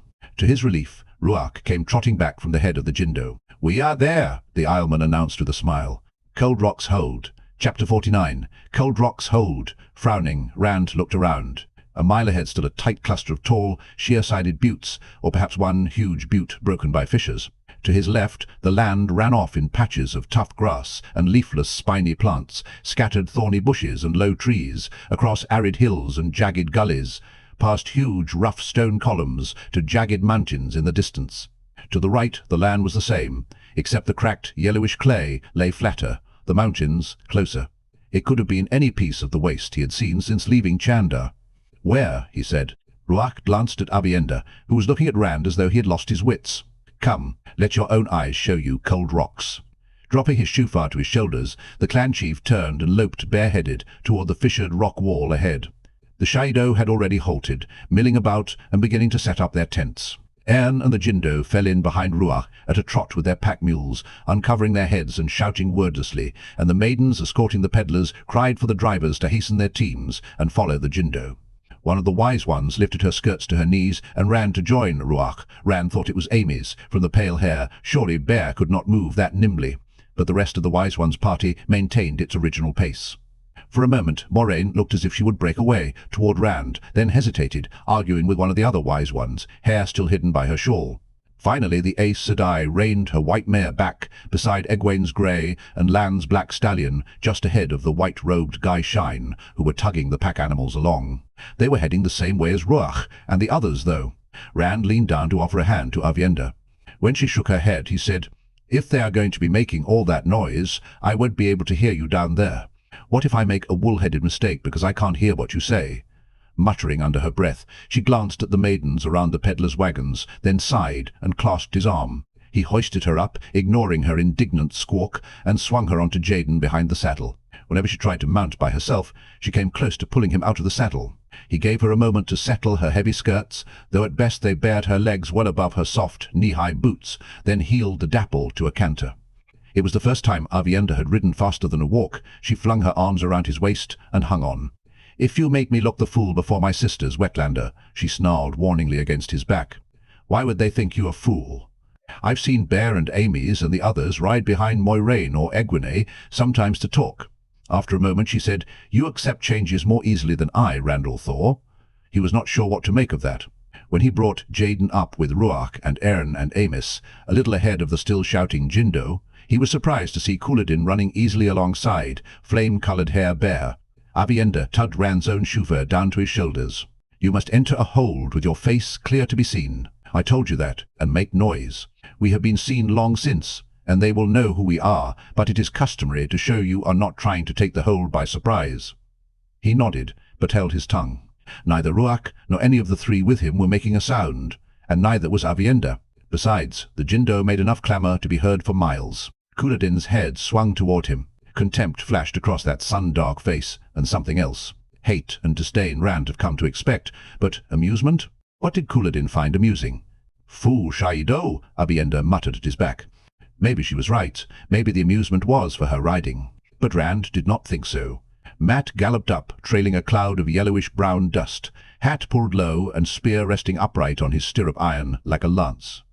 "What is this place, Rand?" he asked loudly, to be heard over the shouts. All those women would say was, "Move faster." "Move faster," Rand told him, and he frowned at the towering rock face of the butte. "You could hold that thing for years, I suppose, with supplies, but it isn't a patch on the stone or the Torah Harad." "The Torah what?" Rand said. Mat rolled his shoulders before answering. "Just something I heard of, once." He stood in his stirrups to peer back over the heads of the Jindo toward the peddler's train. "At least they're still with us. I wonder how long before they finish trading and go.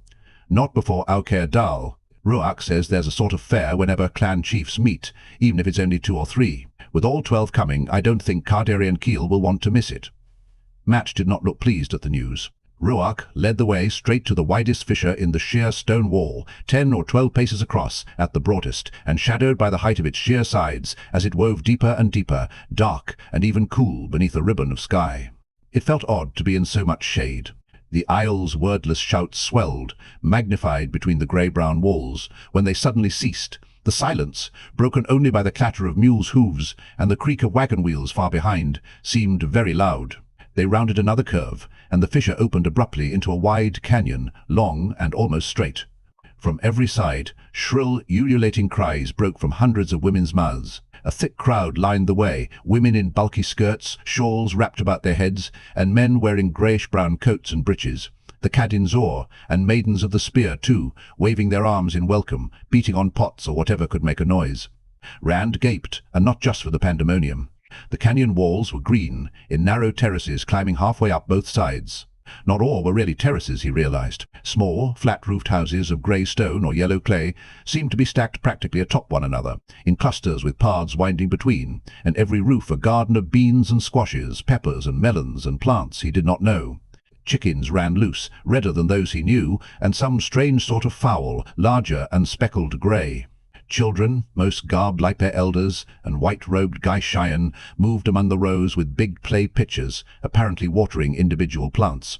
The Aiel did not have cities, he had always been told, but this was certainly a fair-sized town at least, if as odd a one as he had ever seen. The din was too great for him to ask any of the questions that popped into his head, such as, what were those round fruits, too red and shiny for apples, growing on low, pale-leaved bushes, or those straight, broad-leaved stalks lined with long, fat, yellow-tasseled sprouts? He had been too long a farmer not to wonder. Rhuidean and Aiel slowed, and so did Couladin, but only to a quick walk, thrusting their spears through the bowcase harnesses on their backs. Amice ran on ahead, laughing like a girl, while the men continued their steady advance along the crowd-lined canyon floor, the cries of the Hold's women vibrating in the air and nearly overshadowing the clanging of pots. Rand followed as Aviendha had told him to. Matt looked as if he wanted to turn around and ride right back out again. At the far end of the canyon, the wall leaned inward, making a deep, dark pocket. The sun never reached to the back of it, so Aviendha had said, and the rocks there, always cool, gave the Hold its name. In front of the shadows, Amy stood with another woman atop a wide grey boulder, its top smooth for a platform. The second woman, slender in her bulky skirts, scarf-bound yellow hair spilling below her waist and touched with white from her temples, appeared older than Amice, though certainly more than handsome, with a few fine wrinkles at the corners of her grey eyes. She was dressed the same as Amy's, a plain brown shawl over her shoulders, her necklaces and bracelets of gold and carved ivory no finer or richer, but this was Liane, the roof mistress of Cold Rock's Hold. The wavering, high-pitched cries dwindled away to nothing as Rhuidean halted before the boulder, a step closer than Aiel and Couladin. "I ask leave enter your hold, roof mistress," he announced in a loud, carrying tone. "You have my leave, clan chief," the yellow-haired woman replied formally, and just as loudly. Smiling, she added in a much warmer voice, "Shade of my heart, you will always have my leave. I give thanks, roof mistress of my heart." That did not sound particularly formal either. Aiel stepped forward. "Roof mistress, I ask leave to come beneath your roof." "You have my leave, Aaron," Lian told the stocky man. "Beneath my roof there is water and shade for you. The Jindo Sept is always welcome here." "I give thanks, roof mistress." Aaron clapped Rhuidean on the shoulder and left to rejoin his people. Aiel's ceremony was short, it seemed, and to the point. Swaggering, Couladin joined Rhuidean. "I ask leave to enter your hold, roof mistress." Lian blinked, frowning at him. A murmur rose behind Rand, an astonished buzz from hundreds of throats. A sudden feel of danger hung in the air. Matt certainly felt it too, fingering his spear and half turning to see what the mass of Aiel was doing. "What is the matter?" Rand asked quietly over his shoulder. "Why doesn't she say something?" he asked as if he were a clan chief. Aviendha whispered disbelievingly. "The man is a fool. He must be mad. If she refuses him, it will mean trouble with the Shaido, and she may, for such an insult. Not blood feud, he is not their clan chief, however swollen his head, but trouble." Between one breath and the next, her voice sharpened. "You did not listen, did you? You did not listen. She could have refused permission even to Rhuidean, and he would have had to leave. It would break the clan, but it is in her power. She can refuse even he who comes with the dawn, Rand all Thor. Women are not powerless among us, not like your wetlander women who must be queens or nobles, or else dance for a man if they wish to eat." He shook his head slightly. Every time he was on the point of berating himself for how little he had learned about the Aiel, Aviendha reminded him how little she knew about anyone, not Aiel. "Someday I would like to introduce you to the women's circle in Emond's Field. It will be, interesting, to hear you explain to them how powerless they are." He felt her shifting against his back, trying to get a good look at his face, and carefully kept his expression smooth. "Maybe they'll explain a few things to you too." "You have my leave," Lian began. Couladin smiled, swelling up where he stood, "to step beneath my roof. Water and shade will be found for you." Soft gasps from hundreds of mouths made quite a loud sound. The fire-haired man quivered as if struck, face red with rage. He did not seem to know what to do.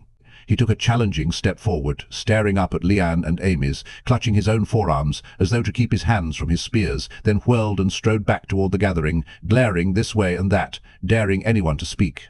Finally he stopped not far from where he had begun, staring at Rand. Coals could not have been hotter than his blue eyes. As one friendless and alone, Aviendha whispered, "She has welcomed him as a beggar, the gravest insult to him, and none to the Shadow." Suddenly she fisted Rand so hard in the ribs that he grunted. "Move, Wetlander. You hold such honor as I have left in your hands. All will know I have taught you. Move!" Swinging a leg over, he slid from Jaden's back and strode up beside Ruach. "I am not Aiel," he thought. "I do not understand them, and I cannot let myself come to like them too much. I cannot." None of the other men had done so, but he bowed to Lian. That was how he had been brought up. "Roof mistress, I ask leave to come beneath your roof." He heard Aviendha's breath catch. He had been supposed to say the other thing, what Rhuidean had. The clan chief's eyes narrowed worriedly, watching his wife, and Couladin's flushed face twisted in a scornful smile. The soft murmurs from the crowd sounded puzzled. The roof mistress stared at Rand even harder than she had at Couladin, taking him in from hair to boots and back again, the shufar lying on the shoulders of a red coat that would surely never be worn by an Aiel. She looked questioningly at Amos, who nodded. "Such modesty," Lian said slowly, "is becoming in a man. Men seldom know where to find it." Spreading her dark skirts, she curtsied awkwardly. It was not a thing Aiel women did, but still a curtsy, in return of his bow. "The Kara Khan has leave to enter my hold. For the chief of chiefs there is ever water and shade at Cold Rocks." Another great ululation rose from the women in the crowd, but whether for him or for the ceremony, Rand did not know. Couladin paused to stare implacable hatred at him, then stalked off, brushing roughly past Aviendha as she slid ungracefully from the dappled stallion. He melded quickly into the dispersing crowd. Matt slowed in the act of dismounting to stare after the man. "Watch your back with that one, Rand," he said quietly. "I mean it. Everybody tells me that," Rand said. The peddlers were already setting up to trade in the center of the canyon, and at the entrance Moiraine and the rest of the Wise One's company were arriving to a few shouts and the drumming of pots, but nothing like the cries that had welcomed Rhuidean. "He isn't who I have to worry about. His dangers were not Aiel. Moiraine to one side and Lanfear to the other. How could I have more danger than that?" It was nearly enough to make him laugh. Amos and Lian had climbed down, and to Rand's surprise, Rhuidean put an arm around each of them. They were both tall, as most Aiel women seemed to be, but neither came higher than the clan chief's shoulder. "You have met my wife Amos," he said to Rand. "Now you must meet my wife Lian." Rand realized his mouth was hanging open and closed it quickly. After Aviendha had told him the roof mistress of Cold Rocks was Rhuidean's wife and named Lian, he was sure he had misunderstood back at Chanda, all that shade of my heart between the man and Amis. He had had other things on his mind then anyway, but this. Both of them, Matt spluttered. Light, too. Oh, burn me. He's the luckiest man in the world, or the biggest fool since creation. "I had thought," Rhuidean said, frowning, "that Aviendha was teaching you our customs. She leaves out much, it appears." Leaning to look around her husband, their husband, Lian raised an eyebrow at Amos, who said dryly, "She seemed ideal to tell him what he needs to know. Something to keep her from trying to run back to the maidens whenever our backs were turned, too. Now it seems I must have a long talk with her in a quiet place. No doubt she has been teaching him maiden hand talk, or how to milk a gara." Flushing slightly, Aviendha tossed her head irritably. Her dark reddish hair had grown over her ears, long enough to sway in a fringe below her headscarf. There were more important matters to speak of than marriages. "Anyway, the man does not listen. She has been a good teacher," Rand put in quickly. "I have learned a great deal about your customs and the threefold land from her. Hand talk. Any mistakes I make are mine, not hers. How did you milk a venomous 2-foot lizard? Why? She has been a good teacher, and I'd like to keep her as such, if that is all right." Why in the light did I say that? The woman could be pleasant enough sometimes, when she forget herself anyway. The rest of the time she was a burr under his coat. Yet at least he knew who the Wise Ones had set to watch him as long as she was there. Amos studied him, those clear blue eyes as sharp as an Aes Sedai's. But then she could channel. Her face merely looked younger than it should, not ageless, but maybe she was as much Aes Sedai as an Aes Sedai. "That sounds a fine arrangement to me," she said. Aviendha opened her mouth, all bristling indignation, and closed it again, sullenly, when the Wise One shifted that stare to her. Perhaps the woman had thought her time with him was done, now that they had reached Cold Rocks. "You must be tired after your journey," Leanne said to Rand, her grey eyes motherly and hungry as well. "Come." Her warm smile included Matt, who was hanging back and beginning to look to the peddlers' wagons. "Come beneath my roof." Fetching his saddlebags, Rand left Jaden to the care of a Geishane woman, who took Pips as well. Matt gave the wagons a final stare, before tossing his saddlebags over his shoulder and following. Leanne's roof, her house, sat on the highest level on the west side, with the steep canyon wall rising a good 100 paces above. Dwelling of the clan chief and roof mistress, or no, from the outside it appeared to be a modest rectangle of large yellow clay bricks, with narrow glassless windows covered by plain white curtains, a vegetable garden on its flat roof, and another in front, on a small terrace separated from the house by a narrow path paved with flat grey stones. Big enough for 2 rooms, maybe.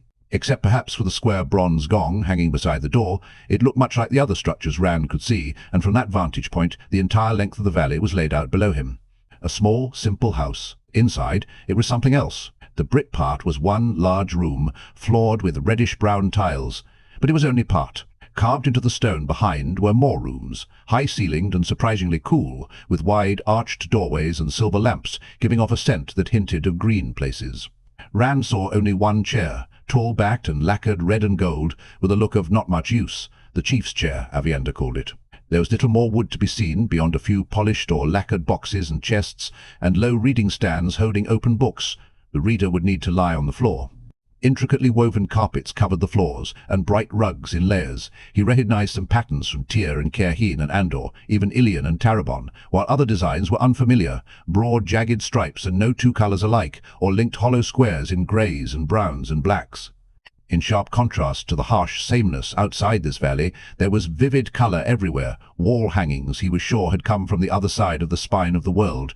Perhaps in the same way, wall hangings had left the stone of Tyr, and cushions of all sizes and hues, often tasseled or fringed or both, in silk of red or gold. Here and there, in niches carved into the walls, stood a thin porcelain vase, or a silver bowl, or an ivory carving, often of some strange animal or other. So these were the caves the Tyrens spoke of. It could have had the garishness of Tyr or the Tinkers, but instead it seemed dignified, formal and informal at the same time. With a small grin for Avienda to show her he had listened, Rand pulled a guest gift for Leanne from his saddlebags, a finely worked golden lion. It had been looted from Tyr and bought from a Jindo water-seeker. But if he was ruler of Tyr, maybe it was like stealing from himself. After a moment of hesitation, Matt produced a gift, too, a Tyren necklace of silver flowers, no doubt from the same source originally, and no doubt intended for Isendra. "Exquisite," Leanne smiled, holding up the lion. "I've always had a taste for Tyren craftwork. Rhuarc brought me 2 pieces many years ago." In a voice suitable for a good wife reminiscing over some particularly fine sugarberries, she said to her husband, "You took them from the tent of a high lord just before Lama was beheaded, did you not? A pity you did not reach Andor. I've always wanted a piece of Andoran silver. This necklace is beautiful too, Matt Cauthon." Listening to her heap praise on both gifts, Rand masked his shock. For all her skirts and motherly eyes, she was as Aiel as any maiden of the spear. By the time Leanne finished, Moiraine and the other wise ones arrived with Lan and Egwene. The warder's sword drew a single disapproving glance, but the roof mistress welcomed him warmly after Bear called him Analine. Yet that was nothing to her greeting for Egwene and Moiraine. "You honor my roof, Aes Sedai." The roof mistress's tone made it sound an understatement. She came very close to bowing to them. "It is said that we served Aes Sedai before the breaking of the world and failed them, and for that failure were sent here to the threefold land. Your presence says that perhaps our sin was not beyond forgiving." Of course, she had not been to Rhuidean. Apparently the prohibition against speaking of what happened in Rhuidean with anyone who had not been there applied even between husband and wife, and between sister-wives, or whatever the relationship was, between Amys and Leanne. Moiraine tried to give Leanne a guest gift, 2 tiny crystal and silver flasks of scent, all the way from Arad Doman, but Leanne spread her hands. "Your very presence is guest gift beyond value, Aes Sedai. To accept more would dishonor my roof, and me." I could not bear the shame. She sounded entirely serious, and troubled that Moiraine might press the scent on her. It was an indication of the relative importance of the Kara Khan and an Aes Sedai. "As you wish," Moiraine said, returning the flasks to her belt pouch. She was icily serene in blue silk, her pale cloak thrown back. "Your threefold land will surely see more Aes Sedai. We have never had reason to come before." Amys did not look best pleased over that at all, and flame-haired Melaine stared at Moiraine like a green-eyed cat, wondering if she should do something about a large dog that had wandered into her barnyard. Bear and Shana exchanged troubled glances, but nothing like the two who could channel.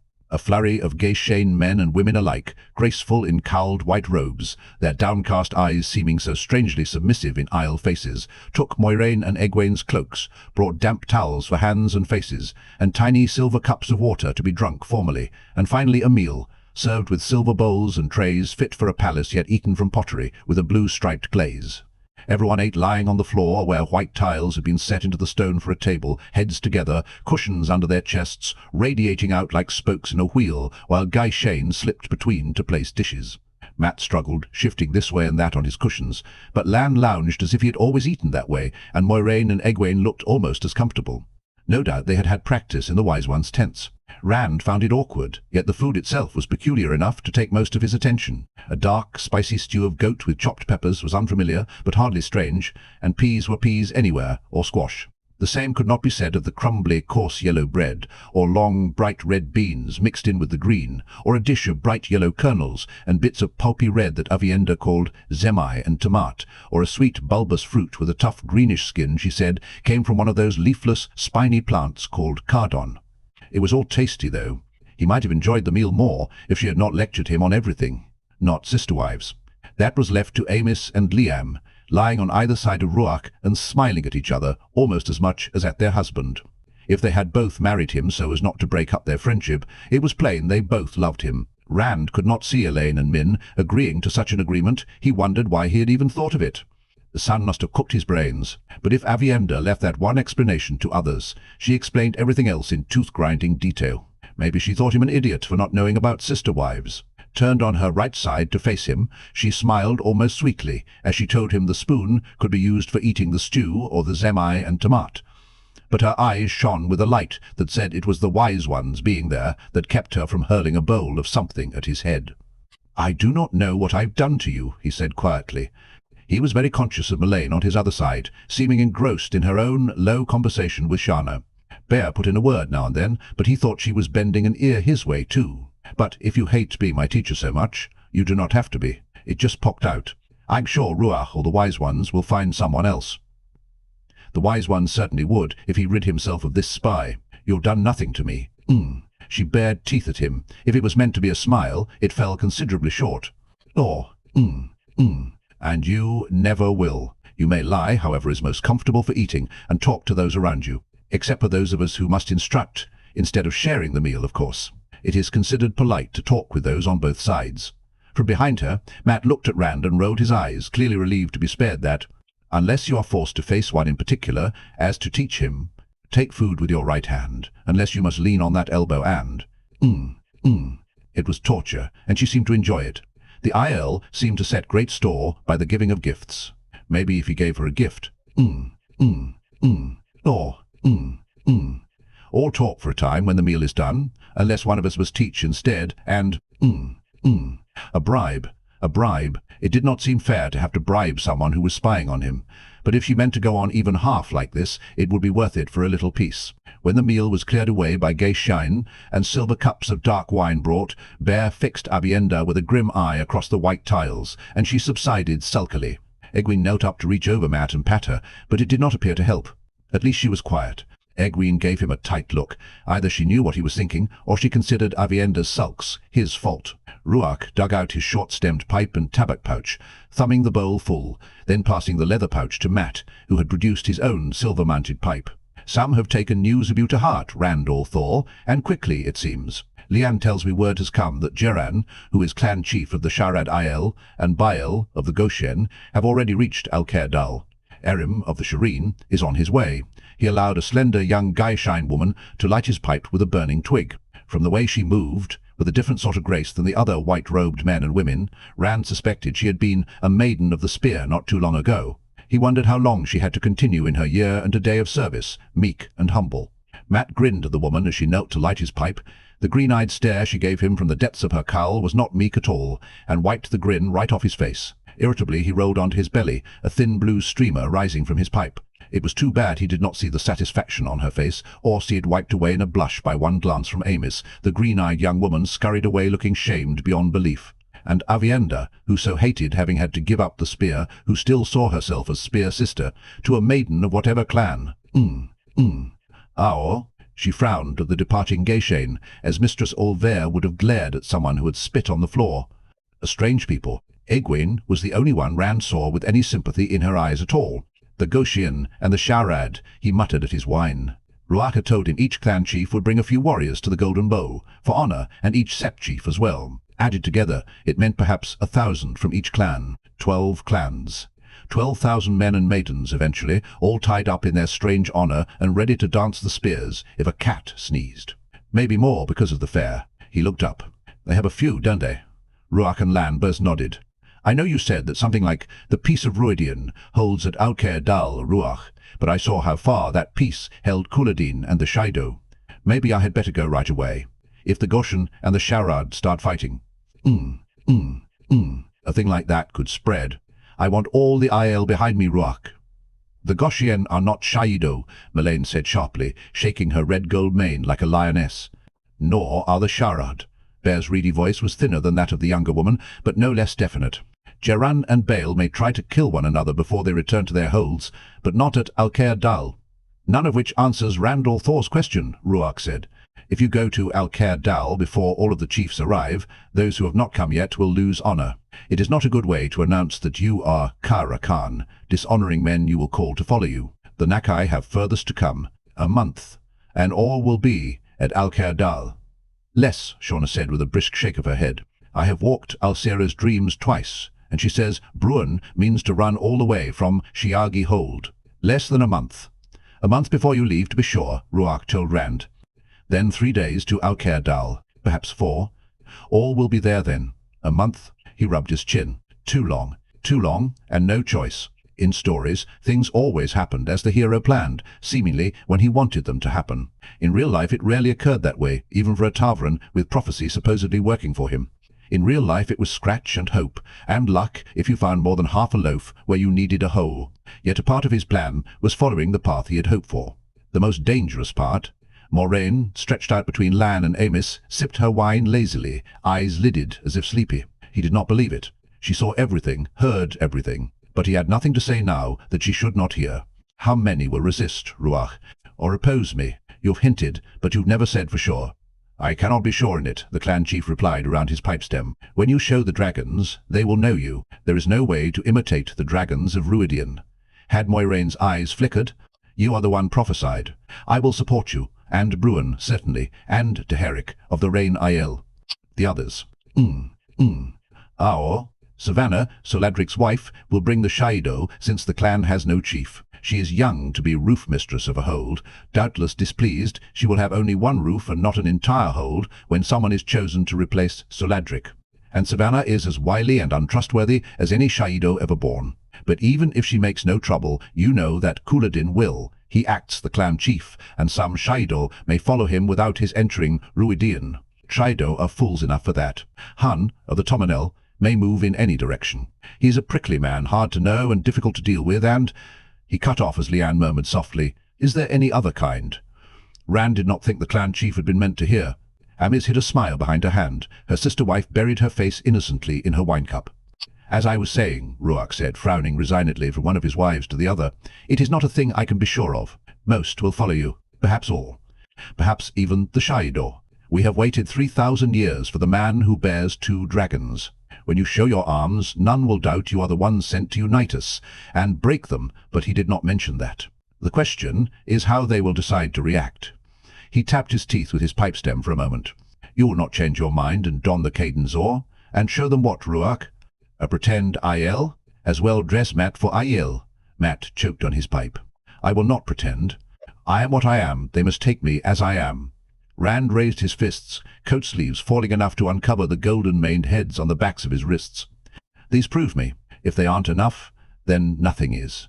Where do you mean to lead the spears to war once more? Moiraine asked suddenly, and Matt choked again, snatching the pipe out of his mouth and staring at her. Her dark eyes were not lidded any longer. Rand's fists tightened convulsively, till his knuckles cracked. Trying to be clever with her was dangerous. He should have learned that long since. She remembered every word that she heard, filed it away, sorted and examined until she knew just what it meant. He got to his feet slowly. They were all watching him. Egwene frowned even more worriedly than Matt, but the Aiel just watched. Talk of war did not upset them. Rhuidean looked ready. and Moiraine's face was all frozen calm. "If you'll excuse me," he said, "I am going to walk around a while." Aviendha rose to her knees, and Egwene stood, but neither followed him. Chapter 50. Traps outside, on the stone-paved path between the yellow brick house and the terraced vegetable garden, Rand stood staring down the canyon, not seeing much beyond afternoon shadows creeping across the canyon floor. If only he could trust Moiraine not to hand him to the tower on a leash, he had no doubt she could do it, without using the power once, if he gave her an inch. The woman could manipulate a bull through a mousehole, without ever letting it know. He could use her. Light. I'm as bad as she is. Use the Aiel. Use Moiraine. If only I could trust her. He headed toward the mouth of the canyon, slanting down whenever he found a footpath leading that way. They were all narrow, paved with small stones, some of the steeper carved in steps. Hammers ringing in several smithies echoed faintly. Not all of the buildings were houses. Through one open door he saw several women working looms, and another showed a silversmith putting up her small hammers and gouges. A third, a man at a potter's wheel, his hands in the clay and the brick kilns hot behind him. Men and boys, except the youngest, all wore the Caedin's the coat and breeches in greys and browns, but there were often subtle differences between warriors and craftsmen, a smaller belt knife or none at all, perhaps a shufar with no black veil attached. Yet watching a blacksmith heft a spear he had just given a foot-long point, Rand had no doubt the man could use the weapon as readily as make it. The paths were not crowded, but there were plenty of people about. Children laughed, running and playing, the smaller girls almost as likely to be carrying pretend spears as dolls. Gai'shain carried tall clay jars of water on their heads, or weeded in the gardens, often under the direction of a child of 10 or 12. Men and women going about the tasks of their lives, not really that different from the things they might have done in Emansfield, whether sweeping in front of a door or mending a wall. The children hardly gave him a glance, for all his red coat and thick-soled boots, and the Gai'shain were so self-effacing it was difficult to say whether they noticed him or not. But craftsmen or fighters, men or women, the adults looked at him with an air of speculation, an edge of uncertain anticipation. Very young boys ran barefoot in robes, much like those of the Gai'shain, but in the greyish-brown of the Caedin's, not white. The youngest girls darted about on bare feet, too, in short dresses that sometimes failed to cover their knees. One thing about the girls caught his eye. Up to perhaps 12 or so, they wore their hair in 2 braids, one over each ear, plated with brightly coloured ribbons. Just the way Egwene had worn hers. It had to be coincidence. Likely the reason she had stopped was that one of the Aiel women had told her that was how young Aiel girls wore their hair. A foolish thing to be thinking about anyway. Right now he had one woman to deal with, Aviendha. On the canyon floor, the peddlers were doing a brisk trade with the Aiel, crowding around the canvas-topped wagons. At least the drivers were, and Keel, a blue lace shawl on her ivory combs today, was bargaining hard in a loud voice. Kadere sat on an upturned barrel in the shade of his white wagon in a cream-coloured coat, mopping his face, making no effort to sell anything. He eyed Rand and made as if to rise before sinking back. Isandra was nowhere to be seen, but to Rand's surprise, Natael was, his patch-covered cloak attracting a flock of following children, and some adults. Apparently the attraction of a new and larger audience had pulled him away from the Shaido, or maybe Keel just did not want him out of her sight. Engrossed in her trading as she was, she found time to frown at the gleeman often. Rand avoided the wagons. Questions asked of Aiel told him where the Jindo had gone, each to the roof of his or her society here at Cold Rocks. The roof of the Maidens lay halfway up the still brightly lit east wall of the canyon, a garden-topped rectangle of greyish stone, doubtless larger inside than it looked. Not that he saw the inside. A pair of maidens squatting beside the door with spears and bucklers refused him entrance, amused and scandalized that a man wanted to enter, but one agreed to carry his request in. A few minutes later, the Jindo and 9 Valleys maidens who had gone to the stone came out, and all the other maidens of 9 Valleys stepped in Cold Rocks too, crowding the path to either side and climbing up on the roof among the rows of vegetables to watch, grinning as if they expected entertainment. Gai'shain, male as well as female, followed to serve them small cups of dark brewed tea. Whatever rule kept men outside the roof of the maidens apparently did not apply to Gai'shain. After he had examined several offerings, Adolin, the yellow-haired Jindo woman with the thin scar on her cheek, produced a wide bracelet of ivory heavily carved with roses. He thought it should suit Aviendha. Whoever made it had carefully shown thorns among the blossoms. Adolin was tall even for an Aiel woman, only a hand too short to look him in the eyes. When she heard why he wanted it, almost why, he just said it was a present for Aviendha's teachings, not a sop to soothe the woman's temper, so he could stand to be near her. Adolin looked around at the other maidens. They had all stopped grinning, their faces expressionless. "I will take no price for this, Randall Thor," she said, putting the bracelet in his hand. "Is this wrong?" he asked. "How would Aiel see it? I don't want to dishonor Avienda in any way." "It will not dishonor her." She beckoned a gay-shane woman carrying pottery cups and pitcher on a silver tray. Pouring 2 cups, she handed one to him. "Remember honor," she said, sipping from his cup. Avienda had never mentioned anything like this. Uncertain, he took a sip of bitter tea and repeated, "Remember honor." It seemed the safest thing to say. To his surprise, she kissed him lightly on each cheek. An older maiden, grey-haired but still hard-faced, appeared in front of him. "Remember honor," she said, and sipped. He had to repeat the ritual with every maiden there, finally just touching the cup to his lips. Aiel ceremonies might be short and to the point, but when you had to repeat one with 70-odd women, even sips could fill you up. Shadows were climbing the east side of the canyon by the time he escaped. He found Avienda near Lian's house, vigorously beating a blue-striped carpet hung on a line, more piled beside her in a heap of colors. Brushing sweat-damp strands of hair from her forehead, she stared at him expressionlessly when he handed her the bracelet and told her it was a gift in return for her teaching. "I have given bracelets and necklaces to friends who did not carry the spear, Randall Thor, but I have never worn one." Her voice was perfectly flat. "Such things rattle and make noise to give you away when you must be silent. They catch when you must move quickly. But you can wear it now that you are going to be a wise one." "Yes." She turned the ivory circle over, as if unsure what to do with it, then abruptly thrust her hand through it and held her wrist up to stare at it. She could have been looking at a manacle. "If you do not like it." "Avienda," Ardlin said, "it would not touch your honor." She even seemed to approve. He mentioned the tea-sipping ceremony, and she squeezed her eyes shut and shuddered. "What is wrong? They think you're trying to attract my interest." He would not have believed her voice could be so flat. Her eyes held no emotion at all. "They have approved of you, as if I still carried the spear. Light, simple enough to set them straight." "I don't." He cut off as her eyes blazed up. "Well, no. You accepted their approval, and now you would reject it? That would dishonor me. Do you think you are the first man to try to catch my eye? They must think as they think now." "It means nothing." Grimacing, she gripped the woven carpet beater with both hands. "Go away." With a glance at the bracelet, she added, "You truly know nothing, do you? You know nothing. It is not your fault." She seemed to be repeating something she had been told, or trying to convince herself. "I am sorry if I ruined your meal, Randall Thor. Please go. Amish says I must clean all of these rugs and carpets, no matter how long it takes. It will take all night if you stand here talking." Turning her back to him, she thwacked the striped carpet violently, the ivory bracelet jumping on her wrist. He did not know whether the apology sprang from his gift or an order from Amish. He suspected the latter, yet she actually sounded as if she meant it. She was certainly not pleased, judging by the sharp grunt of effort that accompanied every full-arm swing of the beater. But she had not looked hateful once. Upset, appalled, even furious, but not hateful. That was better than nothing. She might become civil eventually. As he stepped into the brown-tiled entry chamber of Lian's house, the wise ones were talking together, all 4 with shawls draped loosely over their elbows. They fell silent at his appearance. "I will have you shown to your sleeping room," Amish said. "The others have seen theirs." "Thank you." He glanced back at the door, frowning slightly. "Amish, did you tell Avienda to apologize to me for dinner?" "No." "Did she?" Her blue eyes looked thoughtful for a moment. He thought Bear almost smiled. "I would not have ordered her to, Randall Thor. A forced apology is no apology." The girl was told only to dust carpets until she had sweated out some of her temper, Bear said. Anything more came from her. "And not in hopes of escaping her labors," Shauna added. "She must learn to control her anger. A wise one must be in control of her emotions, not they in control of her." With a slight smile, she glanced sideways at Mylaine. The sun-haired woman compressed her lips and sniffed. They were trying to convince him Avienda was going to be wonderful company from now on. Did they really think he was blind?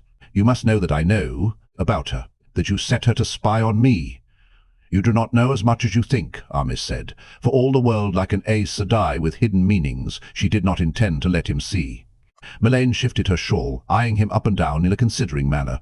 He knew a little about Aes Sedai. If she were Aes Sedai, she would be green ajah. "I admit," she said, "that at first we thought you would not see beyond a pretty young woman, and you are handsome enough that she should have found your company more amusing than ours.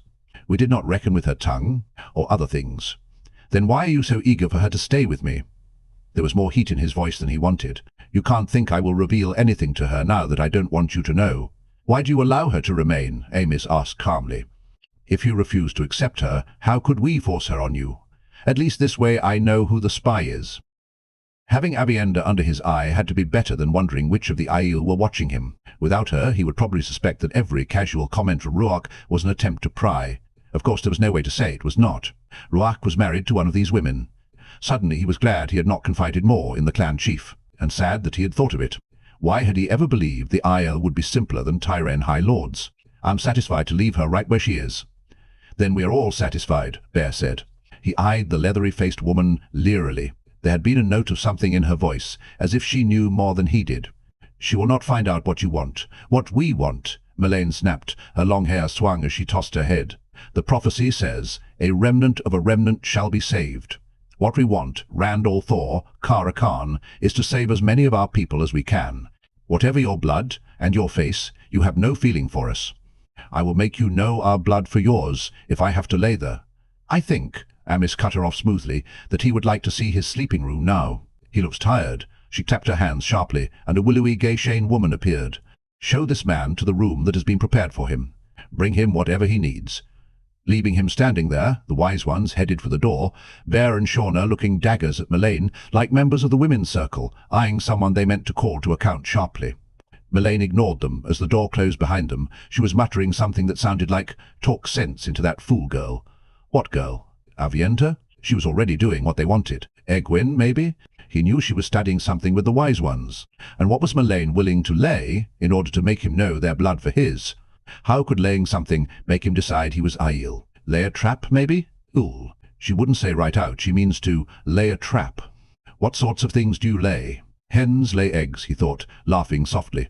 He was tired. Too tired for questions now, after 12 days in the saddle and part of a 13th, all of them oven-hot and dry. He did not want to think of how he would feel if he had walked that distance at the same pace. Avienda must have steel legs. He wanted a bed. The Gay-Shine was pretty, despite a thin scar slanting just above one pale blue eye into hair so light as to look almost silver. Another maiden, only not for the moment. If it pleases you to follow me, she murmured, lowering her eyes. The sleeping room was not a bedchamber, of course. Unsurprisingly, the bed consisted of a thick pallet unfolded atop layered, brightly coloured rugs. The Gay-Shine, her name, was Chion, looked shocked when he asked for washwater, but he was tired of sweat baths. He was willing to bet Moiraine and Egwene had not had to sit in a tent full of steam to get clean. Chion brought the water, though, hot in a large brown pitcher meant for watering the garden, and a big white bowl for a wash basin. He chased her out when she offered to wash him. Strange people, all of them. The room was windowless, lit by silver lamps hanging from brackets on the walls, but he knew it could not yet be full dark outside when he finished washing. He did not care. Only 2 blankets lay on the pallet, neither particularly thick. No doubt a sign of Aiel hardiness. Remembering the cold nights in the tents, he dressed again except for his coat and boots, before blowing out the lamps and crawling beneath the blankets in pitch darkness. Tired as he was, he could not stop tossing and thinking. What did Mylaine mean to lay? Why did the wise ones not care that he knew Avienda was their spy? Avienda, a pretty woman, if surlier than a mule, with 4 stone-bruised hooves. His breathing slowed, his thoughts became misty. A month. Too long. No choice. Honor. Isandra smiling. Kadere watching. Quell, trap. Lay a trap. Whose trap? Which trap? Which trap? Traps. If only he could trust Moiraine. Perrin. Home. Perrin was probably swimming in. Eyes closed, Ram stroked through the water. Nicely cool. And so wet. It seemed that he had never before realized how good wet felt. Lifting his head, he looked around at the willows lining one end of the pond, the big oak at the other, stretching thick, shading limbs over the water. The waterwood. It was good to be home. He had the feeling he had been away, where was not exactly clear but not important either. Up to Watch Hill. Yes, he had never been farther than that. Cool and wet, and alone. Suddenly 2 bodies hurtled through the air, knees clutched to chest, landing with great splashes that blinded him.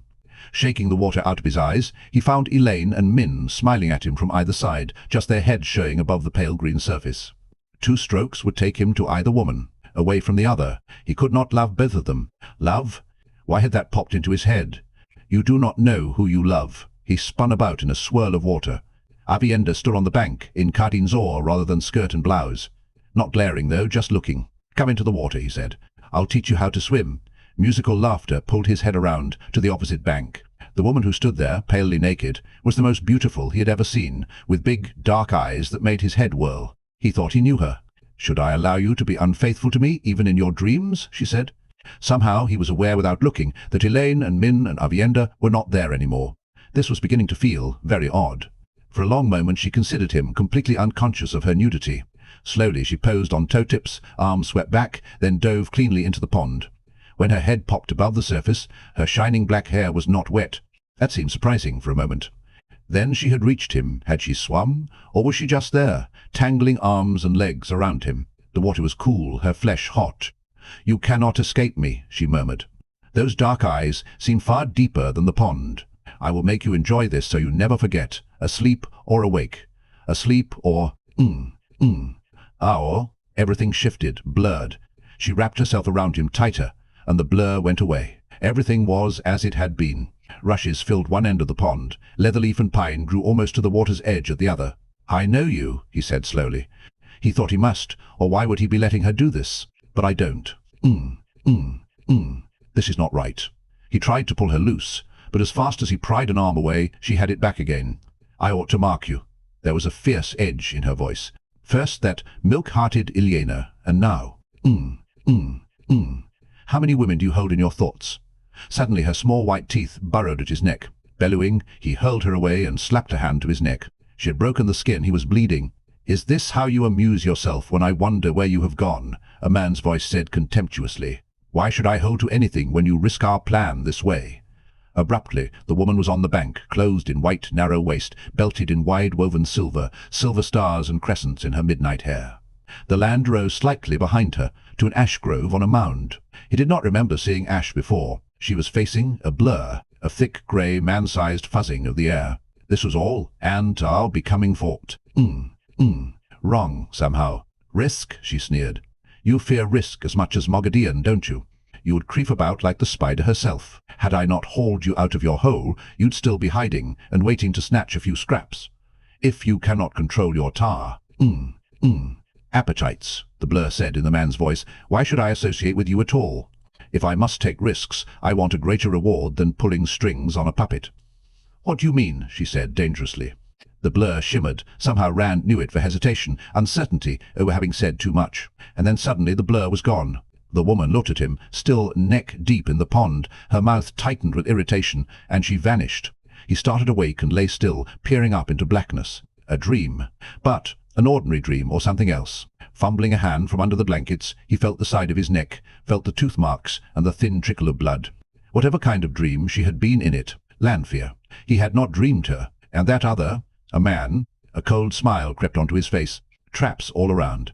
Traps for unwary feet. Have to watch where I step now. So many traps. Everybody was laying them. Laughing softly, he twisted around to go back to sleep and froze, holding his breath.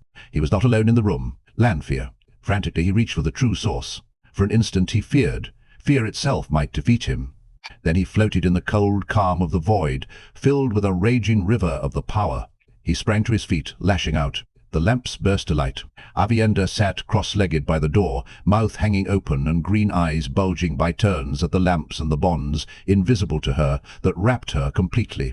Not even her head could move. He had expected someone standing, and the weave extended well above her. He released the flows of air immediately. She scrambled to her feet, nearly losing her shawl in her haste.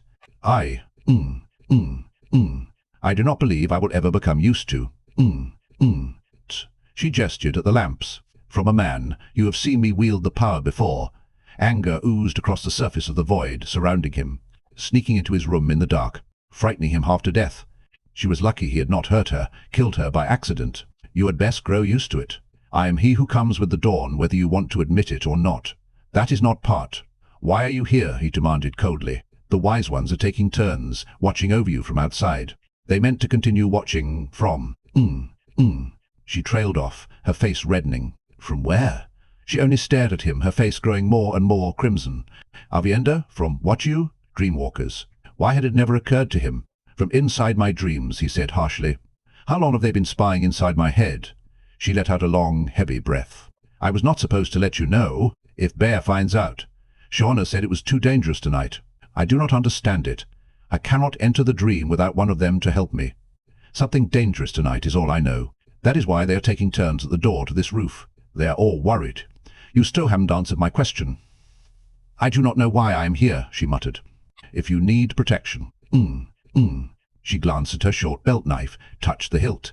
The ivory bracelet seemed to irritate her. She folded her arms so it was tucked into her armpit. I could not protect you very well with a knife this small, and Bear says if I pick up a spear again, without someone actually attacking me, she will have my hide for a waterskin.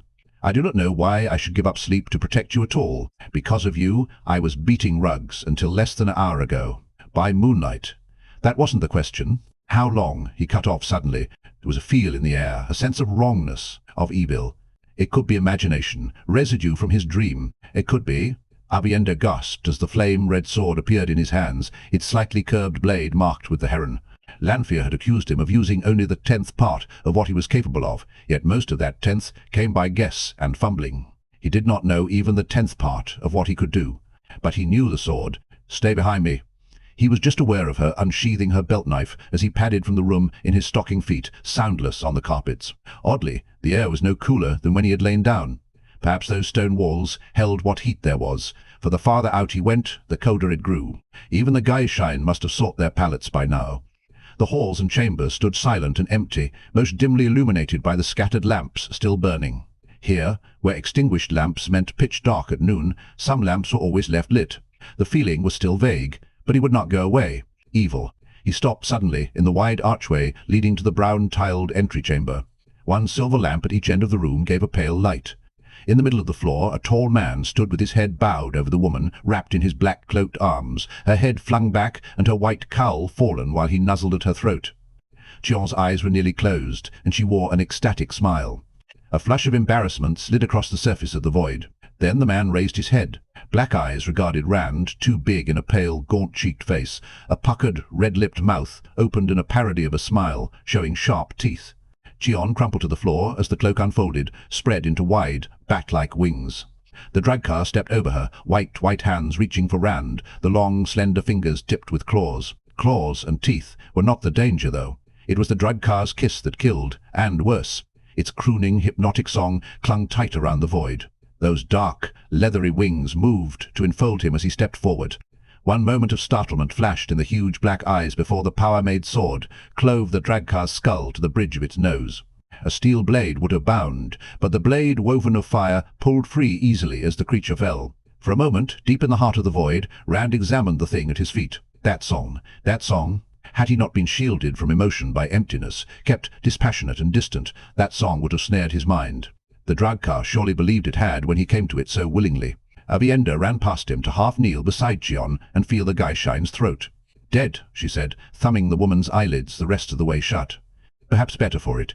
Dragcar eat the soul before they consume life. A dragcar. Here," she glared at him from her crouch. "Trollocs at Imristan, and now a dragcar here. You bring ill times to the threefold." With a cry, she threw herself flat across Chion as he levelled the sword. A bar of solid fire shot over her from his blade to strike the chest of the dragcar, just filling the outer doorway. Bursting into flame, the shadowspawn staggered back, screaming, stumbling across the path, beating wings that dripped fire. "Rouse, everyone," Rand said calmly. Had Chion fought? How far had her honor held her? It would have made no difference. Dragcar died more easily than Myrddraal, but they were more dangerous in their own way. If you know how to sound the alarm, do it. The gong by the door. I will do it. Wake them. There may be more than two. Nodding, she dashed back the way they had come, shouting, "Up spears! Waken up spears!" Rand stepped outside warily, sword ready, the power filling him, thrilling him, sickening him. He wanted to laugh, to vomit. The night was freezing, but he was barely aware of the cold. The burning dragcar was sprawled in the terrace garden, stinking of burning meat, adding the light of its low fire to the moon. A little way down the path Shiana lay, long greying hair spread in a fan, staring at the sky with wide, unblinking eyes. Her belt knife lay beside her, but she had had no chance against a dragcar. Even as Rand snatched the leather-padded mallet hanging beside the square bronze gong, pandemonium erupted from the canyon mouth. Human shouts and Trolloc howls, the clash of steel, screams. He sounded the gong hard, a sonorous toll that echoed down the canyon. Almost immediately, another gong sounded, then more, and from dozens of mouths the cry, "Up spears!" Confused yells rose around the peddlers' wagons below. Rectangles of light appeared, doors flung open on the two box-like wagons, gleaming white in the moonlight. Someone was shouting angrily down there. A woman, he could not tell who. Wings beat in the air above him. Snarling, Rand raised the fiery sword. The one power burned in him, and fire roared from the blade. The stooping dragcar exploded in a rain of burning chunks that fell into the darkness below. "Here," Rhuidean said. The Tanchief's eyes were hard above his black veil. Fully dressed, he carried buckler and spears. Mat stood behind him, coatless and bareheaded, shirt half tucked in, blinking uncertainly, and gripping his black-hafted spear with both hands. Rand took the shufur from Rhuidean, then let it drop. A bat-winged shape wheeled across the moon, then swooped low on the far side of the canyon, vanishing in the shadows. "They hunt for me. Let them see my face." The power surged in him. The sword in his hand flared till it seemed a small sun illumined him. "They can't find me if they do not know where I am." Laughing, because they could not see the joke, he ran down toward the sound of battle. Pulling his spear free of a boar-snouted Trollocs' chest, Mat crouched, eyes searching the moonlit darkness near the canyon mouth for another. Burn Rand. None of the shapes he saw moving were big enough to be a Trolloc. Always dumping me into these bloody things. Low moans came from the wounded. A shadowy form he thought was Moiraine knelt beside a downed Aiel. Those balls of fire she tossed about were impressive, almost as much as that sword of Rand's, spurting bars of flame. The thing still shone, so a circle of light surrounded the man. "I should have stayed in my blankets, is what I should have done. It's bloody cold, and this is nothing to do with me." More Aiel were beginning to appear, women in skirts come to help with the injured. Some of those women carried spears. They might not do the fighting normally, but once the battle had reached into the hold, they had not stood by and watched. A maiden stopped beside him, unveiling. He could not make out her face, all moon shadows. "You dance your spear well, gambler. Strange days when Trollocs come to cold rocks." She glanced at the shadowy shape he thought was Moiraine. They might have forced a way in without the Aes Sedai. There weren't enough of that, he said without thinking. They were meant to pull attention here. So those dragcar would have a free hand to reach Rand. "I think you are right," she said slowly. "Are you a battle leader among the Wetlanders?" He wished he had kept his mouth shut. "I read a book once," he muttered, turning away. "Bloody pieces of other men's bloody memories. Maybe the peddlers will be ready to leave after this." When he stopped by the wagons, though, neither Keel nor Kaderi was anywhere to be seen. The drivers were all clumped together, hastily passing around jars of something that smelled like the good brandy they had been selling, muttering and as agitated as if the Trollocs had actually come within smelling distance of them. Isendra stood at the top of the steps to Kaderi's wagon, frowning at nothing. Even with her brows furrowed, she was beautiful behind that misty scarf. He was glad that at least his memories of women were his own. The Trollocs are done, he told her, leaning on his spear so she would be sure to notice it. No point risking having my skull split without getting a little good out of it. No effort at all was needed to sound tired. A hard fight, but you're safe now. She stared down at him, face expressionless, eyes glittering in the moonlight like dark, polished stone. Without a word, she turned and went inside, slamming the door, hard. Mat expelled a long, disgusted breath and stalked away from the wagons. What did it take to impress the woman? Bed was what he wanted. Back in his blankets, and let Rand deal with Trollocs and bloody dragcar.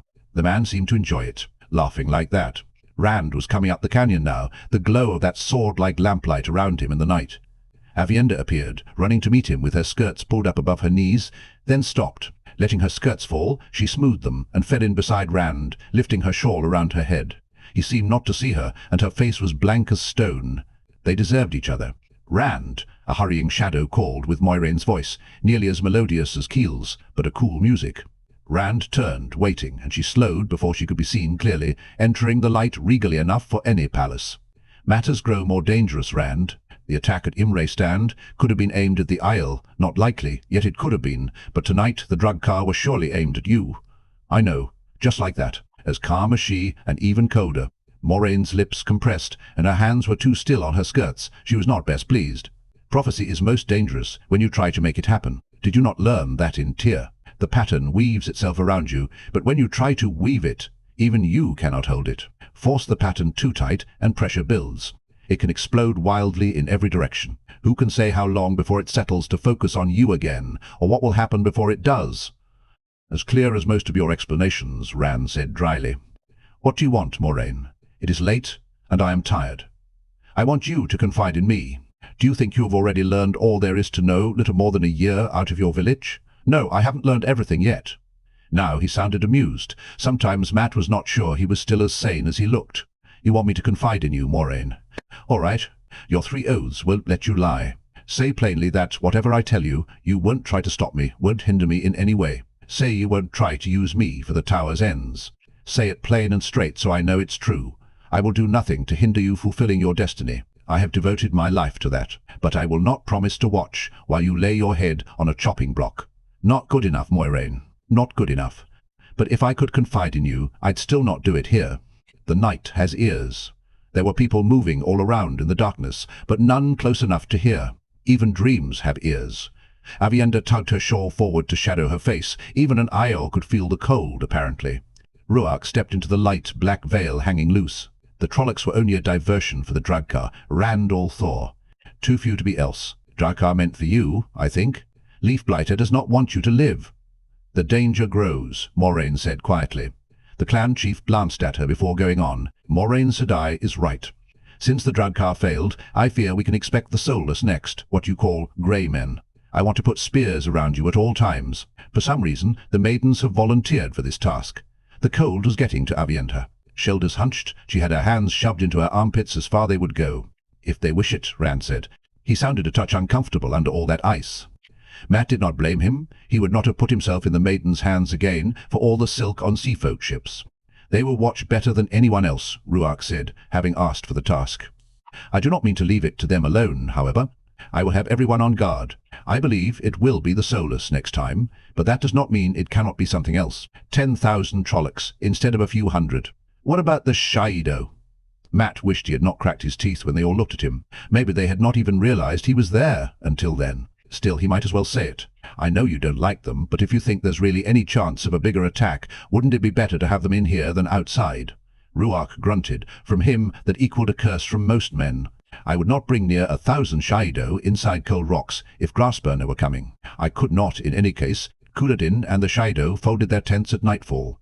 We are well rid of them. I sent runners to make sure they leave Tardad land without taking a few goats or sheep with them.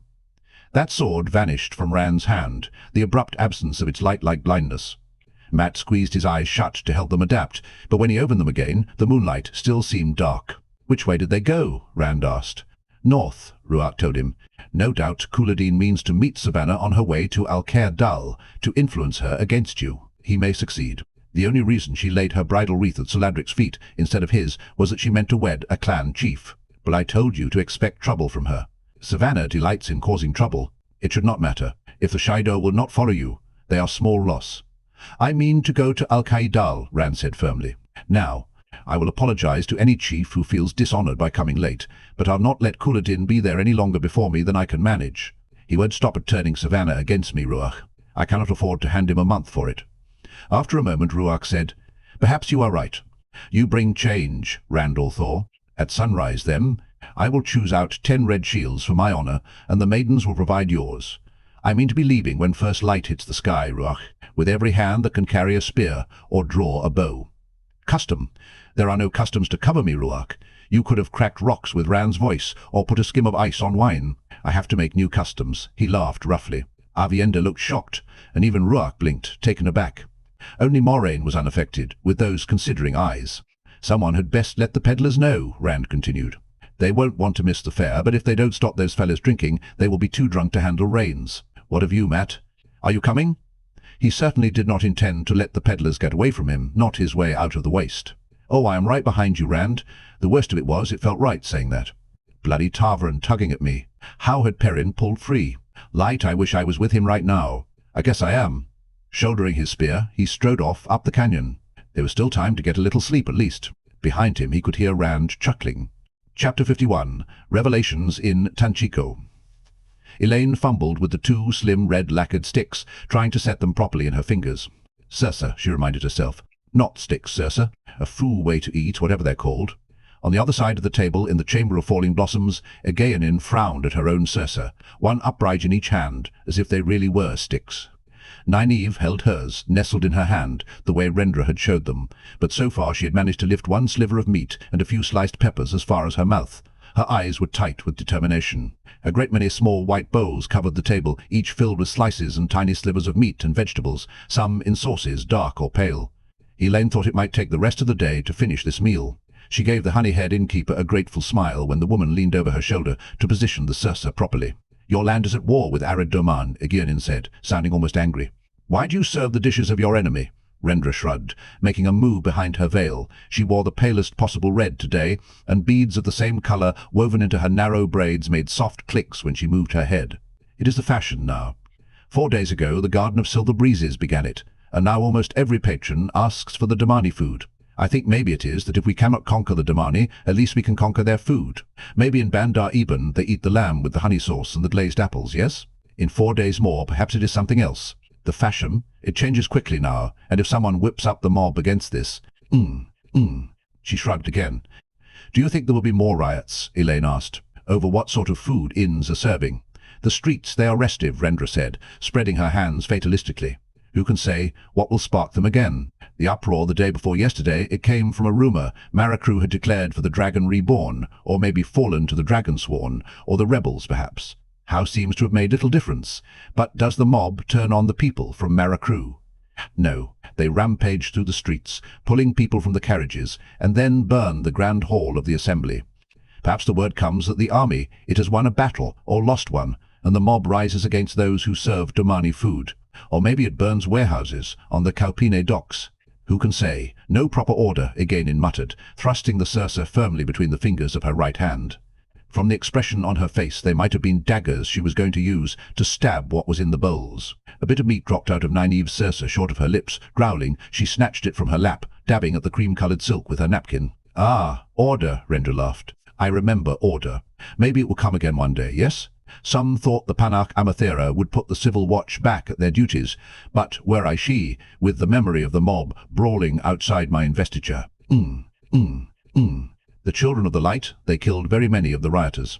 Perhaps this means there will not be another riot, but perhaps it means the next riot. It will be twice so big, or 10 times. I think that I, too, would keep the Watch and the children close around me. But this is no talk to disturb the meal. Examining the table, she nodded to herself in approval, the beads in her thin plaits clicking. As she turned toward the door, she paused with a small smile. It is the fashion to eat the Damani food with the Circe, and of course one does what is the fashion, but... There are none here to see save yourselves, yes? Should you perhaps wish the spoons and the forks? They are under the napkin. She indicated the tray on the end of the table. Enjoy!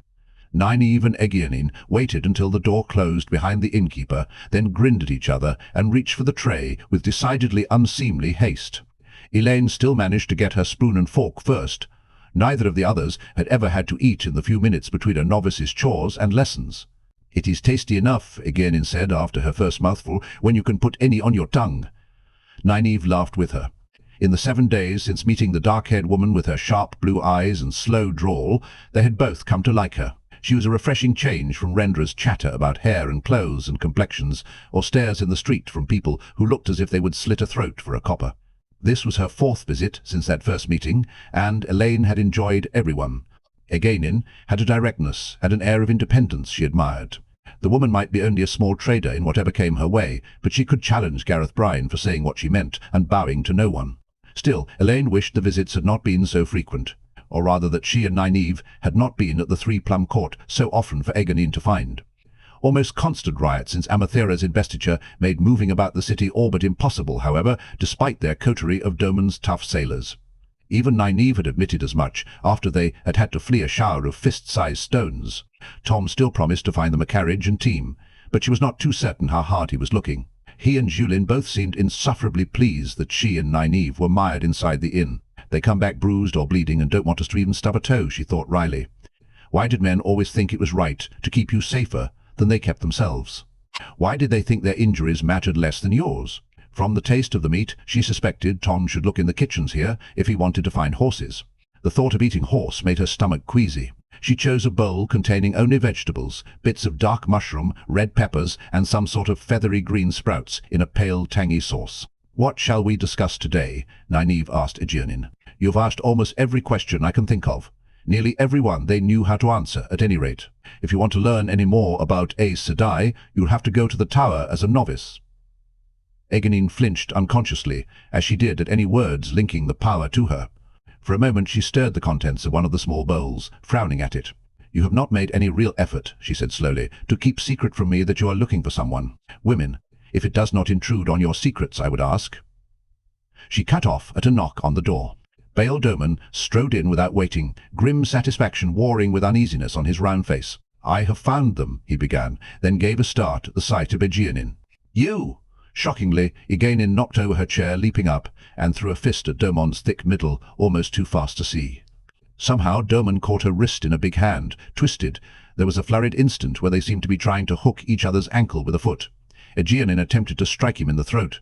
Then, somehow, she was face down on the floor, Domon's boot on her shoulder, and her arm levered up hard against his knee. Despite that, she snatched her belt knife free. Elaine wove flows of air around the pair before she even knew she had embraced Saidar, freezing them where they were. "What is the meaning of this?" she demanded in her best icy tone. "How dare you, Master Domon?" Nynaeve's voice was equally cold. "Unhand her." More warmly, worriedly, she added, "Egwene, why did you try to hit him?" "I told you to release her, Domon." "He cannot, Nynaeve." Elaine did wish the other woman could at least see flows clearly without being angry. She did try to hit him first. "Egwene, why?" The dark-haired woman lay there with eyes shut and mouth tight. Her knuckles stood out bloodless from her grip on the knife hilt. Domon glared from Elaine to Nynaeve, his odd Illionaire beard nearly bristling. His head was all that Elaine had left, free to move. "The woman do be seanchan," he growled. Elaine exchanged startled looks with Nynaeve. "Egwene? Chan?" It was impossible. "It must be impossible." "Are you certain?" Nynaeve asked slowly, quietly. She sounded as stunned as Elaine felt. "I will never forget her face," Domon replied firmly. "A ship captain. It did be she who did take me to Falmer, me and my ship, captives to the seanchan." Egwene made no effort to deny it, only lay there gripping her knife. "Seanchan. But I like her." Carefully, Elaine shifted the weave of flows until Egwene's knife hand lay uncovered to the wrist. "Let go of it, Egwene," she said, kneeling beside the woman. "Please." After a moment, Egwene's hand fell open. Elaine picked up the knife and backed away, loosing the flows completely. "Let her up, Master Domon." "She be seanchan, mistress," he protested, and hard as iron spikes. "Let her up." Muttering under his breath, he released Egwene's wrist, moving away from her quickly, as if he expected she might come at him again. The dark-haired woman, the seanchan woman, merely stood, though. She worked the shoulder he had wrenched, eyeing him thoughtfully, glanced at the door, then raised her head, and waited with every outward appearance of calm. It was hard not to keep on admiring her. "Seanchan," Nynaeve growled.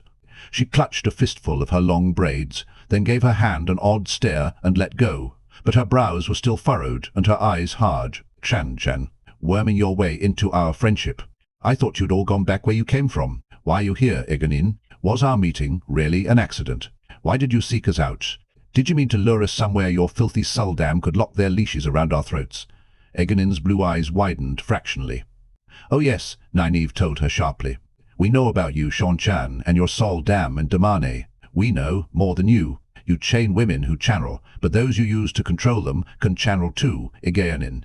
For every woman who can channel that you've leashed like an animal, you walk by another 10 or 20 every day without realizing it." "I know," Egwene said simply, and Nynaeve's mouth fell open. Elaine thought her own eyes were going to pop out of her head. "You know?" She took a breath and went on in something less like an incredulous squeal. "Egwene, I think you are lying. I've not met many seanchan before, and never for more than a few minutes, but I know someone who has. Seanchan don't even hate women who channel. They think they are animals. You'd not take it so easily if you knew or even believed. Women who can wear the bracelet are women who can learn to channel," Egwene said. "I did not know it could be learned. I was taught a woman either could or could not. But when you told me that girls must be guided if they are not born with it, I reasoned it out. May I sit down? So cool." Elaine nodded, and Domon set Egwene's chair upright, standing behind it while she sat. Looking over her shoulder at him, the dark-haired woman said, "You were not so. Difficult. An opponent the last time we met. You did have 20 armored soldiers on my deck then, and a damane ready to break my ship apart with the power. Just because I can hook a shark from a boat, I do no offer to wrestle it in the water." Surprisingly, he grinned at her, rubbing his side, where she must have gotten in a blow Elaine had not seen. "You are no so easy an opponent yourself, as I did think you would be without your armor and sword." The woman's world had to have been turned upside down by her own reasoning, but she was taking it matter-of-factly. Elaine could not imagine what would spin her own world topsy-turvy that way, but she hoped that if she ever found out, she could face it with Egwene's calm reserve. "I have to stop liking her. She is seanchan. They'd have collared me for a pet if they could. Light, how do you stop liking someone?" Nynaeve appeared to be having no such difficulty. Planting her fists on the table, she leaned toward egwene so fiercely her braids dangled among the small bowls. "Why are you here in Tanchico? I thought you'd all fled after Falme. And why have you tried to wriggle your way into our trust like some egg-eating snake? If you think you can collar us, think again." "That was never my intention," egwene said stiffly. "All I ever wanted from you was to learn about Aes Sedai." "I? For the first time she seemed hesitant, unsure of herself. Compressing her lips, she looked from Nynaeve to Elaine and shook her head. "You are not as I was taught. The light be upon me. I, like you. You like us." Nynaeve made it sound a crime. "That answers none of my questions." Egwene hesitated again, then held her head up, defying them to do their worst. Surdam were left behind at Falme. Some deserted after the disaster. A few of us were sent to bring them back. I only found one, but I discovered that an Adam would hold her. Seeing Nynaeve's fists tighten, she quickly added, "I let her go last night. I will pay dearly if that is ever discovered, but after talking with you, I could not." Grimacing, she shook her head. "That is why I stayed with you after Elaine revealed herself. I knew Bethamin was a Sol Dam. To discover the Adam held her, that she could. I had to know, to understand, about women who could channel." She took a deep breath. "What do you mean to do with me?" Her hands, folded on the table, did not tremble. Nynaeve opened her mouth angrily and closed it again slowly. Elaine knew her difficulty. Nynaeve might hate Egwene now, but what were they to do with her? It was not clear she had committed any crime in Tanchico, and in any event the Civil Watch seemed interested in nothing beyond saving its own collective skin.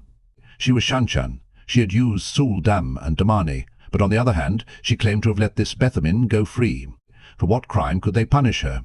Asking questions they had answered freely, making them like her? "I'd like to stripe your hide till you glow like a sunset," Nynaeve growled. Abruptly her head swung toward Domon. "You found them? You said you found them. Where?" He shifted his feet, shooting a meaning look at the back of Egwene's head, eyebrows rising in a question. "I do not believe she is a dark friend," Elaine said when Nynaeve hesitated. "I certainly am not." Egwene's stare was fierce-eyed and offended. Folding her arms as if to keep from tugging her braids, Nynaeve glared at the woman, then shifted an accusatory frown to Domon, as though this entire mess were his fault. "There isn't anywhere to lock her," she said finally, "and Rendra would surely demand reasons. Go ahead, Master Domon." He gave a last, doubtful look at Egwene. "At the Panarch's palace, one of my men did see two of the women on your list, the one with the cats, and the Soldaean woman." "Are you certain?" Nynaeve said. "At the Panarch's palace. I wish you had seen for yourself. More women than Amyrlin, Jamalfin, like cats. And Asne Zeramine is not the only woman from Saldea, even in Tanchico. A narrow-faced, blue-eyed woman with a wide nose, feeding a dozen cats in this city where people do eat cats. In the company of another with that Saldean nose and tilted eyes. That is no so common a pair, Mistress Ormira. It is not, she agreed. But the Panarch's palace. Master Domon, in case you have forgotten, 500 white cloaks guard that place, commanded by an inquisitor of the Hand of the Light.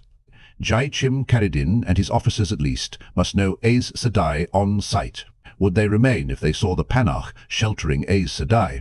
He opened his mouth, but Nynaeve's point was telling, and nothing came out. "Master Domon," Elaine said, "what was one of your men doing at the Panarch's palace?" He tugged at his beard in an embarrassed way, and rubbed his bare upper lip with a wide finger. "You see, the Panarch Amathera do be known to like ice peppers, the white kind that be very hot, and whether or no she be amenable to gifts herself, the customs men will know who did give her one, and be more amenable themselves." "Gifts," Elaine said in her best reproving voice. "You were more honest on the docks, and called them bribes." Surprisingly, Egwene had twisted around in her chair to give him a disapproving look too. "Fortune prick me," he muttered. "You did no ask me to give up my trade. And I would know if you did bring my aged mother to ask. A man do have a right to his trade." Egwene snorted and righted herself. "His bribes are not our problem, Elaine." Nynaeve sounded exasperated. "I don't care if he bribes the entire city and smuggles." A rap at the door cut her off. With a cautioning look at the others, she snapped, "You sit quiet," to Egwene, and raised her voice. "Come." Julian stuck his head into the room with that silly cylindrical cap on, frowning as usual at Domon. The gash on his dark cheek, the blood already dried, was not unusual either. The streets were rougher now by daylight than they had been by dark in the beginning. "May I speak to you alone, Mistress Almera?" he said when he saw Egwene sitting at the table. "Oh, come in," Nynaeve told him sharply. "After what she's heard already, it won't matter if she hears a little more. Have you found them in the Panarch's palace, too?" In the act of shutting the door, he shot an unreadable, tight-mouthed glance at Domon. The smuggler smiled, showing too many teeth. For a moment it seemed they might come to blows. "So the Illianer is ahead of me," Julien muttered ruefully. Ignoring Domon, he addressed Nynaeve. "I told you the woman with the white stripe would lead me to them. That is a very distinctive thing, and I saw the Domani woman there too, from a distance. I am not fool enough to wade into a school of Silverpike, but I cannot believe there is another Domani woman besides Jane Cade in all of Tarabon." "You mean they're in the Panarch's palace?" Nynaeve exclaimed. Julien's face did not change, but his dark eyes widened slightly, flickered toward Domon. "So he had no proof," he murmured in a satisfied tone. "I did have proof." Domon avoided looking at the Tyrene. "If you did no accept it before this fisherman did come, Mistress Olmera, it be no fault of mine." Julien drew himself up, but Elaine cut in before the thief-catcher could speak. "You both found them, and you both brought proof. Very likely neither would have been sufficient without the other. Now we know where they are because of you both. If anything, they looked more disgruntled than before. Men could be absolutely silly at times. The Panarch's palace." Nynaeve jerked a fistful of braids, then flung the long plaits over her shoulder with a toss of her head. "What they are after must be there. But if they have it, why are they still in Tanchico? The palace is huge. Maybe they haven't found it yet. Not that that helps if we're out here while they are inside." Tom, as usual, entered without knocking, taking in everyone at one glance. "Mistress Egwene," he murmured, with an elegant bow. His limp did nothing to diminish. "Nynaeve, if I could speak with you alone, I have important news." The fresh bruise on his leathery cheek made Elaine even angrier than the new tear in his good brown cloak. The man was too old to be braving the streets of Tanchico, or any rough streets for that matter. It was time she arranged a pension for him, and somewhere safe and comfortable to live. No more gleeman wanderings from village to village for him. She would see to it. Nynaeve gave Tom a sharp look. "I've no time for that now. The Black Sisters are in the Panarch's palace, and for all I know, Amathera is helping them search it, from cellar to attic." "I found out less than an hour ago," he said disbelievingly. "How did you—" He looked at Domon and Julien, both still glowering like boys who had each wanted the whole cake. It was obvious that he dismissed either as Nynaeve's source of information. Elaine felt like grinning. He did so pride himself on knowing all the undercurrents, all the hidden doings. "The tower has its ways, Tom," she told him, cool and mysterious. "It is best not to inquire too closely into the methods of Aes Sedai." He frowned, bushy white eyebrows drawing down uncertainly. "Most satisfactory." She became aware of Julien and Domon frowning at her too, and suddenly it was all she could do not to blush. If they talked, she would look a fool. They would eventually, men did. Best to bury it quickly and hope. "Tom, have you heard anything that might indicate whether Amathera is a dark friend?" "Nothing." He tugged one long moustache irritably. "Apparently she has not seen Andric since donning the crown of the tree. Maybe the troubles in the streets make travel between the king's palace and the Panarch's too dangerous. Maybe she has simply realized that her power equals his now, and is no longer as compliant as before. Nothing to say what her allegiances are." With a glance at the dark-haired woman in the chair, he added, "I am grateful for the aid Mistress Egwene gave you with those robbers, but to now I have thought she was a casually met friend. May I ask who she is to be brought into this? I seem to recall you threatening to tie a knot in any careless tongues, Nynaeve." "She's seanchan," Nynaeve told him. "Close your mouth before you swallow a moth, Tom, and sit down. We can eat while we try to figure out what to do." In front of her, Tom said, "Seanchan?" He had heard some of the story of Falmer from Elaine, some of it, and he had certainly heard the rumours here. He studied Egwene as if wondering where she hid her horns. Julien seemed to be strangling. If his bulging eyes were any indication, he must have heard the Tanchican rumours too. "Do you suggest I ask Rendra to lock her in a storeroom?" Nynaeve asked calmly. "That would cause comment, wouldn't it? I'm fairly certain 3 big, hairy men can protect Elaine and me if she pulls a seanchan army out of her pouch. Sit, Tom, or else eat standing up, but stop staring. All of you, sit. I mean to eat before it grows cold." They did, Tom looking as ill-contented as Julien and Domon. Sometimes Nynaeve's bullying manner did seem to work. Perhaps Rand would respond to occasional bullying. Putting Rand out of her mind, Elaine decided it was time to add something of worth. "I cannot see how the Black Sisters can be in the Panarch's palace without Amathera's knowledge," she said, pulling her chair under her. "As I see it, that makes for 3 possibilities. 1, Amathera is a dark friend. 2, she thinks they are Aes Sedai. And 3, she is their prisoner." For some reason, Tom's approving nod made her feel warm inside. Silly. Even if he did know the game of houses, he was just a foolish bard who had thrown it all away to become a gleeman. In any case, she will help them look for what they seek, but it seems to me that if she thinks they are Aes Sedai, we might be able to gain her help with the truth.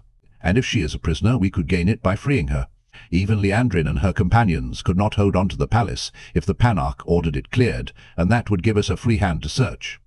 The problem is discovering whether she is ally, dupe, or captive, Tom said, gesturing with his pair of Circe.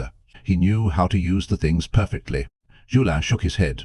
The real problem is to reach her, whatever her situation. Yaachim Caridin has 500 white cloaks around the palace, like fisher birds around the docks. The Panarch's legion has nearly twice that, and the Civil Watch almost as many. Few of the ring forts are held half so well. We are not going to fight them, Nynaeve said dryly. Stop thinking with the hair on your chest. This is a time for wits, not muscle, as I see it. The discussion went on through the meal, continuing after the last small bowl was emptied. Egwene even offered a few cogent comments after a while, spent silently, not eating and not seeming to listen. She had a sharp mind, and Tom readily accepted any of her suggestions he agreed with, though he stubbornly rejected out of hand those he did not, just the way he treated everyone else. Even Domon, rather surprisingly, supported Egwene when Nynaeve wanted her to keep quiet. She do make sense, Mistress Olmira. Only a fool do reject sense, wherever it do come from. Unfortunately, knowing where the Black Sisters were did little good without knowing whether or not Amathera was with them, that, or what they were after. In the end, almost 2 hours of discussion came to not much more than that, and a few suggestions as to how to find out about Amathera, all of which, it seemed, were to be used by the men with their spiderweb of contacts crisscrossing Tanchico. None of the fool men wanted to leave them alone with one of the seanchan until Nynaeve became angry enough to wrap them all three in flows of air while they dithered before the door. "Do you not think," she said icily, surrounded by the glow of Sadar, "that one of us might be able to do the same to her if she says boo?" She would not release any of them until they all nodded their heads, the only bits they could move. "You keep it taut, crew," Egwene said as soon as the door closed behind them. "Be quiet, seanchan." Nynaeve folded her arms tightly. She seemed to have given up trying to pull at those braids when she was angry. "Sit down and be quiet." It was frustrating waiting there, staring at the plum trees and falling blossoms painted on the windowless walls, pacing the floor or watching Nynaeve pace, while Tom and Julin and Domon were out, actually doing something. Yet it was worse when each man came back at intervals, to report another trail faded away to nothing, another thread snapped, hear what the others had learned, and hurry out again. The first time Tom returned with a second purple bruise on the other cheek, Elaine said, "Wouldn't you do better here, Tom, where you could hear whatever Julin and Master Domon report? You could evaluate much better than Nynaeve or I." He shook his foolish, shaggy white head, while Nynaeve sniffed loudly enough to be heard in the hallway. "I've a lead to a house on the Verana, where Amathera supposedly went sneaking some nights before she was raised Panarch, and he was gone before she could say another word. When he next returned, limping distinctly more, reporting that the house was the home of Amathera's old nurse, Elaine spoke in her firmest voice. "Tom, I want you to sit down. You will stay here. I will not have you getting yourself hurt." "Hurt," he said. "Child, I never felt better in my life. Tell Julin and Bale there is supposedly a woman named Serindra somewhere in this city who claims to know all sorts of dark secrets about Amathera." And off he hobbled, cloak swirling behind him. He had another tear in that too. Stubborn, foolish old man. Once a clamour penetrated the thick walls, brutal shouts and cries from the street. Rendra bustled into the room just when Elaine had decided to go down and see for herself what it was. "Some little trouble outside. Do not disturb yourself. Baal Domon's men, they keep it away from us, yes. I did not want you to worry." "A riot here?" Nynaeve said sharply. The immediate neighbourhood of the inn had been one of the few calm areas in the city. "Not to worry," Rendra said soothingly. "Perhaps they want food. I will tell them where Baal Domon's soup kitchen is, and they will go away." The noise did die down after a while, and Rendra sent up some wine. Not until the serving man was leaving, with a sulky look on his face, did Elaine realize it was the young man with the beautiful brown eyes. The man had begun reacting to her coldest stares, as if they were smiles. Did the fool think she had time to notice him now? Waiting and pacing, pacing and waiting. Serindra turned out to be a tirewoman dismissed for theft, not at all grateful for not being imprisoned. She would make any accusation against Amathera that was suggested to her. A fellow who claimed to have proof that Amathera was Aes Sedai, and Black Ajah also claimed that the same documents proved King Andric the Dragon Reborn. The group of women whom Amathera used to meet in secret were friends. Andric despised, and the shocking discovery that she financed several smuggling craft led nowhere. Almost every noble but the king himself had a finger in smuggling. Every trail ended that way. The worst Tom could discover was that Amathera had convinced two handsome young lords that each was the true love of her life, and Andric only a means to an end. On the other hand, she had given audiences in the Panarch's palace to various lords, both alone and in company with various women recognizable as Liandrin and others on the list, and reportedly asked and accepted their advice for her decisions. Ally, or captive. When Julian came back, a good 3 hours after sunset, spinning a thumb-thick staff of ridged wood and muttering about some pale-haired fellow who had tried to rob him, Tom and Domon were already slumped disconsolately at the table with Aegwene. "This will be Falm again," Domon growled at the air. The stout cudgel he had acquired somewhere lay in front of him, and he wore a short sword at his belt now. Aes Sedai, the Black Ajah, meddling with the Panarch. "If we do no find something tomorrow, I do mean to take myself out of Tanchico. The next day for certain, if my own sister do ask me to stay." "Tomorrow," Tom said wearily, elbows on the table and chin on fists. "I am too tired to think straight any longer. I found myself listening to a laundryman from the Panarch's palace, who claims he has heard Amathera singing bawdy songs, the sort you hear in the roughest taverns on the docks. I actually listened to him. For me," Julian said, reversing a chair to straddle it, "I mean to look on tonight. I found a roofman who says the woman he keeps company with was another of Amathera's tirewomen. According to him, Amathera discharged all of her tirewomen without warning the same evening she was invested Panarch. He will take me to talk with her after he finishes some business of his own at a merchant's house." Nynaeve moved to the end of the table, fists on hips. "You will not be going anywhere tonight, Julo. The three of you will be taking turns guarding our door." The men protested volubly, of course, all together. "I do have my own trade to keep up, and if I must spend my days asking questions for you." Mistress Olmira, this woman is the first person I have found who's actually seen Amathera since she was raised." Nynaeve, "I'll hardly be able to find a rumour tomorrow, much less trace it if I spend the night playing at." She let them argue themselves out. When they began to trail off, obviously thinking her convinced, she said, "Since we have nowhere else to keep the seanchan woman, she will have to sleep with us. Elaine, will you ask Rendra to have a pallet made up? On the floor will do nicely." Egwene glanced at her but said nothing. The men were neatly boxed. Either they refused flatly and openly broke their word to do as Nynaeve said, or else argued on, sounding as if they were whining. They glowered and spluttered and acquiesced. Rendra was clearly surprised they requested only a pallet, but accepted the tale that Aegwene feared to risk the streets at night. She did look miffed when Tom seated himself in the hall beside their door. "Those fellows, they did not get inside, however hard they tried. I told you the soup kitchen would take them away, yes? Guests at the Three-Plum Court have no need for the bodyguards on their rooms." "I am sure not," Elaine told her, gently trying to push her out with the door. "It's just that Tom and the others do worry so. You know how men are." Tom shot her a hawkish stare beneath those thick white eyebrows, but Rendra sniffed, agreeing that she did indeed know, and let Elaine shut the door. Nynaeve immediately turned to Egwene, who was spreading her pallet on the far side of the bed. "Take off your clothes, seanchan. I want to be sure you don't have another knife hidden away."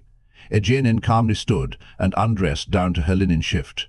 Nynaeve searched through her dress thoroughly, then insisted on searching Egwene as well, and none too gently. Finding nothing did not seem to soothe her. "Hands behind your back, seanchan." "Elaine, bind her." "Nynaeve, I don't think she—" "Bind her with the power, Elaine," Nynaeve said roughly, "or I'll cut strips from her dress and bind her hands and heels. You remember how she handled those fellows in the street? Probably her own hirelings. She could probably kill us in our sleep with her bare hands." "Really, Nynaeve, with Tom outside?" "She's seanchan." "Seanchan! Elaine!" She sounded as if she hated the dark-haired woman for a personal wrong, which made no sense. Egwene had been in their hands, but not Nynaeve. The set of her jaw said she meant to have her way, with the power, or with ropes, if she could find them. Egwene had already placed her wrists together in the small of her back, compliant if not meek. Elaine wove a flow of air around them and tied it off.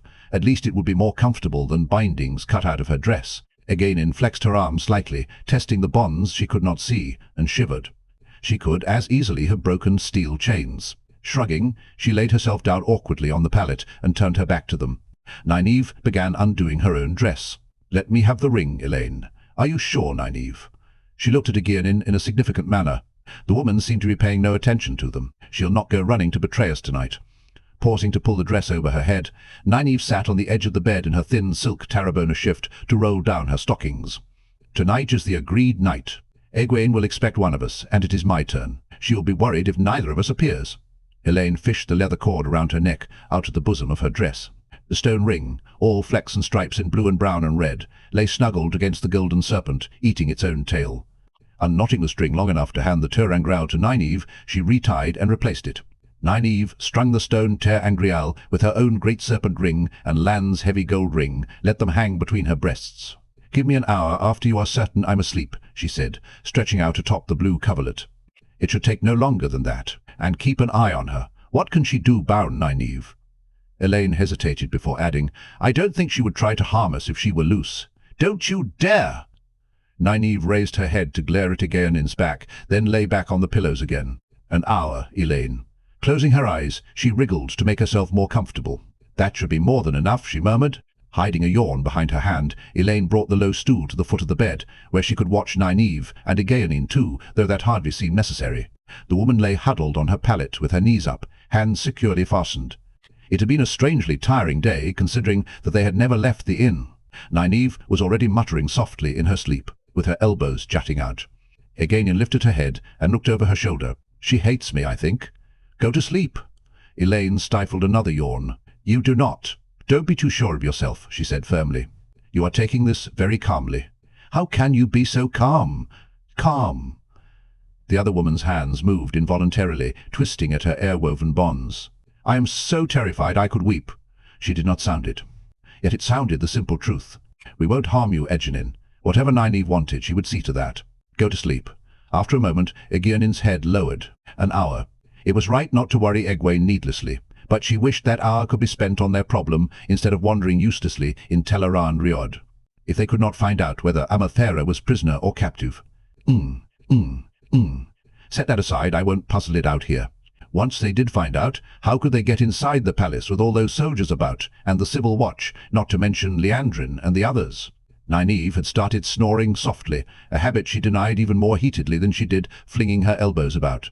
Egwene appeared to be taking the long, slow breaths of deep sleep. Yawning into the back of her hand, Elaine shifted on the hard wooden seat and began planning how to sneak into the Panarch's palace. Chapter 52. Need for a moment.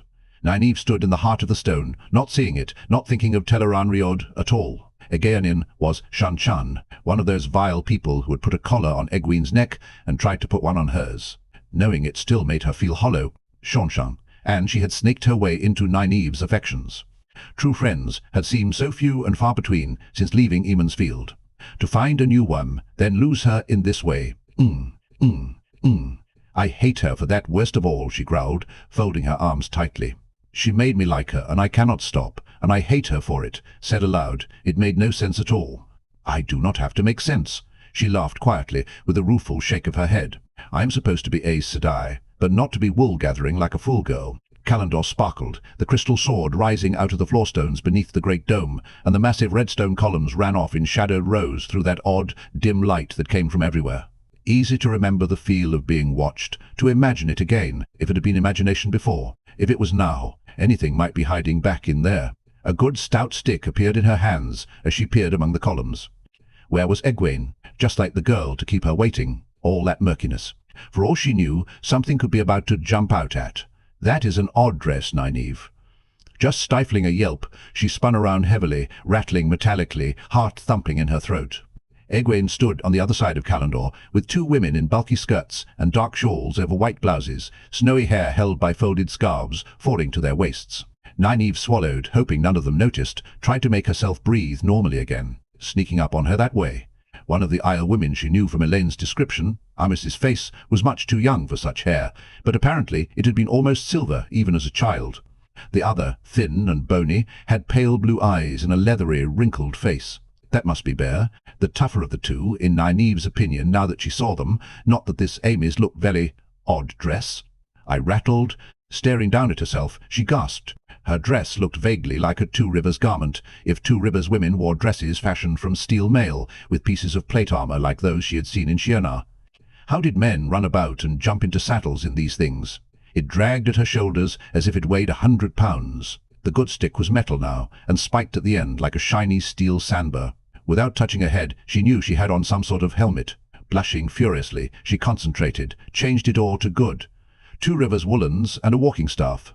It felt good to have her hair back in one proper braid, hanging over her shoulder. Uncontrolled thoughts are troublesome when you walk the dream, Bear said in a thin, strong voice. You must learn to control them if you mean to continue. I can control my thoughts very well, thank you, Nynaeve said crisply. Aye. Bear's voice was not all that was thin. The two wise ones seemed, Misty, almost an egwene, in a pale blue riding dress, was very nearly transparent. What's the matter with you? Why do you look that way? You try entering Teleran Ryod while half asleep in a saddle, egwene said dryly. She seemed to flicker. It is morning in the threefold land, and we are on the move. I had to talk Amis into letting me come at all, but I was afraid you would be worried. It is a difficult enough task without the horse, Amis said, sleeping shallowly when you wish to be awake. Egwene has not learnt it entirely yet. I will, Egwene said with an irritated determination. She was always too hasty and stubborn in her desire to learn. If these wise ones did not hold on to the scruff of her neck, she would very likely jump into all sorts of trouble. Nynaeve stopped worrying about Egwene and trouble as the younger woman began to speak of Trollocs and Dragcar attacking Cold Rock's hold. Shiana, a wise one dreamwalker among the dead, ran hurrying the Tardad Aiel toward this Alcard Dal, apparently in violation of all custom, sending out runners to bring more septs. The boy was confiding his intentions to no one. The Aiel were jumpy, and Moiraine was ready to bite the heads off nails. Moraine's frustration would have been some relief. She had hoped he could escape that woman's influence somehow, if Egwene had not frowned so worriedly. I don't know whether it is madness or design, Egwene finished. I could almost bear it either way if I knew. Nynaeve, I'll admit it isn't prophecy, or tarmongaidon, that makes me anxious right now. Maybe it is foolish, but I promised Elaine to look after him, and I do not know how. Nynaeve walked around the crystal sword to put an arm around her. At least she felt solid, even if she did look a reflection in a foggy mirror. Ram's Samity. There was nothing she could do about that, no comfort she could offer. Egwene was the one there to see him. The best you can do for Elaine is to tell him to read what she wrote. She worries about it sometimes. She won't talk, but I think she's afraid she said more than she should have. If he believes she is totally besotted, he's more likely to feel the same, which will not hurt her in the least. At least we have some good news in Tanchico. Some. When she explained, though, it barely seemed to justify some. So you still don't know what it is they're after, Egwene said after she finished. But even if you did, they are on top of it and still might find it first. Not if I can help it. Nynaeve fixed the two wise ones with a firm, level look. From what Elaine said of Amis's reluctance to give anything but warnings, she would need firmness to deal with them. The pair was so hazy a strong puff might blow them away like fog. Elaine thinks you know all sorts of tricks with dreams. Is there any way I could get into Amathera's dreams to see if she is a dark friend? Foolish girl. Bear's long hair swung as she shook her head. If Aes Sedai, a foolish girl still, to step into another's dream is very dangerous, unless she knows you and expects you. It is her dream, not as here. There, this Amathera will control all, even you. She had been sure that was the way. It was irritating to learn differently. And foolish girl? I'm not a girl, she snapped. She wanted to yank her braid, but clenched a fist at her side instead. For some reason, pulling at her hair felt strangely uncomfortable of late. I was Wisdom of Eamon's Field, before I, became Aes Sedai, She hardly stumbled over the lie at all now. Or, And I tell women as old as you when to sit down and be quiet. If you know how to help me, say so instead of giving me foolish maunderings about what is dangerous. I know danger when I see it. Abruptly she realized her single braid had split in two, one over each ear, red ribbons woven through to make tassels on the ends. Her skirt was so short it showed her knees, she wore a loose white blouse like the wise ones, and her shoes and stockings were gone. Where had this come from? She had surely never thought of wearing anything like it. Egwene put a hasty hand over her mouth. Was she aghast? Surely not smiling. Uncontrolled thoughts, Amy said, can be very troublesome indeed, Nynaeve Sedai, until you learn. Despite her bland tone, her lips quirked in barely masked amusement. Nynaeve kept her face smooth with an effort. They could not have had anything to do with it. They can't have. She struggled to change back, and it was a struggle, as though something held her as she was. Her cheeks grew hotter and hotter, suddenly just at the point when she was ready to break down and ask advice, or even help. Her clothes and hair were as they had been. She wriggled her toes gratefully in good, stout shoes. It had just been some odd, stray thought. In any case, she was not about to voice any suspicions. They looked far too amused as it was, even Egwene. I am not here for some fool contest. I just won't dignify them. If I cannot enter her dream, can I bring her into the world of dreams? I need some way to talk to her. We would not teach you that if we knew how, Amy said, hitching her shawl angrily. It is an evil thing you ask, nynaeve, said I. She would be as helpless here as you, in her dream. Bear's thin voice sounded like an iron rod. It has been handed down among dream-walkers since the first that no one must ever be brought into the dream. It is said that that was the way of the shadow in the last days of the Age of Legends. Nynaeve shifted her feet under those hard stairs, realizing she had an arm around Egwene. She held still. She was not about to let Egwene think they had made her uneasy. Not that they had. If she thought of being hauled before the women's circle, before she was chosen, wisdom, it was nothing at all to do with the wise ones. Firmness was what was. They stared at her. Hazy or not, these women could duel seanchan, stare for stare, especially Bear. Not that they intimidated her, but she could see the point of being reasonable. Elaine and I need help. The black ajah is sitting on top of something that can harm Rand. If they find it before we do, they may be able to control him. We need to find it first. If there is anything you can do to help, anything you can tell me. Anything at all. Aes Sedai, Amos said. You can make a request for help sound a demand. Nynaeve's mouth tightened. Demand? She had all but begged. Demand, indeed, but the Aiel woman did not seem to notice, or chose to ignore it. Yet a danger to Randall Thor. We cannot allow the shadow to have that. There is a way. Dangerous. Bear shook her head vigorously. This young woman knows less than Egwene did when she came to us. It is too dangerous for her. Then maybe I could, Egwene began, and the two cut her off as one. You are going to complete your training. You are too eager to go beyond what you know, Bear said sharply at the same time. Amy said, not the slightest bit softer. You are not there in Tanchico. You do not know the place, and you cannot have Nynaeve's need. She is the hunter. Under those iron eyes, Egwene subsided sulkily, and the two wise ones looked at each other. Finally, Bear shrugged and lifted her shawl up around her face. Clearly, she washed her hands of the entire matter. It is dangerous, Amy said. They made it sound as if breathing was dangerous in Teleran Riod. Aye, Nynaeve cut off as Amy's eyes actually grew harder. She would not have thought it possible. Keeping a firm image of her clothes as they were. Of course, they had had nothing to do with that. It simply seemed wise to make sure her dress remained as it was. She changed what she had been going to say. I will be careful. It is not possible, Amy's told her flatly, but I do not know another way. Need is the key. When there are too many people for the hold, the sept must divide, and the need is for water at the new hold. If no location with water is known, one of us may be called to find one. The key, then, is the need for a proper valley or canyon, not too far from the first, with water. Concentrating on that need will bring you near to what you want. Concentrating on the need again will bring you closer. Each step brings you nearer, until at last you are not only in the valley, but standing beside where water is to be found. It may be harder for you, because you do not know exactly what you are seeking, though the depth of need may make up for it, and you know already in a rough fashion where it lies, in this palace. The danger is this, and you must be aware of it.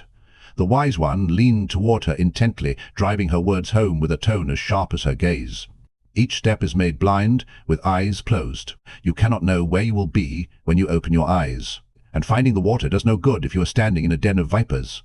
The fangs of a mountain king kill as quickly in the dream as waking. I think these women Egwene speaks of will kill more quickly than the snake. I did that, Egwene exclaimed. Nynaeve felt her jump as the Aiel women's eyes went to her. Before I met you, she said hastily. Before we went to Tyr, Need. Nynaeve felt warmer toward the Aiel women, now that one of them had given her something she could use. You must keep a close eye on Egwene, she told them, hugging the younger woman to show she meant it fondly. You are right, Bear. She will try to do more than she knows how. She has always been that way. For some reason, Bear arched a white eyebrow at her. I do not find her so, Amy said in a dry voice. She is a biddable student now. Is that not so, Egwene? Egwene's mouth set in a stubborn line. These wise ones did not know her well if they believed a Two Rivers woman would call herself biddable. On the other hand, she did not say anything. That was unexpected. As hard a lot as Aes Sedai, it appeared, these Aiel women. Her hour was slipping away, and impatience bubbled to try this method now. If Elaine woke her, it might take hours to get back to sleep. In 7 days, she said, one of us will meet you here again. Egwene nodded. In 7 days Rand will have shown himself to the clan chiefs as he who comes with the dawn, and the Aiel will all be behind him. The wise one's eyes shifted slightly, and Amy's adjusted her shawl. Egwene did not see it. The light knows what he means to do then. In 7 days, Nynaeve said, Elaine and I will have taken whatever Liandrin is hunting away from the lot of them, or else, very likely, the black ajah would have it. So the wise ones were not more certain the Aiel would follow Rand than Egwene was of his plans. No certainty anywhere. But no point in burdening Egwene with more doubts either. When one of us sees you next, we'll have laid them by the heels and stuffed them all in sacks to cart to the tower for trial. Try to be careful, Nynaeve. I know you don't know how to, but try anyway. Tell Elaine I said so too. She isn't as, bold, as you are, but she can come close. Amice and Bear each laid a hand on Egwene's shoulder, and they were gone. Try to be careful? Fool girl. She was always careful. What had Egwene been about to say rather than bold? Nynaeve folded her arms tightly in lieu of pulling her braid. Maybe better, she did not know. She realized she had not told Egwene about Egwene. Perhaps best not to stir up Egwene's memories of her captivity. Nynaeve could remember all too well the other woman's nightmares for weeks after she was freed, waking up screaming that she would not be chained. Much the best to let it lie. It was not as if Egwene need ever meet the seanchan woman. Burn that woman. Burn Egwene to ash. Burn her. This is not using my time wisely, she said aloud. The words echoed through the tall columns. With the other women gone, they looked even more foreboding than before, more a hiding place for unseen watchers and things that jumped out at you. Time to be away.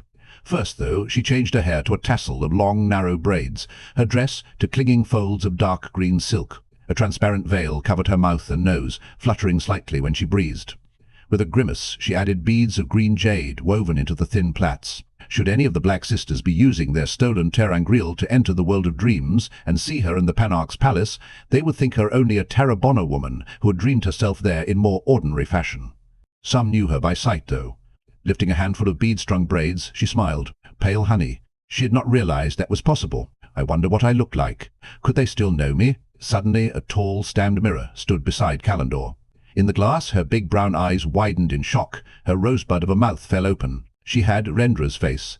Her features flickered back and forth, eyes and hair flashing darker then lighter, straining. She settled them as the innkeeper's. No one would know her now, and Egwene thought she did not know how to be careful. Closing her eyes, she concentrated on Tanchico, on the Panarch's palace, on need. Something dangerous to Rand, to the Dragon Reborn need. Around her, Tel'aran Rewatch shifted. She felt it, a sliding lurch, and opened her eyes eagerly to see what she had found.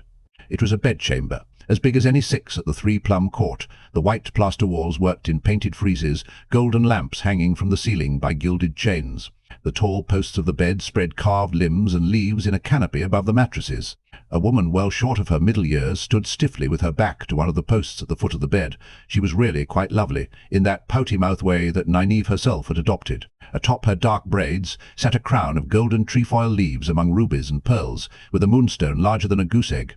And around her neck hung a broad stole, dangling to her knees and embroidered along its length with trees. Aside from crown and stole, she wore only a glistening coat of sweat. Her tremulous eyes were fixed on the woman lying at her ease on a low couch. The second woman's back was to Nynaeve, as misty as Egwene had been earlier. She was short and slight, dark hair flowing loose to her shoulders, wide-skirted gown of pale yellow silk, definitely not Tarabona. Nynaeve did not have to see her face to know it had large blue eyes and a fox-like shape, or see the bonds of air holding the woman against the bedpost to know she was looking at Tamaili Kinderode. Or, learn so much when you use your dreams instead of wasting sleep, Tamaile was saying with a Kerhinin accent, laughing. Are you not enjoying yourself? What shall I teach you next? I know. I have loved 1,000 sailor men. She waggled an admonishing finger. Be sure you learn all the words properly, Amathera. You know I would not want to. What are you gaping at? Abruptly, Nynaeve realized the woman against the bedpost. Amathera, the Panarch, was staring straight at her. Temiel shifted lazily, as though to turn her head. Nynaeve clamped her eyes shut. Need. Shift. Letting herself sag against the narrow column, Nynaeve gulped air, as if she had run 20 miles, not even wondering where she was. Her heart pounded like a wild drum. Speak of landing in a viper's den. Tamaili Kinderode. The Black Sister Amiko had said, enjoyed causing pain, enjoyed it enough to have made one of the Black Ajah comment, and her not able to channel a spark. She could have ended up decorating a bedpost beside Amathera. Light. She shivered, seeing it. Calm yourself, woman. You are out of there, and even if Tamaili saw you, she saw a honey-haired woman who vanished, just to Tarabona, who dreamed herself into Tel'aran Rhyod for a moment. Surely Temele could not have been aware of her long enough to sense she could channel, even when she could not do it. The ability was there to be felt by one who shared it. Only a moment. Not long enough, with luck. At least she knew Amathera's situation now. The woman was certainly no ally of Tumeli. This method of searching had already repaid use, but not enough, not yet. Controlling her breathing as best she could, she looked around. Rows of the thin white columns ran the length and breadth of a huge chamber, nearly as wide as it was long, with smooth polished white floor stones below and gilded bosses on the ceiling high above. A thick rope of white silk ran all the way around the room on waist-high posts of dark polished wood, except where it would have blocked the doorways with double-pointed arches. Stands and open cabinets lined the walls, and the bones of peculiar beasts with more display cases out in the floor also roped off. The main exhibition hall of the palace, from Egwene's description. What she sought must be in this very chamber. Her next step would not be as blind as the first. There were certainly no vipers, no T-males here. A handsome woman suddenly appeared beside a glass case, with 4 carved legs out in the middle of the floor. She was no tarabonner, with her dark hair falling in waves to her shoulders, yet that was not what made Nynaeve gape. The woman's dress seemed to be mist, sometimes silvery and opaque, sometimes grey, and so thin as to show her limbs and body clearly. From wherever she had dreamed herself here, she assuredly had a vivid imagination to conceive that. Even the scandalous Domani dresses she had heard of surely could not equal this. The woman smiled at the glass case, then continued on up the hall, stopping on the far side to study something Nynaeve could not make out, something dark atop a white stone stand. Frowning, Nynaeve released her grip on a fistful of honey-coloured braids. The woman would disappear at any moment. Few dreamed themselves into Teleran Riod for long. Of course, it did not matter if the woman saw her. She was certainly no one on their list of black sisters, and yet she seemed somehow... Nynaeve realized she had taken hold of a handful of braids again. The woman, Of its own accord, her hand pulled hard, and she stared at it in amazement. Her knuckles were white, her hand quivering. It was almost as if thinking of that woman. Arm shaking, her hand tried to yank her hair out of her scalp. Why, under the light, the mist-clad woman still stood in front of the distant white pedestal. Trembling spread from Nynaeve's arm into her shoulder. She had certainly never seen the woman before, and yet... She tried to open her fingers. They only clamped down harder. Surely she never had. Shivering from head to toe, she hugged herself with the one arm she had free. Surely. Her teeth wanted to chatter. The woman seemed. She wanted to weep. The woman. Images burst into her head, exploding. She slumped against the column beside her, as if they had physical force. Her eyes bulged. She saw it again. The chamber of falling blossoms, and that sturdily handsome woman surrounded by the glow of Cedar. Herself and Elaine, babbling like children, fighting to be first to answer, pouring out everything they knew. How much had they told? It was difficult to bring out details, but she dimly remembered keeping some things back.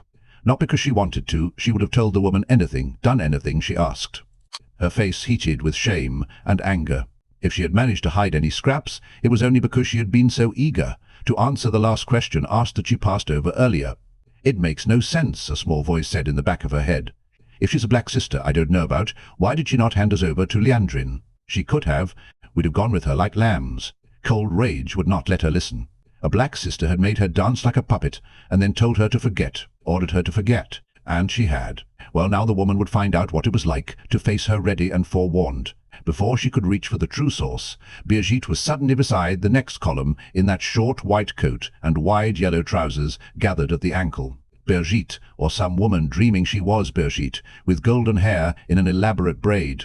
A warning finger pressed against her lips, she pointed at Nynaeve, then urgently toward one of the double-arched doorways behind them. Bright blue eyes compelling, she vanished. Nynaeve shook her head. Whoever the woman was, she had no time. Opening herself to Cedar, she turned, filled to overflowing with the one power and righteous wrath. The woman, clothed in mist, was gone, because that golden-haired fool had distracted her. Perhaps that one was still about, waiting for her. Wrapped in the power, she strode through the doorway the woman had indicated. The golden-haired woman was waiting in a brightly carpeted hallway, where unlit golden lamps gave off the scent of perfumed oil. She held a silver bow now, and a quiver of silver arrows hung at her waist. "Who are you?" Nynaeve demanded furiously. She would give the woman a chance to explain herself, and then teach her a lesson she would not soon forget. "Are you the same fool who shot at me in the waist, claiming she was Birgitte? I was about to teach a member of the Black Ajah manners, when you let her get away." "I am Birgitte," the woman said, leaning on her bow. "At least, that is the name you would know, and the lesson might have been yours here as surely as in the threefold land. I remember the lives I have lived as if they were books well read, the longer gone dimmer than the nearer, but I remember well when I fought at Luz Therin's side. I will never forget Moghedien's face, any more than I will forget the face of Asmodean, the man you almost disturbed at Rhuidean. Asmodean? Moghedien? That woman was one of the Forsaken? A Forsaken in Tanchico, and one at Rhuidean in the Waste. Egwene would certainly have said something if she knew. No way to warn her, not for 7 days. Anger and sadar surged in her. What are you doing here? I know that you all vanished after the Horn of Valia called you, but you are. She trailed off, a trifle flustered at what she had been about to say, but the other woman calmly finished for her. Dead? Those of us who are bound to the wheel are not dead, as others are dead. We're better for us to wait until the wheel weaves us out in new lives than in the world of dreams. Brigitte laughed suddenly. I begin to talk as if I were a philosopher. In almost every life I can remember, I was born a simple girl who took up the bow. I am an archer, no more. You're the heroine of 100 tales, Nynaeve said, and I saw what your arrows did at Fome. Seanchan channeling did not touch you. Brigitte, we face near a dozen of the Black Ajah, and one of the Forsaken as well, it seems. We could use your help. The other woman grimaced, embarrassed and regretful. I cannot, Nynaeve. I cannot touch the world of flesh unless the horn calls me again, or else the wheel weaves me out. If it did this moment, you would find only an infant, mewling at her mother's breast. As for Falme, the horn had called us, we were not there as you were, in the flesh. That is why the power could not touch us. Here, all is part of the dream, and the one power could destroy me as easily as you. More easily. I told you, I am an archer, a sometime soldier, no more. Her complex golden braid swung as she shook her head. I do not know why I am explaining. I should not even be talking to you. Why not? You've spoken to me before, and Egwene thought she saw you. That was you, wasn't it? Nynaeve frowned. How do you know my name? Do you just know things? I know what I see and hear. I have watched you and listened whenever I could find you. You and the other 2 women, and the young man with his wolves. According to the precepts, we may speak to none who know they are in Teleran Ryod.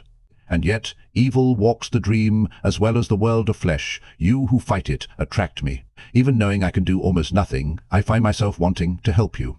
But I cannot. It violates the precepts which have held me for so many turns of the wheel, that in my oldest, faintest memories, I know I had already lived 100 times, or 1,000. Speaking to you violates precepts as strong as law. It does, said a harsh male voice. Nynaeve jumped and almost lashed out with the power.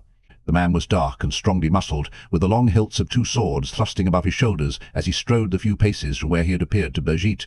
With what she had heard from Brigitte, the swords were enough to name him as Gaidal Cain, but where fair, golden-haired Brigitte was as beautiful as in the stories, he was definitely not. In fact, he was perhaps as ugly a man as Nynaeve had ever seen, his face wide and flat, his heavy nose too big, and his mouth a gash far too broad. Brigitte smiled at him, though. Her touch on his cheek held more than fondness. It was a surprise to see he was the shorter. Stocky and muscled as he was, powerful in his movements, he gave the impression of being taller than he was. We have almost always been linked, Brigitte told Nynaeve without taking her eyes from Cain's.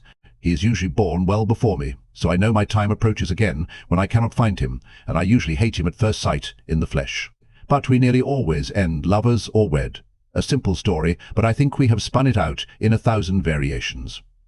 Cain ignored Nynaeve as though she did not exist. The precepts exist for a reason, Brigitte. Nothing but strife and trouble has ever come from breaking them. His voice was indeed harsh, Nynaeve realized. Not at all like that of the man in the stories. Perhaps I cannot sit by while evil fights, Brigitte said quietly. Or perhaps I simply hunger for the flesh again. It has been long since we were born last. The shadow rises again, Gaidal. It rises here. We must fight it. That is the reason we were bound to the wheel. When the horn calls us, we will fight. When the wheel weaves us, we will fight. Not until then. He glowered at her. Have you forgotten what Moghedian promised you when we followed Luz Therin? I saw her, Brigitte. She will know you here. Brigitte turned to Nynaeve. I will aid you as I can, but do not expect too much. Teleran Ryod is the whole of my world, and I can do less here than you. Nynaeve blinked. The dark, heavy man had not moved that she had seen, but he suddenly stood 2 paces away, drawing a honing stone along one of his swords with a soft, silky rasp. Plainly, as far as he was concerned, Brigitte was speaking to the air. What can you tell of Moghedian, Brigitte? I must know what I can to face her. Leaning on her bow, Brigitte frowned thoughtfully. Facing Moghedian is difficult, and not only because she is forsaken. She hides, and takes no risks. She attacks only where she sees weakness, and moves only in shadows. If she fears defeat, she will run. She is not one to fight to the last, even when doing so has the chance of victory. A chance is not enough for moiraine, but do not take her lightly. She is a serpent coiled in high grass, waiting her own moment to strike, with less compassion than the snake. Especially here, do not take her lightly. Lanfear always claimed Teleran Ryod for her own, but moiraine could do things here far beyond Lanfear, though she has not Lanfear's strength in the world of flesh. I think she would not take the risk of confronting Lanfear. Nynaeve shivered, fear warring with the anger that let her contain the power. Moiraine, Lanfear. This woman spoke so casually of the Forsaken. Birgitte, what did Moiraine promise you? She knew what I was, even though I did not. How, I do not know. Birgitte glanced at Cain. He appeared absorbed in his sword, but she lowered her voice anyway. She promised to make me weep alone for as long as the wheel turns. She said it as a fact that simply had not happened yet. And yet you are willing to help. As I can, Nynaeve. Remember that I told you not to expect too much. Once more, she looked at the man sharpening his sword. We will meet again, Nynaeve, if you are careful, and survive. Hefting her silver bow, she went to put an arm around Cain's shoulders and murmur in his ear. Whatever she said, Cain was laughing as they vanished. Nynaeve shook her head. Careful. Everybody was telling her to be careful. A legendary hero who said she would help, only there was not much she could do. And one of the Forsaken, in Tanchico. The thought of Moiraine, of what the woman had done to her, strengthened her anger until the one power pulsed in her like the sun. Abruptly she was back in the great hall where she had been standing before, almost hoping the woman had returned. But the hall was empty of life except for herself. Fury and the power roared through her till she thought her skin would crisp and blacken. Moiraine, or any of the Black Sisters, could sense her far more easily holding the power than without, but she held it anyway. She almost wanted them to find her, so she could strike at them. Aiel was very likely still in Teleran Ryod. If she went back up to that bedchamber, she could settle Aiel once and for all. She could settle Temele and warn the rest. It was enough to make her growl. What had Moiraine been smiling at? Striding out to the case, a wide glass box atop a carved table, she peered in. 6 mismatched figurines stood in a circle beneath the glass. A foot-tall nude woman balanced on the toes of one foot, dancing all flowing lines, and a shepherd less than half as large, playing the pipes with his crook on his shoulder and a sheep at his feet, were as similar as any two. She had no doubt what had attracted the Forsaken's smile, though. In the center of the circle, a red, lacquered wooden stand held a disc as big as a man's hand, divided into halves by a sinuous line, one side gleaming whiter than snow, the other blacker than pitch. It was made of quendilla, she knew. She had seen its like, and only 7 had ever been made. One of the seals on the Dark One's prison, a focus for one of the locks that held him away from the world in Sheol Ghul. This was perhaps as important a discovery as whatever it was that threatened Rand. This had to be gotten away from the Black Ajah. Suddenly she became aware of her reflection. The top of the case was the finest glass, without bubbles, and gave an image as clear as a mirror, if fainter. Dark green folds of silk draped her body, so they showed every curve of breast and hip and thigh. Long honey braids full of jade beads framed a face with big brown eyes and a pouting mouth. The glow of Sadar did not show, of course. Disguised so she did not even know herself, she walked about carrying a painted sign that screamed, "Aes Sedai." "I can be careful," she muttered. Yet she held on a moment longer. The power filling her was like life bubbling along her limbs, all the pleasure she had ever known seeping through her flesh. In the end, feeling foolish took enough edge from her anger to allow her to let go. Or maybe it dulled her anger to where she could no longer hold on. Whatever the reason, it did not help her search. What she was after had to be somewhere in this huge hall among all these displays. Pulling her eyes away from what looked like the bones of a toothy lizard 10 paces long, she closed them. Need. Danger to the Dragon Reborn, to Rand. Need. Shift. She was standing inside the white silk rope along the walls, the edge of a white stone pedestal touching her dress. What lay on top did not look very dangerous at first glance, a necklace and 2 bracelets of jointed black metal, but she could come no closer to anything than this. Not without sitting on it, she thought wryly. She stretched her hand out to touch it. Pain, sorrow, suffering, and jerked it back, gasping, the raw emotions still echoing in her head. Even her faint doubts vanished. This was what the Black Ajah was hunting, and if it still sat on this pedestal in Teleran Ryod, it sat there in the waking world too. She had beaten them, this white stone pedestal. Whirling around, she stared toward the glass case that held the Quendilla seal, located the place she had been standing, where she first saw Moiraine. The woman had been looking at this pedestal, at the bracelets and collar. Moiraine had to know, but... Everything around her spun and blurred, fading. "Wake up, Nynaeve," Elaine muttered, suppressing a yawn as she shook the sleeping woman's shoulders. "It has to be an hour by now. I want some sleep, too. Wake up or I'll see how you like your head in a bucket of water." Nynaeve's eyes popped open, staring up at her. If she knows what it is, why hasn't she given it to them? If they know who she is, why does she have to look at it in Telaron Riod? Is she hiding from them too? What are you talking about? Braids tossing about as she wriggled up to sit with her back against the head of the bed, Nynaeve jerked her silk shift down. "I will tell you what I am talking about." Elaine's mouth fell open as Nynaeve unfolded the tale of what her meeting with Egwene had become. Searching with need. Morgedian, Birgit, and Gaidal Kane. The black metal necklace and bracelets. Asmodean in the waste. One of the seals on the Dark One's prison in the Panarch's palace. Elaine sank down weakly onto the side of the mattress long before Nynaeve came to Aiel and the Panarch, thrown in almost as an afterthought, and changing her appearance, masquerading as Rendra. If Nynaeve's face had not been grimly serious, Elaine could have thought it one of Tom's wilder stories. Egwene, sitting up cross-legged in her linen shift, hands on knees, looked close to disbelieving.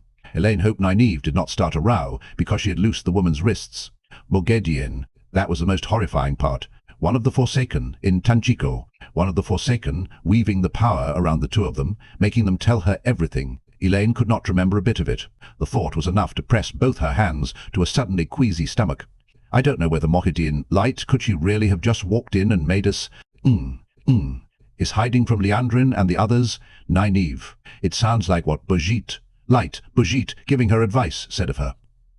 "Whatever Morgedian is up to," Nynaeve said in a tight voice, "I mean to pick a bone clean with her." She slumped back against the flower-carved headboard. "In any case, we have to get the seal away from them as well as this necklace and bracelets." Elaine shook her head. "How can jewellery be dangerous to Rand? Are you sure? Are they a terangriel of some sort? What do they look like exactly?" "They looked like a necklace and bracelets," Nynaeve snapped in exasperation. "Two jointed bracelets made of some black metal, and a wide necklace like a black collar." Her eyes darted to Egwene, but no faster than Elaine's. Unperturbed, the dark-haired woman knelt up to sit on her heels. "I have never heard of an Adam made for a man, or any like the one you describe. No one tries to control a man who can channel." "That is exactly what this is for," Elaine said slowly. "Oh, Light, I suppose I was hoping it didn't exist. At least Nynaeve had found it first. At least they had a chance to stop it being used against Rand." Nynaeve's eyes narrowed as she took in Egwene's free hands, but she did not mention them. "Morgedian must be the only one who knows. It makes no sense otherwise. If we can find a way into the palace, we can take the seal and the ephals, whatever it is. And if we can bring Amathera out as well, Liandrin and her cronies will find the Panarch's Legion and the Civil Watch, and maybe the White Cloaks, closing in. They'll not all be able to channel their way out of that. The problem is getting inside undetected." "I've had a few thoughts on that," Elaine told her, "but I fear the men are going to give us difficulties over it." "You leave them to me," Nynaeve snorted. "Hi."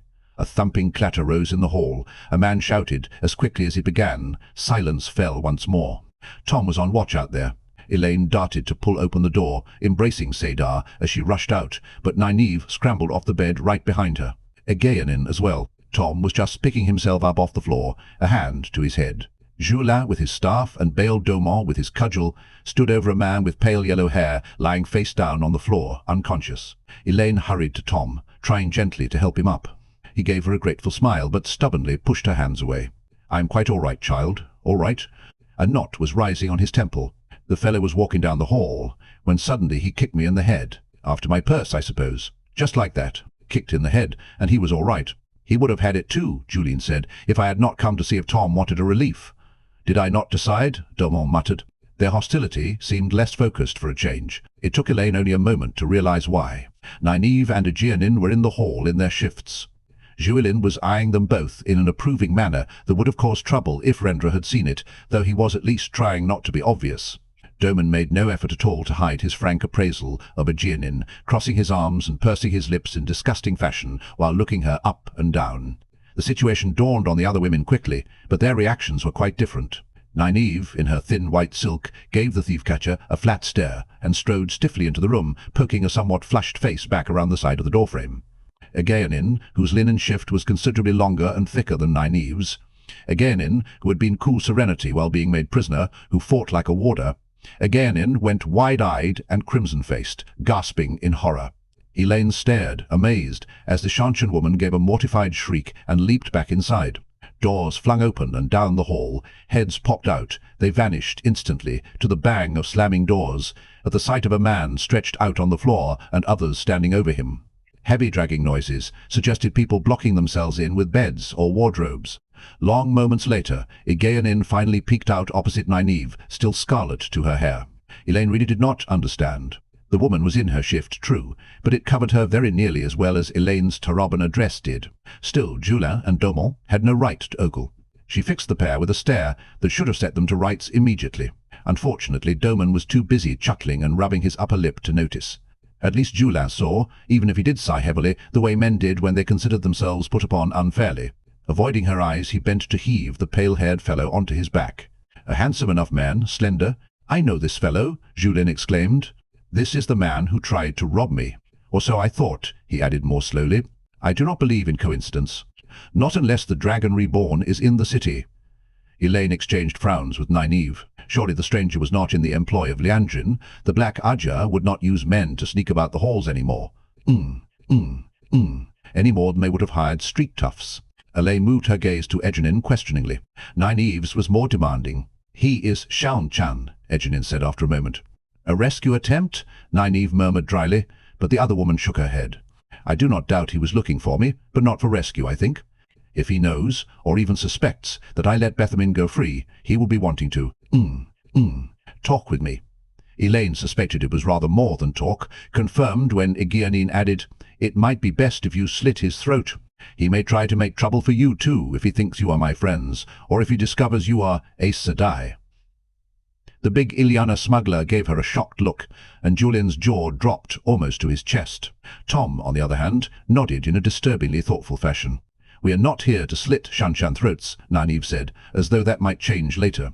"Bale, Julin, put him out in the alley behind the inn. By the time he wakes, he'll be lucky to have his small clothes. Tom, find Rendra and tell her we want strong tea in the Chamber of Falling Blossoms, and ask if she has any willow bark or asum. I will make you something for your head." The three men stared at her. "Well, move," she snapped. "We have plans to make." She barely gave Elaine time to get back inside before closing the door with a bang and beginning to pull her dress over her head. Egwene scrambled into hers, as though the men were still looking at her. "The better way is to ignore them, Egwene," Elaine said. It was odd to be advising someone older than Nynaeve, but however competent the seanchan woman was in other ways, she clearly knew little about men. It only encourages them, otherwise. "I do not know why," she admitted, "but it does. You were quite decently covered." "Really?" Egwene's head pushed out at the top of her dress. "Decent? I am not a serving girl. I am no Shia dancer." Her skull became a perplexed frown. "He's rather good-looking, though." I had not thought of him so before. Wondering what a she-dancer was, Elaine went to help her with her buttons. "Rendra will have something to say to you if you allow Julin to flirt with you." The dark-haired woman gave her a startled look over her shoulder. "The thief-catcher? It was Bale Domon, I meant. A properly set-up man. But a smuggler," she sighed regretfully. "A lawbreaker." Elaine supposed there was no accounting for tastes. Nynaeve certainly loved Lan, and he was much too stone-faced and intimidating, but Bale Domon? The man was half as wide as he was tall, as thick as an ogier. "You chatter like Rendra, Elaine," Nynaeve snapped. She was struggling to do up her dress, both hands behind her. "If you have finished blathering about men, perhaps you won't mind skipping over the new seamstress you've no doubt found. We must make plans. If we wait until we're with the men, they will try to take it over, and I am in no mood to waste time putting them in their place. Have you finished with her yet? I could use some help myself." Quickly fastening Egwene's last small button, Elaine went coolly to Nynaeve. She did not talk about men and dresses, not nearly as much as Rendra. Holding her braids out of the way, Nynaeve gave her a frown when she tugged sharply at the other woman's dress to do up the buttons. The close-spaced triple row up the back was necessary, not simply ornament. Nynaeve would let Rendra talk her into the most fashionably tight bodices, and then say other people spent all their time thinking about clothes. She certainly thought of other things. "I have been thinking how we can move inside the palace unnoticed, Nynaeve. We can be all but invisible." As she talked, Nynaeve's frowns smoothed out. Nynaeve herself had conceived a way to enter the palace. When Egwene made a few suggestions, Nynaeve's mouth tightened, but the notions were sensible, and even Nynaeve could not reject them out of hand. By the time they were ready to go down to the Chamber of Falling Blossoms, they had a plan agreed upon, and no intention of letting the men change a whit of it. Morgedion, the black ajah. Whoever were running things in the Panarch's palace were going to lose their prizes before they knew what had happened. Chapter 53. The Price of a Departure. Only 3 candles and 2 lamps lit the common room of the Winespring Inn, since candles and oil both were in short supply. The spears and other weapons were gone from the walls. The barrel that had held old swords was empty. The lamps stood on 2 of the tables pushed together in front of the tall stone fireplace, where Moiraine, Alver, and Dace Conga, and others of the women's circle were going over lists of the scanty food remaining in Emon's field. Perrin tried not to listen. At another table, Fael's honing stone made a soft, steady whisk-whisk as she sharpened one of her knives. A bow lay in front of her, and a bristling quiver hung at her belt. She had turned out to be a fairly good shot, but he hoped she never discovered that it was a boy's bow. She could not draw a man's 2 rivers longbow, though she refused to admit it. Shifting his axe so it would not dig into his side, he tried to put his mind back on what he was discussing with the men around the table with him. Not that all of them were keeping their own attention where it should be. "They have lamps," Sen muttered, "and we make do with tallow." The gnarled old man glared at the pair of candles in brass candlesticks. "Give over, Sen," Tam said wearily, pulling pipe and tabak pouch from behind his sword belt. "For once, give over. If we had to read or write," Abel said, his voice less patient than the words, "we'd have lamps." A bandage was wound around his temples. As if to remind the Thatcher that he was mayor, Bran adjusted the silver medallion hanging on his wide chest, showing a pair of scales. "Keep your mind to the business at hand, Sen. I'll have none of your wasting Perrin's time." "I just think we should have lamps," Sen complained. "Perrin would tell me if I was wasting his time." Perrin sighed. The knight tried to drag his eyelids down. He wished it was someone else's turn to represent the village council. Harald Luhan, or John Thane, or Samuel Crawray, or anybody but Sen with his carping. But then, sometimes he wished one of these men would turn to him and say, "This is business for the mayor and the council, young fellow. You go on back to the forge. We'll let you know what to do." Instead, they worried about wasting his time, deferred to him. Time. How many attacks had there been in the 7 days since the first? He was not sure any longer. The bandage on Abel's head irritated Perrin. The Aes Sedai only healed the most serious wounds now. If a man could manage without, they let him. It was not that there were many badly wounded yet, but as Verin pointed out wryly, even as Aes Sedai only had so much strength, apparently their trick with the catapult stones took as much as healing. For once, he did not want to be reminded of limits to Aes Sedai's strength. Not many badly wounded. Yet, how are the arrows holding out? He asked. That was what he was supposed to be thinking about. "Well enough," Tam said, puffing his pipe alight from one of the candles. "We still recover most of what we shoot, in daylight at least. They drag a lot of their dead away at night fodder for the cookpots, I suppose, and we lose those." The other men were digging out their pipes too, from pouches and coat pockets, Sen muttering that he seemed to have forgotten his pouch. Grumbling, Bran passed his across, his bald pate gleaming in the candlelight. Perrin rubbed at his forehead. What had he meant to ask next? The stakes. There was fighting at the stakes, in most attacks now, especially at night. How many times had the Trollocs nearly broken through? 3? 4? Does everyone have a spear or some sort of polearm now? "What's left to make more?" Silence answered him, and he lowered his hand. The other men were staring at him. "You asked that yesterday," Abel said gently. "And Harald told you then? There isn't a scythe or pitchfork left in the village that hasn't been made into a weapon. We've more than we have hands for, in truth." "Yes, of course. It just slipped my mind." A snatch of conversation from the women's circle caught his ear. "Oh, Mustn't let the men know," Marion was saying softly, as if repeating a caution voiced before. "Of course not," Day snorted, but not much louder. "If the fools find out the women are on half rations, they'll insist on eating the same, and we can't." Perrin closed his eyes, tried to close his ears. Of course, the men did the fighting. The men had to keep their strength up. Simple. Simple. At least none of the women had had to fight yet. Except the 2 Aiel women, of course, and Fael, but she was smart enough to stay back when it came to pushing spears among the stakes. That was the reason he had found the bow for her. She had the heart of a leopard, and more courage than any 2 men. "I think it is time you went to bed, Perrin," Bran suggested. "You cannot go on like this, sleeping an hour here and an hour there." Scrubbing his beard vigorously, Perrin tried to look alert. "I'll sleep later." When it was over, "Are the men getting enough sleep?" "I've seen some sitting up when they should be." The front door banged open to admit skinny Dan'l Luin out of the night, bow in hand, and all in a lather. He wore one of the swords from the barrel on his hip. Tam had been giving classes when he had the time, and sometimes one of the warders did as well. Before Dan'l could open his mouth, Day snapped. "Were you raised in a barn, Dan'l Luin? You can certainly treat my door a little more gently." Marion divided her meaning look between the lanky man and Day's, a reminder that it was her door. Dan'l ducked his head, clearing his throat. "Pardon, Mistress Albia," he said hastily. "Pardon, Wisdom. Sorry to burst in, but I've a message for Perrin." He hurried to the table of men as if afraid the women would stop him again. "The White Cloaks brought in a man who wants to talk to you, Perrin. He won't talk to anybody else. He's hurt bad, Perrin. They only brought him to the edge of the village. I don't think he could make it as far as the inn." Perrin pushed himself to his feet. "I'm coming. Not another attack at any rate. They were worst at night." Thale snatched up her bow and joined him before he reached the door. And Aram stood up, hesitating, from the shadows on the foot of the stairs. Sometimes Perrin forgot the man was there. He kept so still. He looked odd with that sword strapped on his back, atop his grimy, yellow-striped tinker coat, his eyes so bright, hardly ever seeming to blink, and his face without expression. Neither Rhuidean or Ela had spoken to their grandson since the day he picked up that sword, nor to Perrin either. "If you're coming, come," he said gruffly, and Aram fell in at his heels. The man followed him like a hound, whenever he was not pestering Tam or Yvonne or Thomas to teach him that sword. It was as if he had replaced his family and people with Perrin. Perrin would have done without the responsibility if he could, but there it was. Moonlight shone down on thatched roofs. Few houses had a light in more than one window. Stillness clung to the village. Some 30 of the companions stood guard outside the inn with their bows, as many wearing swords as could find them. Everyone had adopted that name, and Perrin found himself using it too, to his private disgust. The reason for guards on the inn, or wherever Perrin was, lay on the green, no longer so crowded with sheep and cows. Campfires crowded above the wine-spring, beyond where that fool wolf-head banner hung limp now, bright pools in the darkness, surrounded by pale cloaks gleaming with the moon. No one had wanted white cloaks in their homes, already crowded, and Bornhold did not want his soldiers split up in any case. The man seemed to think the village would turn on him and his men any moment. If they followed Perrin, they must be dark friends.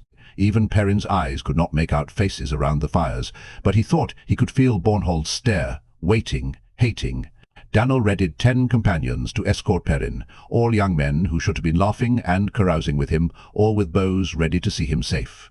Aram did not join them as Daniel led the way down the dark dirt street. It was Perrin he was with, and no one else. Fale kept hard by Perrin's side, dark eyes shining in the moonlight, scanning the surroundings as though she were his whole protection. Where the old road entered Emmons Field, the blocking wagons had been drawn aside to admit the White Cloak patrol, 20 snowy-cloaked men with lances, who sat their horses in burnished armour, no less impatient than their stamping mounts. They stood out in the night for any eye, and most Trollocs could see as well in darkness as Perrin, but the White Cloaks insisted on their patrols. Sometimes their scouting had brought warnings, and maybe their harassment kept the Trollocs a little off balance.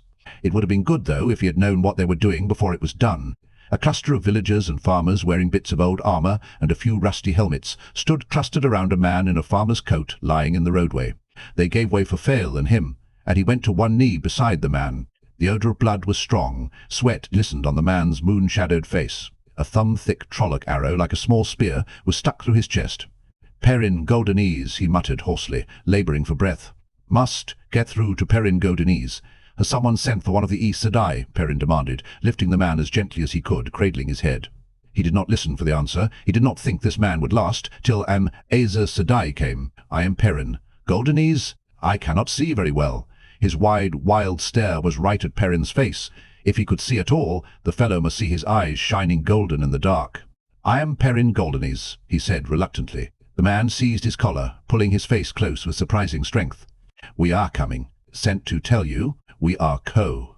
His head fell back, eyes staring at nothing now. "The light be with his soul," Fale murmured, slinging her bow across her back. After a moment Perrin pried the man's fingers loose. "Does anyone know him?" The 2 Rivers men exchanged glances, shook their heads. Perrin looked up at the mounted White Cloaks. "Did he say anything else while you were bringing him in?" "Where did you find him?" Jarrett Byer stared down at him, gaunt-faced and hollow-eyed, an image of death. The other White Cloaks looked away, but Byer always made himself meet Perrin's yellow eyes, especially at night, when they glowed. Byer growled under his breath. Perrin heard shadowspawn, and booted his horse in the ribs. The patrol galloped into the village, as eager to be away from Perrin as from Trollocs. Aram stared after them, expressionless, one hand over his shoulder to finger his sword hilt. They said they found him 3 or 4 miles south. Daniel hesitated, then added, "They say the Trollocs are all scattered out in little bunches, Perrin. Maybe they're finally giving up." Perrin laid the stranger back down. "We are coming. Keep a close watch. Maybe some family who tried to hold on to their farm is finally coming in." He did not believe anyone could have survived out there this long, but it might be so. "Don't shoot anybody by mistake." He staggered to his feet, and Fale put a hand on his arm. "It is time you were in bed, Perrin." You have to sleep sometime." He only looked at her. He should have made her stay in Tyr. Somehow, he should have made her. If he had only thought well enough, he could have. One of the runners, a curly-haired boy about chest-high, slipped through the Two Rivers men to tug at Perrin's sleeve. Perrin did not know him. There were many families in from the countryside. "There's something moving in the westwood, Lord Perrin. They sent me to tell you." "Don't call me that," Perrin told him sharply. If he did not stop the children, the companions were going to start using it too. "Go tell them I will be there." The boy darted away. "You belong in your bed," Fail said firmly. "Thomas can handle any attack very well." It isn't an attack, or the boy would have said so, and somebody would be sounding Sen's bugle. She hung on to his arm, trying to pull him toward the inn, and so she was dragged along when he started the opposite way. After a few futile minutes, she gave up and pretended she had been merely holding his arm all along. But she muttered to herself. She still seemed to think that if she spoke softly enough he could not hear. She began with foolish, mule-headed and muscle-brained. After that it escalated. It was quite a little procession, her muttering at him, Aram healing him, Dannel and the 10 companions surrounding him like a guard of honor. If he had not been so tired, he would have felt a proper fool. There were guards spaced in small clusters all along the sharp stake fence to watch the night, each with a boy for a runner. At the west end of the village, the men on guard were all gathered up against the inside of the broad barrier, fingering spears and bows as they peered toward the westward. Even with the moonlight, the trees had to be blackness in their eyes. Thomas's cloak seemed to make parts of him vanish in the night. Bane and Kiad were with him. For some reason the two maidens had spent every night at this end of Emonsfield since Loyal and Gaul left. "I'd not have bothered you," the warder said to Perrin, "but there only seems to be one out there, and I thought you might be able to." Perrin nodded. Everyone knew about his vision, especially in darkness. The Two Rivers people seemed to think it something special, something that marked him out an idiot hero. What the warders thought, or the Aes Sedai, he had no idea. He was too tired to care tonight. 7 days, and how many attacks? The edge of the westwood lay 500 paces away. Even to his eyes, the trees ran together in shadows. Something moved, something big enough to be a Trolloc, a big shape carrying. The burden lifted an arm. A human, a tall shadow carrying a human. "We will not shoot," he shouted. He wanted to laugh. In fact, he realized he was laughing. Come on, Loyal." The dim shape lumbered forward faster than a man could run, resolving into the ajah, speeding toward the village, carrying Gaul. Two Rivers men shouted encouragement as if it were a race. "Run, Ogier, run, run." Perhaps it was a race. More than one assault had come out of those woods. Short of the stakes, Loyal slowed with a lurch. There was barely room for his thick legs to edge through the barrier sideways. Once on the village side, he let the Aielman down and sank to the ground, leaning back against the hedge, panting, tufted ears drooping wearily. Gaul limped on one leg until he could sit too, with Bane and Chiad, both fussing over his left thigh, where his breeches were ripped and black with dry blood. He only had 2 spears left, and his quiver gaped emptily. Loyal's axe was gone too. "You fool, Ogier," Perrin laughed fondly. "Going off like that? I ought to let Dace Conga switch you for a runaway. At least you're alive, at least you're back." His voice sank at that. "Alive, and back in Emonsfield." "We did it, Perrin," Loyal panted, a tired drum-like boom. 4 days ago. We closed the waygate. It will take the elders or an Aes Sedai to open it again." "He carried me most of the way from the mountains," Gaul said. "A night drummer and perhaps 50 Trollocs chased us the first 3 days, but Loyal outran them. He was trying to push the maidens away without much success." "Lie still, Sherard," Chiad snapped, "or I will say I have touched you armed and allow you to choose how your honor stands." Fail gave a delighted laugh. Perrin did not understand, but the remark reduced the imperturbable Aielman to splutters. He let the maidens tend his leg. "Are you all right, Loyal?" Perrin asked. "Are you hurt?" The Ogier pulled himself up with an obvious effort, swaying for a moment like a tree about to fall. His ears still hung limp. "No, I am not hurt, Perrin. Only tired. Do not worry yourself about me. A long time out of the steading. Visits are not enough." He shook his head, as if his thoughts had wandered. His wide hand engulfed Perrin's shoulder. "I will be fine after a little sleep." He lowered his voice. For an Ogier, it was still a huge bumblebee rumble. "It is very bad out there, Perrin. We followed the last bands down for the most part. We locked the gate, but I think there must be several thousand Trollocs in the Two Rivers already, and maybe as many as 50 Myrddraal." "Not so," Luke announced loudly. He had galloped up along the edge of the houses from the direction of the North Road. He reined his rearing black stallion to a flashy halt, forehooves pawing. "You are no doubt fine at singing to trees, Ogier, but fighting Trollocs is something different. I estimate less than 1,000 now. A formidable force, to be sure, but nothing these stout defences and brave men cannot hold at bay. Another trophy for you, Lord Perrin Goldenace. Laughing, he tossed a bulging cloth bag at Perrin. The bottom gleamed darkly wet in the moonlight. Perrin caught it out of the air and hurled it well over the stakes despite its weight. 4 or 5 trolloc heads, no doubt, and perhaps a myrdral. The man brought in his trophies every night, still seeming to expect them to be put up for everyone to admire. A bunch of the coplins and congers had given him a feast the night he came in with a pair of Fades' heads. "Do I also know nothing of fighting?" Gaul demanded, struggling to his feet. "I say there are several thousand." Luke's teeth showed white in a smile. "How many days have you spent in the Blight, Aiel?" "I have spent many." Perhaps it was more snarl than smile. "Many. Believe what you wish, Golden Eyes. The endless days will bring what they bring, as they always have." He pulled the stallion up on its hind legs again to whirl about, and galloped in among the houses and the trees that had once been the rim of the westwood. The 2 Rivers men shifted uneasily, peering after him or out into the night. "He is wrong," Loyal said. "Gaul and I saw what we saw." His face sagged wearily, broad mouth turned down and long eyebrows drooping on his cheeks. No wonder if he had carried Gaul for 3 or 4 days. "You have done a lot, Loyal," Perrin said. "You and Gaul both." "A great thing. I'm afraid your bedroom has half a dozen tinkers in it now, but Mistress Orville will make you up a pallet. It is time for you to get some of that sleep you want. And time for you as well, Perrin Ibarra."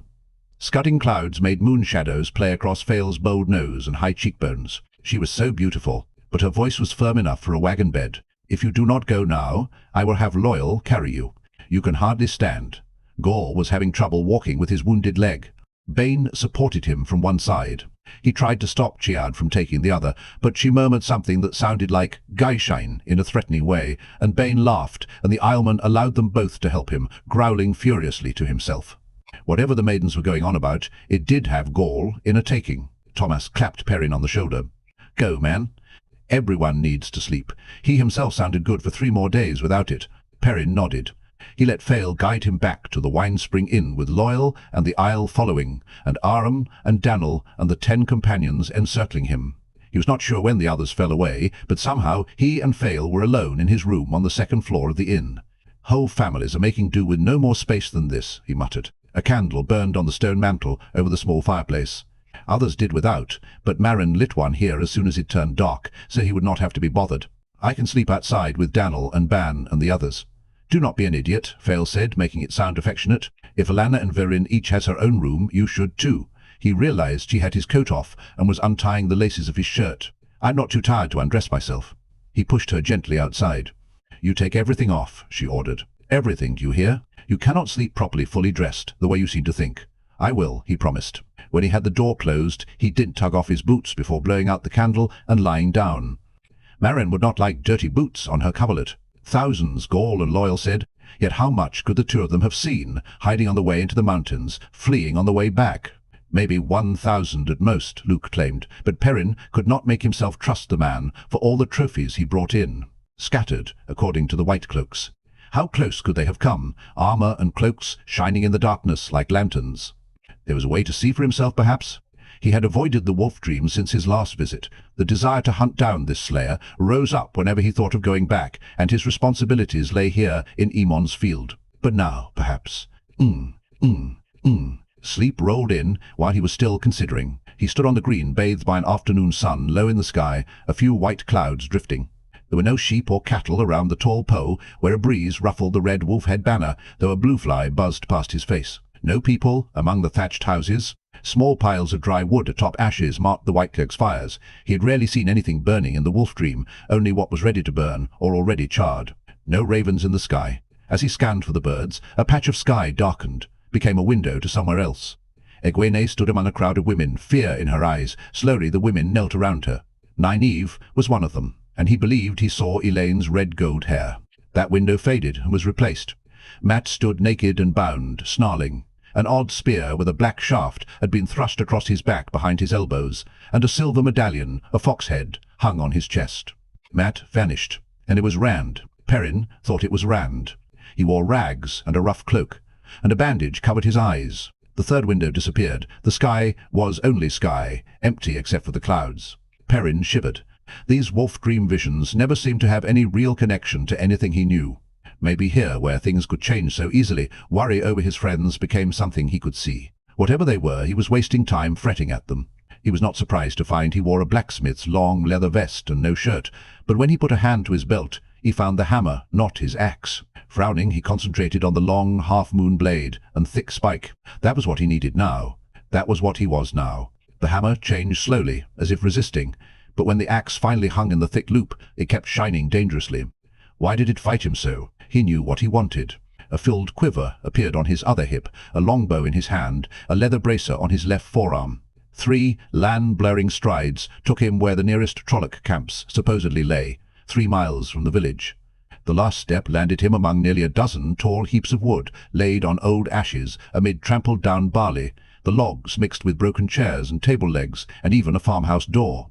Great black iron cauldrons stood ready to be hung over the laid cook-fires. Empty cauldrons, of course, though he knew what would be cut up into them, what would be spitted on the thick iron rods stretched over some of the fires. How many Trollocs would these fires serve? There were no tents, and the blankets scattered about, filthy and stinking of old acrid Trolloc sweat, were no real guide. Many Trollocs slept like animals, uncovered on the ground, even hollowing out a hole to lie in smaller steps that covered no more than 100 paces each, the land seeming only to haze. He circled Emond's field, from farm to farm, pasture to barley field to rows of tabac, through scattered copses of trees, along cart tracks and footpaths, finding more and more clusters of waiting Trolloc fires as he slowly spiraled outward. Too many. Hundreds of fires. That had to mean several thousand Trollocs. 5,000 or 10 or twice that. It would make little difference to Emond's field if they all came at once. Farther south, the signs of Trollocs vanished, signs of their immediate presence at least. Few farmhouses or barns stood unburned. Scattered fields of charred stubble remained where barley or tabac had been torched. Others had great swathes trampled through the crops. No reason for it but the joy of destruction. The people had been long gone when most of it was done. Once he lighted in the midst of large patches of ash, some charred wagon wheels, still showing hints of bright colour here and there. The sight of the Tuatha'an caravan's destruction pained him even more than the farmhouses. The Way of the Leaf should have a chance. Somewhere. Not here. Not letting himself look, he leaped south a mile or more. Eventually he came to Devon Ride, rows of thatch-roofed houses surrounding a green and a pond fed by a spring walled round with stone, the spillover splashing from cuts long since worn deeper than they had been made. The inn at the head of the green, the Goose and Pipe, was roofed with thatch too, yet a little larger than the Wine Spring Inn, though Devon Ride surely had even fewer visitors than Emond's Field. The village was certainly no bigger. Wagons and carts drawn close by every house spoke of farmers who had fled here with their families. Other wagons blocked the streets and the spaces between the houses all the way around the edge of the village. The precautions were not enough to have halted even one of the assaults made on Emond's Field the last 7 days. In 3 circuits around the village, Perrin found only half a dozen Trolloc camps, enough to keep people in. Pen them until Emond's Field was dealt with. Then the Trollocs could fall on Devon Ride at the Fades' leisure. Perhaps he could find a way to get word to these villagers. If they fled south, they might find some way across the White River. Even trying to cross the trackless forest of shadows below the river was better than waiting to die. The golden sun had not moved an inch. Time was different here. Running north as hard as he could, even Emond's Field passed by in a blur. Watch Hill on its round prominence was bordered, as Devon Ride had been, with wagons and carts between the houses. A banner waved lazily in the breeze, on a tall pole in front of the white boar on the hill's crest. A red eagle flying across a field of blue. The red eagle had been the symbol of mandragoran. Perhaps Alanna or Verin had told ancient stories while they were in Watch Hill. Here, too, he found only a few Trolloc camps, enough to pen the villagers. There was an easier way out from here than trying to cross the White with its endless stretch of rapids. On northward he ran to Tarren Ferry on the bank of the Tarren Drill, which he had grown up calling the River Tarren. Tall, narrow houses, built on high stone foundations to escape the Tarren's yearly flooding when the snows melted in the mountains of mist. Nearly half those foundations supported only piles of ash and charred beams in that unchanging afternoon light. There were no wagons here, no signs of any defence, and no Trolloc camps that he could find. Perhaps no people remained here. At the water's edge stood a stout wooden dock, a heavy rope drooping as it arced across the swift-flowing river. The rope ran through iron rings on a flat-decked barge, snugged against the dock. The ferry was still there, still usable. A jump took him across the river, where wheel ruts scarred the bank, and household objects lay about. Chairs and stand mirrors, chests, even a few tables and a polished wardrobe with birds carved on the doors. All the things panicked people had tried to save, then abandoned to run faster. They would be spreading the word of what had happened here, what was happening in the two rivers. Some could have reached Baerlon by now, 100 miles or more north, and surely the farms and villages between Baerlon and the river. Word spreading. In another month it might reach Kemol and Queen Morgase with her queen's guards and her power to raise armies.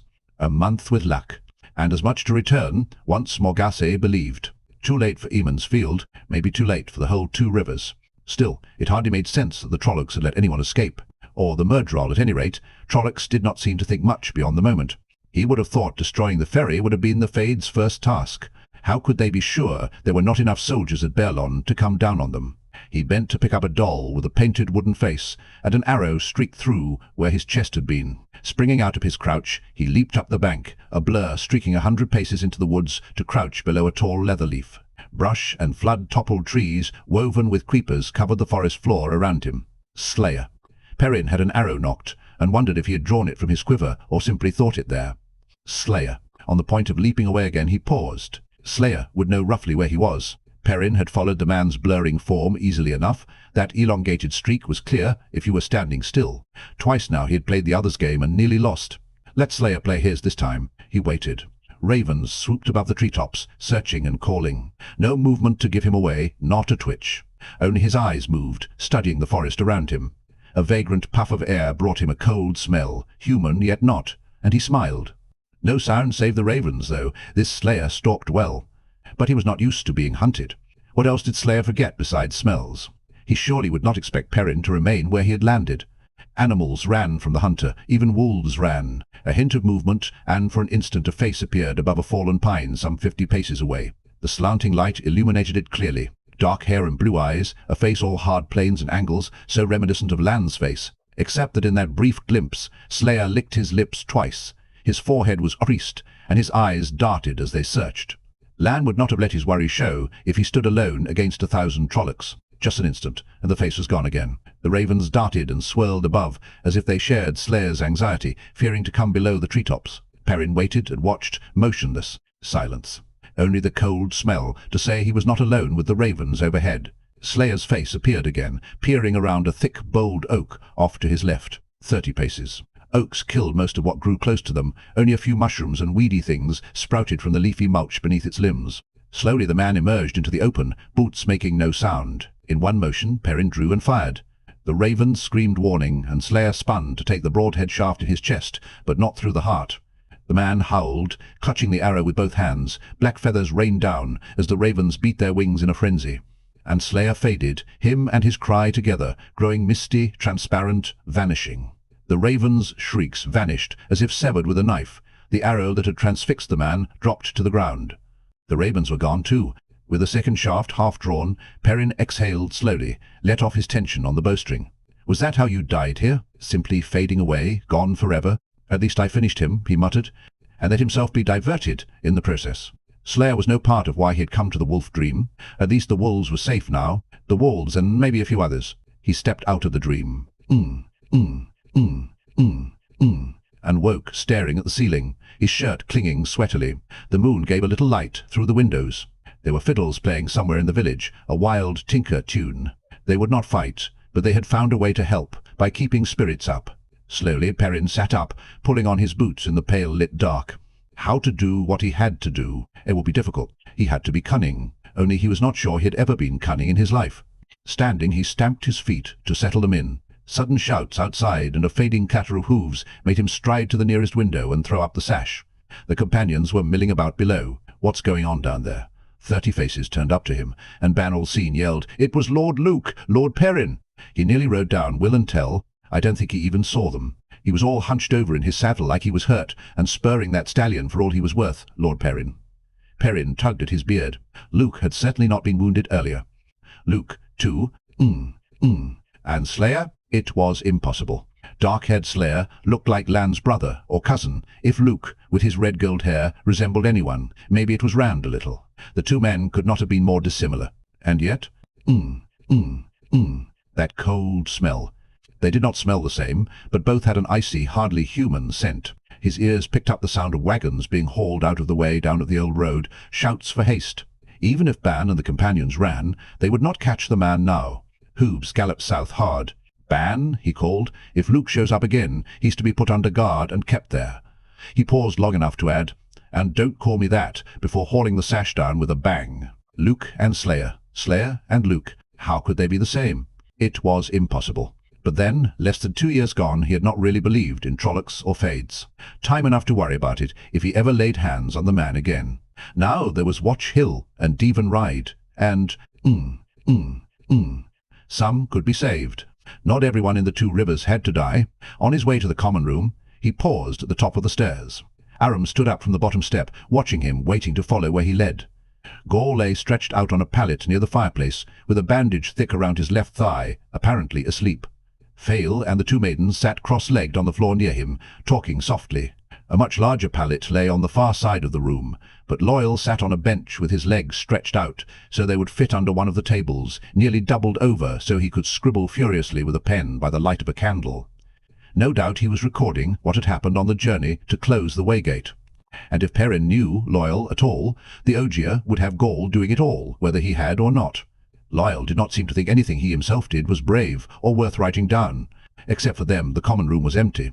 He could still hear those fiddles playing. He thought he recognized the tune. Not a tinker song now. "My love is a wild rose." Fail looked up at Perrin's first step down, rising gracefully to meet him. Aram took his seat again when Perrin made no move toward the door.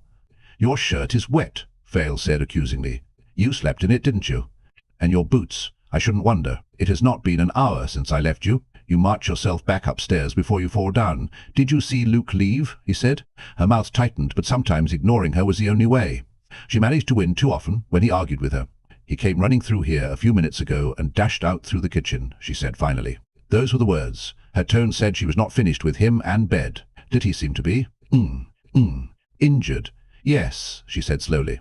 He staggered, and he was clutching something to his chest under his coat. A bandage, maybe. "Mistress Conger is in the kitchen, but from what I heard, he all but ran over her." "How did you know?" "I dreamed it." Her tilted eyes took on a dangerous light. She must not be thinking. She knew about the wolf dream. Did she expect him to explain where Bane and Chiad could hear, not to mention Aram and Loyal? Well, maybe not Loyal. He was so absorbed in his notes he would not have noticed a flock of sheep herded into the common room. Gaul? Mistress Conger gave him something to make him sleep, and a poultice for his leg. When the Aes Sedai wake in the morning, one of them will heal him if they think it's serious enough. "Come sit down, Fail. I want you to do something for me." She eyed him suspiciously, but let him lead her to a chair. When they were seated, he leaned across the table, trying to make his voice serious, but not urgent. "On no account urgent. I want you to take a message to Caemlyn for me. On the way, you can let Watch Hill know how things are here. Actually, it might be best if they cross the Tarren until it's all done." That had sounded properly casual, just a bit thrown in on the spur of the moment. "I want you to ask Queen Morghese to send us some of the Queen's guards. I know it's a dangerous thing I'm asking, but Bane and Chiad can get you to Tarren Ferry safely, and the ferry is still there." Chiad stood up, staring at him anxiously. Why was she anxious? "You will not have to leave him," Fail told her. After a moment the Aiel woman nodded and resumed her seat beside Gaul. Chiad and Gaul, they were blood enemies. Nothing was making sense tonight. "It is a long way to Caemlyn," Fail went on quietly, her eyes very intent on his, but her face could have been wood for all the expression it had. "Weeks to ride there, plus however long it might take to reach and convince Morghese, then more weeks to return with the Queen's guards." "We can hold out that long easily," he told her. "Burn me, if I can't lie as well as Matt." Luke was right. There can't be more than 1,000 Trollocs still out there. The dream? She nodded. At last she understood. "We can hold out here for a very long time, but in the meanwhile they'll be burning crops and doing the light knows what. We'll need the Queen's guards to rid ourselves of them completely. You are the logical one to go. You know how to talk to a queen, being a queen's cousin and all. Fail, I know what I'm asking is dangerous. Not as dangerous as staying. Or, But once you reach the ferry, you'll be on your way." He did not hear Loyal approach until the OJ laid his book of notes down in front of Fail. "I could not help overhearing, Fail. If you are going to Caemlyn, would you carry this? To keep it safe until I can come for it." Squaring the volume up almost tenderly, he added, "They print many very fine books in Caemlyn. Forgive me for interrupting, Perrin." But his teacup eyes were on her, not him. "Fail suits you. You should fly free, like a falcon." Patting Perrin on the shoulder, he murmured in a deep rumble, "She should fly free," then made his way to his pallet and lay down facing the wall. "He is very tired," Perrin said, attempting to make it seem just a comment. The fool, Ogier, could ruin everything. If you leave tonight, you can be at Watch Hill by daybreak. You have to swing to the east. The Trollocs are fewer there. This is very important to me. To Amonsfield, I mean. Will you do it?" She stared at him silently. For so long he wondered if she meant to answer. Her eyes seemed to glisten. Then she got up and sat down on his lap, stroking his beard. "This needs trimming. I like it on you, but I do not want it down to your chest." He came close to gaping. She often changed the subject on him, but usually when she was losing an argument. "Fail, please. I need you to carry this message to Camelin."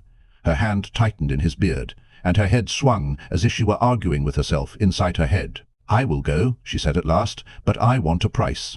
You always make me do things the hard way. In Saldaire, I would not have to be the one who asked. My price is, a wedding. I want to marry you," she finished up in a rush. "And you," he smiled. "We can say the betrothal vows in front of the women's circle tonight, but I'm afraid the wedding has to wait a year. When you come back from Camelin," she very nearly yanked a handful of beard out of his chin. "I will have you for husband tonight," she said in fierce, low tones, "or I will not go until I do." "If there was any way, I would," he protested. "Days Conga would crack my head if I wanted to go against custom. For the love of the light, Fail, just carry the message, and I'll wed you the very first day I can." He would, if that day ever came. Suddenly she was very intent on his beard, smoothing it and not meeting his eyes.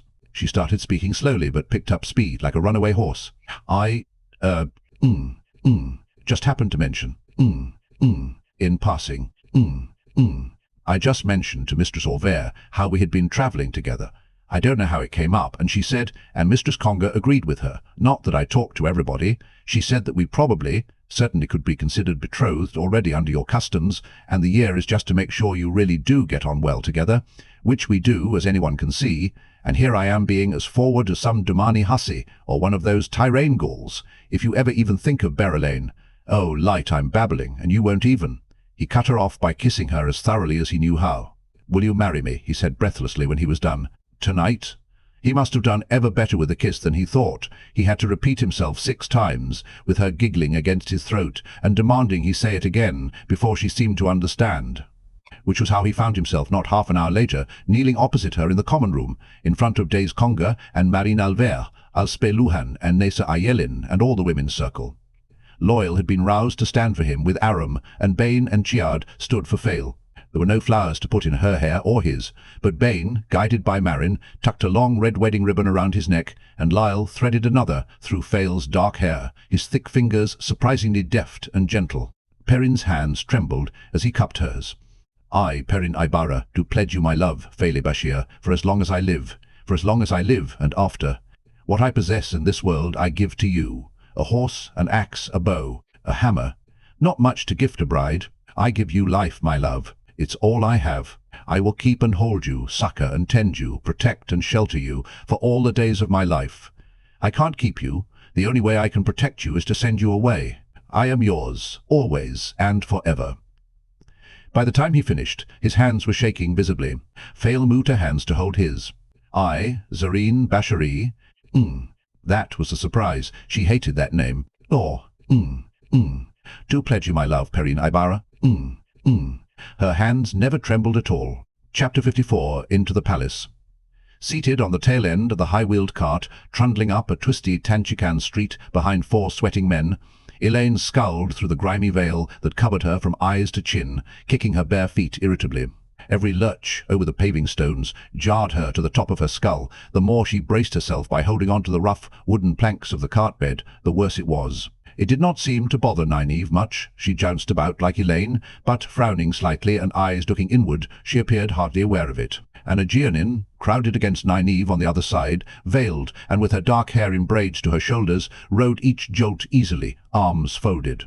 Finally, Elaine emulated the Seanchan woman. She could not avoid swaying into Nynaeve, but the ride no longer felt as if her lower teeth were going to be driven through the upper. She would have walked gladly, even barefoot, but Bael Damon had said it would not look right. People might wonder why women were not riding when there was plenty of room, and the last thing they wanted was anyone thinking about them twice. Of course he was not being bounced about like a sack of turnips. He was walking, at the head of the cart, with 10 of the 20 sailors he had brought along for escort.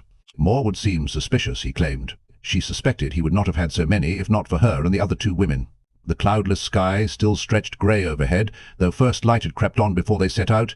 The streets were still largely empty and silent except for the rumble of the cart and the creak of its axle. When the sun topped the horizon, people would begin to venture out.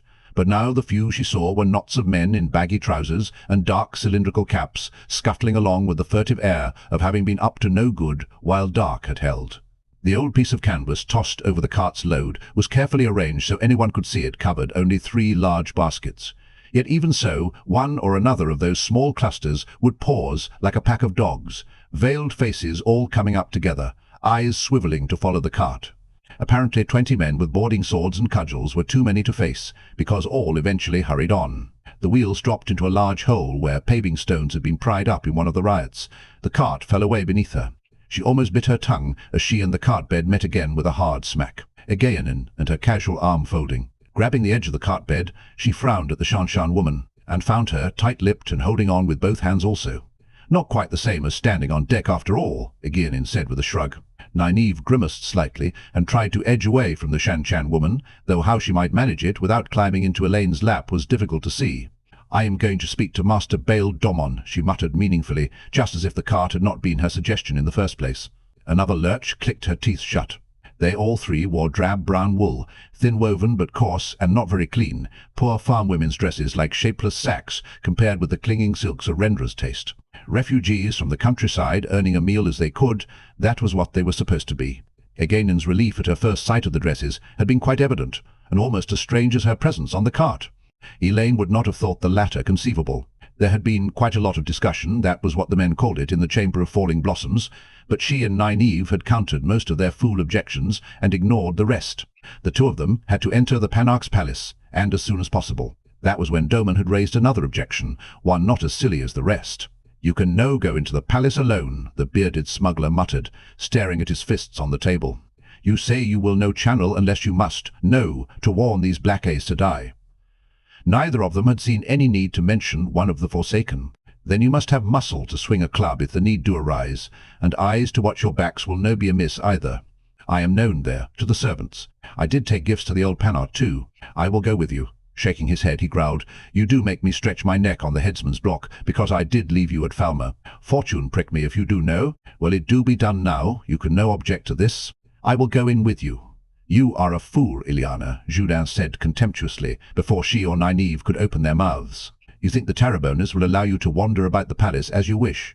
A scruffy smuggler from Ilion? I know the ways of servants, how to duck my head and make some empty-headed noble think. He cleared his throat hastily and hurried on without looking at Nynaeve, or at her. "I should be the one to go with them." Tom laughed at the other 2 men. "Do you think either of you could pass for a Taraboner?"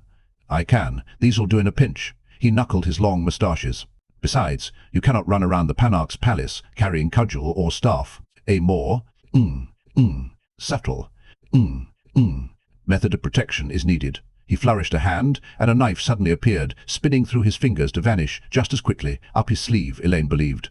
"You all know what you have to do," Nynaeve snapped, "and you cannot do it, trying to watch over us like a pair of geese for market."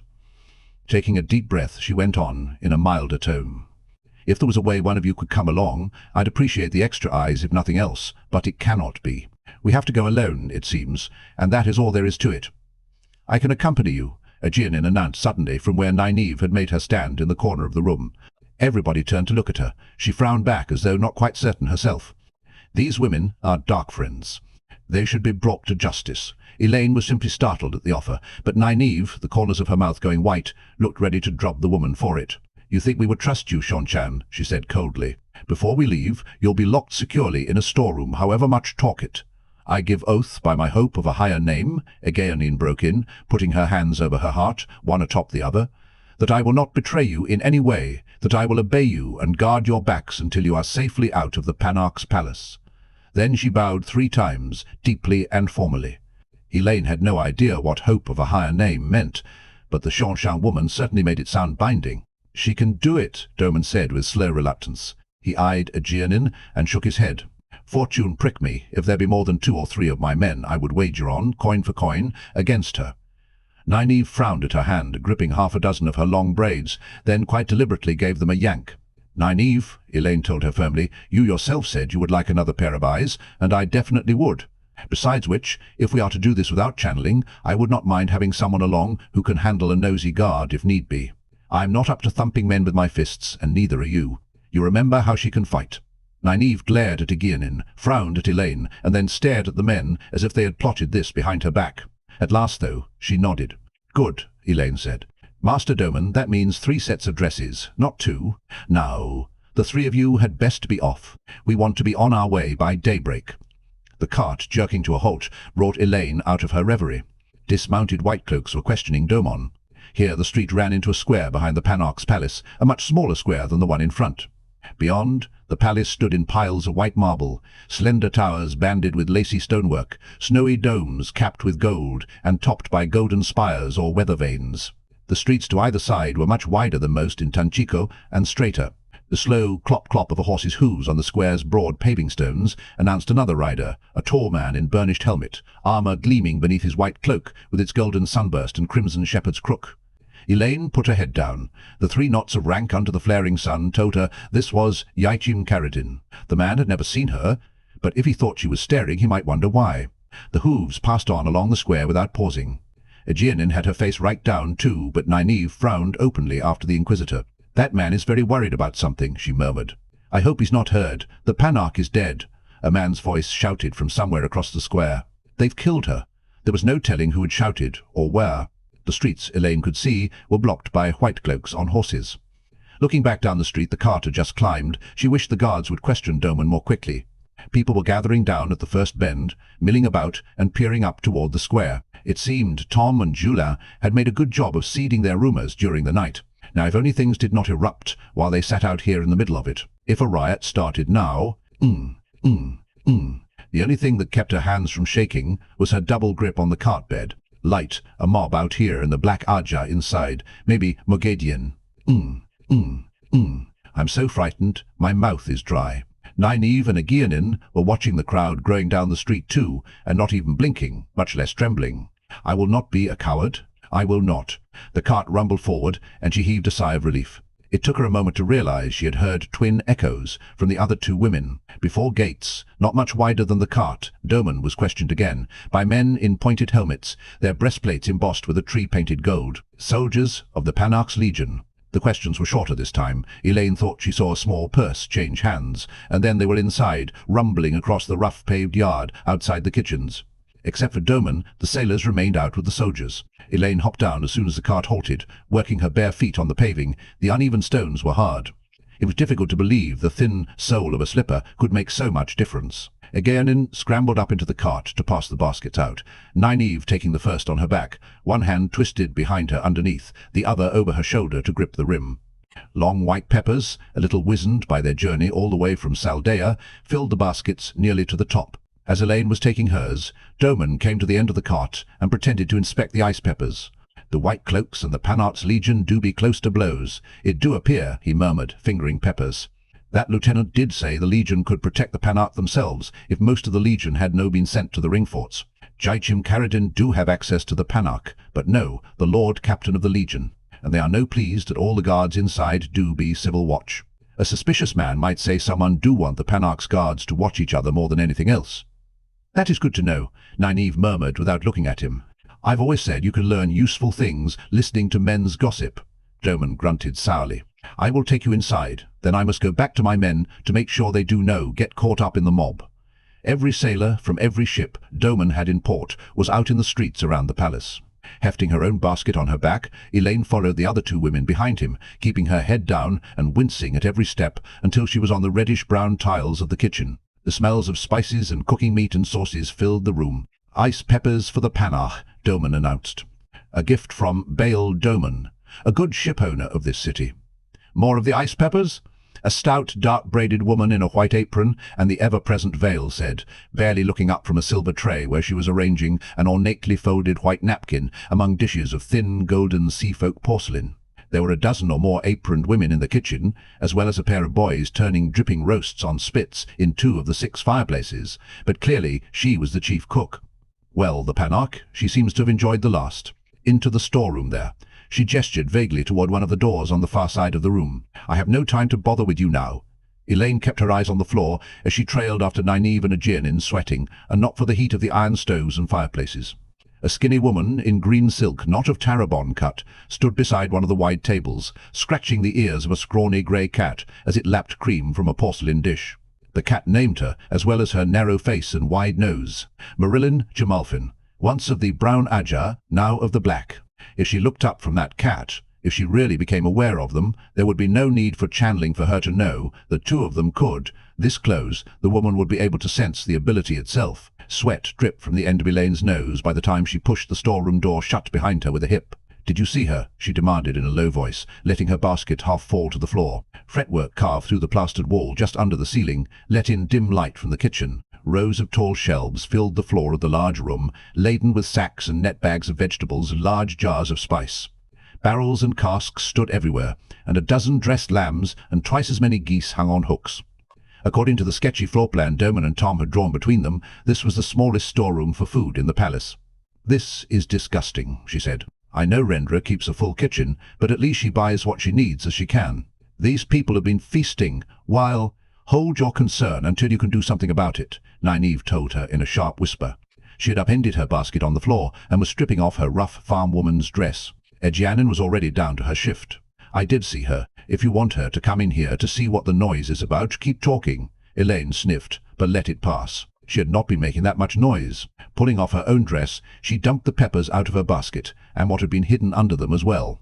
Among other things, a dress of white belted in green fine-spun wool embroidered above the left breast, with a green tree of spreading branches atop the outline of a trefoil leaf. Her grimy veil was replaced by a clean one of linen scraped nearly as sheer as silk. White slippers with padded soles were welcome, on feet bruised by that walk from cart to kitchen. The seanchan woman had been the first out of her old clothes, but she was the last into her white garment, muttering all the while about indecent and serving girl, which made no sense. The dresses were servants' dresses. The whole point was that servants could go anywhere, and a palace had too many for anyone to notice 3 more. And as for indecent, Elaine could remember being a touch hesitant about wearing the tarabon style in public, but she had become used to it soon enough, and even this thin wool could not cling as silk did. Egwene seemed to have very strict ideas of modesty. Eventually, though, the woman had done up her last lace, and the farm clothes had been stuffed into the baskets and covered with ice peppers. Amyrlin Jamalfin was gone from the kitchen, though the raggedy-eared grey cat still lapped cream on the table. Elaine and the other two started for the door that led deeper into the palace. One of the undercooks was frowning at the cat, fist on her ample hips. "I would like to strangle this cat," she muttered, pale brown braids swinging as she shook her head angrily. "It eats the cream, and because I put the drop of cream on the berries for my breakfast, I have the bread and water for my meals. Count yourself lucky you are not out in the street or swinging from the gallows." The chief cook did not sound sympathetic. "If a lady says you have stolen, then you have stolen, even if it is the cream for her cats, yes? You, there!" Elaine and her companions froze at the shout. The dark-braided woman shook a long wooden spoon at them. "You come into my kitchen and stroll about as in the garden, you lazy sows, you. You have come for the breakfast of the Lady Ispan, yes? If you do not have it there when she wakes, you will learn how to jump. Well," she gestured at the silver tray she had been labouring over before, covered now with a snowy linen cloth. There was no way to speak. If any one of them opened her mouth, her first words would show her no tarabona. Thinking quickly, Elaine bobbed a servant's curtsy and picked up the tray. A servant carrying something was going about her work, and not likely to be stopped or told to do something else. Lady Ispan? Not an uncommon name in Tarabon, but there was an Ispan on the list of black sisters. "So you mock me, do you little cow, you?" the stout woman roared, and started around the table waving her thick wooden spoon threateningly. There was nothing to do without giving herself away, nothing but stay and be hit or run. Elaine darted out of the kitchen with the tray, Nynaeve and Aegeanin at her heels. The cook's shouts followed them, but not the cook, thankfully. An image of the 3 of them running through the palace, pursued by the stout woman, made Elaine want to giggle hysterically. Mock her? She was sure that had been exactly the same curtsy servants had given her thousands of times.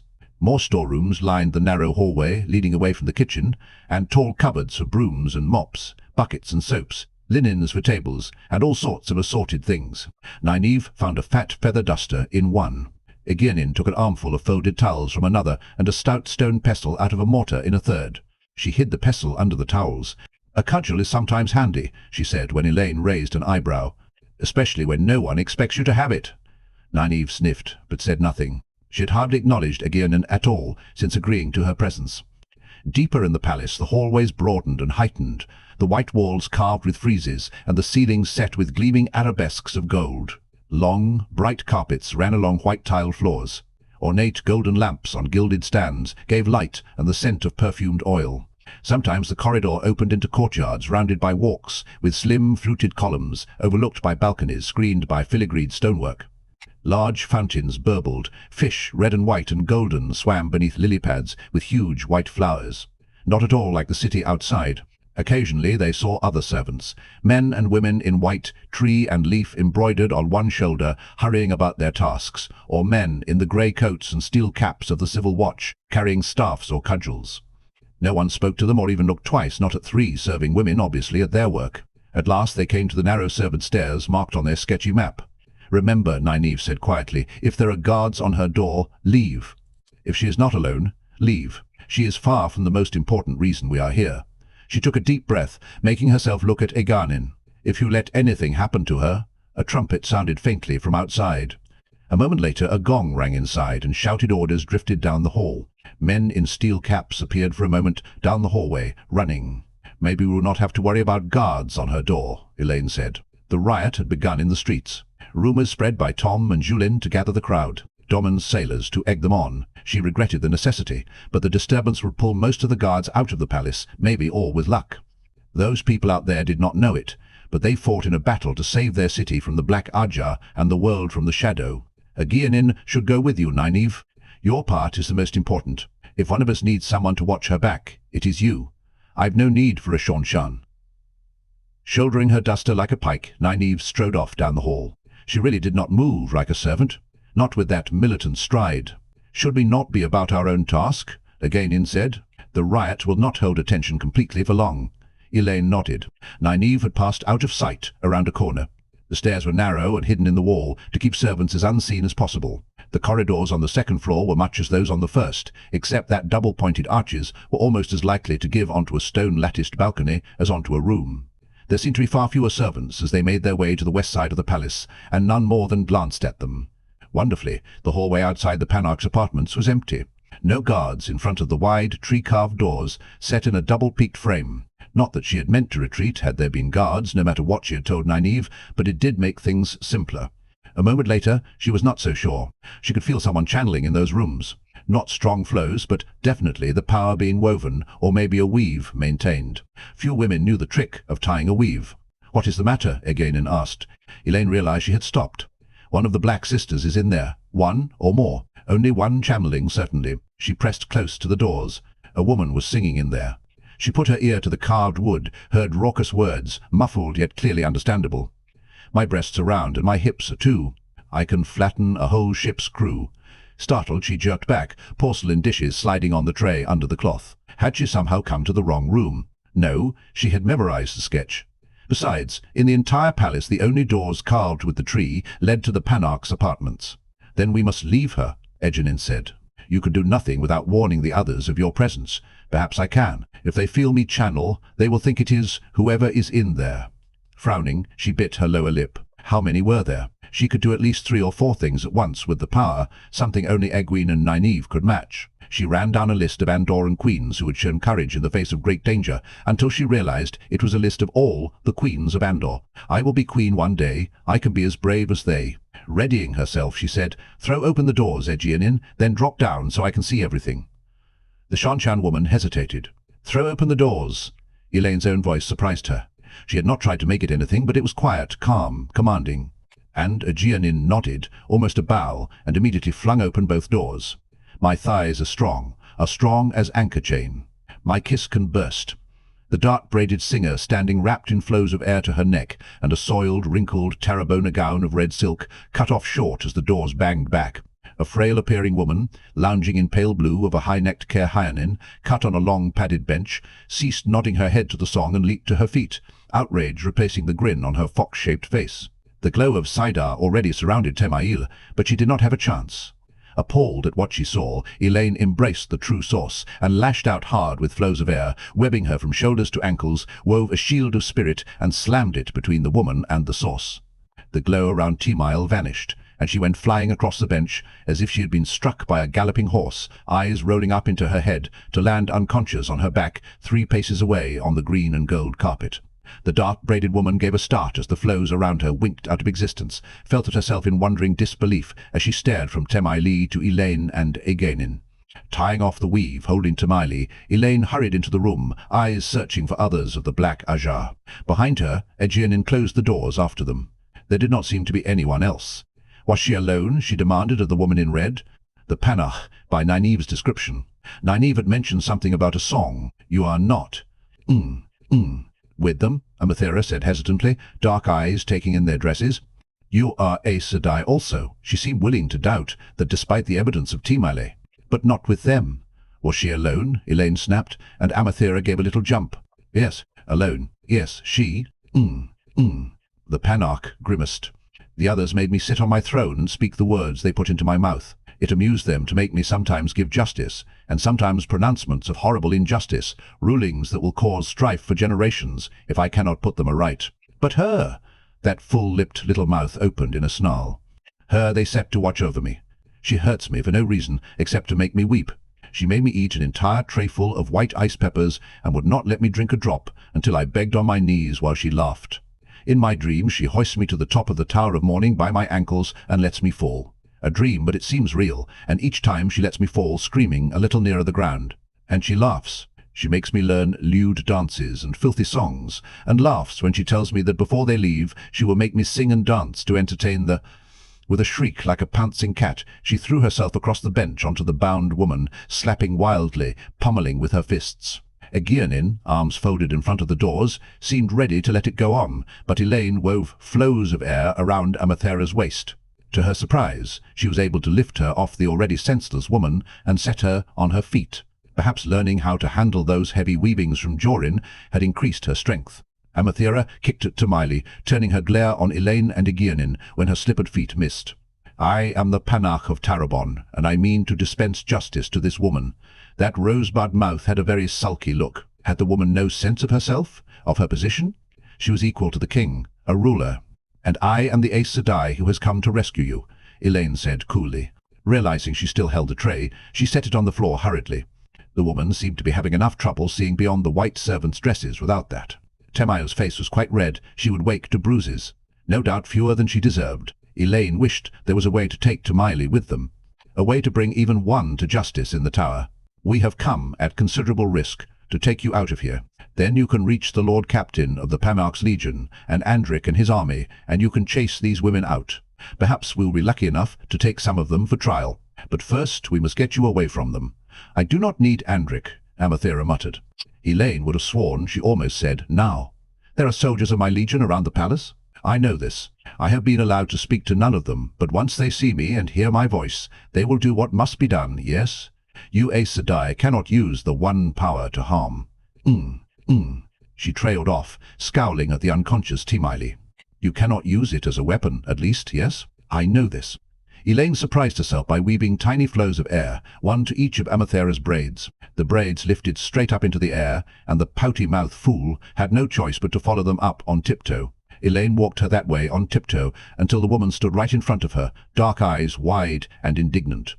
You will listen to me, Panach Amathera of Tarabon, she said in icy tones. If you try to walk out to your soldiers, Temaili's cronies may very well tie you up in a bundle and hand you back to her. Worse, they will learn that my friends and I are here, and that I will not allow. We are going to creep out of here, and if you will not agree to that, I'll bind and gag you and leave you beside Temail for her friends to find. There had to be some way to take Temail too. Do you understand me? Amathera nodded slightly, held up as she was. Egwene made an approving sound. Elaine loosed the flows. The woman's heels dropped to the carpet. Now let's see if we can find you something to wear that is suitable for sneaking. Amathera nodded again, but her mouth was set at its sulkiest. Elaine hoped Nynaeve was having an easier time of it. Nynaeve entered the great exhibition hall with its multitude of thin columns, feather duster already moving. This collection must always need dusting, and surely no one would look twice at a woman doing what was needed. She looked around, eyes drawn to wired-together bones that looked like a long-legged horse with a neck that pushed its skull up 20 feet. The vast chamber stretched emptily in all directions. But someone could come in at any moment, servants who actually had been sent to clean, or Liandrin and all of her fellows come to search. Still holding the duster prominently, just in case, she hurried down to the white stone pedestal that had held the dull black collar and bracelets. She did not realize she had been holding her breath until she exhaled on seeing the things still there. The glass-sided table holding the Quendelar seal lay another 50 paces on, but this came first. Climbing over the wrist, thick white silk rope, she touched the wide, jointed collar. Suffering, agony, woe. They rolled through her. She wanted to weep. What kind of thing could absorb all that pain? Pulling her hand back, she glared at the black metal. Meant to control a man who could channel. Liandrin and her black sisters meant to use it to control Rand, turn him to the shadow, force him to serve the Dark One. Someone from her village, controlled and used by Aes Sedai. Black Ajah, but Aes Sedai as surely as Moiraine with her scheming. Egwene, making me like a filthy seanchan. The sudden incongruity of the last thought hit her. Abruptly she realized she was deliberately making herself angry enough to channel. She embraced the source, the power, filled her, and a serving woman with the tree and leaf on her shoulder entered the columned hall. Quivering with the urge to channel, Nynaeve waited, even lifting the duster, running the feathers over the collar and bracelets. The serving woman started down the pale floorstones. She would go in a moment, and Nynaeve could. What? Slip the things into her belt pouch and take them, but The serving woman would go. Why did I think she'll leave instead of staying to work? She glanced sideways up the room at the woman coming toward her. Of course. No broom or mop, no feather duster, not even a rag. Whatever she's here for, it cannot take low. Suddenly she saw the woman's face clearly, sturdily handsome, framed by dark braids, smiling in an almost friendly fashion, but not really paying her any mind. Certainly not threatening in any way. Not quite the same face, but she knew it. Before thought, she struck out, weaving a hammer-hard flow of air to smash that face. In an instant, the glow of Saidar surrounded the other women. Her features changed, somehow more regal now, prouder. Moiraine's face remembered, and startled as well, surprised that she had not approached unsuspected. And Nynaeve's flow was sliced razor clean. She staggered under the whiplash recoil like a physical blow, and the Forsaken struck with a complex weave of spirit streaked by water and air. Nynaeve had no idea what it was meant to do. Frantically she tried to cut it, as she had seen the other woman do, with a keen-edged weave of spirit. For a heartbeat she felt love, devotion, worship for the magnificent woman who would deign to allow her to. The intricate weave parted, and Moiraine missed a step. A tinge remained in Nynaeve's mind, like a fresh memory of wanting to obey, to grovel and please. What had happened at their first meeting all over again, it heated her rage. The knife-sharp shield that Egwene had used to still Amico Nagoyin sprang into being, more weapon than shield, lashed at Moiraine, and was blocked, woven spirit, straining against woven spirit, just short of severing Moiraine from the source forever. Again the Forsaken's counterblow came, slashing like an axe, intended to cut Nynaeve off in the same way. Forever. Desperately, Nynaeve blocked it. Suddenly she realized that under her anger she was terrified. Holding off the other woman's attempt to still her while trying to do the same to her took everything she had. The power boiled in her till she thought she must burst. Her knees quivered with the effort of standing. And all went into those two things. She could not spare enough to light a candle. Moiraine's axe of spirit waxed and waned in sharpness, but that would not matter if the woman managed to drive it home. Nynaeve could not see any real difference in outcome between being stilled by the woman and merely being shielded and at her mercy. The thing brushed against the flow of power from the source into her, like a knife hovering over a chicken's stretched neck. The image was all too apt. She wished she had not thought of it. In the back of her mind, a tiny voice gibbered at her. "Oh, Light, don't let her. Don't let her." Light, please, not that. For a moment she considered letting go her own attempt to cut Moiraine off. For one thing, she had to keep forcing it back to a razor edge. The woven flows did not want to hold the keenness, letting go and using that strength to force Moiraine's attack further back, maybe sever it. But if she tried, the other woman would not need to defend. She could add that strength to her own attack. And she was one of the Forsaken. Not just a black sister. A woman who had been Aes Sedai in the Age of Legends, when Aes Sedai had been able to do things undreamed of now. If Moiraine threw her whole strength at her. A man who came in then, or any woman unable to channel, would have seen only two women facing each other across the white silk rope from a distance of less than 10 feet. Two women staring at one another in a vast hall full of strange things. They would have seen nothing to say. It was a duel. No leaping about and hacking with swords as men would do. Nothing smashed or broken. Just two women standing there. But a duel all the same, and maybe to the death, against one of the Forsaken. All my careful planning ruined, Moiraine said abruptly in a tight, angry voice. white-knuckled hands gripping her skirts. At the very least, I shall have to go to untold effort to put everything back as it was. It may not be possible. Oh, I do mean to make you pay for that, nynaeve Almira. This has been such a cozy hiding place, and those blind women have a number of very useful items in their possession, even if they do not.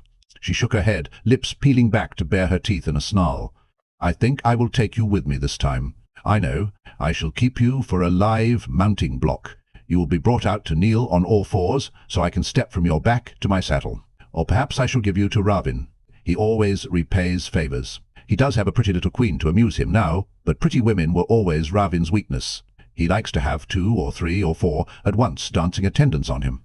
How will you like that? To spend the rest of your life competing for Ravin's favors? You will want to. Once he has his hands on you, he has his little tricks. Yes, I do believe Ravin shall have you. Anger welled up in Nynaeve. Sweat streamed down her face, and her legs shook as if they might give way, but anger gave her strength. Furious, she managed to push her weapon of spirit a hair closer to severing Moiraine from the source, before the woman halted it again. So you discovered that little gem behind you, Moiraine said in a moment of precarious balance. Surprisingly, her voice was almost conversational. I wonder how you did that. It does not matter. Did you come to take it away? Perhaps to destroy it? You cannot destroy it. That is not metal, but a form of Quendila. Even balefire cannot destroy Quendila. And if you mean to use it, it does have, drawback, shall we say. Put the collar on a man who channels, and a woman wearing the bracelets can make him do whatever she wishes, true. But it will not stop him going mad, and there is a flow the other way, too. Eventually he will begin to be able to control you, too, so you end with a struggle at every hour. Not very palatable when he is going mad. Of course, you can pass the bracelets around, so no one has too much exposure, but that does mean trusting someone else with him. Men are always so good at violence. They make wonderful weapons. Or 2 women can each wear 1 bracelet, if you have someone you trust enough. That slows the seepage considerably, I understand, but it also lessens your control, even if you work in perfect unison. Eventually you will find yourselves in a struggle for control with him, each of you needing him to remove your bracelet, as surely as he needs you to remove the collar. She tilted her head, lifted a quizzical eyebrow. You are following this, I trust? Controlling Luz Therin Rand or 4, as he is called now, would be most useful, but is it worth the price? You can see why I have left the collar and bracelets where they are. Trembling to contain the power to hold her woven flows, Nynaeve frowned. Why was the woman telling her all of this? Did she think it did not matter because she was going to win? Why her sudden change from rage to talk? There was sweat on Moiraine's face, too. Quite a lot of sweat beading on her broad forehead, running down her cheeks. Suddenly everything changed in Nynaeve's mind. Moiraine's was not a voice tight with anger, it was a voice tight with strain. Moiraine was not suddenly going to hurl all of her strength at her. She already was. The woman was putting out as much effort as she. She was facing one of the Forsaken, and far from being plucked like a goose for supper, she had not lost a feather. She was meeting one of the Forsaken, strength for strength. Moiraine was trying to distract her, to gain an opening before her own strength gave out. If only she could do the same, before her strength went. Do you wonder how I know all this? The collar and bracelets were made after I was. Well, we will not talk of that. Once I was free, the first thing I did was seek information about those last days. Last year's, really. There are a good many fragments here and there that make no sense to anyone who does not have some idea to begin with. The Age of Legends. Such a quaint name you have given my time, yet even your wildest tales no more than hint at the half. I had lived over 200 years when the bore was opened, and I was still young for an Aes Sedai. Your legends are but pale imitations of what we could do. Why? Nynaeve stopped listening. A way to distract the woman. Even if she could think of something to say, Moiraine would be on her guard against the method she herself was using. She could not spare effort for as much as a thread-thin weave, any more than Moiraine could. A woman from the Age of Legends. A woman long used to wielding the one power. Perhaps used to doing almost everything with the power before she was imprisoned. In hiding since being freed, how used to doing things without the power had she become? Nynaeve let her legs sag. Dropping the feather duster, she caught hold of the pedestal to support herself. There was very little fakery needed. Moiraine smiled and took a step nearer. Travel to other worlds, even worlds in the sky. Do you know that the stars are? So sure, that smile. So triumphant. Nynaeve seized the collar, ignoring the joltingly pained emotions that spilled into her, and hurled it, all in one motion. The Forsaken had only begun to gape when the wide black circlet struck her between the eyes. Not a hard blow, certainly not enough to stun, but not expected either. Moghedien's control over her woven flows faltered, just slightly, only for an instant. Yet for that instant, the balance between them shifted. The shield of spirit slid between Moghedien and the source. The halo surrounding her winked out. The woman's eyes bulged. Nynaeve expected her to leap for her throat. That was what she would have done. Instead, Moghedien jerked her skirts to her knees and ran. With no need to defend herself, it took only a little effort for Nynaeve to weave air around the fleeing woman. The Forsaken froze in mid-stride. Hurriedly, Nynaeve tied her weaving. She had done it. I faced one of the Forsaken and beat her, she thought incredulously. Looking at the woman, held from the neck down by air with the consistency of stone, even seeing her leaning forward on one foot, it was hard to believe. Examining what she had done, she saw it had not been as complete a victory as she had wanted. The shield had blurred its sharp edge before it slid home. Moghedien was captured and shielded, but not stilled. Trying not to totter, she walked around in front of the other woman. Moghedien still looked queenly, but like a very frightened queen, licking her lips, eyes darting wildly. If you free me, we can see, come to S some arrangement. There is much I can teach you. Ruthlessly, Nynaeve cut her off, weaving a gag of air that held the woman's jaws gaping. A live mounting block. Wasn't that what you said? I think that is a very good idea. I like to ride. She smiled at the woman, whose eyes looked to be coming out of her head. Mounting block indeed. Once Moghedien had been put on trial in the tower and stilled, there could be no doubt of the sentence for one of the Forsaken. She would surely be put to some useful work in kitchens or gardens or stables, except when she was brought out to show that even the Forsaken could not escape justice and treated no differently from any other servant, beyond being watched. But let her think Nynaeve was as cruel as she. Let her think it until she was actually put on. Nynaeve's mouth twisted. Moghedien was not going to be put on trial. Not now, anyway. Not unless she could figure out some way to get her out of the Panarch's palace. The woman seemed to believe the grimace portended something ill for her. Tears leaked from her eyes, and her mouth worked, trying to force words past the gag. Disgusted with herself, Nynaeve walked unsteadily back to where the black collar lay, stuffing it quickly into her belt pouch before the stark emotions in it could do more than touch her. The bracelets followed, with the same feelings of suffering and sorrow. I was ready to torture her by letting her think I would. She deserves it, surely, but that is not me. Or is it? Am I no better than egwene?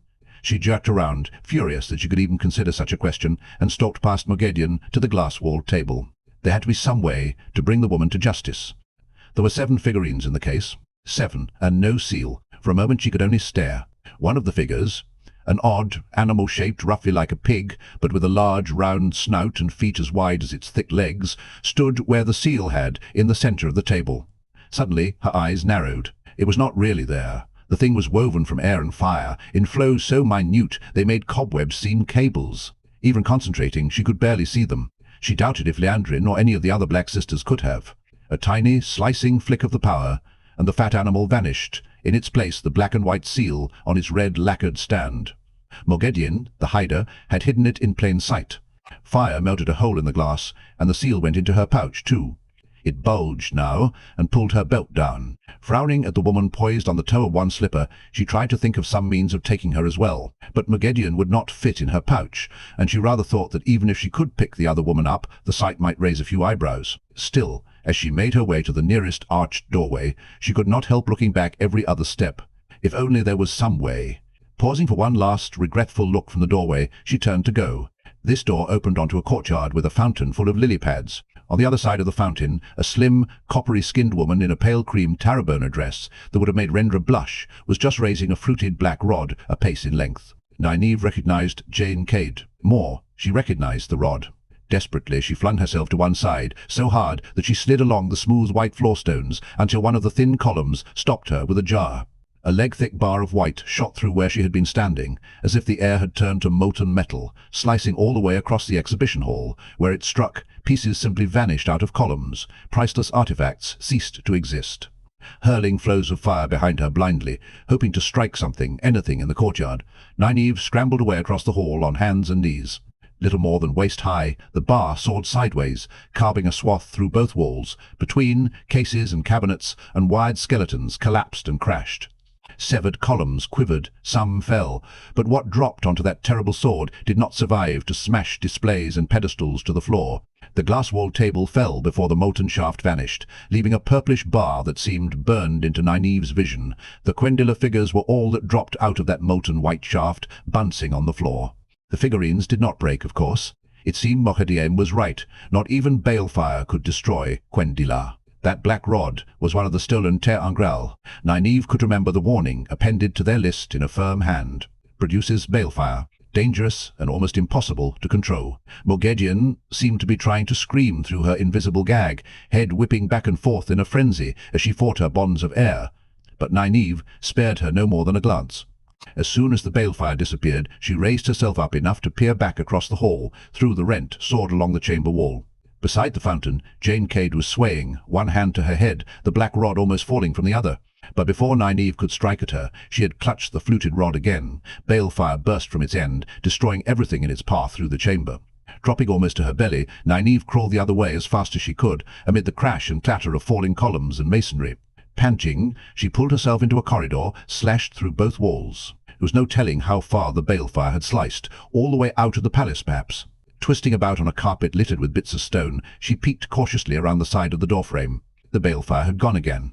Silence held in the ruined exhibition hall, except when a weakened piece of stonework gave way and smashed to the rubble-strewn floor. There was no sign of Jean Cade, though enough of the far wall had fallen to show the fountained courtyard clearly. She was not about to risk going to see if the tarmongaidon had killed a woman in using it. Her breath came raggedly, and her arms and legs trembled enough that she was glad to lie there a moment. Channeling took energy the same as any other work. The more you did, the more energy. And the wearier you were, the less you could channel. She was not entirely certain she herself was up to facing even a weakened Jane Cade right then. Such a fool she had been, battling Rhuidean with the power, and never thinking that channeling that strong would have every black sister in the palace jumping out of her skin. She was lucky the Domani woman had not arrived with her tarmongaidon while she was still absorbed with the Forsaken. They very likely both would have died before they knew she was there. Suddenly she stared in disbelief. Rhuidean was gone. The balefire had not come nearer than 10 feet from where she had stood, but she was not there any longer. It was impossible. She had been shielded. "How do I know what's impossible?" Nynaeve muttered. "It was impossible for me to beat one of the Forsaken, but I did it." Still no sign of Jane Cade. Pushing herself to her feet, she hurried for the appointed meeting place. If only Elaine had not run into any trouble. They might make it out here safely after all. Chapter 55. Into the deep servants boiled along the halls as Nynaeve ran, shouting frantic questions. They might not be able to sense channeling, but they had certainly felt the palace being torn half apart. She threaded her way through, just one more serving woman, in a panic as far as they were concerned. Saidar faded from her as she sped down corridors and across courtyards.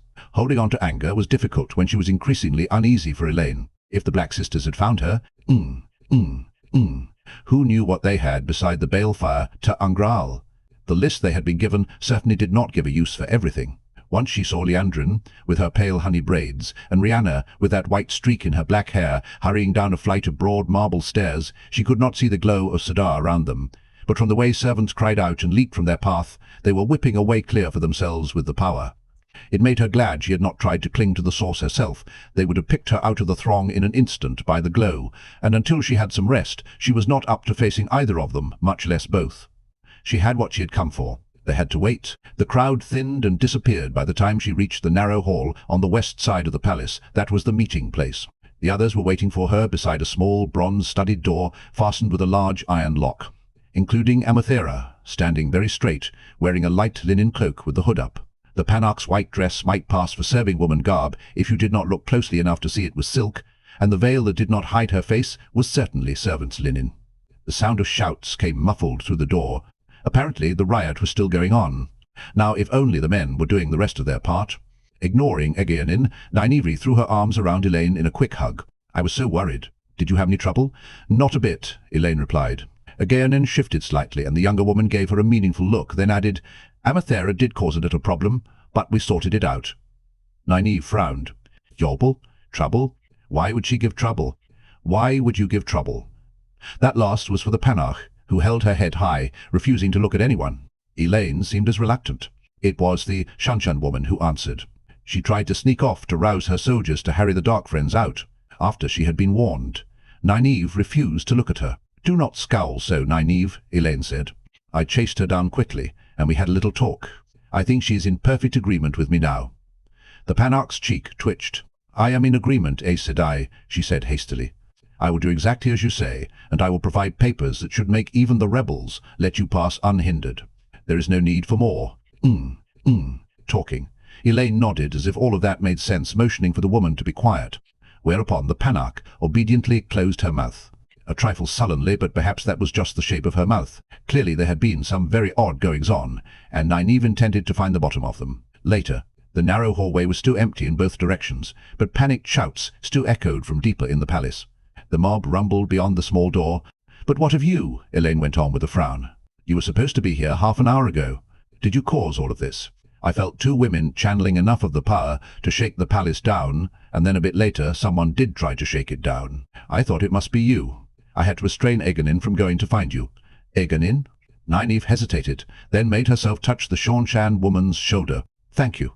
Egwene looked as though she did not quite understand herself what she had done, but she gave a quick nod. "Morgadian found me, and because I was worrying about how to bring her out for trial, Jane Cade nearly took my head off with balefire." Elaine gave a small squeak, and she hurried to reassure her.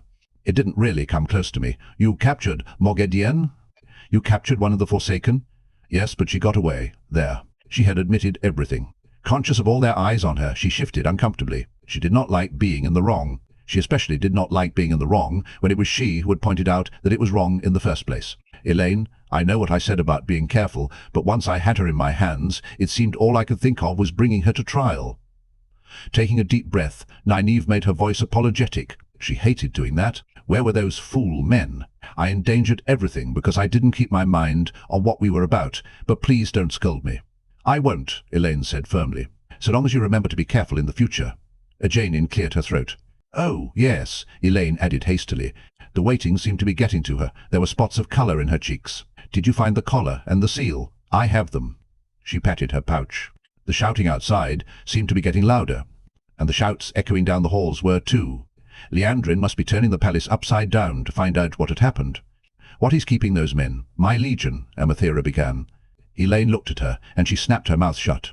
Whatever talk they'd had must have been something. The Panarch was pouting like a girl afraid of being sent to bed without supper. Nynaeve glanced at Egwene. The seanchan woman was watching the door intently. She had wanted to come after her. Why won't she let me hate her? Am I so different from her? Suddenly the door swung open. Julin pulled two thin bent metal rods out of the lock and straightened from a crouch. Blood ran down the side of his face. "Hurry! We must be away from here before it gets out of hand." Staring past him wide-eyed, Nynaeve wondered what he considered out of hand. Bail Domon's sailors, at least 300 of them, formed a semicircle, too deep about the door, Domon himself waving a cudgel, shouting to encourage them. He had to shout for the roar that filled the wide street. Men jostled and struggled and shouted in a seething mass, barely held back by the sailors' clubs and staffs. Not that they were really interested in the sailors. Scattered through the crowd, clumps of mounted white cloaks swung their swords at men crowding them with pitchforks and barrel staves in bare hands. Showers of stones fell around them, sometimes banging off a helmet, but silently in the uproar. A lone white cloak's horse suddenly screamed and reared, and toppled over backward. It scrambled to its feet quickly, minus its rider. Other riderless animals dotted the mass of men. Was this what they had set off just to cover themselves? She tried reminding herself why, put her hand on her pouch to feel the Quendila seal, the collar and bracelets. But it was hard. Men were dying out there, surely. "Will you women move?" Tom called, waving for them to come out. He had a bleeding gash over one bushy eyebrow, perhaps from a stone, and his brown cloak would not even do for the ragbag now. If the Panarch's legion ever stops running, this could grow messy. Amathera made a startled sound just before Elaine pushed her firmly out. Nynaeve and Egwene followed, and as soon as all four women were out, the sailors folded in around them in a tight ring that began struggling away from the palace. It was all Nynaeve could do to keep her feet, jostled by the men who were trying to protect her.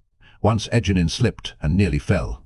Nynaeve caught her arm, helped her back up, and got a grateful grin. "We are not so different," she thought. Not the same, but not all that different.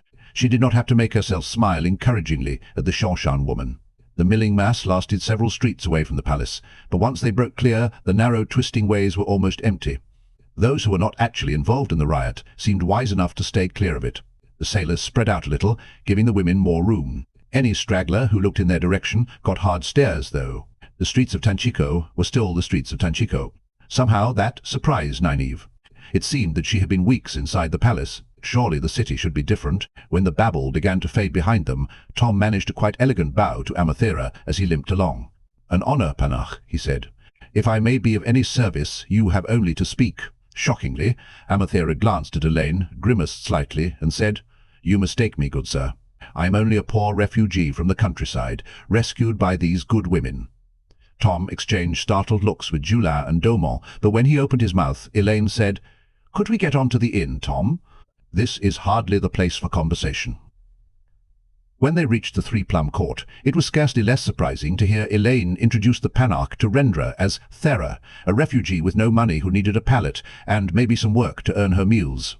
The innkeeper shrugged resignedly, but as she led Thera away to the kitchens, she was already telling the woman what lovely hair she had and how pretty she would look in the right dress.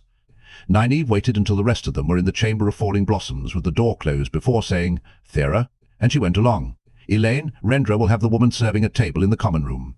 Elaine did not seem surprised. "Yes, very likely." Sinking into a chair with a sigh, she kicked off her slippers and began massaging her feet vigorously. It was not difficult to convince Amathera she should stay in hiding for a few days. It really isn't that far from "the Panarch is dead to death to the Panarch."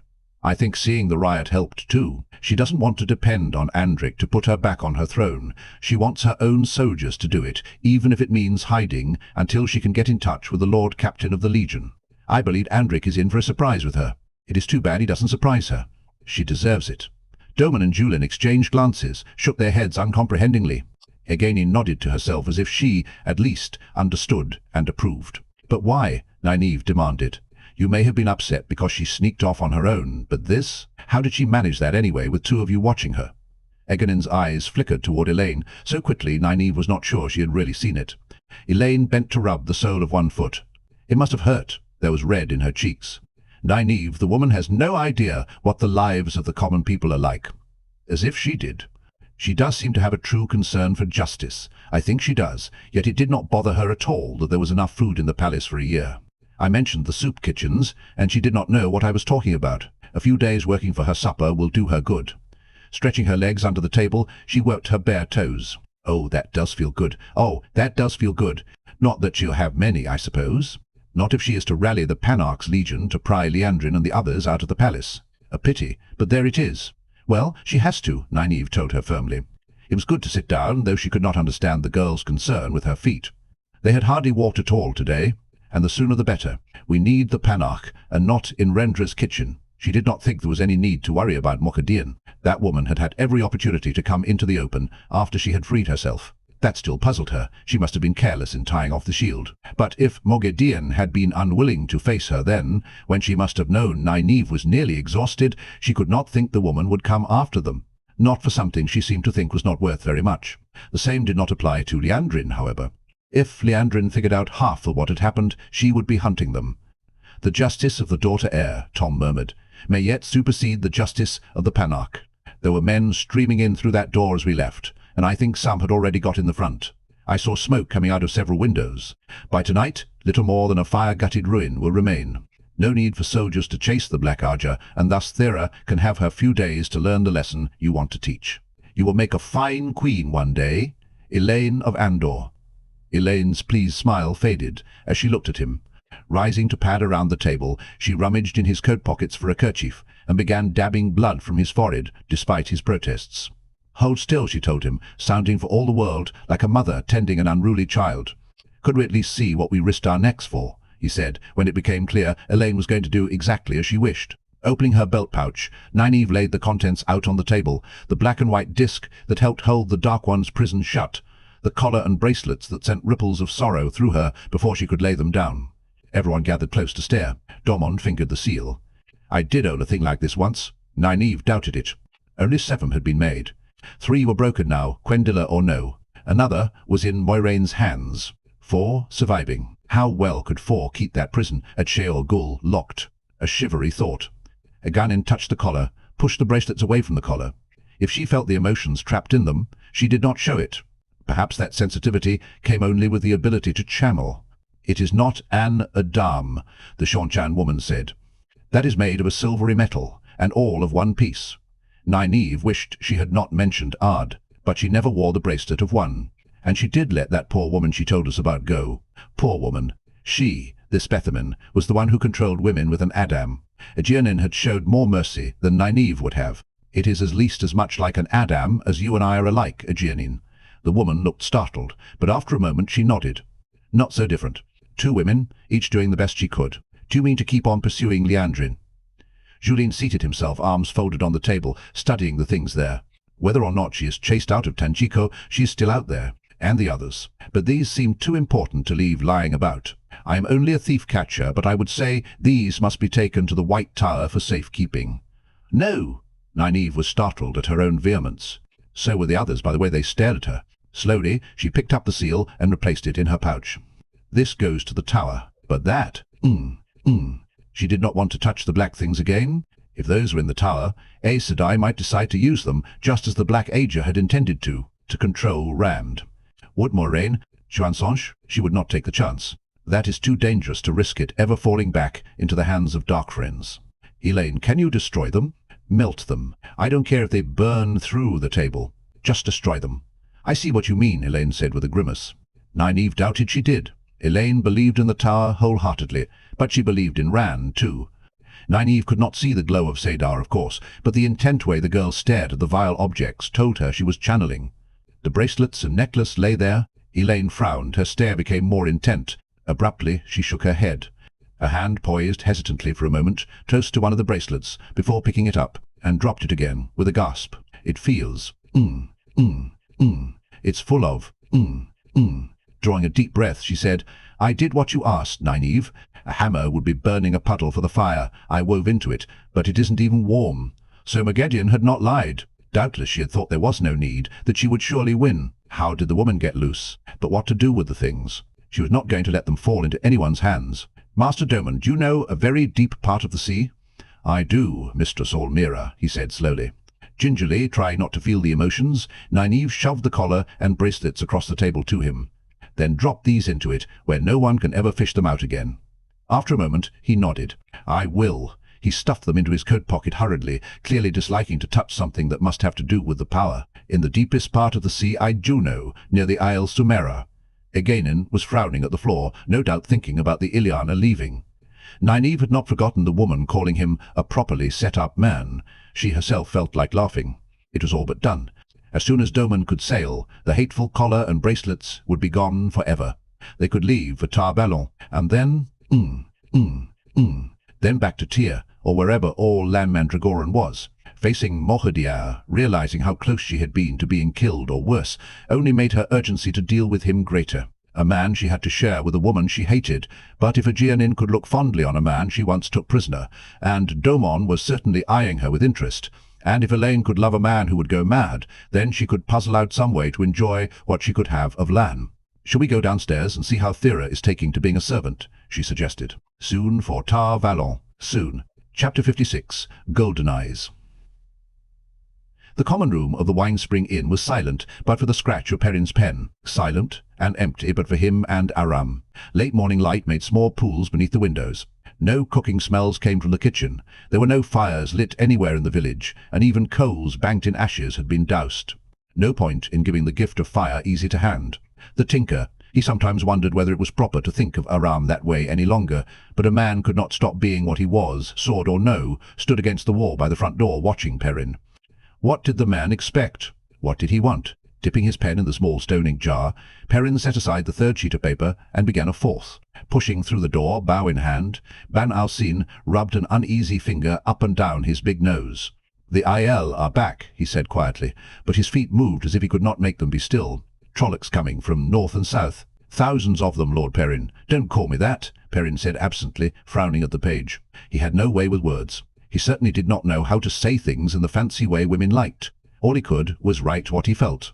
Dipping the pen again, he added a few lines. I will not ask your forgiveness for what I did. I do not know if you could give it, but I will not ask. You are more precious to me than life. Never think I have abandoned you. When the sun shines on you, it is my smile. When you hear the breeze stir through the apple blossoms, it is my whisper that I love you. My love is yours forever. Perrin. For a moment he studied what he had written. It did not say enough, But it would have to do. He did not have the right words, any more than he had time. Carefully blotting the damp ink with sand, he folded the pages together. He very nearly wrote Fele Bashere on the outside before making it Fele Ibara. He realized he did not even know if a wife took her husband's name in Saldea. There were places where they did not. Well, she had married him in the Two Rivers. She would have to put up with Two Rivers customs. He placed the letter in the middle of the mantel over the fireplace. Perhaps it would reach her eventually, and adjusted the wide red marriage ribbon behind his collar so it hung down his lapels properly. He was supposed to wear it for 7 days, an announcement to everyone who saw him that he was newly wed.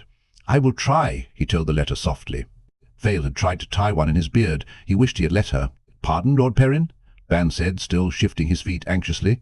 "I didn't hear." Aram was chewing his lip, his eyes wide and frightened. "Time to see to the day's work," Perrin said. Perhaps the letter would reach her. Somehow. He took his bow from the table and slung it on his back. Axe and quiver already hung at his belt.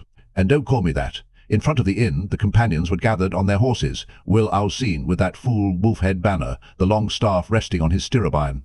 How long since Will had refused to carry the thing? The survivors of those who had joined him the first day jealously guarded the right. Now, Will, with his bow on his back and a sword at his hip, looked proud as an idiot.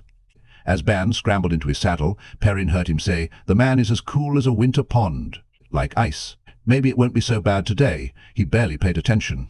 The women were gathered on the green. They made a circle 5 or 6 deep around the tall pole, where the larger red wolf head flapped out in a breeze. 5 or 6 deep, shoulder to shoulder, with polearms made from scythes and pitchforks, and wood axes, and even stout kitchen knives and cleavers. Throat tight, he mounted Stepper and rode toward them. The children were a tight mass inside the circle of women, all the children in Imansfield. Riding slowly along the ranks, he felt the women's eyes following him, and the children's. Fear scent and worry, the children showed it on their 2 pale faces, but all smelled of it. He reined in where Marin Olvir and Days Conger and the rest of the women's circle stood together. Osbert Luhan had one of her husband's hammers on her shoulder, and her white cloak helmet acquired the night of her rescue sat slightly crooked because of her thick braid. Nasa Ailen held a long-bladed carving knife firm in her hand, and had 2 more stuck behind her belt. "We have planned this out," Days said, looking up at him, as if she expected an argument and did not intend to allow it. She held a pitchfork, fastened to a pole nearly 3 feet taller than she, upright in front of her. "If the Trollocs break through anywhere, you men are going to be busy, so we will take the children out. The older ones know what to do, and they've all played hide-and-seek in the woods, just to keep them safe until they can come out. The older ones. Boys and girls of 13 and 14 had toddlers strapped on their backs and held smaller children by the hand. Girls older than that stood in the ranks with the women. Bode Cauthon had a wood axe gripped in both hands, her sister Eldrin a boar spear with a broad point. Boys older were out with the men, or up on the thatched rooftops with their bows. The Tinkers were in with the children. Perrin glanced down at Aram, standing by his stirrup. They would not fight, but each adult had 2 babes fastened on his or her back, and another cradled in the crook of an elbow. Rhuidean and Ela, each with an arm around the other, would not look at him, just to keep them safe until they could come out. "I'm sorry." He had to stop and clear his throat. He had not meant it to come to this. Think as hard as he could, nothing else came that he could have done. Even giving himself to the Trollocs would not have stopped them killing and burning. The end would have been the same. It was not fair, what I did with Vale, but I had to. Please understand that. I had to. "Don't be silly, Perrin," Osbert said, voice emphatic but round face, smiling warmly. "I can never abide it when you're silly. Do you think we would expect you to do any different?" A heavy cleaver in one hand, Marin reached up to pat his knee with the other. Any man worth cooking a meal for would have done the same. "Thank you." Light, but he sounded hoarse. In a minute he would be snuffling like a girl, but for some reason he could not smooth his voice. They must think him an idiot. "Thank you. I shouldn't have fooled you, but she'd not have gone if she suspected." "Oh, Perrin," Marin laughed. She actually laughed, with all they faced, and smelling of fear as she did, he wished he had half her courage. "We knew what you were up to before you ever put her on her horse, and I am not sure she didn't as well. Women do find themselves doing what they don't want, just to please you men. Now you go on, and do what you have to. This is women's circle business," she added firmly. Somehow he managed to smile back at her. "Yes, mistress," he said, knuckling his forehead. Beg pardon. I know enough to keep my nose out of that."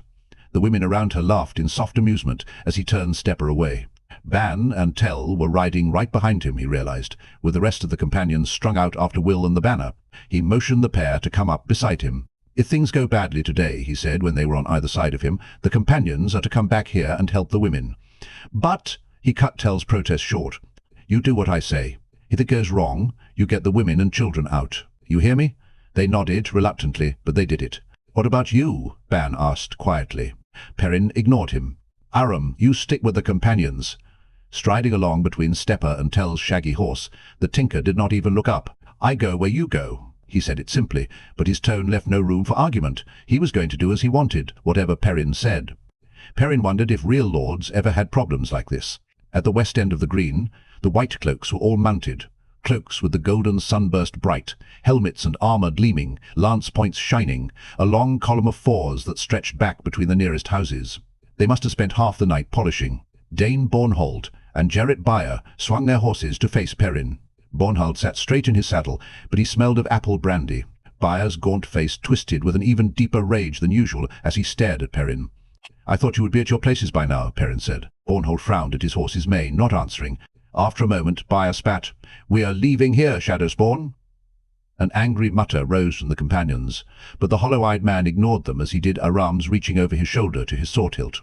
"We will cut our way back to Watch Hill through your friends and rejoin the rest of our men. Leaving. Over 400 soldiers, leaving. White cloaks, but mounted soldiers, not farmers. Soldiers who had agreed. Bornhold had agreed. To support the Two Rivers men wherever the fighting was hottest. If Emansfield was to have any chance at all, he had to hang on to these men." Stepper tossed his head and snorted as if catching his rider's mood. "Do you still believe I'm a dark friend, Bornhold? How many attacks have you seen so far?" "Those Trollocs have tried to kill me as much as anybody else." Bornhold raised his head slowly, eyes haunted, and at the same time half glazed. Hands in steel-backed gauntlets flexed on his reins unconsciously. "Do you think I do not know by now that these defenses were prepared without you? It was none of your doing, yes? I will not keep my men here to watch you feed your own villagers to the Trollocs. Will you dance atop a pile of their bodies when it is done, Shadowspawn? Not ours. I mean to live long enough to see you brought to justice." Perrin patted Stepper's neck to quiet the stallion. He had to keep these men. "You want me? Very well. When it's over, when the Trollocs are done, I'll not resist if you try to arrest me." "No!" Ban and Tell shouted together, and growls built behind them from the others. Aram peered up at Perrin, stricken. "An empty promise," Bornhold sneered. "You mean everyone to die here save yourself? You'll never know if you run away, will you?" Perrin made his voice hard and contemptuous. "I will keep my promise, but if you run, you might never find me again. Run if you want. Run, and try to forget what happens here. All your talk of protecting people from Trollocs. How many died at Trolloc hands after you came? My family wasn't the first, and certainly not the last. Run, or stay, if you can remember your men. If you need to find the courage, look at the women, Bornhold. Any one of them is braver than the whole lot of you white cloaks." Bornhold shook as though every word were a blow. Perrin thought the man might fall out of his saddle. Swaying upright, Bornhold stared at him. "We will remain," he said hoarsely. "But, my Lord Bornhold," Byer protested. "Clean," Bornhold roared at him. "If we must die here, we will die clean." He wrenched his head back to Perrin, spittle on his lips. "We will remain, but at the last I will see you dead, Shadowspawn. For my family, for my father, I will see you dead." Sawing his horse around roughly, he cantered back to his white-cloaked column. Byer bared his teeth in a wordless snarl at Perrin before following. "You do not mean to keep that promise," Aram said anxiously. "You cannot. I have to check everyone," Perrin said. Small chance he would live long enough to keep it. There isn't much time. He booted Stepper in the flanks, and the horse leaped forward toward the west end of the village. Behind the sharp stakes facing the westward, men crouched with their spears and halberds and polearms, fashioned by Harald Luhan, who was there in his blacksmith's vest, with a scythe blade on the end of an 8-foot shaft. Behind them stood the men with bows in ranks broken by 4 catapults, Abel Cauthon walking along slowly to speak to each man. Perrin reined in beside Abel.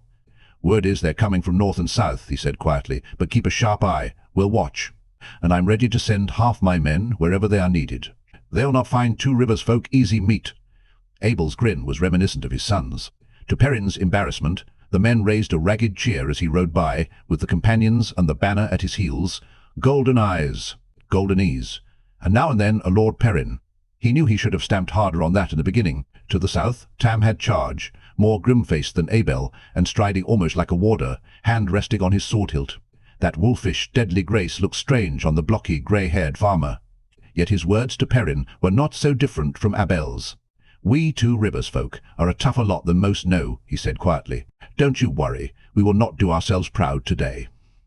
Alanna was at one of the 6 catapults here, fussing over a large stone being lifted into the cup on the end of the thick arm. Yvonne sat his horse near her in his warder's colour-changing cloak, slender as a steel blade and alert as a hawk. There was no doubt he had chosen his ground, wherever Alanna was, and his fight to bring her out alive, whatever. He barely looked at Perrin, but the Aes Sedai paused, hands hovering over the stone, eyes following him as he passed. He could all but feel her weighing and measuring and judging. Those cheers followed him too. Where the hedge of stakes ran beyond the few houses east of the Wine Spring Inn, John Thane and Sam'el Craw had charge between them. Perrin told them what he had Abel, and once again got much the same reply.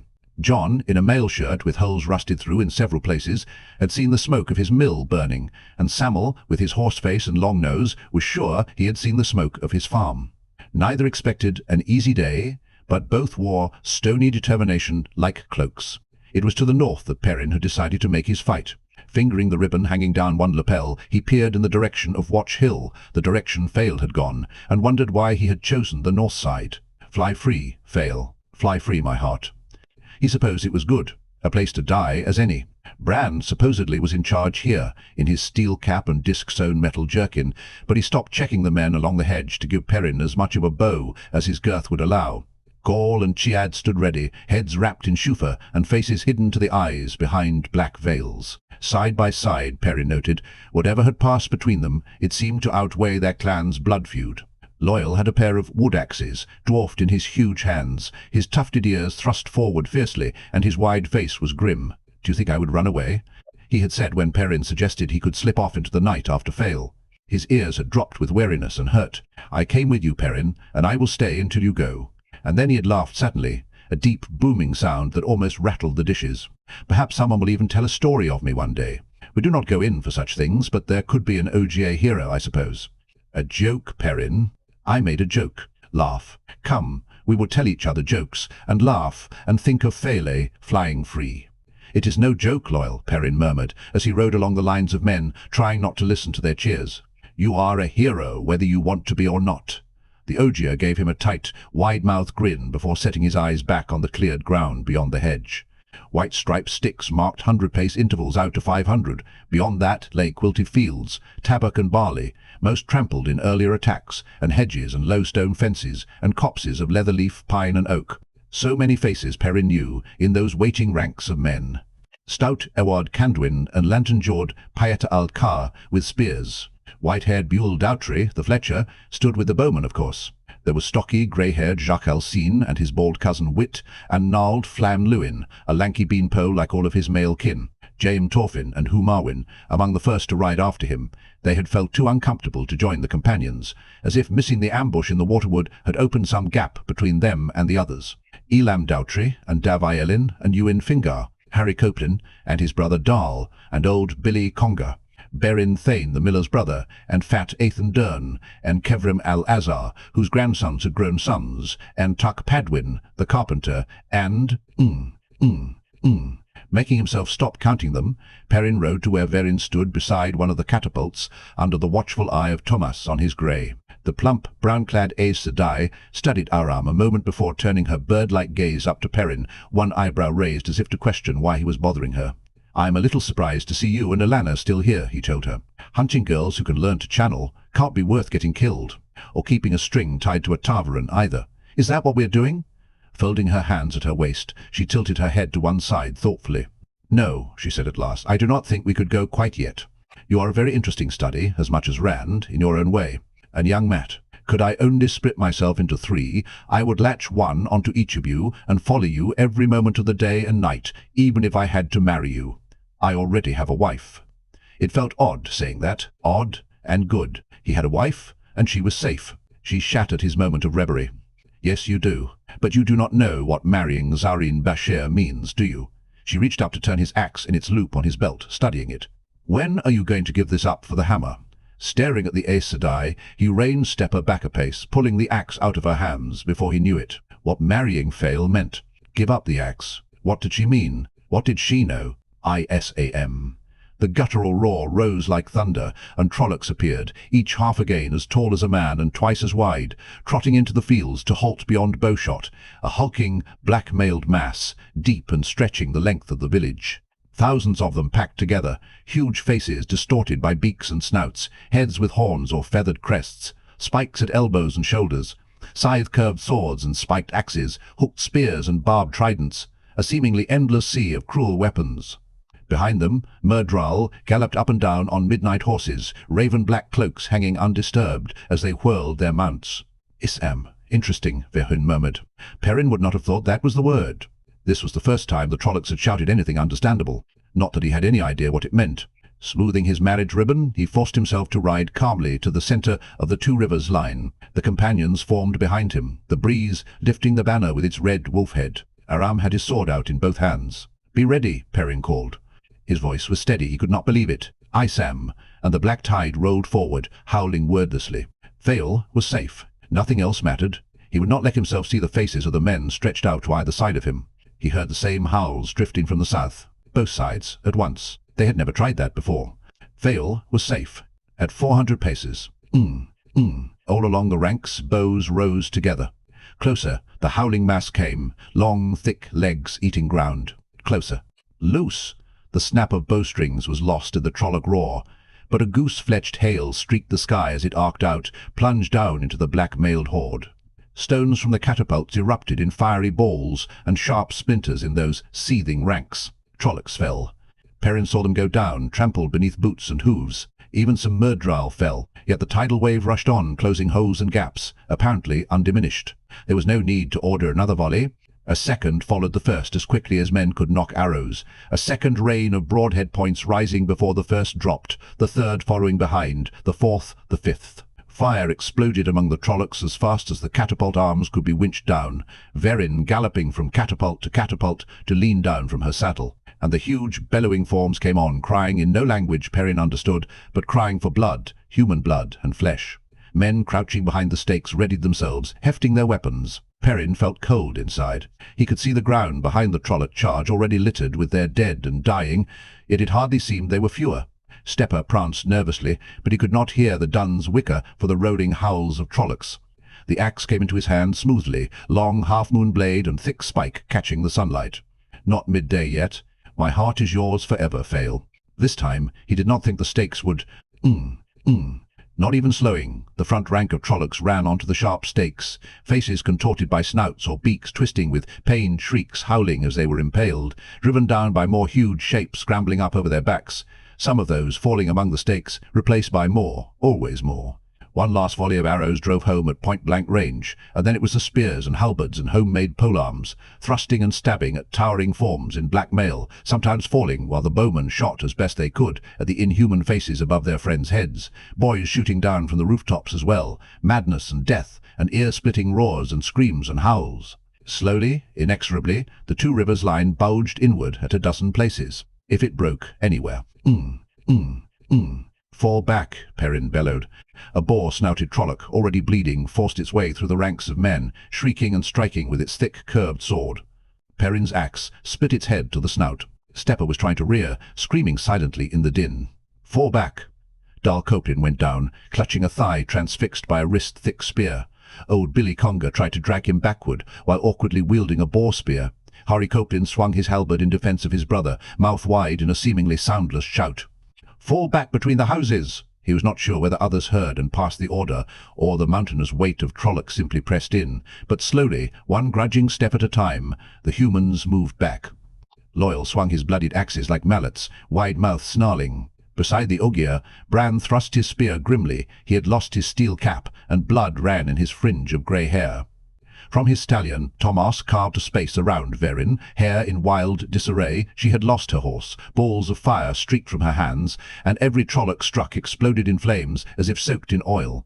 Not enough to hold. The Two Rivers men edged back, jostling around Stepper.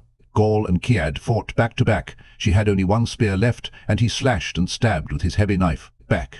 To west and east men had curved out from the defences there to keep the Trollocs from flanking them, pouring arrows in. Not enough. Back.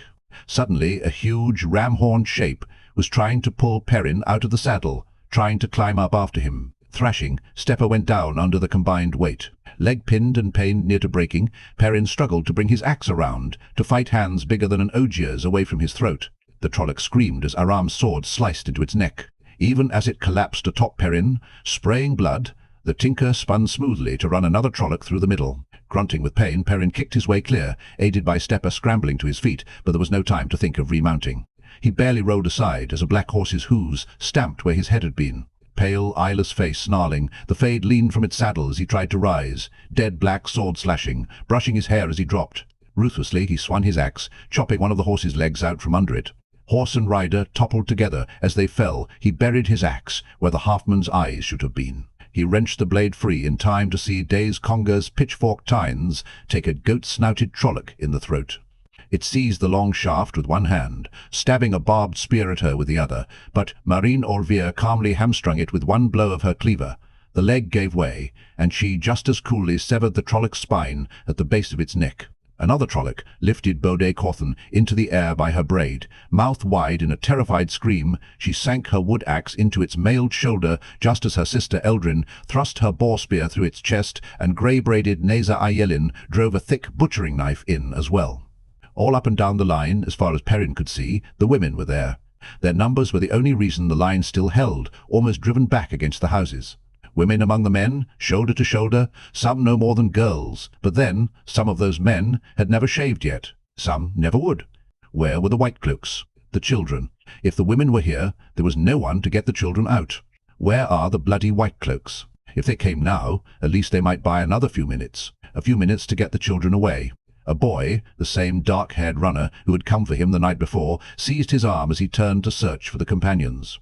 The companions had to try to cut a way out for the children. He would send them, and do what he could here. "Lord Perrin," the boy shouted at him through the deafening din. "Lord Perrin." Perrin tried to shake him off, then snatched him up, kicking under one arm. He belonged with the other children. Split up, in tight ranks, stretching from house to house, Ban and Tell and the other companions were shooting from their saddles, over the heads of the men and women. Will had driven the banner's staff into the ground so he could work his bow too. Somehow, Tell had managed to catch up Stepper. The Dun's reins were tied to Tell's saddle. The boy could go on Stepper's back. "Lord Perrin, please listen. Master Thor says somebody's attacking the Trollocs." "Lord Perrin." Perrin was halfway to Tell, hobbling on his bruised leg, when it penetrated. He stuffed the axe haft through his belt to hoist the boy up in front of his face by the shoulders. "Attacking them? Who?" "I don't know, Lord Perrin. Master Thor said to tell you he thought he heard somebody shouting, 'Devon ride.'" Aram grabbed Perrin's arm, wordlessly pointing with his bloody sword.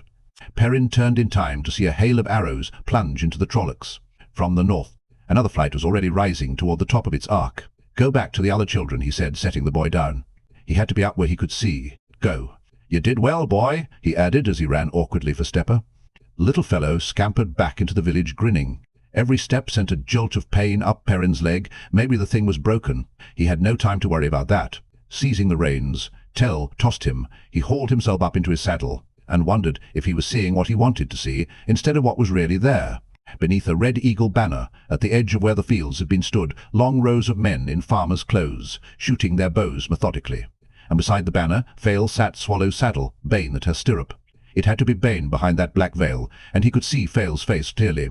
She looked excited, fearful, terrified, and exuberant. She looked beautiful. Myrddraal were trying to turn some of the Trollocs around, trying to lead a charge against the Watch Hill men, but it was useless. Even Trollocs who did turn went down before they covered 50 strides. A Fade, and its horse fell, not to arrows, but to panicked Trolloc hands and spears. It was the Trollocs moving back now, then running in a frenzy, fleeing shots from both sides. Once the Eamon's men had room to lift bows too, Trollocs falling, Myrddraal going down. It was a slaughter, but Perrin hardly saw. Fail. The same boy appeared at his stirrup. "Lord Perrin," he shouted, to be heard above cheering now, men and women shouting for joy and relief, as the last Trollocs who had not made it out of bow range fell. Not many had, Perrin believed, but he was barely able to think. Fail. The boy tugged at his breeches leg. "Lord Perrin, Master Thor said to tell you the Trollocs are breaking, and they are shouting, 'Devon ride.' The men, I mean." "I heard them." Perrin bent to ruffle the boy's curly hair. "What's your name, lad?" "Jaime Ibarra, Lord Perrin. I'm your cousin, I think. Sort of, anyway." Perrin squeezed his eyes shut for a moment to keep the tears in. Even when he opened them, his hand still trembled on the lad's head. "Well, Cousin Jaime, you tell your children about today. You tell your grandchildren, your grandchildren's children." "I'm not going to have any," Jaime said stoutly. "Girls are horrible. They laugh at you and they don't like to do anything worth doing, and you never understand what they're saying." I think one day you'll find out they're the opposite of horrible. Some of it won't change, but that will. Fail. James looked doubtful, but then he brightened, a wide grin spreading across his face. Wait till I tell Had Lord Perrin called me cousin. And he darted away to tell Had, who would have children too, and all the other boys who would, one day. The sun stood straight overhead. An hour, maybe. It had all taken no more than an hour. It felt like a lifetime. Stepper moved forward, and he realized he must have dug his heels in. Cheering people made way for the dun, and he hardly heard them. There were great gaps where Trollocs had broken down the stakes with sheer weight of numbers. He rode through one over a mound of dead Trollocs and never noticed. Dead Trollocs bristling with arrows carpeted the open ground, and here and there a pin-cushioned fade flailed and thrashed. He saw none of it. He had eyes for only one thing. Fail. She started out from the Watch Hill men, pausing to stop Bane from following, and rode to meet him. She rode so gracefully, as if the black mare were part of her, slimly erect, guiding Swallow more with her knees than the reins held so casually in one hand. The red marriage ribbon still twined through her hair, the ends dangling past her shoulders. He must find her flowers. For a moment those tilted eyes studied him, her mouth. Surely she could not be uncertain, but she smelled it. I said I would go, she said finally, holding her head high. Swallow danced sideways, neck arched, and Fail mastered the mare without seeming to notice. I did not say how far. You cannot say I did. He could not say anything. She was so beautiful. He just wanted to look at her, to see her, beautiful, alive, with him.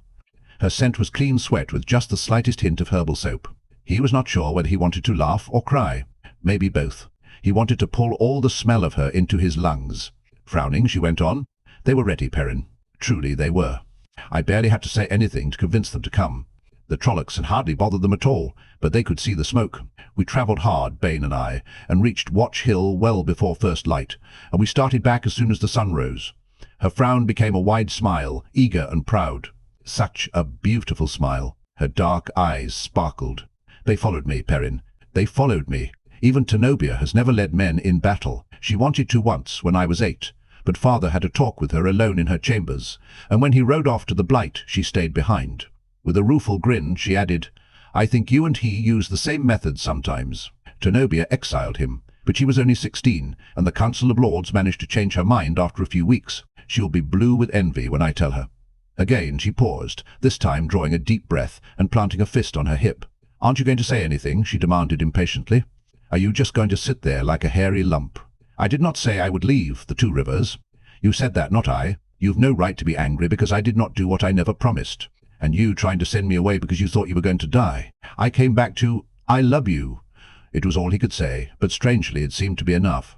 No sooner were the words out of his mouth than she reined Swallow close enough to throw an arm around him and press her face against his chest. She seemed to be trying to squeeze him in two. He stroked her dark hair gently, just feeling the silkiness of it, just feeling her. I was so afraid I would be too late, she said into his coat. The Watch Hill men marched as fast as they could, but when we arrived, and I saw the Trollocs fighting right in among the houses, so many of them, as if the village were being buried in an avalanche, and I couldn't see you. She drew a shivering breath and let it out slowly. When she spoke again, her voice was calmer, just. Did the men from Devon ride come?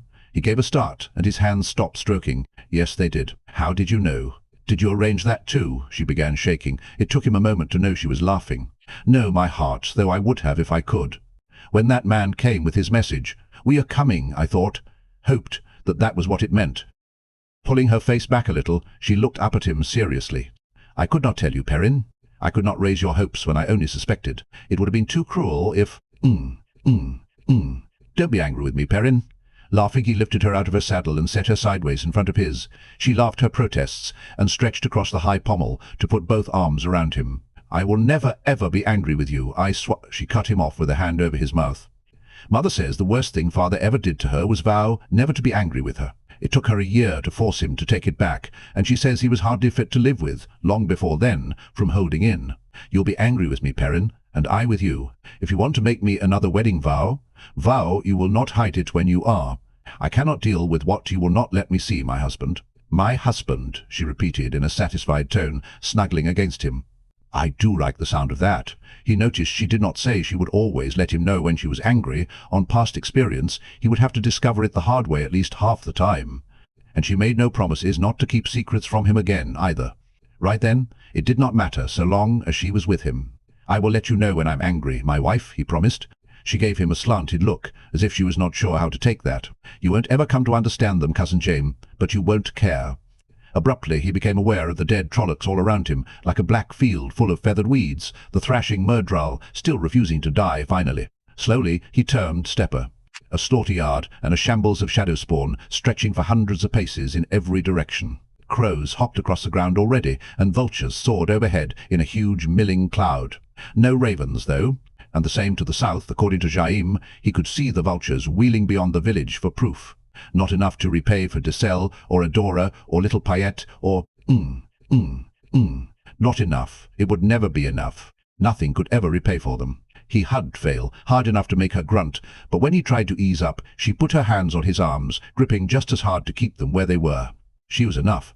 People were streaming out of Eamon's field, Bran limping and using his spear for a staff, Marin smiling with an arm around him, Daze being hugged by her husband, Wit, and Gaul, and Kiad, hand in hand, with their veils down. Loyal's ears drooped wearily, and Tam had blood on his face, and Flanluin was standing only with the help of his wife, Adine. There was blood on nearly everyone, and hasty bandages. But they came out in a widening throng. Elam and Darv, Ewan and Aram, Eward Candwin and Buell Doutry, Hu and Tad, the stablemen from the Winespring Inn, Barn and Tell, and the companions riding with that banner still. This time he did not see the missing faces, only those who were still there.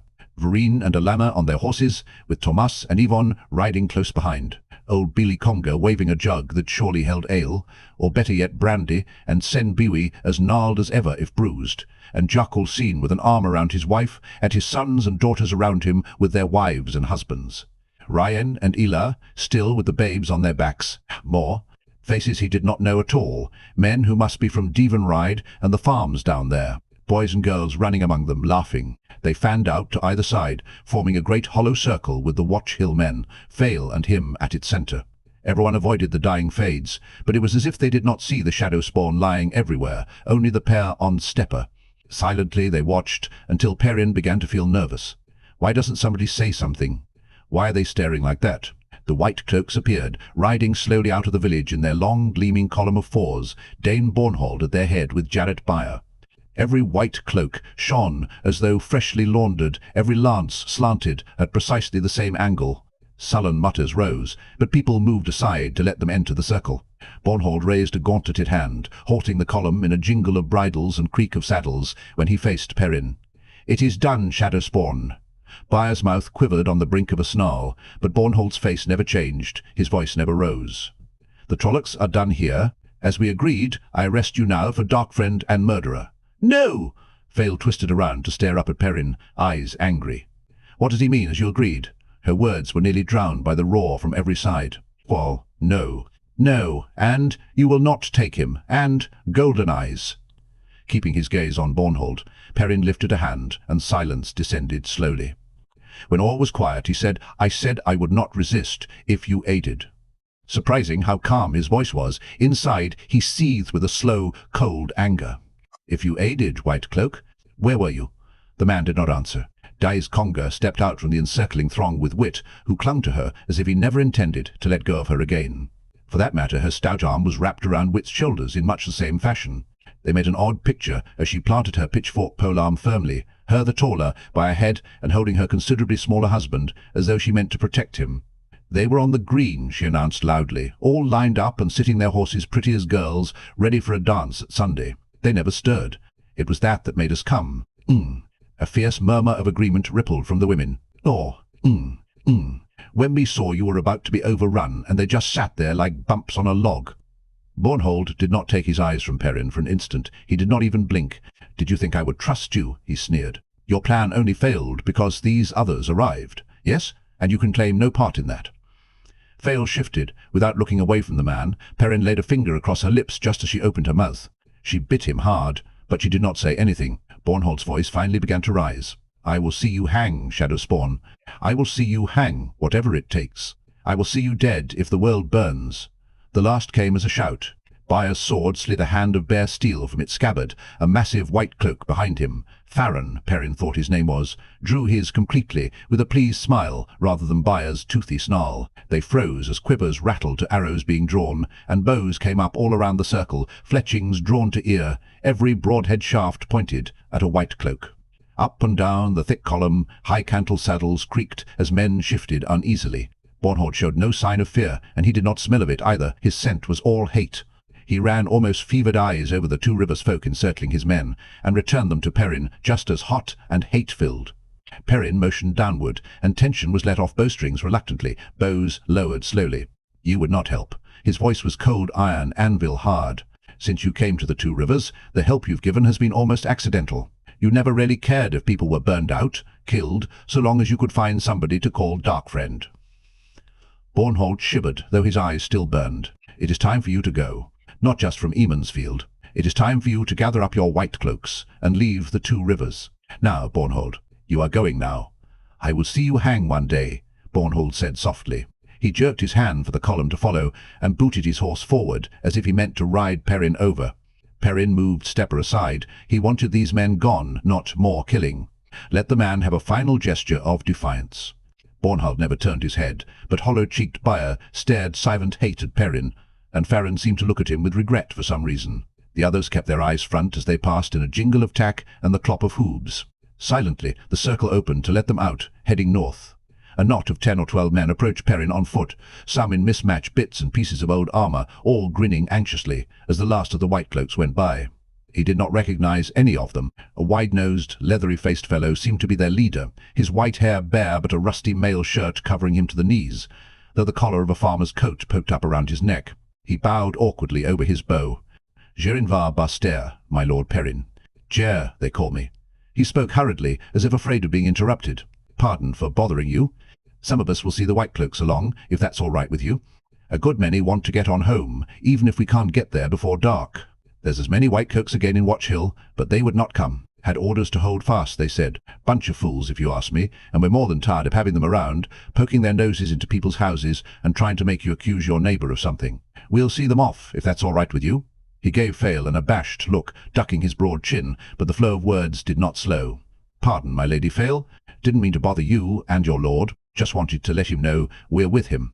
A fine woman you have there, my lord. A fine woman. No offence meant, my lady. Well, we've daylight still, and talk shears no sheep. Pardon for bothering you, my Lord Perrin. Pardon, my Lady Fail. He bowed again, imitated by the others, and they hurried away with him, herding them, muttering at them.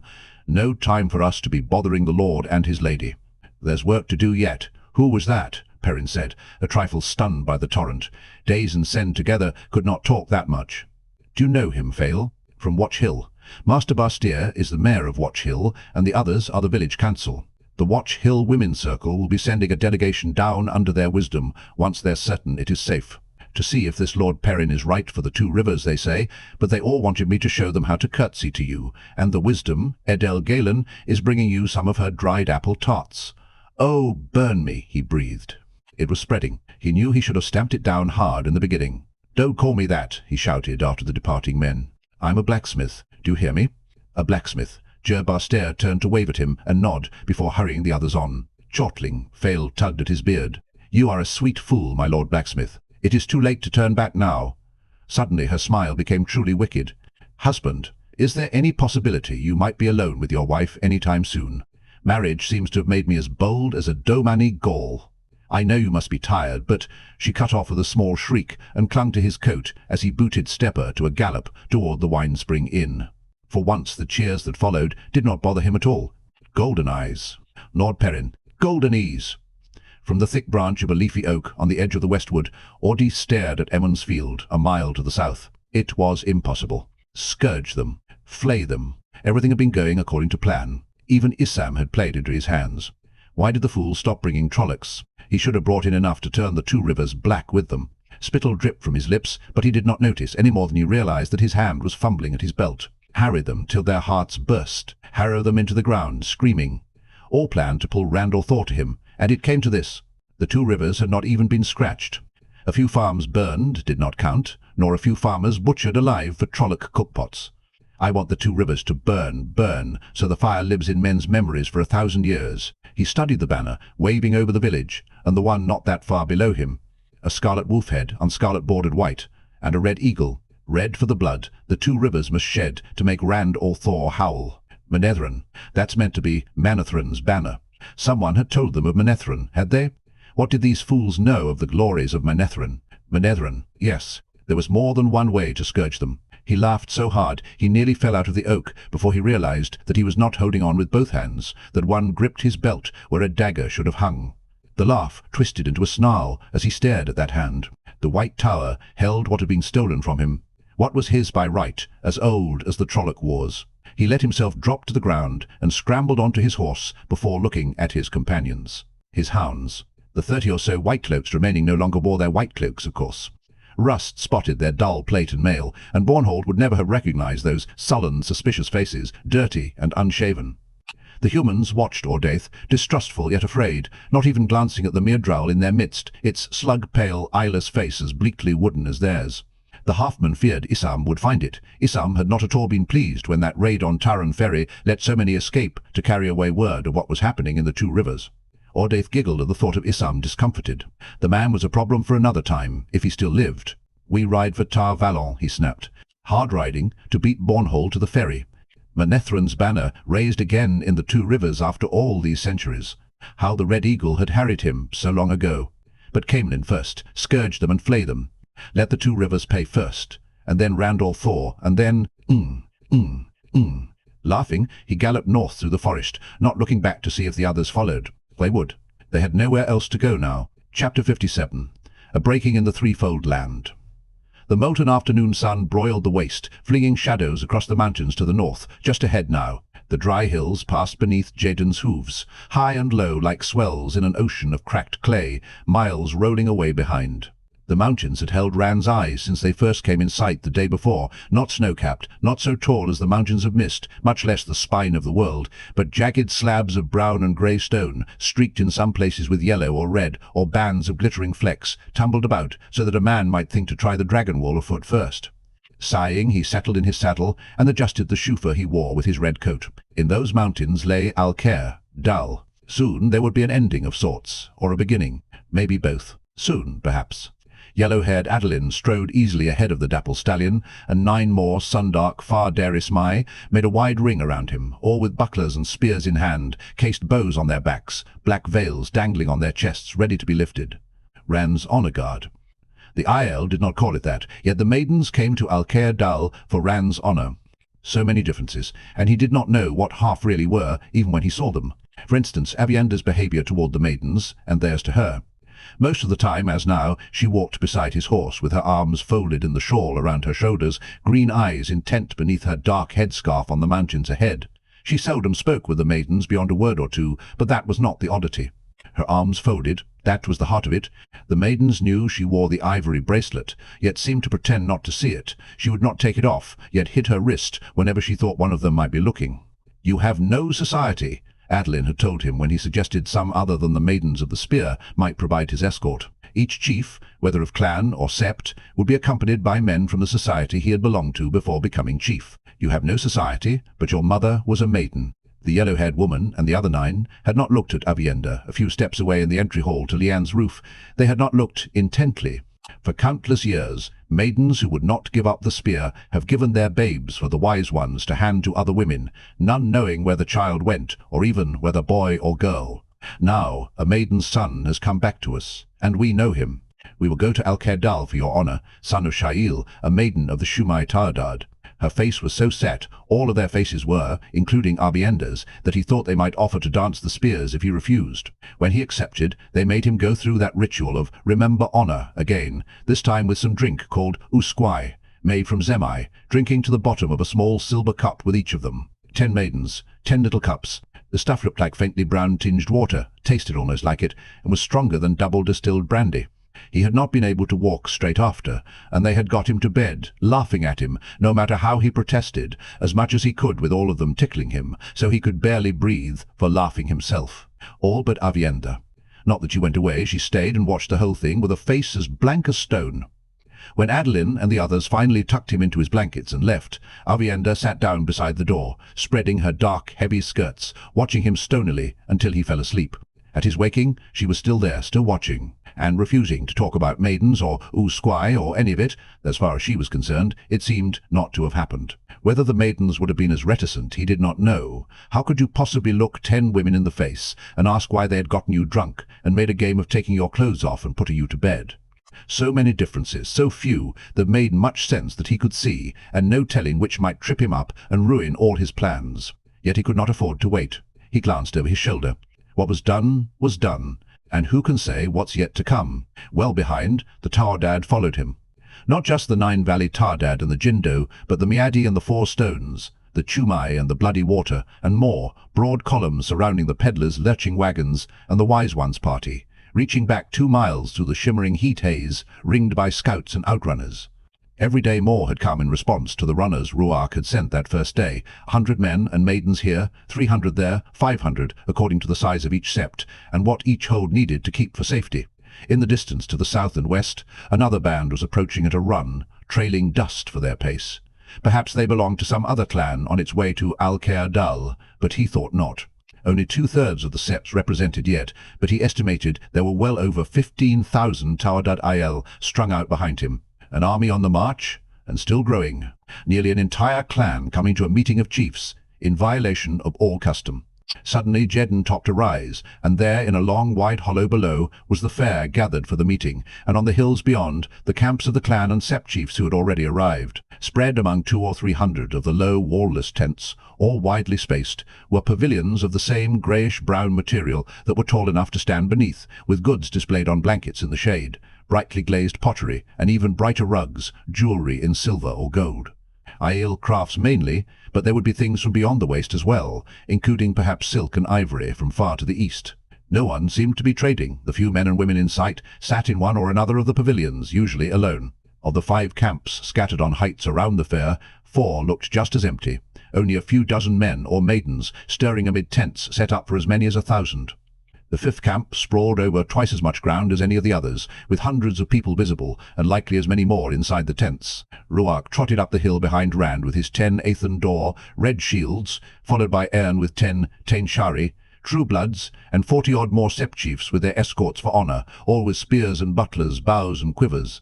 It made a formidable force, more than had taken the Stone of Tyr. Some of the Aiel in the camps and among the pavilions were peering at the hilltop. Not at the Aiel gathered there, Rand suspected. At him, a man on a horse, a thing seen very seldom in the threefold land. He would show them more before he was done. Rhuarc's gaze settled on the largest camp, where more Aiel in Cadinzor were boiling out of the tents, all to stare in their direction.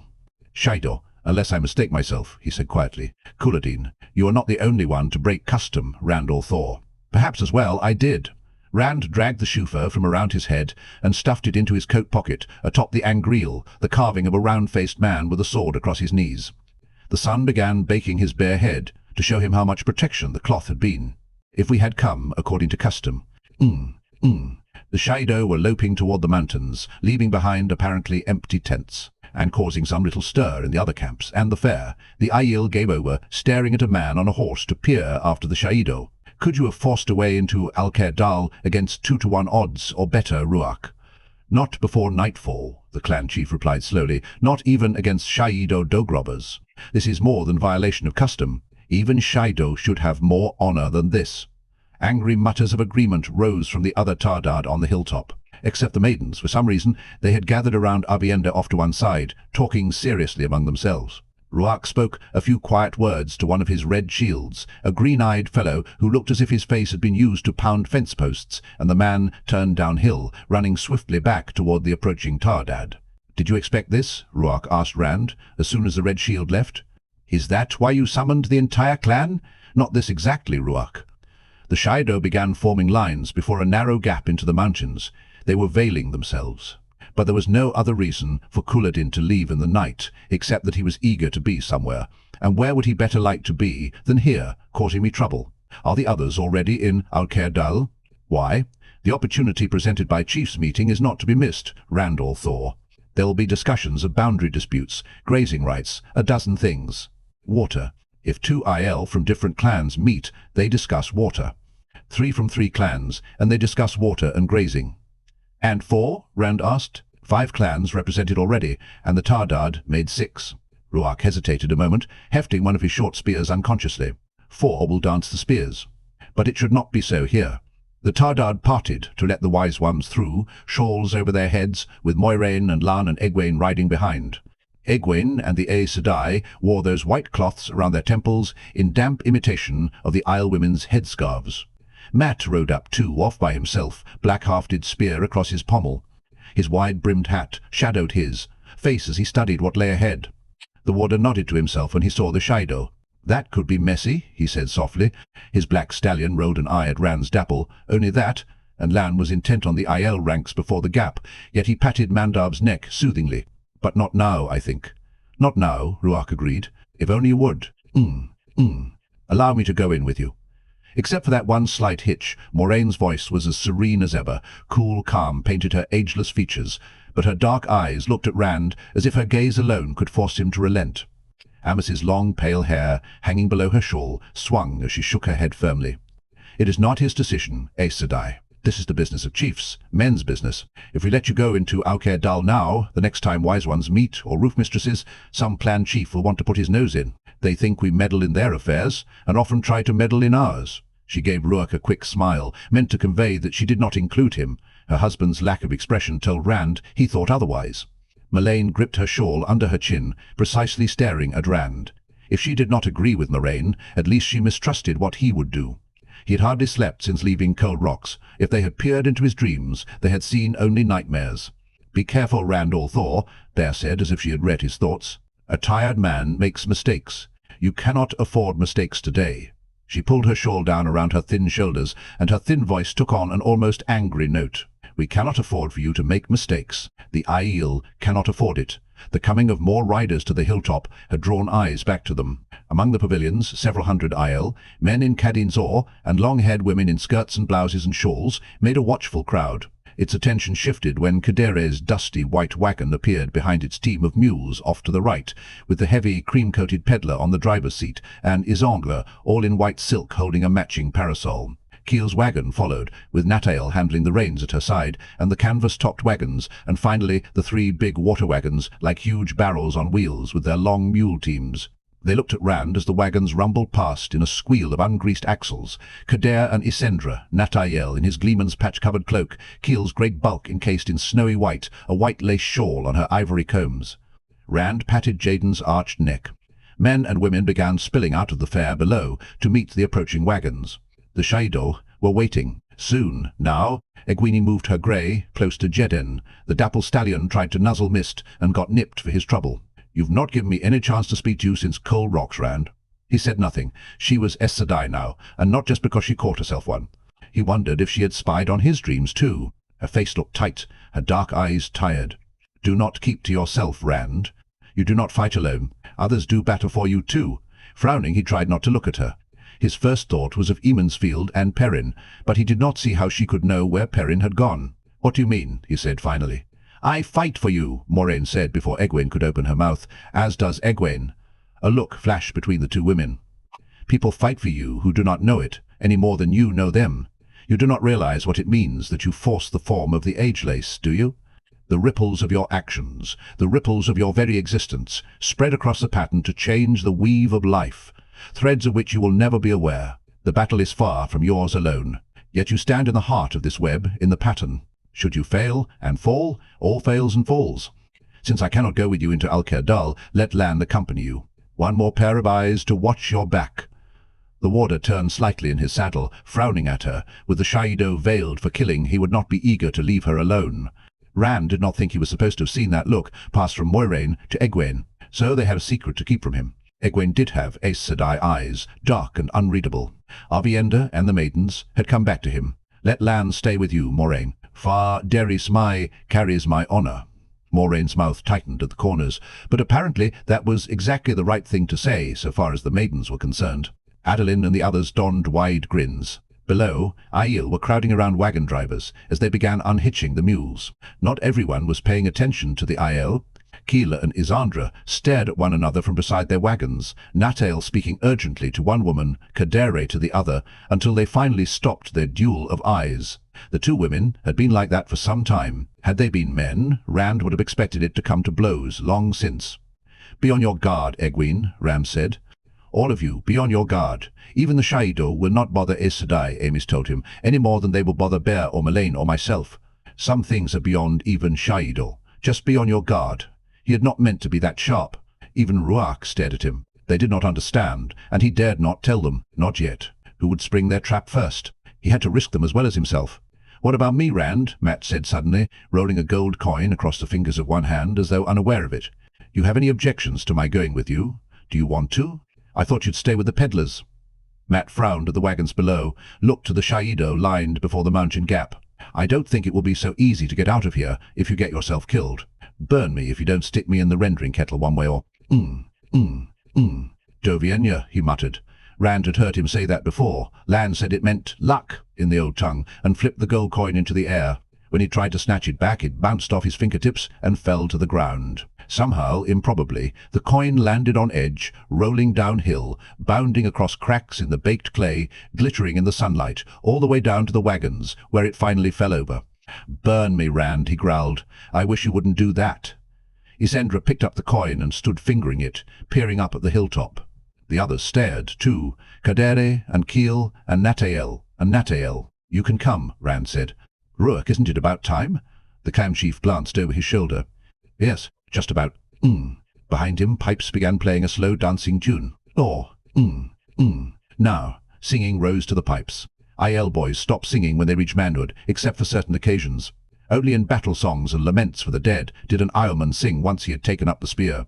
There were surely maidens' voices in that chanted harmony of parts, but deep male voices swallowed them. "Wash the spears while the sun climbs high.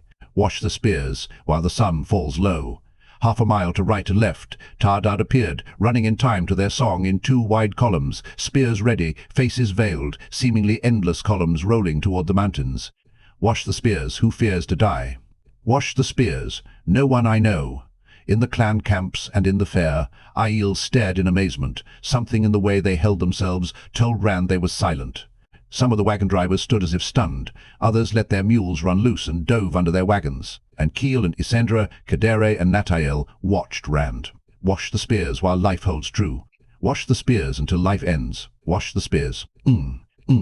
Shall we go?" He did not wait for Rhuidean's nod to heel, Jaden to a walk down the hill, Adeline and the other maidens falling in around him.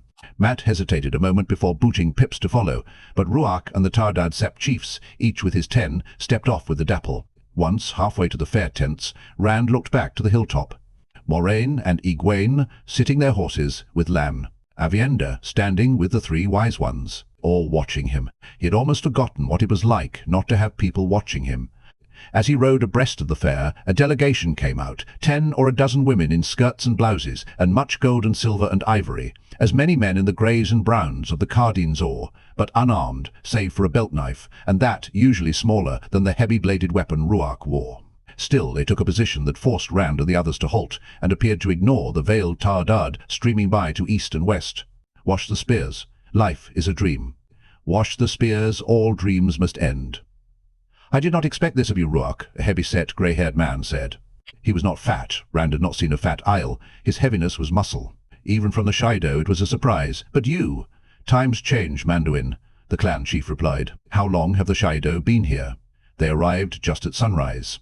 Why they travelled in the night, who can say?" Manduin frowned slightly at Rand, tilted his head toward Matt. "Strange times indeed, Rhuidean. Who is here besides the Shido?" Rhuidean asked. "We Goshian arrived first. Then the Sharad." The heavy man grimaced over his blood enemy's name without stopping his study of the 2 wetlanders. "The Shireen and the Tomonel came later. And last the Shaido, as I said. Savannah convinced the chiefs to go in only a short time ago. Bale saw no reason to meet today, nor did some of the others." A broad-faced woman in her middle years, with hair yellower than Adeline's, put fists on her hips in a rattle of ivory and gold bracelets. She wore as many necklaces as Amy's and her sister-wife combined. "We hear, he who comes with the dawn has come out of Rhuidean, Rhuidean." She was frowning at Rand and Matt. The entire delegation was. "We hear that the Kara Khan will be announced today, before all of the clans arrive." "Then someone spoke you a prophecy," Rand said. He touched the dapple's flanks with his heels. The delegation moved out of his way. "Dovienya," Matt murmured. "Mia Dovienya Nesodin Soende." Whatever it meant, it sounded a fervent wish. The Tardad columns had come up on either side of the Shido and turned to face them across a few hundred paces, still veiled, still singing. They made no move that could be considered threatening, really, only stood there 15 or 20 times the Shido numbers, and sang, voices thundering in chanting harmony. Wash the spears till shade is gone. Wash the spears till water turns dry. Wash the spears. How long from home? Wash the spears until I die. Riding closer to the black-veiled Shaido, Rand saw Rhuidean lift a hand to his own veil. No, Rhuidean, we are not here to fight them. He meant that he hoped it would not come to that, but the Aielman took it differently. You are right, Randall thought. No honor to the Shaido. Leaving his veil hanging, Rhuidean raised his voice. No honor to the Shaido. Rand did not turn his head to look, but he had the feeling black veils were being lowered behind him. Oh, blood and ashes, Mat muttered. Blood and bloody ashes. Wash the spears till the sun grows cold. Wash the spears till water runs free. Wash the spears. The lines of Shaido shifted uneasily. Whatever Couladin or Savannah had told them, they could count. To dance the spears with Rock and those with him was one thing, even if it went against all custom. To face enough Tardad to sweep them away like an avalanche was something else. Slowly they parted, moving back to let Rand ride through, stepping back to make a wide path. Rand heaved a sigh of relief. Adeline and the other maidens, at least, walked looking straight ahead, as though the Shaido did not exist. Wash the spears while I breathe. Wash the spears. My steel is bright. Wash the spears. The chant faded to a murmur behind them as they passed into the wide, steep-walled gorge, deep and shadowed as it wound into the mountains. For minutes the loudest sounds were the clatter of hooves on stone, the whisper of soft Aiel boots. Abruptly, the passage gave way to Alkir Dal. Rand could see why the canyon had been called a bowl, though there was nothing golden about it. Almost perfectly round, its grey walls sloped all the way around except at the far end, where it curled inward like a breaking wave. Clusters of Aiel dotted the slopes, heads and faces bare, many more clusters than there were clans. The Tardad who had come with the Sept chiefs peeled away toward one or another of those. According to Rhuidean, grouping by society rather than clan was an aid to keeping peace. Only his red shields and the maidens continued on with Rand and the Tardad chiefs. The Sept chiefs of the other clans all sat by clan, cross-legged, before a deep ledge beneath the curling overhang. 6 small knots, one of maidens, stood between the Sept chiefs and the ledge. Supposedly, these were the Aiel who had come for the honor of clan chiefs. 6, although only 5 clans were represented. Savannah would have the maidens, though Avienda had been quick to point out that Savannah had never been Far Derismai, but the extra. 11 men in that, not 10. Even seeing only the back of a flame-haired head, Rand was sure it was Couladin. On the ledge itself stood a golden-haired woman in as much jewelry as the woman back at the fair tents, grey shawl draped over her arms. Savannah, of course. And 4 clan chiefs, none armed save for his long belt knife, and one the tallest man Rand had ever seen. Bale of the Goshen Aiel, by the descriptions Rhuidean had given, the fellow had to be at least a hand taller than Rhuidean or himself. Savannah was speaking, and some trick of the canyon's shape carried her words clearly throughout. Allow him to speak. Her voice was tight and angry. Head high and back straight, she tried to dominate the ledge by force of will. I demand it as my right. Until a new chief is chosen, I stand for Suladric and the Shaido. I demand my right. You stand for Suladric until a new chief is chosen, Roof Mistress. The white-haired man who spoke in irascible tones was Han, clan chief of the Tomanel. With a face like dark, wrinkled leather, he would have been taller than average in the 2 rivers. For an Aiel, he was short, if stocky. I have no doubt you know the rights of a roof mistress, well, but perhaps not so well, those of a clan chief. Only one who has entered Rhuidean may speak here, and you, who stand in Suladric's place. Han did not sound happy about that, but then he sounded as if he was seldom happy. But the Dreamwalkers have told our wise ones. Couladin was refused the right to enter Rhuidean. Couladin shouted something plainly furious yet indistinct. Apparently, the canyon's trick only worked from the ledge. But Erim of the Shireen, his own bright red hair, nearly half white, cut him off sharply. Have you no respect for custom and law, Shaido? Have you no honor? Stand silent here. A few eyes on the slopes turned to see who the newcomers were. A ripple of nudges brought more around at the sight of 2 outlanders on horseback at the head of the Sept chiefs, and one of the riders followed close by maidens. How many Aiel peered down at him, Rand wondered. 3,000? 4? More? None made a sound. We have gathered here to hear a great announcement, Bale said, when all the clans have come. His dark reddish hair was greying too. There were no young men among clan chiefs. His great height and deep voice drew eyes to him. When all the clans have come. If all Savannah wishes to speak of now is letting Couladin speak, I will go back to my tents and wait. Jiran of the Sharad, blood enemy of Bael's Goshen, was a slender man, grey streaked heavily through his light brown hair. Slender, as a steel blade is slender, he spoke to no one of the chiefs in particular. "I say we do not return to our tents. Since Savannah has brought us in, let us discuss what is only somewhat less important than the announcement we await. Water. I wish to discuss the water at Chainridge Stand." Bael turned toward him threateningly. "Fools," Savannah snapped. "I will have done with waiting. Aye." It was then that those on the ledge became aware of the new arrivals. In utter silence they watched them approach, the clan chiefs frowning, Savannah scowling. She was a pretty woman, well short of her middle years, and younger, looking for standing among men well the other side of theirs, but with a greedy mouth. The clan chiefs were dignified, even Han, in a sour-mouthed fashion. Her pale green eyes had a calculating look. Unlike any Aiel woman Rand had ever seen, she wore her loose white blouse undone, low enough to show considerable tanned cleavage, framed by her many necklaces. He could have known the men for clan chiefs by their manner. If Savannah was a roof mistress, she was surely nothing like Lian. Rhuidean strode straight to the ledge, gave his spears and buckler, his bow and quiver, to his red shields, and climbed up. Rand handed his reins to Mat, who muttered, "Luck with us." As he eyed the surrounding Aiel, Adolin nodded encouragingly to Rand, and stepped straight from his saddle to the ledge. A startled murmur rolled around the canyon. "What do you do, Rhuidean?" Han demanded, scowling, "bringing this wetlander here? If you will not kill him, at least send him down from standing like a chief. This man, Randall Thor, has come to speak to the chiefs of the clans. Did not the Dreamwalkers tell you that he would come with me?" Rhuidean's words brought a louder murmur from the listeners. "Moiraine told me many things, Rhuidean," Bael said slowly, frowning at Rand. "That he who comes with the dawn had come out of Rhuidean. You cannot mean that this man—" He trailed off in disbelief. "If this wetlander can speak," Savannah said quickly, "so may Couladin." She lifted a smooth hand, and Couladin scrambled onto the ledge, face an angry red.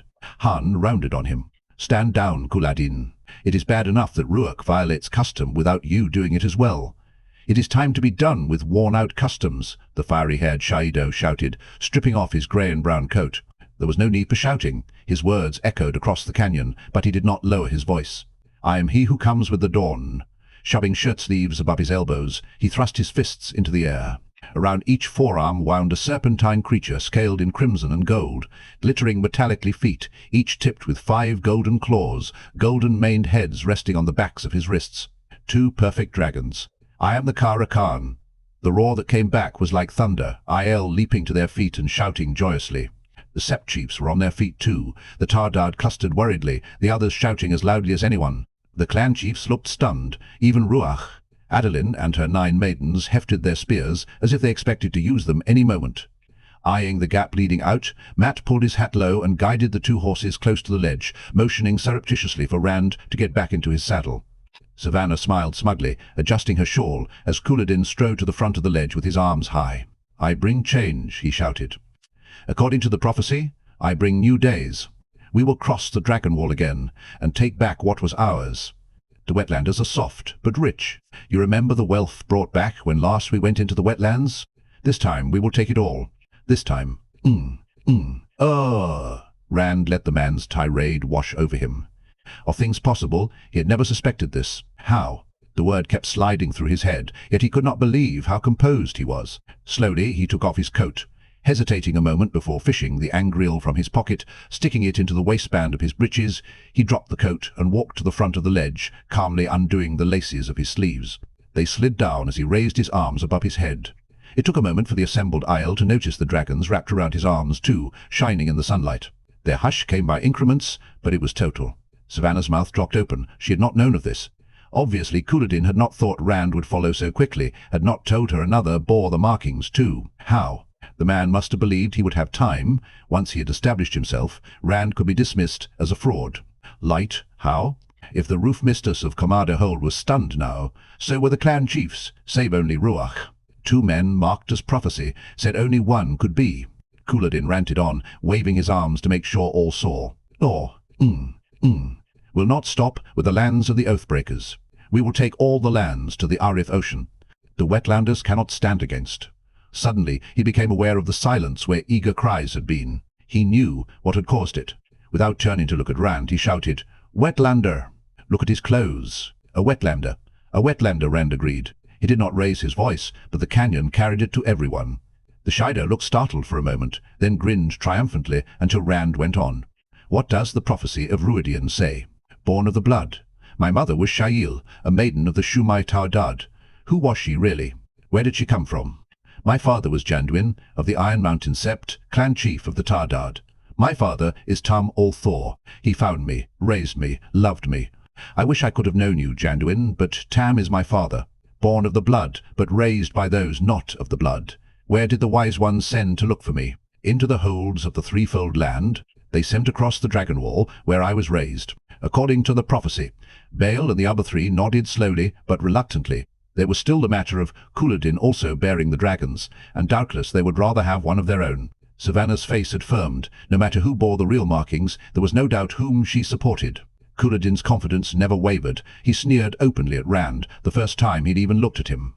How long since the prophecy of Rhuidean was first spoken? He still seemed to think he had to shout. Who can say how much the words have changed? My mother was far Deris Mai before she gave up the spear. How much has the rest changed? Or been changed? It is said we once served the Aes Sedai. I say they mean to bind us to them once more. This wetlander was chosen because he resembles us. He is none of our blood. He came with Aes Sedai leading him on a leash, and the wise ones greeted them as they would first sisters. You have all heard of wise ones who can do things beyond belief. The Dreamwalkers used the One Power to keep me from this wetlander. They used the One Power, as Aes Sedai are said to do. The Aes Sedai have brought this wetlander here to bind us with fakery, and the Dreamwalkers helped them. This is madness. Rhuarc strode up beside Rand, staring out at the still silent gathering. Couladin never went to Rhuidean. I heard the wise ones refuse him. Rand al'Thor did go. I saw him leave Shandar, and I saw him return, marked as you see. And why did they refuse me? Couladin snarled. Because the Aes Sedai told them to. Rhuarc does not tell you that one of the Aes Sedai went down from Shandar with this wetlander. That is how he returned with the dragons, by Aes Sedai witchery. My brother Muradin died below Chandar, murdered by this wetlander, and the Aes Sedai moiraine, and the wise ones, doing Aes Sedai bidding, let them walk free.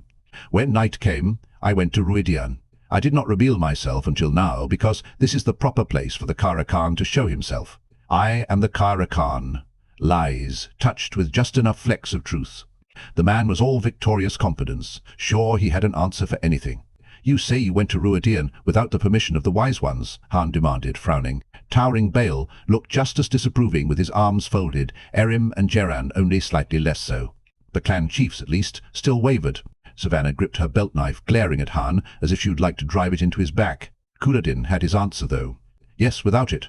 He who comes with the dawn brings change. So says the prophecy. Useless ways must change, and I will change them. Did I not arrive here with the dawn? The clan chiefs stood balanced on the edge, and so did all the watching Aiel, all on their feet now, staring silently, waiting in their thousands. If Rand could not convince them, he likely would not leave Al-Kerdal alive. Matt motioned again to Jeden's saddle. Rand did not even bother to shake his head. There was a consideration beyond getting out alive. He needed these people, needed their loyalty. He had to have people who followed him because they believed, not to use him, or for what he could give them. He had to. Rhuidean, he said. The words seemed to fill the canyon. You claim you went to Rhuidean, Couladin. What did you see there? Oh no, Rhuidean is not to be spoken of, Couladin shot back. We can go apart, Erim said, and speak in private so you can tell us. The Shaido cut him off, face flushed angrily. I will speak of it with no one. Rhuidean is a holy place, and what I saw was holy. I am holy. He raised his dragon-marked arms again. These make me holy. I walked among glass columns beside Avantazora. Rand spoke quietly, but the words carried everywhere. I saw the history of the Aiel through my ancestors' eyes. What did you see, Couladin? I am not afraid to speak. Are you? The Shaido quivered with rage, face nearly the color of his fiery hair. Uncertain looks passed between Bael and Erim, Jeran and Han. We must go apart for this, Han muttered. Couladin did not seem to realize he had lost his advantage with the four, but Savannah did. Rhuarc has told him these things, she spat. One of Rhuarc's wives is a dreamwalker, one of those who aids the Aes Sedai. Rhuarc has told him. Rhuarc would not, Han snapped at her. He is clan chief, and a man of honor. Do not speak of what you do not know, Savannah. I am not afraid, Couladin shouted. No man can call me afraid. I, too, saw with my ancestors' eyes. I saw our coming to the threefold land. I saw our glory. The glory I will bring back to us. "I saw the Age of Legends," Rand announced, "and the beginning of the Aiel journey to the Threefold Land." Rhuidean caught his arm, but he shook the clan chief off. This moment had been fated since the Aiel gathered before Rhuidean the first time. "I saw the Aiel when they were called the Darshine Aiel and followed the Way of the Leaf." "No!" The shout rose from out in the canyon and spread in a roar. Well, no, from thousands of throats, spear points shaken in the air caught the sunlight. Even some of the Tardad Sept chiefs were shouting. Adlin stared up at Rand, stricken. Matt shouted something at Rand, lost in the thunder, waving urgently for him to take his saddle. Liar. The canyon's shape carried Couladin's bellow, wrath mixed with triumph, over the shouts of the gathering. Shaking her head frantically, Savannah reached for him. She must at least have suspected now that he was the fake, yet if she could keep him quiet, they might yet pull it off. As Rand hoped, Couladin pushed her away. The man knew Rand had been to Rhuidean. He could not possibly believe half of his own story, but neither could he believe this. He proves himself a fraud from his own mouth. We have always been warriors. Always. "To the beginning of time!" The roar swelled, spears shaking, but Baal and Erim, Geran and Han stood in stony silence. They knew now. Unaware of their looks, Couladin waved his dragon-wreathed arms to the assembled Aiel, exulting in the adulation. "Why?" Rhuidean said softly beside Rand. "Did you not understand why we do not speak of Rhuidean? To face that we were once so different from everything we believe, that we were the same as the despised lost ones you call Tuatha'an. Rhuidean kills those who cannot face it. Not more than one man in 3 lives who goes to Rhuidean. And now you have spoken for all to hear. It cannot be stopped here, Randall thought. It will spread. How many will be strong enough to bear it? He will take you back, and he will destroy you. I bring change," Rand said sadly. "Not peace, but turmoil. Destruction follows on my heels everywhere.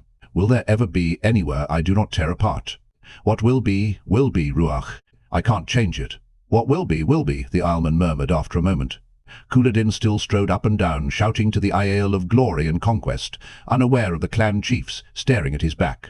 Savannah did not look at Couladin at all. Her pale green eyes were intent on the clan chiefs, lips pulled back in a grimace, breasts heaving with anxious breaths. She had to know what their silent stares meant.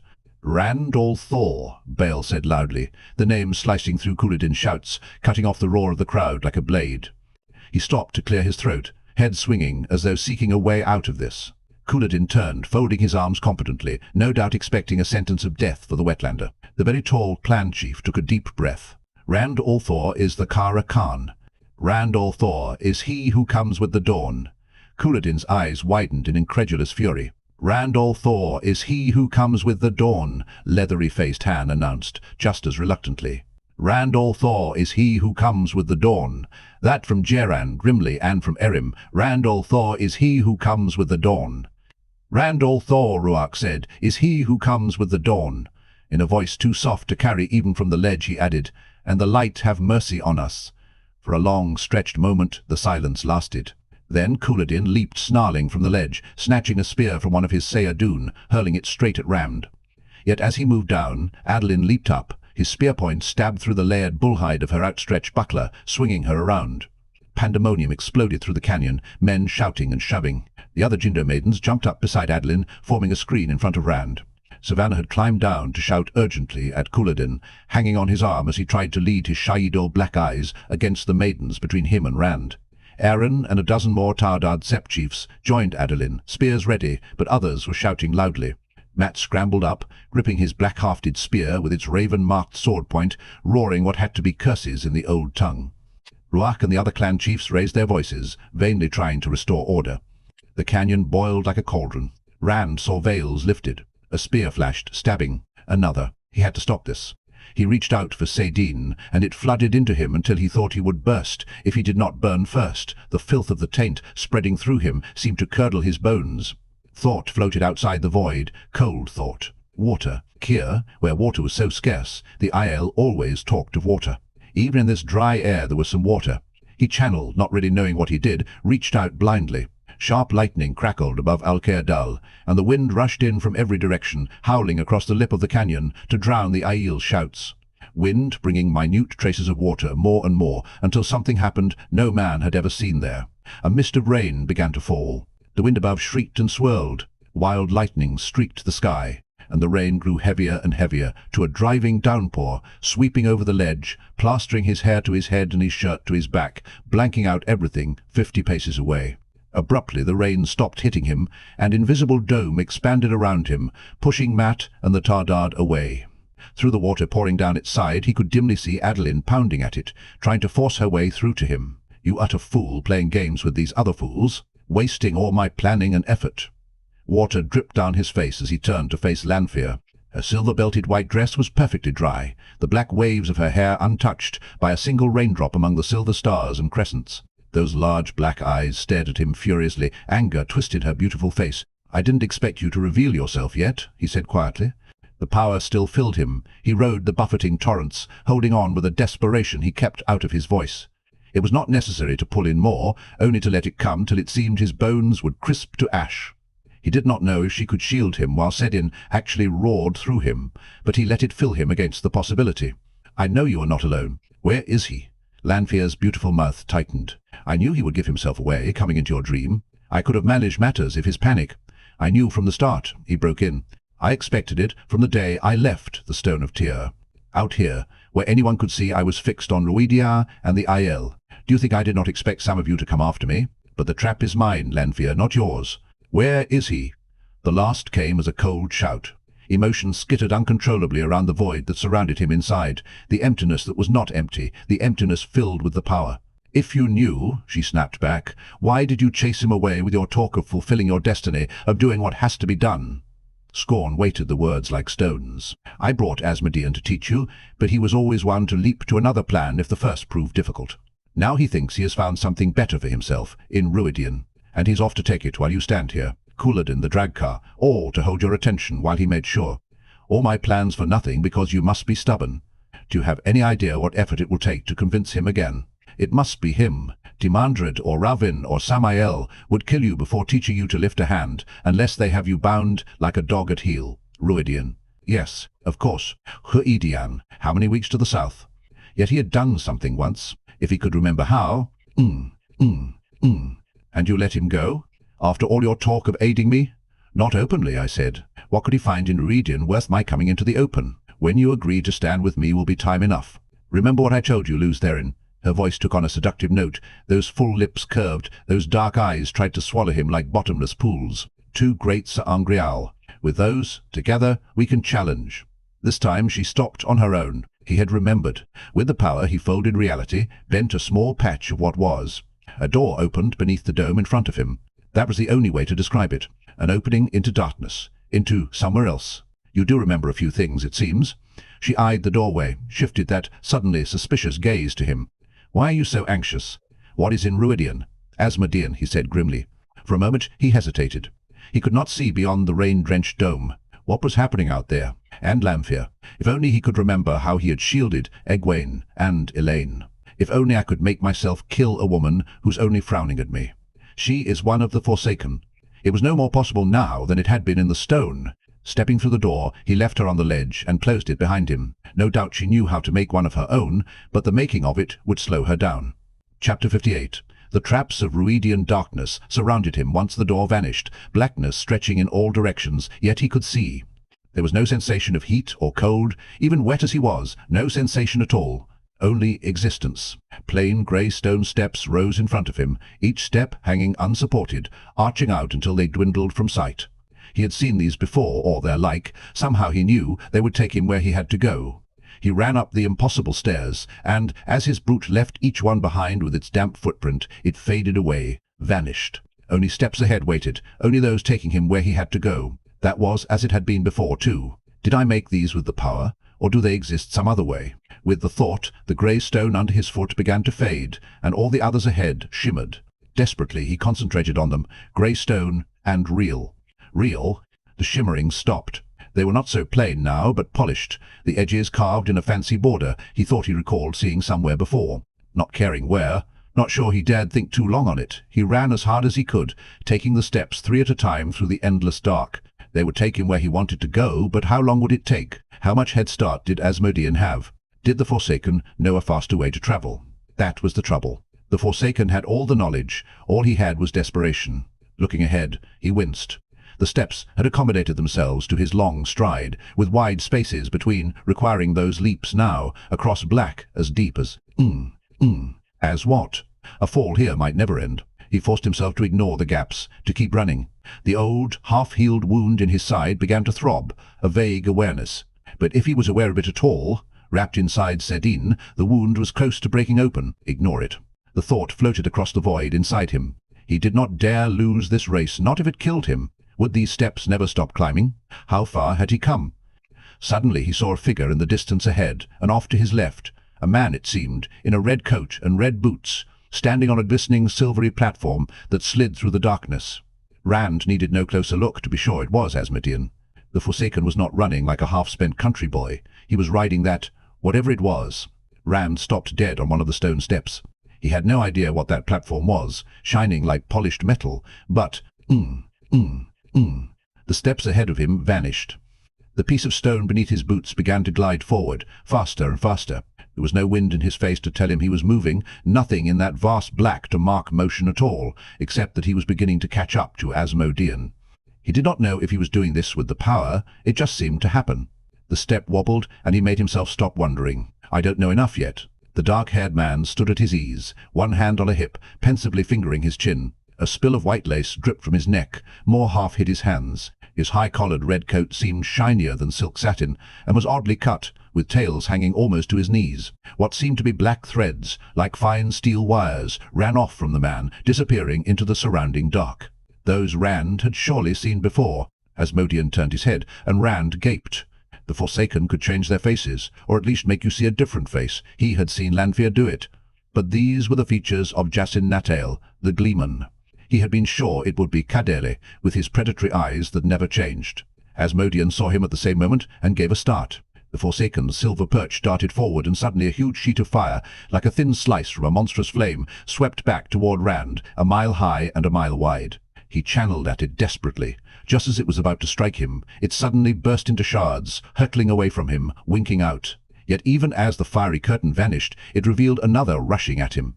He shattered that, exposing another, splintered the third, to reveal a fourth. Asmodean was getting away, Rand was sure of it. He could not see the Forsaken at all for the flames. Anger slid across the surface of the void, and he channeled. A wave of fire enveloped the crimson curtain, sweeping toward him, and rode on, carrying it away, not a thin slice, but wild, billowing gouts as if whipped by storm winds. He quivered with the power roaring through him. Anger at Asmodean clawed at the surface of the void. A hole appeared in the erupting surface. No, not a hole exactly. Asmodean and his shining platform stood in the middle of it. But as the flaming wave washed forward, it slid together again. The Forsaken had built some sort of shield around himself. Rand made himself ignore the distant anger outside the void. It was only in cold calm that he could touch Sedin, acknowledging anger would shatter the void. The billows of fire ceased to exist as he stopped channeling. He had to catch the man, not kill him. The stone step slid through the blackness even faster. Asmodean drew closer. Abruptly the Forsaken's platform stopped. A bright hole appeared in front of him, and he jumped through. The silvery thing vanished, and the door began to close. Rand lashed out wildly with the power. He had to hold it open. Once it closed, he would have no idea where Asmodean had fled. The shrinking stopped. A square of harsh sunlight, big enough to step through. He had to hold it open, reach it, before Asmodean could go too far. Even as he thought about stopping, the step halted dead. It halted, but he hurtled forward, flying through the doorway. Something tugged his boot, and then he was tumbling head over heels across hard ground, to land finally in a breathless heap. Fighting to fill his lungs, he pushed himself to his feet, not daring to let himself be helpless a moment. The one power still filled him with life and vileness. His bruises felt as distant as his struggle for breath, as far off as the yellow dust that covered his damp clothes, covered him. Yet at the same time he was aware of every stir of furnace air, every grain of dust, every minute crack in the hard-baked clay. Already the sun was baking away the moisture, sucking it from his shirt and breeches. He was in the waste, in the valley below Chandar, not 50 steps from fog-shrouded Rhuidean. The doorway was gone. He took a step toward the wall of mist and stopped, lifting his left foot. His boot heel was sliced cleanly, though. The tug he had felt, the doorway closing. He was dimly aware of shivering in spite of the heat. He had not known it was that dangerous. The Forsaken had all the knowledge. Asmodean would not escape him. Grimly he adjusted his clothes, tucking the carved little man and his sword firmly in place, ran to the fog and in. Grey blindness enveloped him. The power filling him did nothing to make him see better here. Running blind, abruptly he threw himself down, rolling the last stride out of the fog onto gritty paving stones. Lying there, he stared up at 3 bright ribbons, silver blue in the strange light of Rhuidean, stretching to left and right, floating in the air. When he stood, they were at the level of his waist, chest and neck, and so thin that they vanished edge on. He could see how they had been made and hung, even if he did not understand it. Hard as steel, sharp enough to make a razor seem a feather. Had he run into those, they would have sliced through him. A tiny surge of the power, and the silver ribbons fell in dust. Cold anger outside the void, inside, cold purpose, and the one power. The bluish glow of the fog dome cast its shadowless light on the half-finished, slab-sided palaces of marble and crystal and cut glass. The cloud-piercing towers fluted and spiraled. And down the broad street ahead of him ran Asmodean, past dry fountains, toward the great plaza at the heart of the city. Rand chammeled. It seemed oddly difficult. He pulled at Sedin, wrenched at it until it raged into him. He channeled, and thick bolts of jagged lightning shot from the dome clouds. Not at Asmodean. Just ahead of the Forsaken, gleaming pillars of red and white, 50 feet thick and 100 paces high, centuries old, exploded and toppled across the street in rubble and clouds of dust. From huge windows of coloured glass, images of majestically serene men and women seemed to look at Rand in reproof. "I have to stop him," he told them. His voice seemed to echo in his own ears. Asmodean paused, starting back from the collapsing masonry. The dust drifting toward him never touched his shiny red coat. It parted around him, leaving clear air. Fire bloomed around Rand, enveloped him as the air became flame, and vanished before he was even aware of how he did it.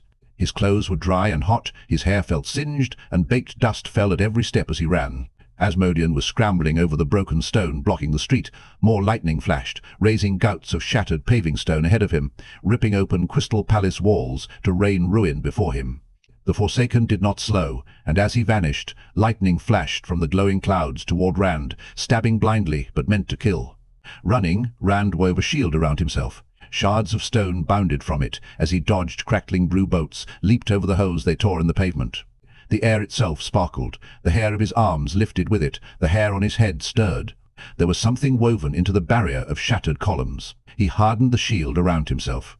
Great tumbled chunks of red and white stone exploded as he reached to climb, a burst of pure light and flying stone. Safe inside his bubble, he ran through, only vaguely aware of the rumble of collapsing buildings. He had to stop Asmodean. Straining, and it took strain. He threw lightning ahead, balls of fire ripping up out of the ground, anything to slow the red-coated man. He was catching up.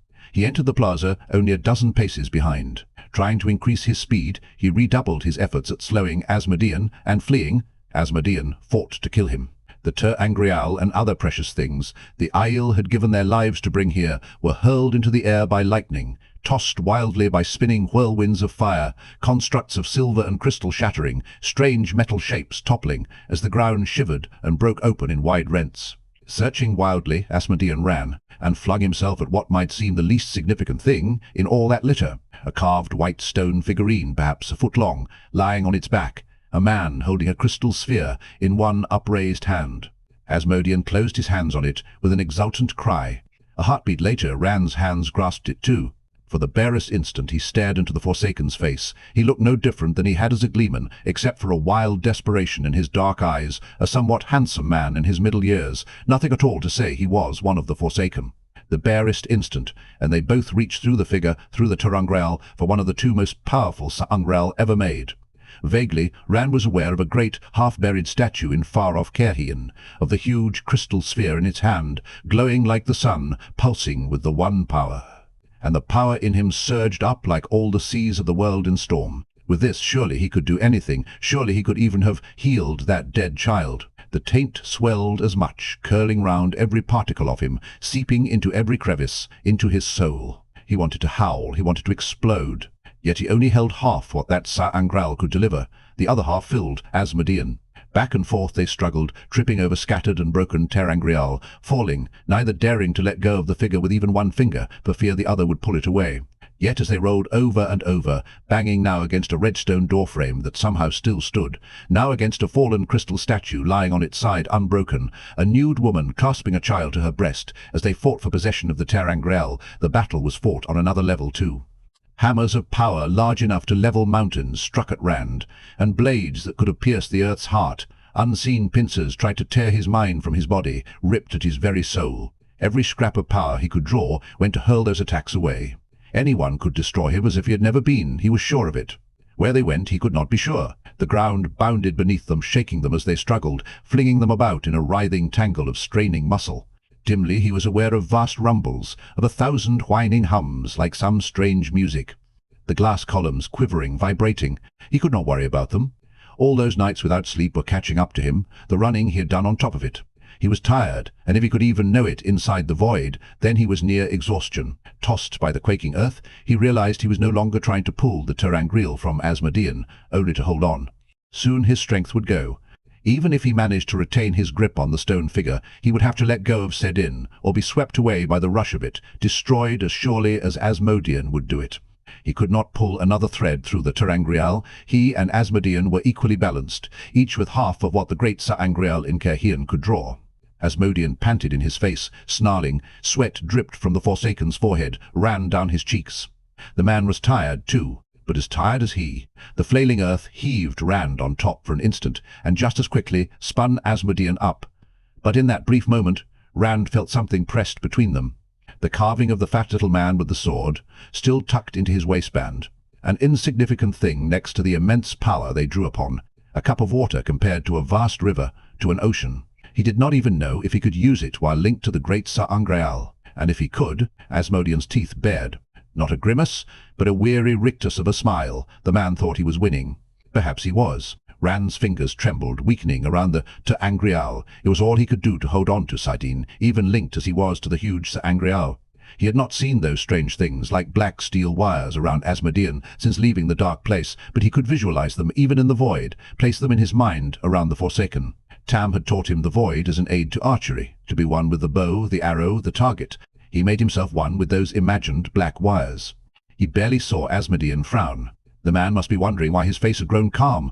There was always calm in the moment before the arrow was loosed. He reached through the small angreal in his waistband, and more of the power flowed into him.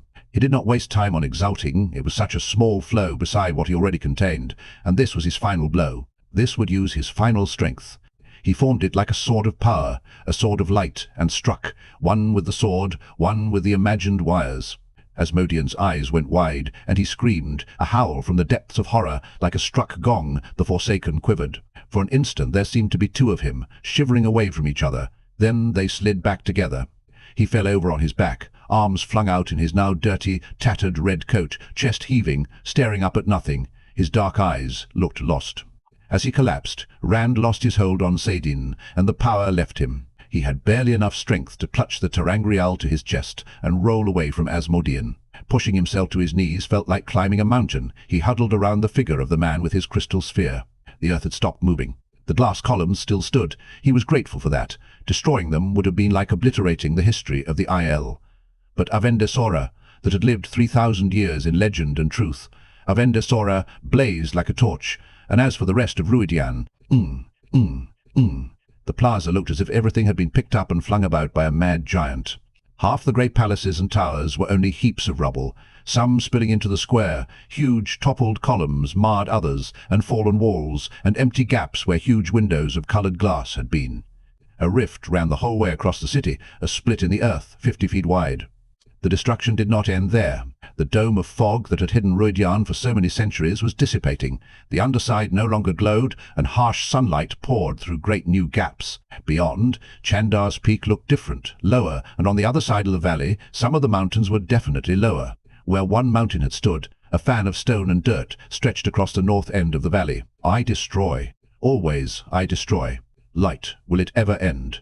Asmodean rolled onto his belly, pushed to hands and knees. His eyes found Rand and the ter'angreal, and he made as if to crawl toward them. Rand could not have channeled a spark, but he had learned how to fight before his first nightmare of channeling. He lifted a fist. Don't even think about it. The Forsaken stopped, swaying wearily. His face sagged, yet despair and desire warred across it. Hate and fear glittered in his eyes. I do like to see men fight, but you two cannot even stand. Lanfear moved into Rand's view, surveying the devastation. You have made a thorough job of it. Can you feel the traces? This place was shielded in some way. You did not leave enough for me to say how. Dark eyes suddenly bright, she knelt in front of Rand, peering at what he held. So that is what he was after. I thought they were all destroyed. Only half remains of the single one I have seen, a fine trap for some unwary Aes Sedai. She put out a hand, and he clutched the tear undraw tighter. Her smile did not touch her eyes. Keep it, certainly. To me it is no more than a figurine. Rising, she dusted her white skirts, though they did not need it.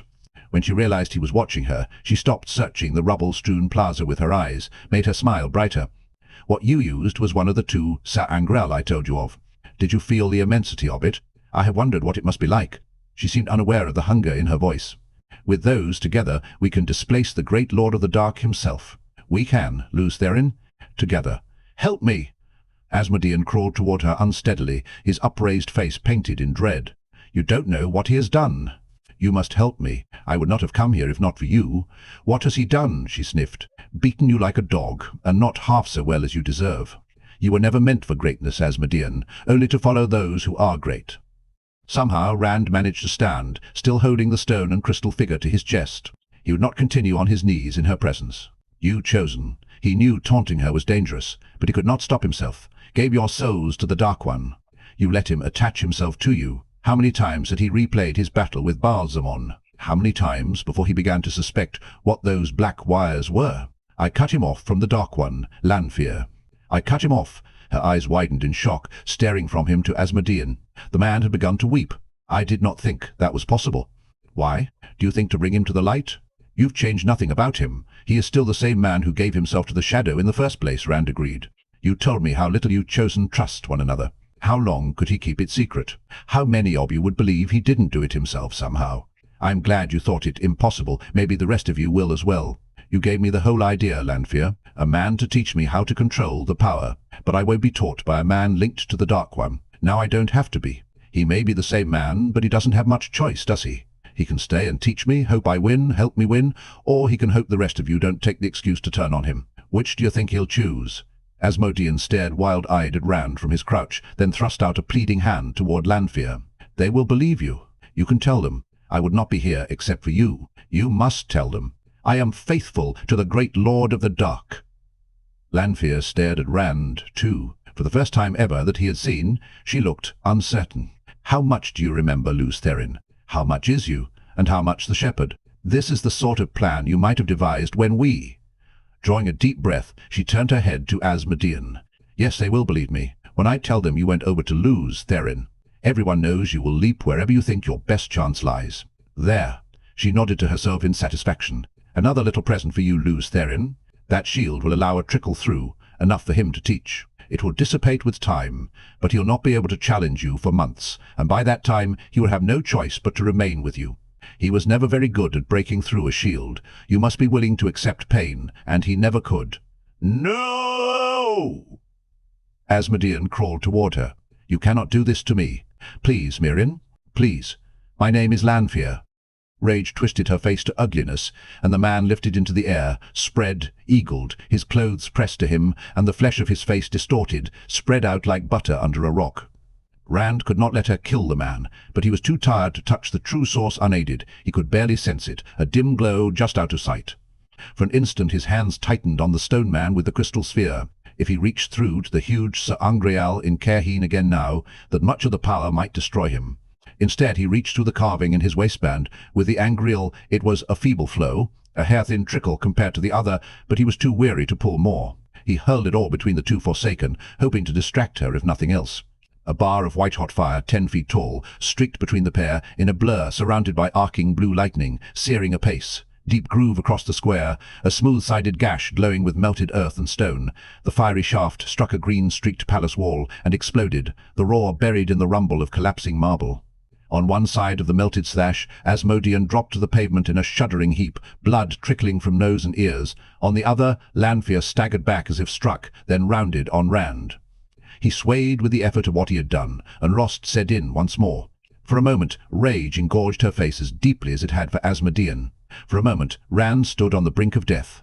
Then fury vanished with startling abruptness, buried behind a seductive smile. No, I mustn't kill him. Not after we have gone to so much effort. Moving closer, she reached up to stroke the side of his neck, where her bite from the dream was just healing. He had not let Moiraine know of it. "You still bear my mark. Shall I make it permanent? Did you harm anyone at Alcair Dal, or in the camps?" Her face never stopped smiling, but her caress changed, fingers suddenly poised as if to rip out his throat. "Such as who? I thought you had realized you did not love that little farm girl. Or is it the Aiel Jade? A viper. A deadly viper who loved him. The light help me, and he did not know how to stop her if she decided to bite, whether him or someone else. I don't want anyone hurt. I need them yet. I can use them." It was painful saying that, painful for the amount of truth in it. But keeping Lanfear's fangs out of Egwene and Moiraine, away from Avienda and anyone else close to him, that was worth a little pain. Throwing back her beautiful head, she laughed like chiming bells. "I can remember when you were too soft-hearted to use anyone. Devious in battle, hard as stone and arrogant as the mountains, but open and soft-hearted as a girl. No, I did not harm any of your precious Aes Sedai or your precious Aiel. I do not kill without cause, Luz Therin. I do not even hurt without cause." He was careful not to look at Asmodean, white-faced, drawing jagged breaths. The man had pushed up on one hand, using the other to wipe blood from his mouth and chin. Turning slowly, Lanfear surveyed the great square. "You have destroyed this city as well as any army could have." But it was not the ruined palaces she stared at, though she pretended it was the broken square with its jumbled litter of ter'angreal, and who knew what else. The corners of her mouth were tight when she turned back to Rand. Her dark eyes held a spark of suppressed anger. "Use his teachings well, Luz Therin. The others are still out there, Samael with his envy of you, Demandred with his hate, Ravin with his thirst for power.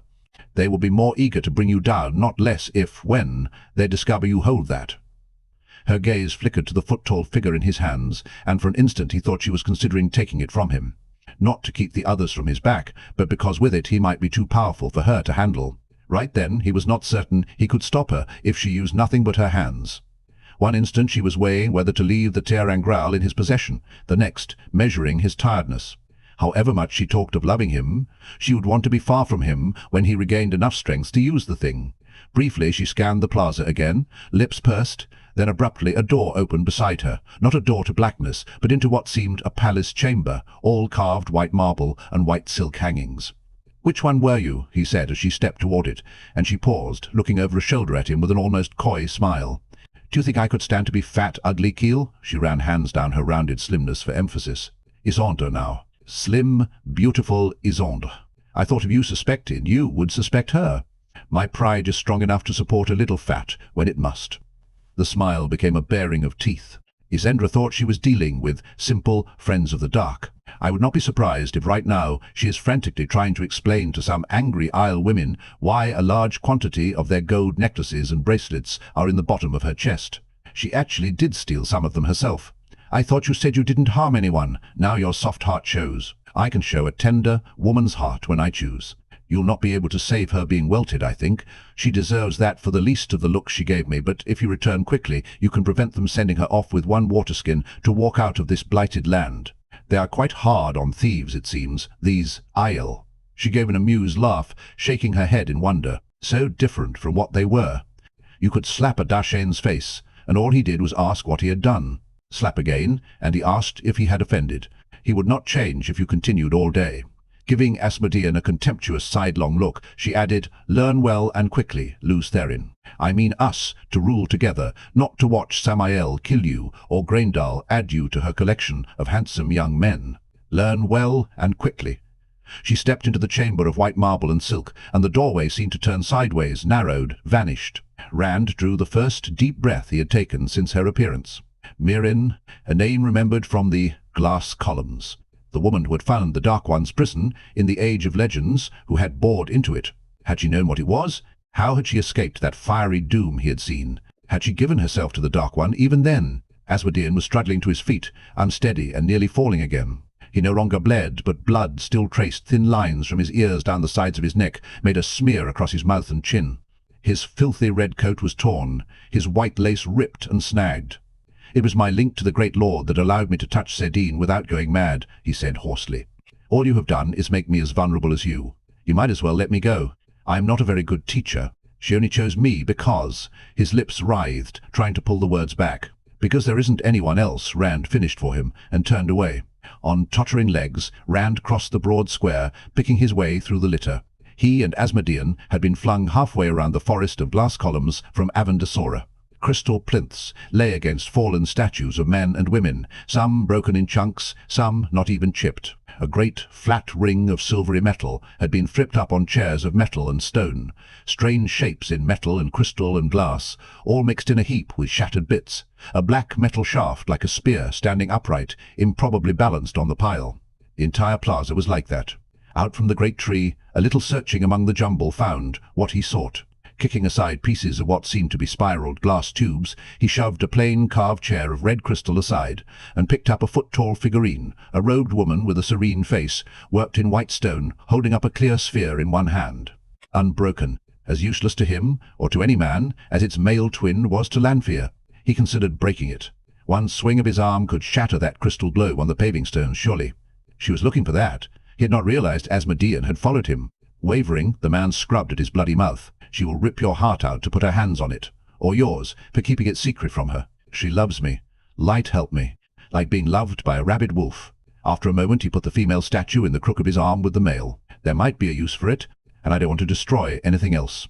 Yet as he looked around, he saw something besides destruction. The fog was almost gone from the ruined city.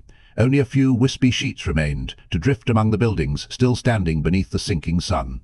The valley floor tilted sharply to the south now, and water spilled out of the great rent across the city, the gash that went all the way down to where that deep hidden ocean of water lay. Already the lower end of the valley was filling. A lake. It might reach nearly to the city eventually, a lake maybe 3 miles long, in a land where a pool 10 feet across drew people. People would come to this valley to live. He could almost see the surrounding mountains already terraced, with crops growing green. They would tend Avendasora, the last Korra tree. Perhaps they would even rebuild Rhuidean. The Waste would have a city. Perhaps he would even live to see it. With the Angreal, the round little man with his sword, he was able to open a doorway to blackness. Asmodean stepped through with him reluctantly, sneering faintly when a single carved stone step appeared, just wide enough for the two of them. Still the same man who had given himself to the Dark One. His calculating, sideways glances were reminder enough of that, if Rand needed any. They only spoke twice as the steps soared through the darkness. Once Rand said, "I cannot call you Asmodean." The man shivered. "My name was Jor Adam Nessusin," he said at last. He sounded as if he had stripped himself bare or lost something. "I can't use that either. Who knows what scrap holds that name somewhere? The idea is to keep someone from killing you for a Forsaken, and to keep anyone from knowing he had a Forsaken for teacher. You'll have to go on being Jason Natail, I think. Gleeman to the Dragon Reborn. Excuse enough for keeping you close." Natail grimaced but said nothing. A little later Rand said, "The first thing you'll show me is how to guard my dreams." The man only nodded, sullenly. He would cause problems, but they could not be as large as the problems of ignorance. The step slowed, stopped, and Rand folded again. The doorway opened on the ledge in Alker Dal. The rain had stopped, though the evening-shadowed floor of the canyon was still sodden, churned to mud by Aiel feet. Fewer Aiel than before, perhaps as many as a fourth fewer, but not fighting. Staring at the ledge, where Moiraine and Egwene, Avienda and the Wise Ones had joined the clan chiefs, who stood talking with Lan. Matt was squatting a little distance from them, hat-brim pulled down and black-hafted spear propped on his shoulder, Adeline and her maidens standing around him. They gaped as Rand stepped out of the doorway, stared more when Natail followed in his tattered, shiny red coat and white lace. Matt jumped to his feet with a grin, and Avienda half raised a hand toward him. The Aiel in the canyon watched silently. Before anyone could speak, Rand said, "Adeline, would you send someone out to the fair and tell them to stop beating Isan? She is not as big a thief as they think." The yellow-haired woman looked startled, but immediately spoke to one of the maidens, who dashed off. "How did you know about that?" Egwene exclaimed. At the same time, Moiraine demanded, "Where have you been?" "How?" Her wide, dark eyes darted from him to Natail, her Aes Sedai calm nowhere in evidence. "And the Wise Ones." "The Wise Ones? Our sun-haired Mylaine looked ready to drag answers out of him with her bare hands. Bear scowled as though she meant to switch them out. Amish shifted her shawl and ran fingers through her pale hair, unable to decide whether she was worried or relieved. Adeline handed him his coat, still damp. He wrapped it around the two stone figures. Moiraine was considering those too. He did not know if she even suspected what they were, but he intended to hide them as best he could from anyone. If he could not trust himself with Kalandor's power, how much less with the great Sa'angreal? Not until he had learned more of how to control it, and himself. "What happened here?" he asked. and the Aes Sedai's mouth tightened at being ignored. Egwene did not look much more pleased. "The Shaido have gone, behind Savannah and Couladin," Rhuidean said. "All who remain acknowledge you as Kara Cairn." The Shaido were not the only ones who fled. Han's leathery face twisted sourly. "Some of my Tominel went as well, and Goshian, and Sharad, and Sharan." Geran and Erim nodded almost as dourly as Han. "Not with the Shaido," tall Bale rumbled, "but they went. They will spread what happened here, what you revealed. That was ill done. I saw men throw away their spears and run. He will bind you together and destroy you." "No Tar-Dad left," Rhuidean put in, not pridefully, but as a simple statement of fact. "We are ready to go where you lead, where he led." He was not done with the Shaido, with Couladin or Savannah. Scanning the Aiel around the canyon, he could see shaken faces, for all they had chosen to stay. What must those who had run be like? Yet the Aiel were only a means to an end. He had to remember that. "I have to be even harder than they." Jaden waited beside the ledge with Mat gelding. Motioning Natael to stay close, Rand climbed into the saddle, coat-wrapped bundle secure under his arm. Mouth twisted, the once Forsaken came to stand by his left stirrup. Adolin and her remaining maidens leaped down to form around them, and surprisingly, Avienda climbed down to take her usual place on his right. Mat jumped to Pips's saddle in one bound. Rand looked back up at the people on the ledge, all of them watching, waiting. It will be a long road back. Bale turned his face away. Long and bloody. The Aiel faces did not change. Egwene half stretched out a hand toward him, eyes pained, but he ignored her. "When the rest of the clan chiefs come, it begins. It began long ago," Rhuidean said quietly. "The question is, where and how it ends." For that, Rand had no answer. Turning the dapple, he rode slowly across the canyon, surrounded by his peculiar retinue. Aiel parted in front of him, staring, waiting. The night's cold was already coming on.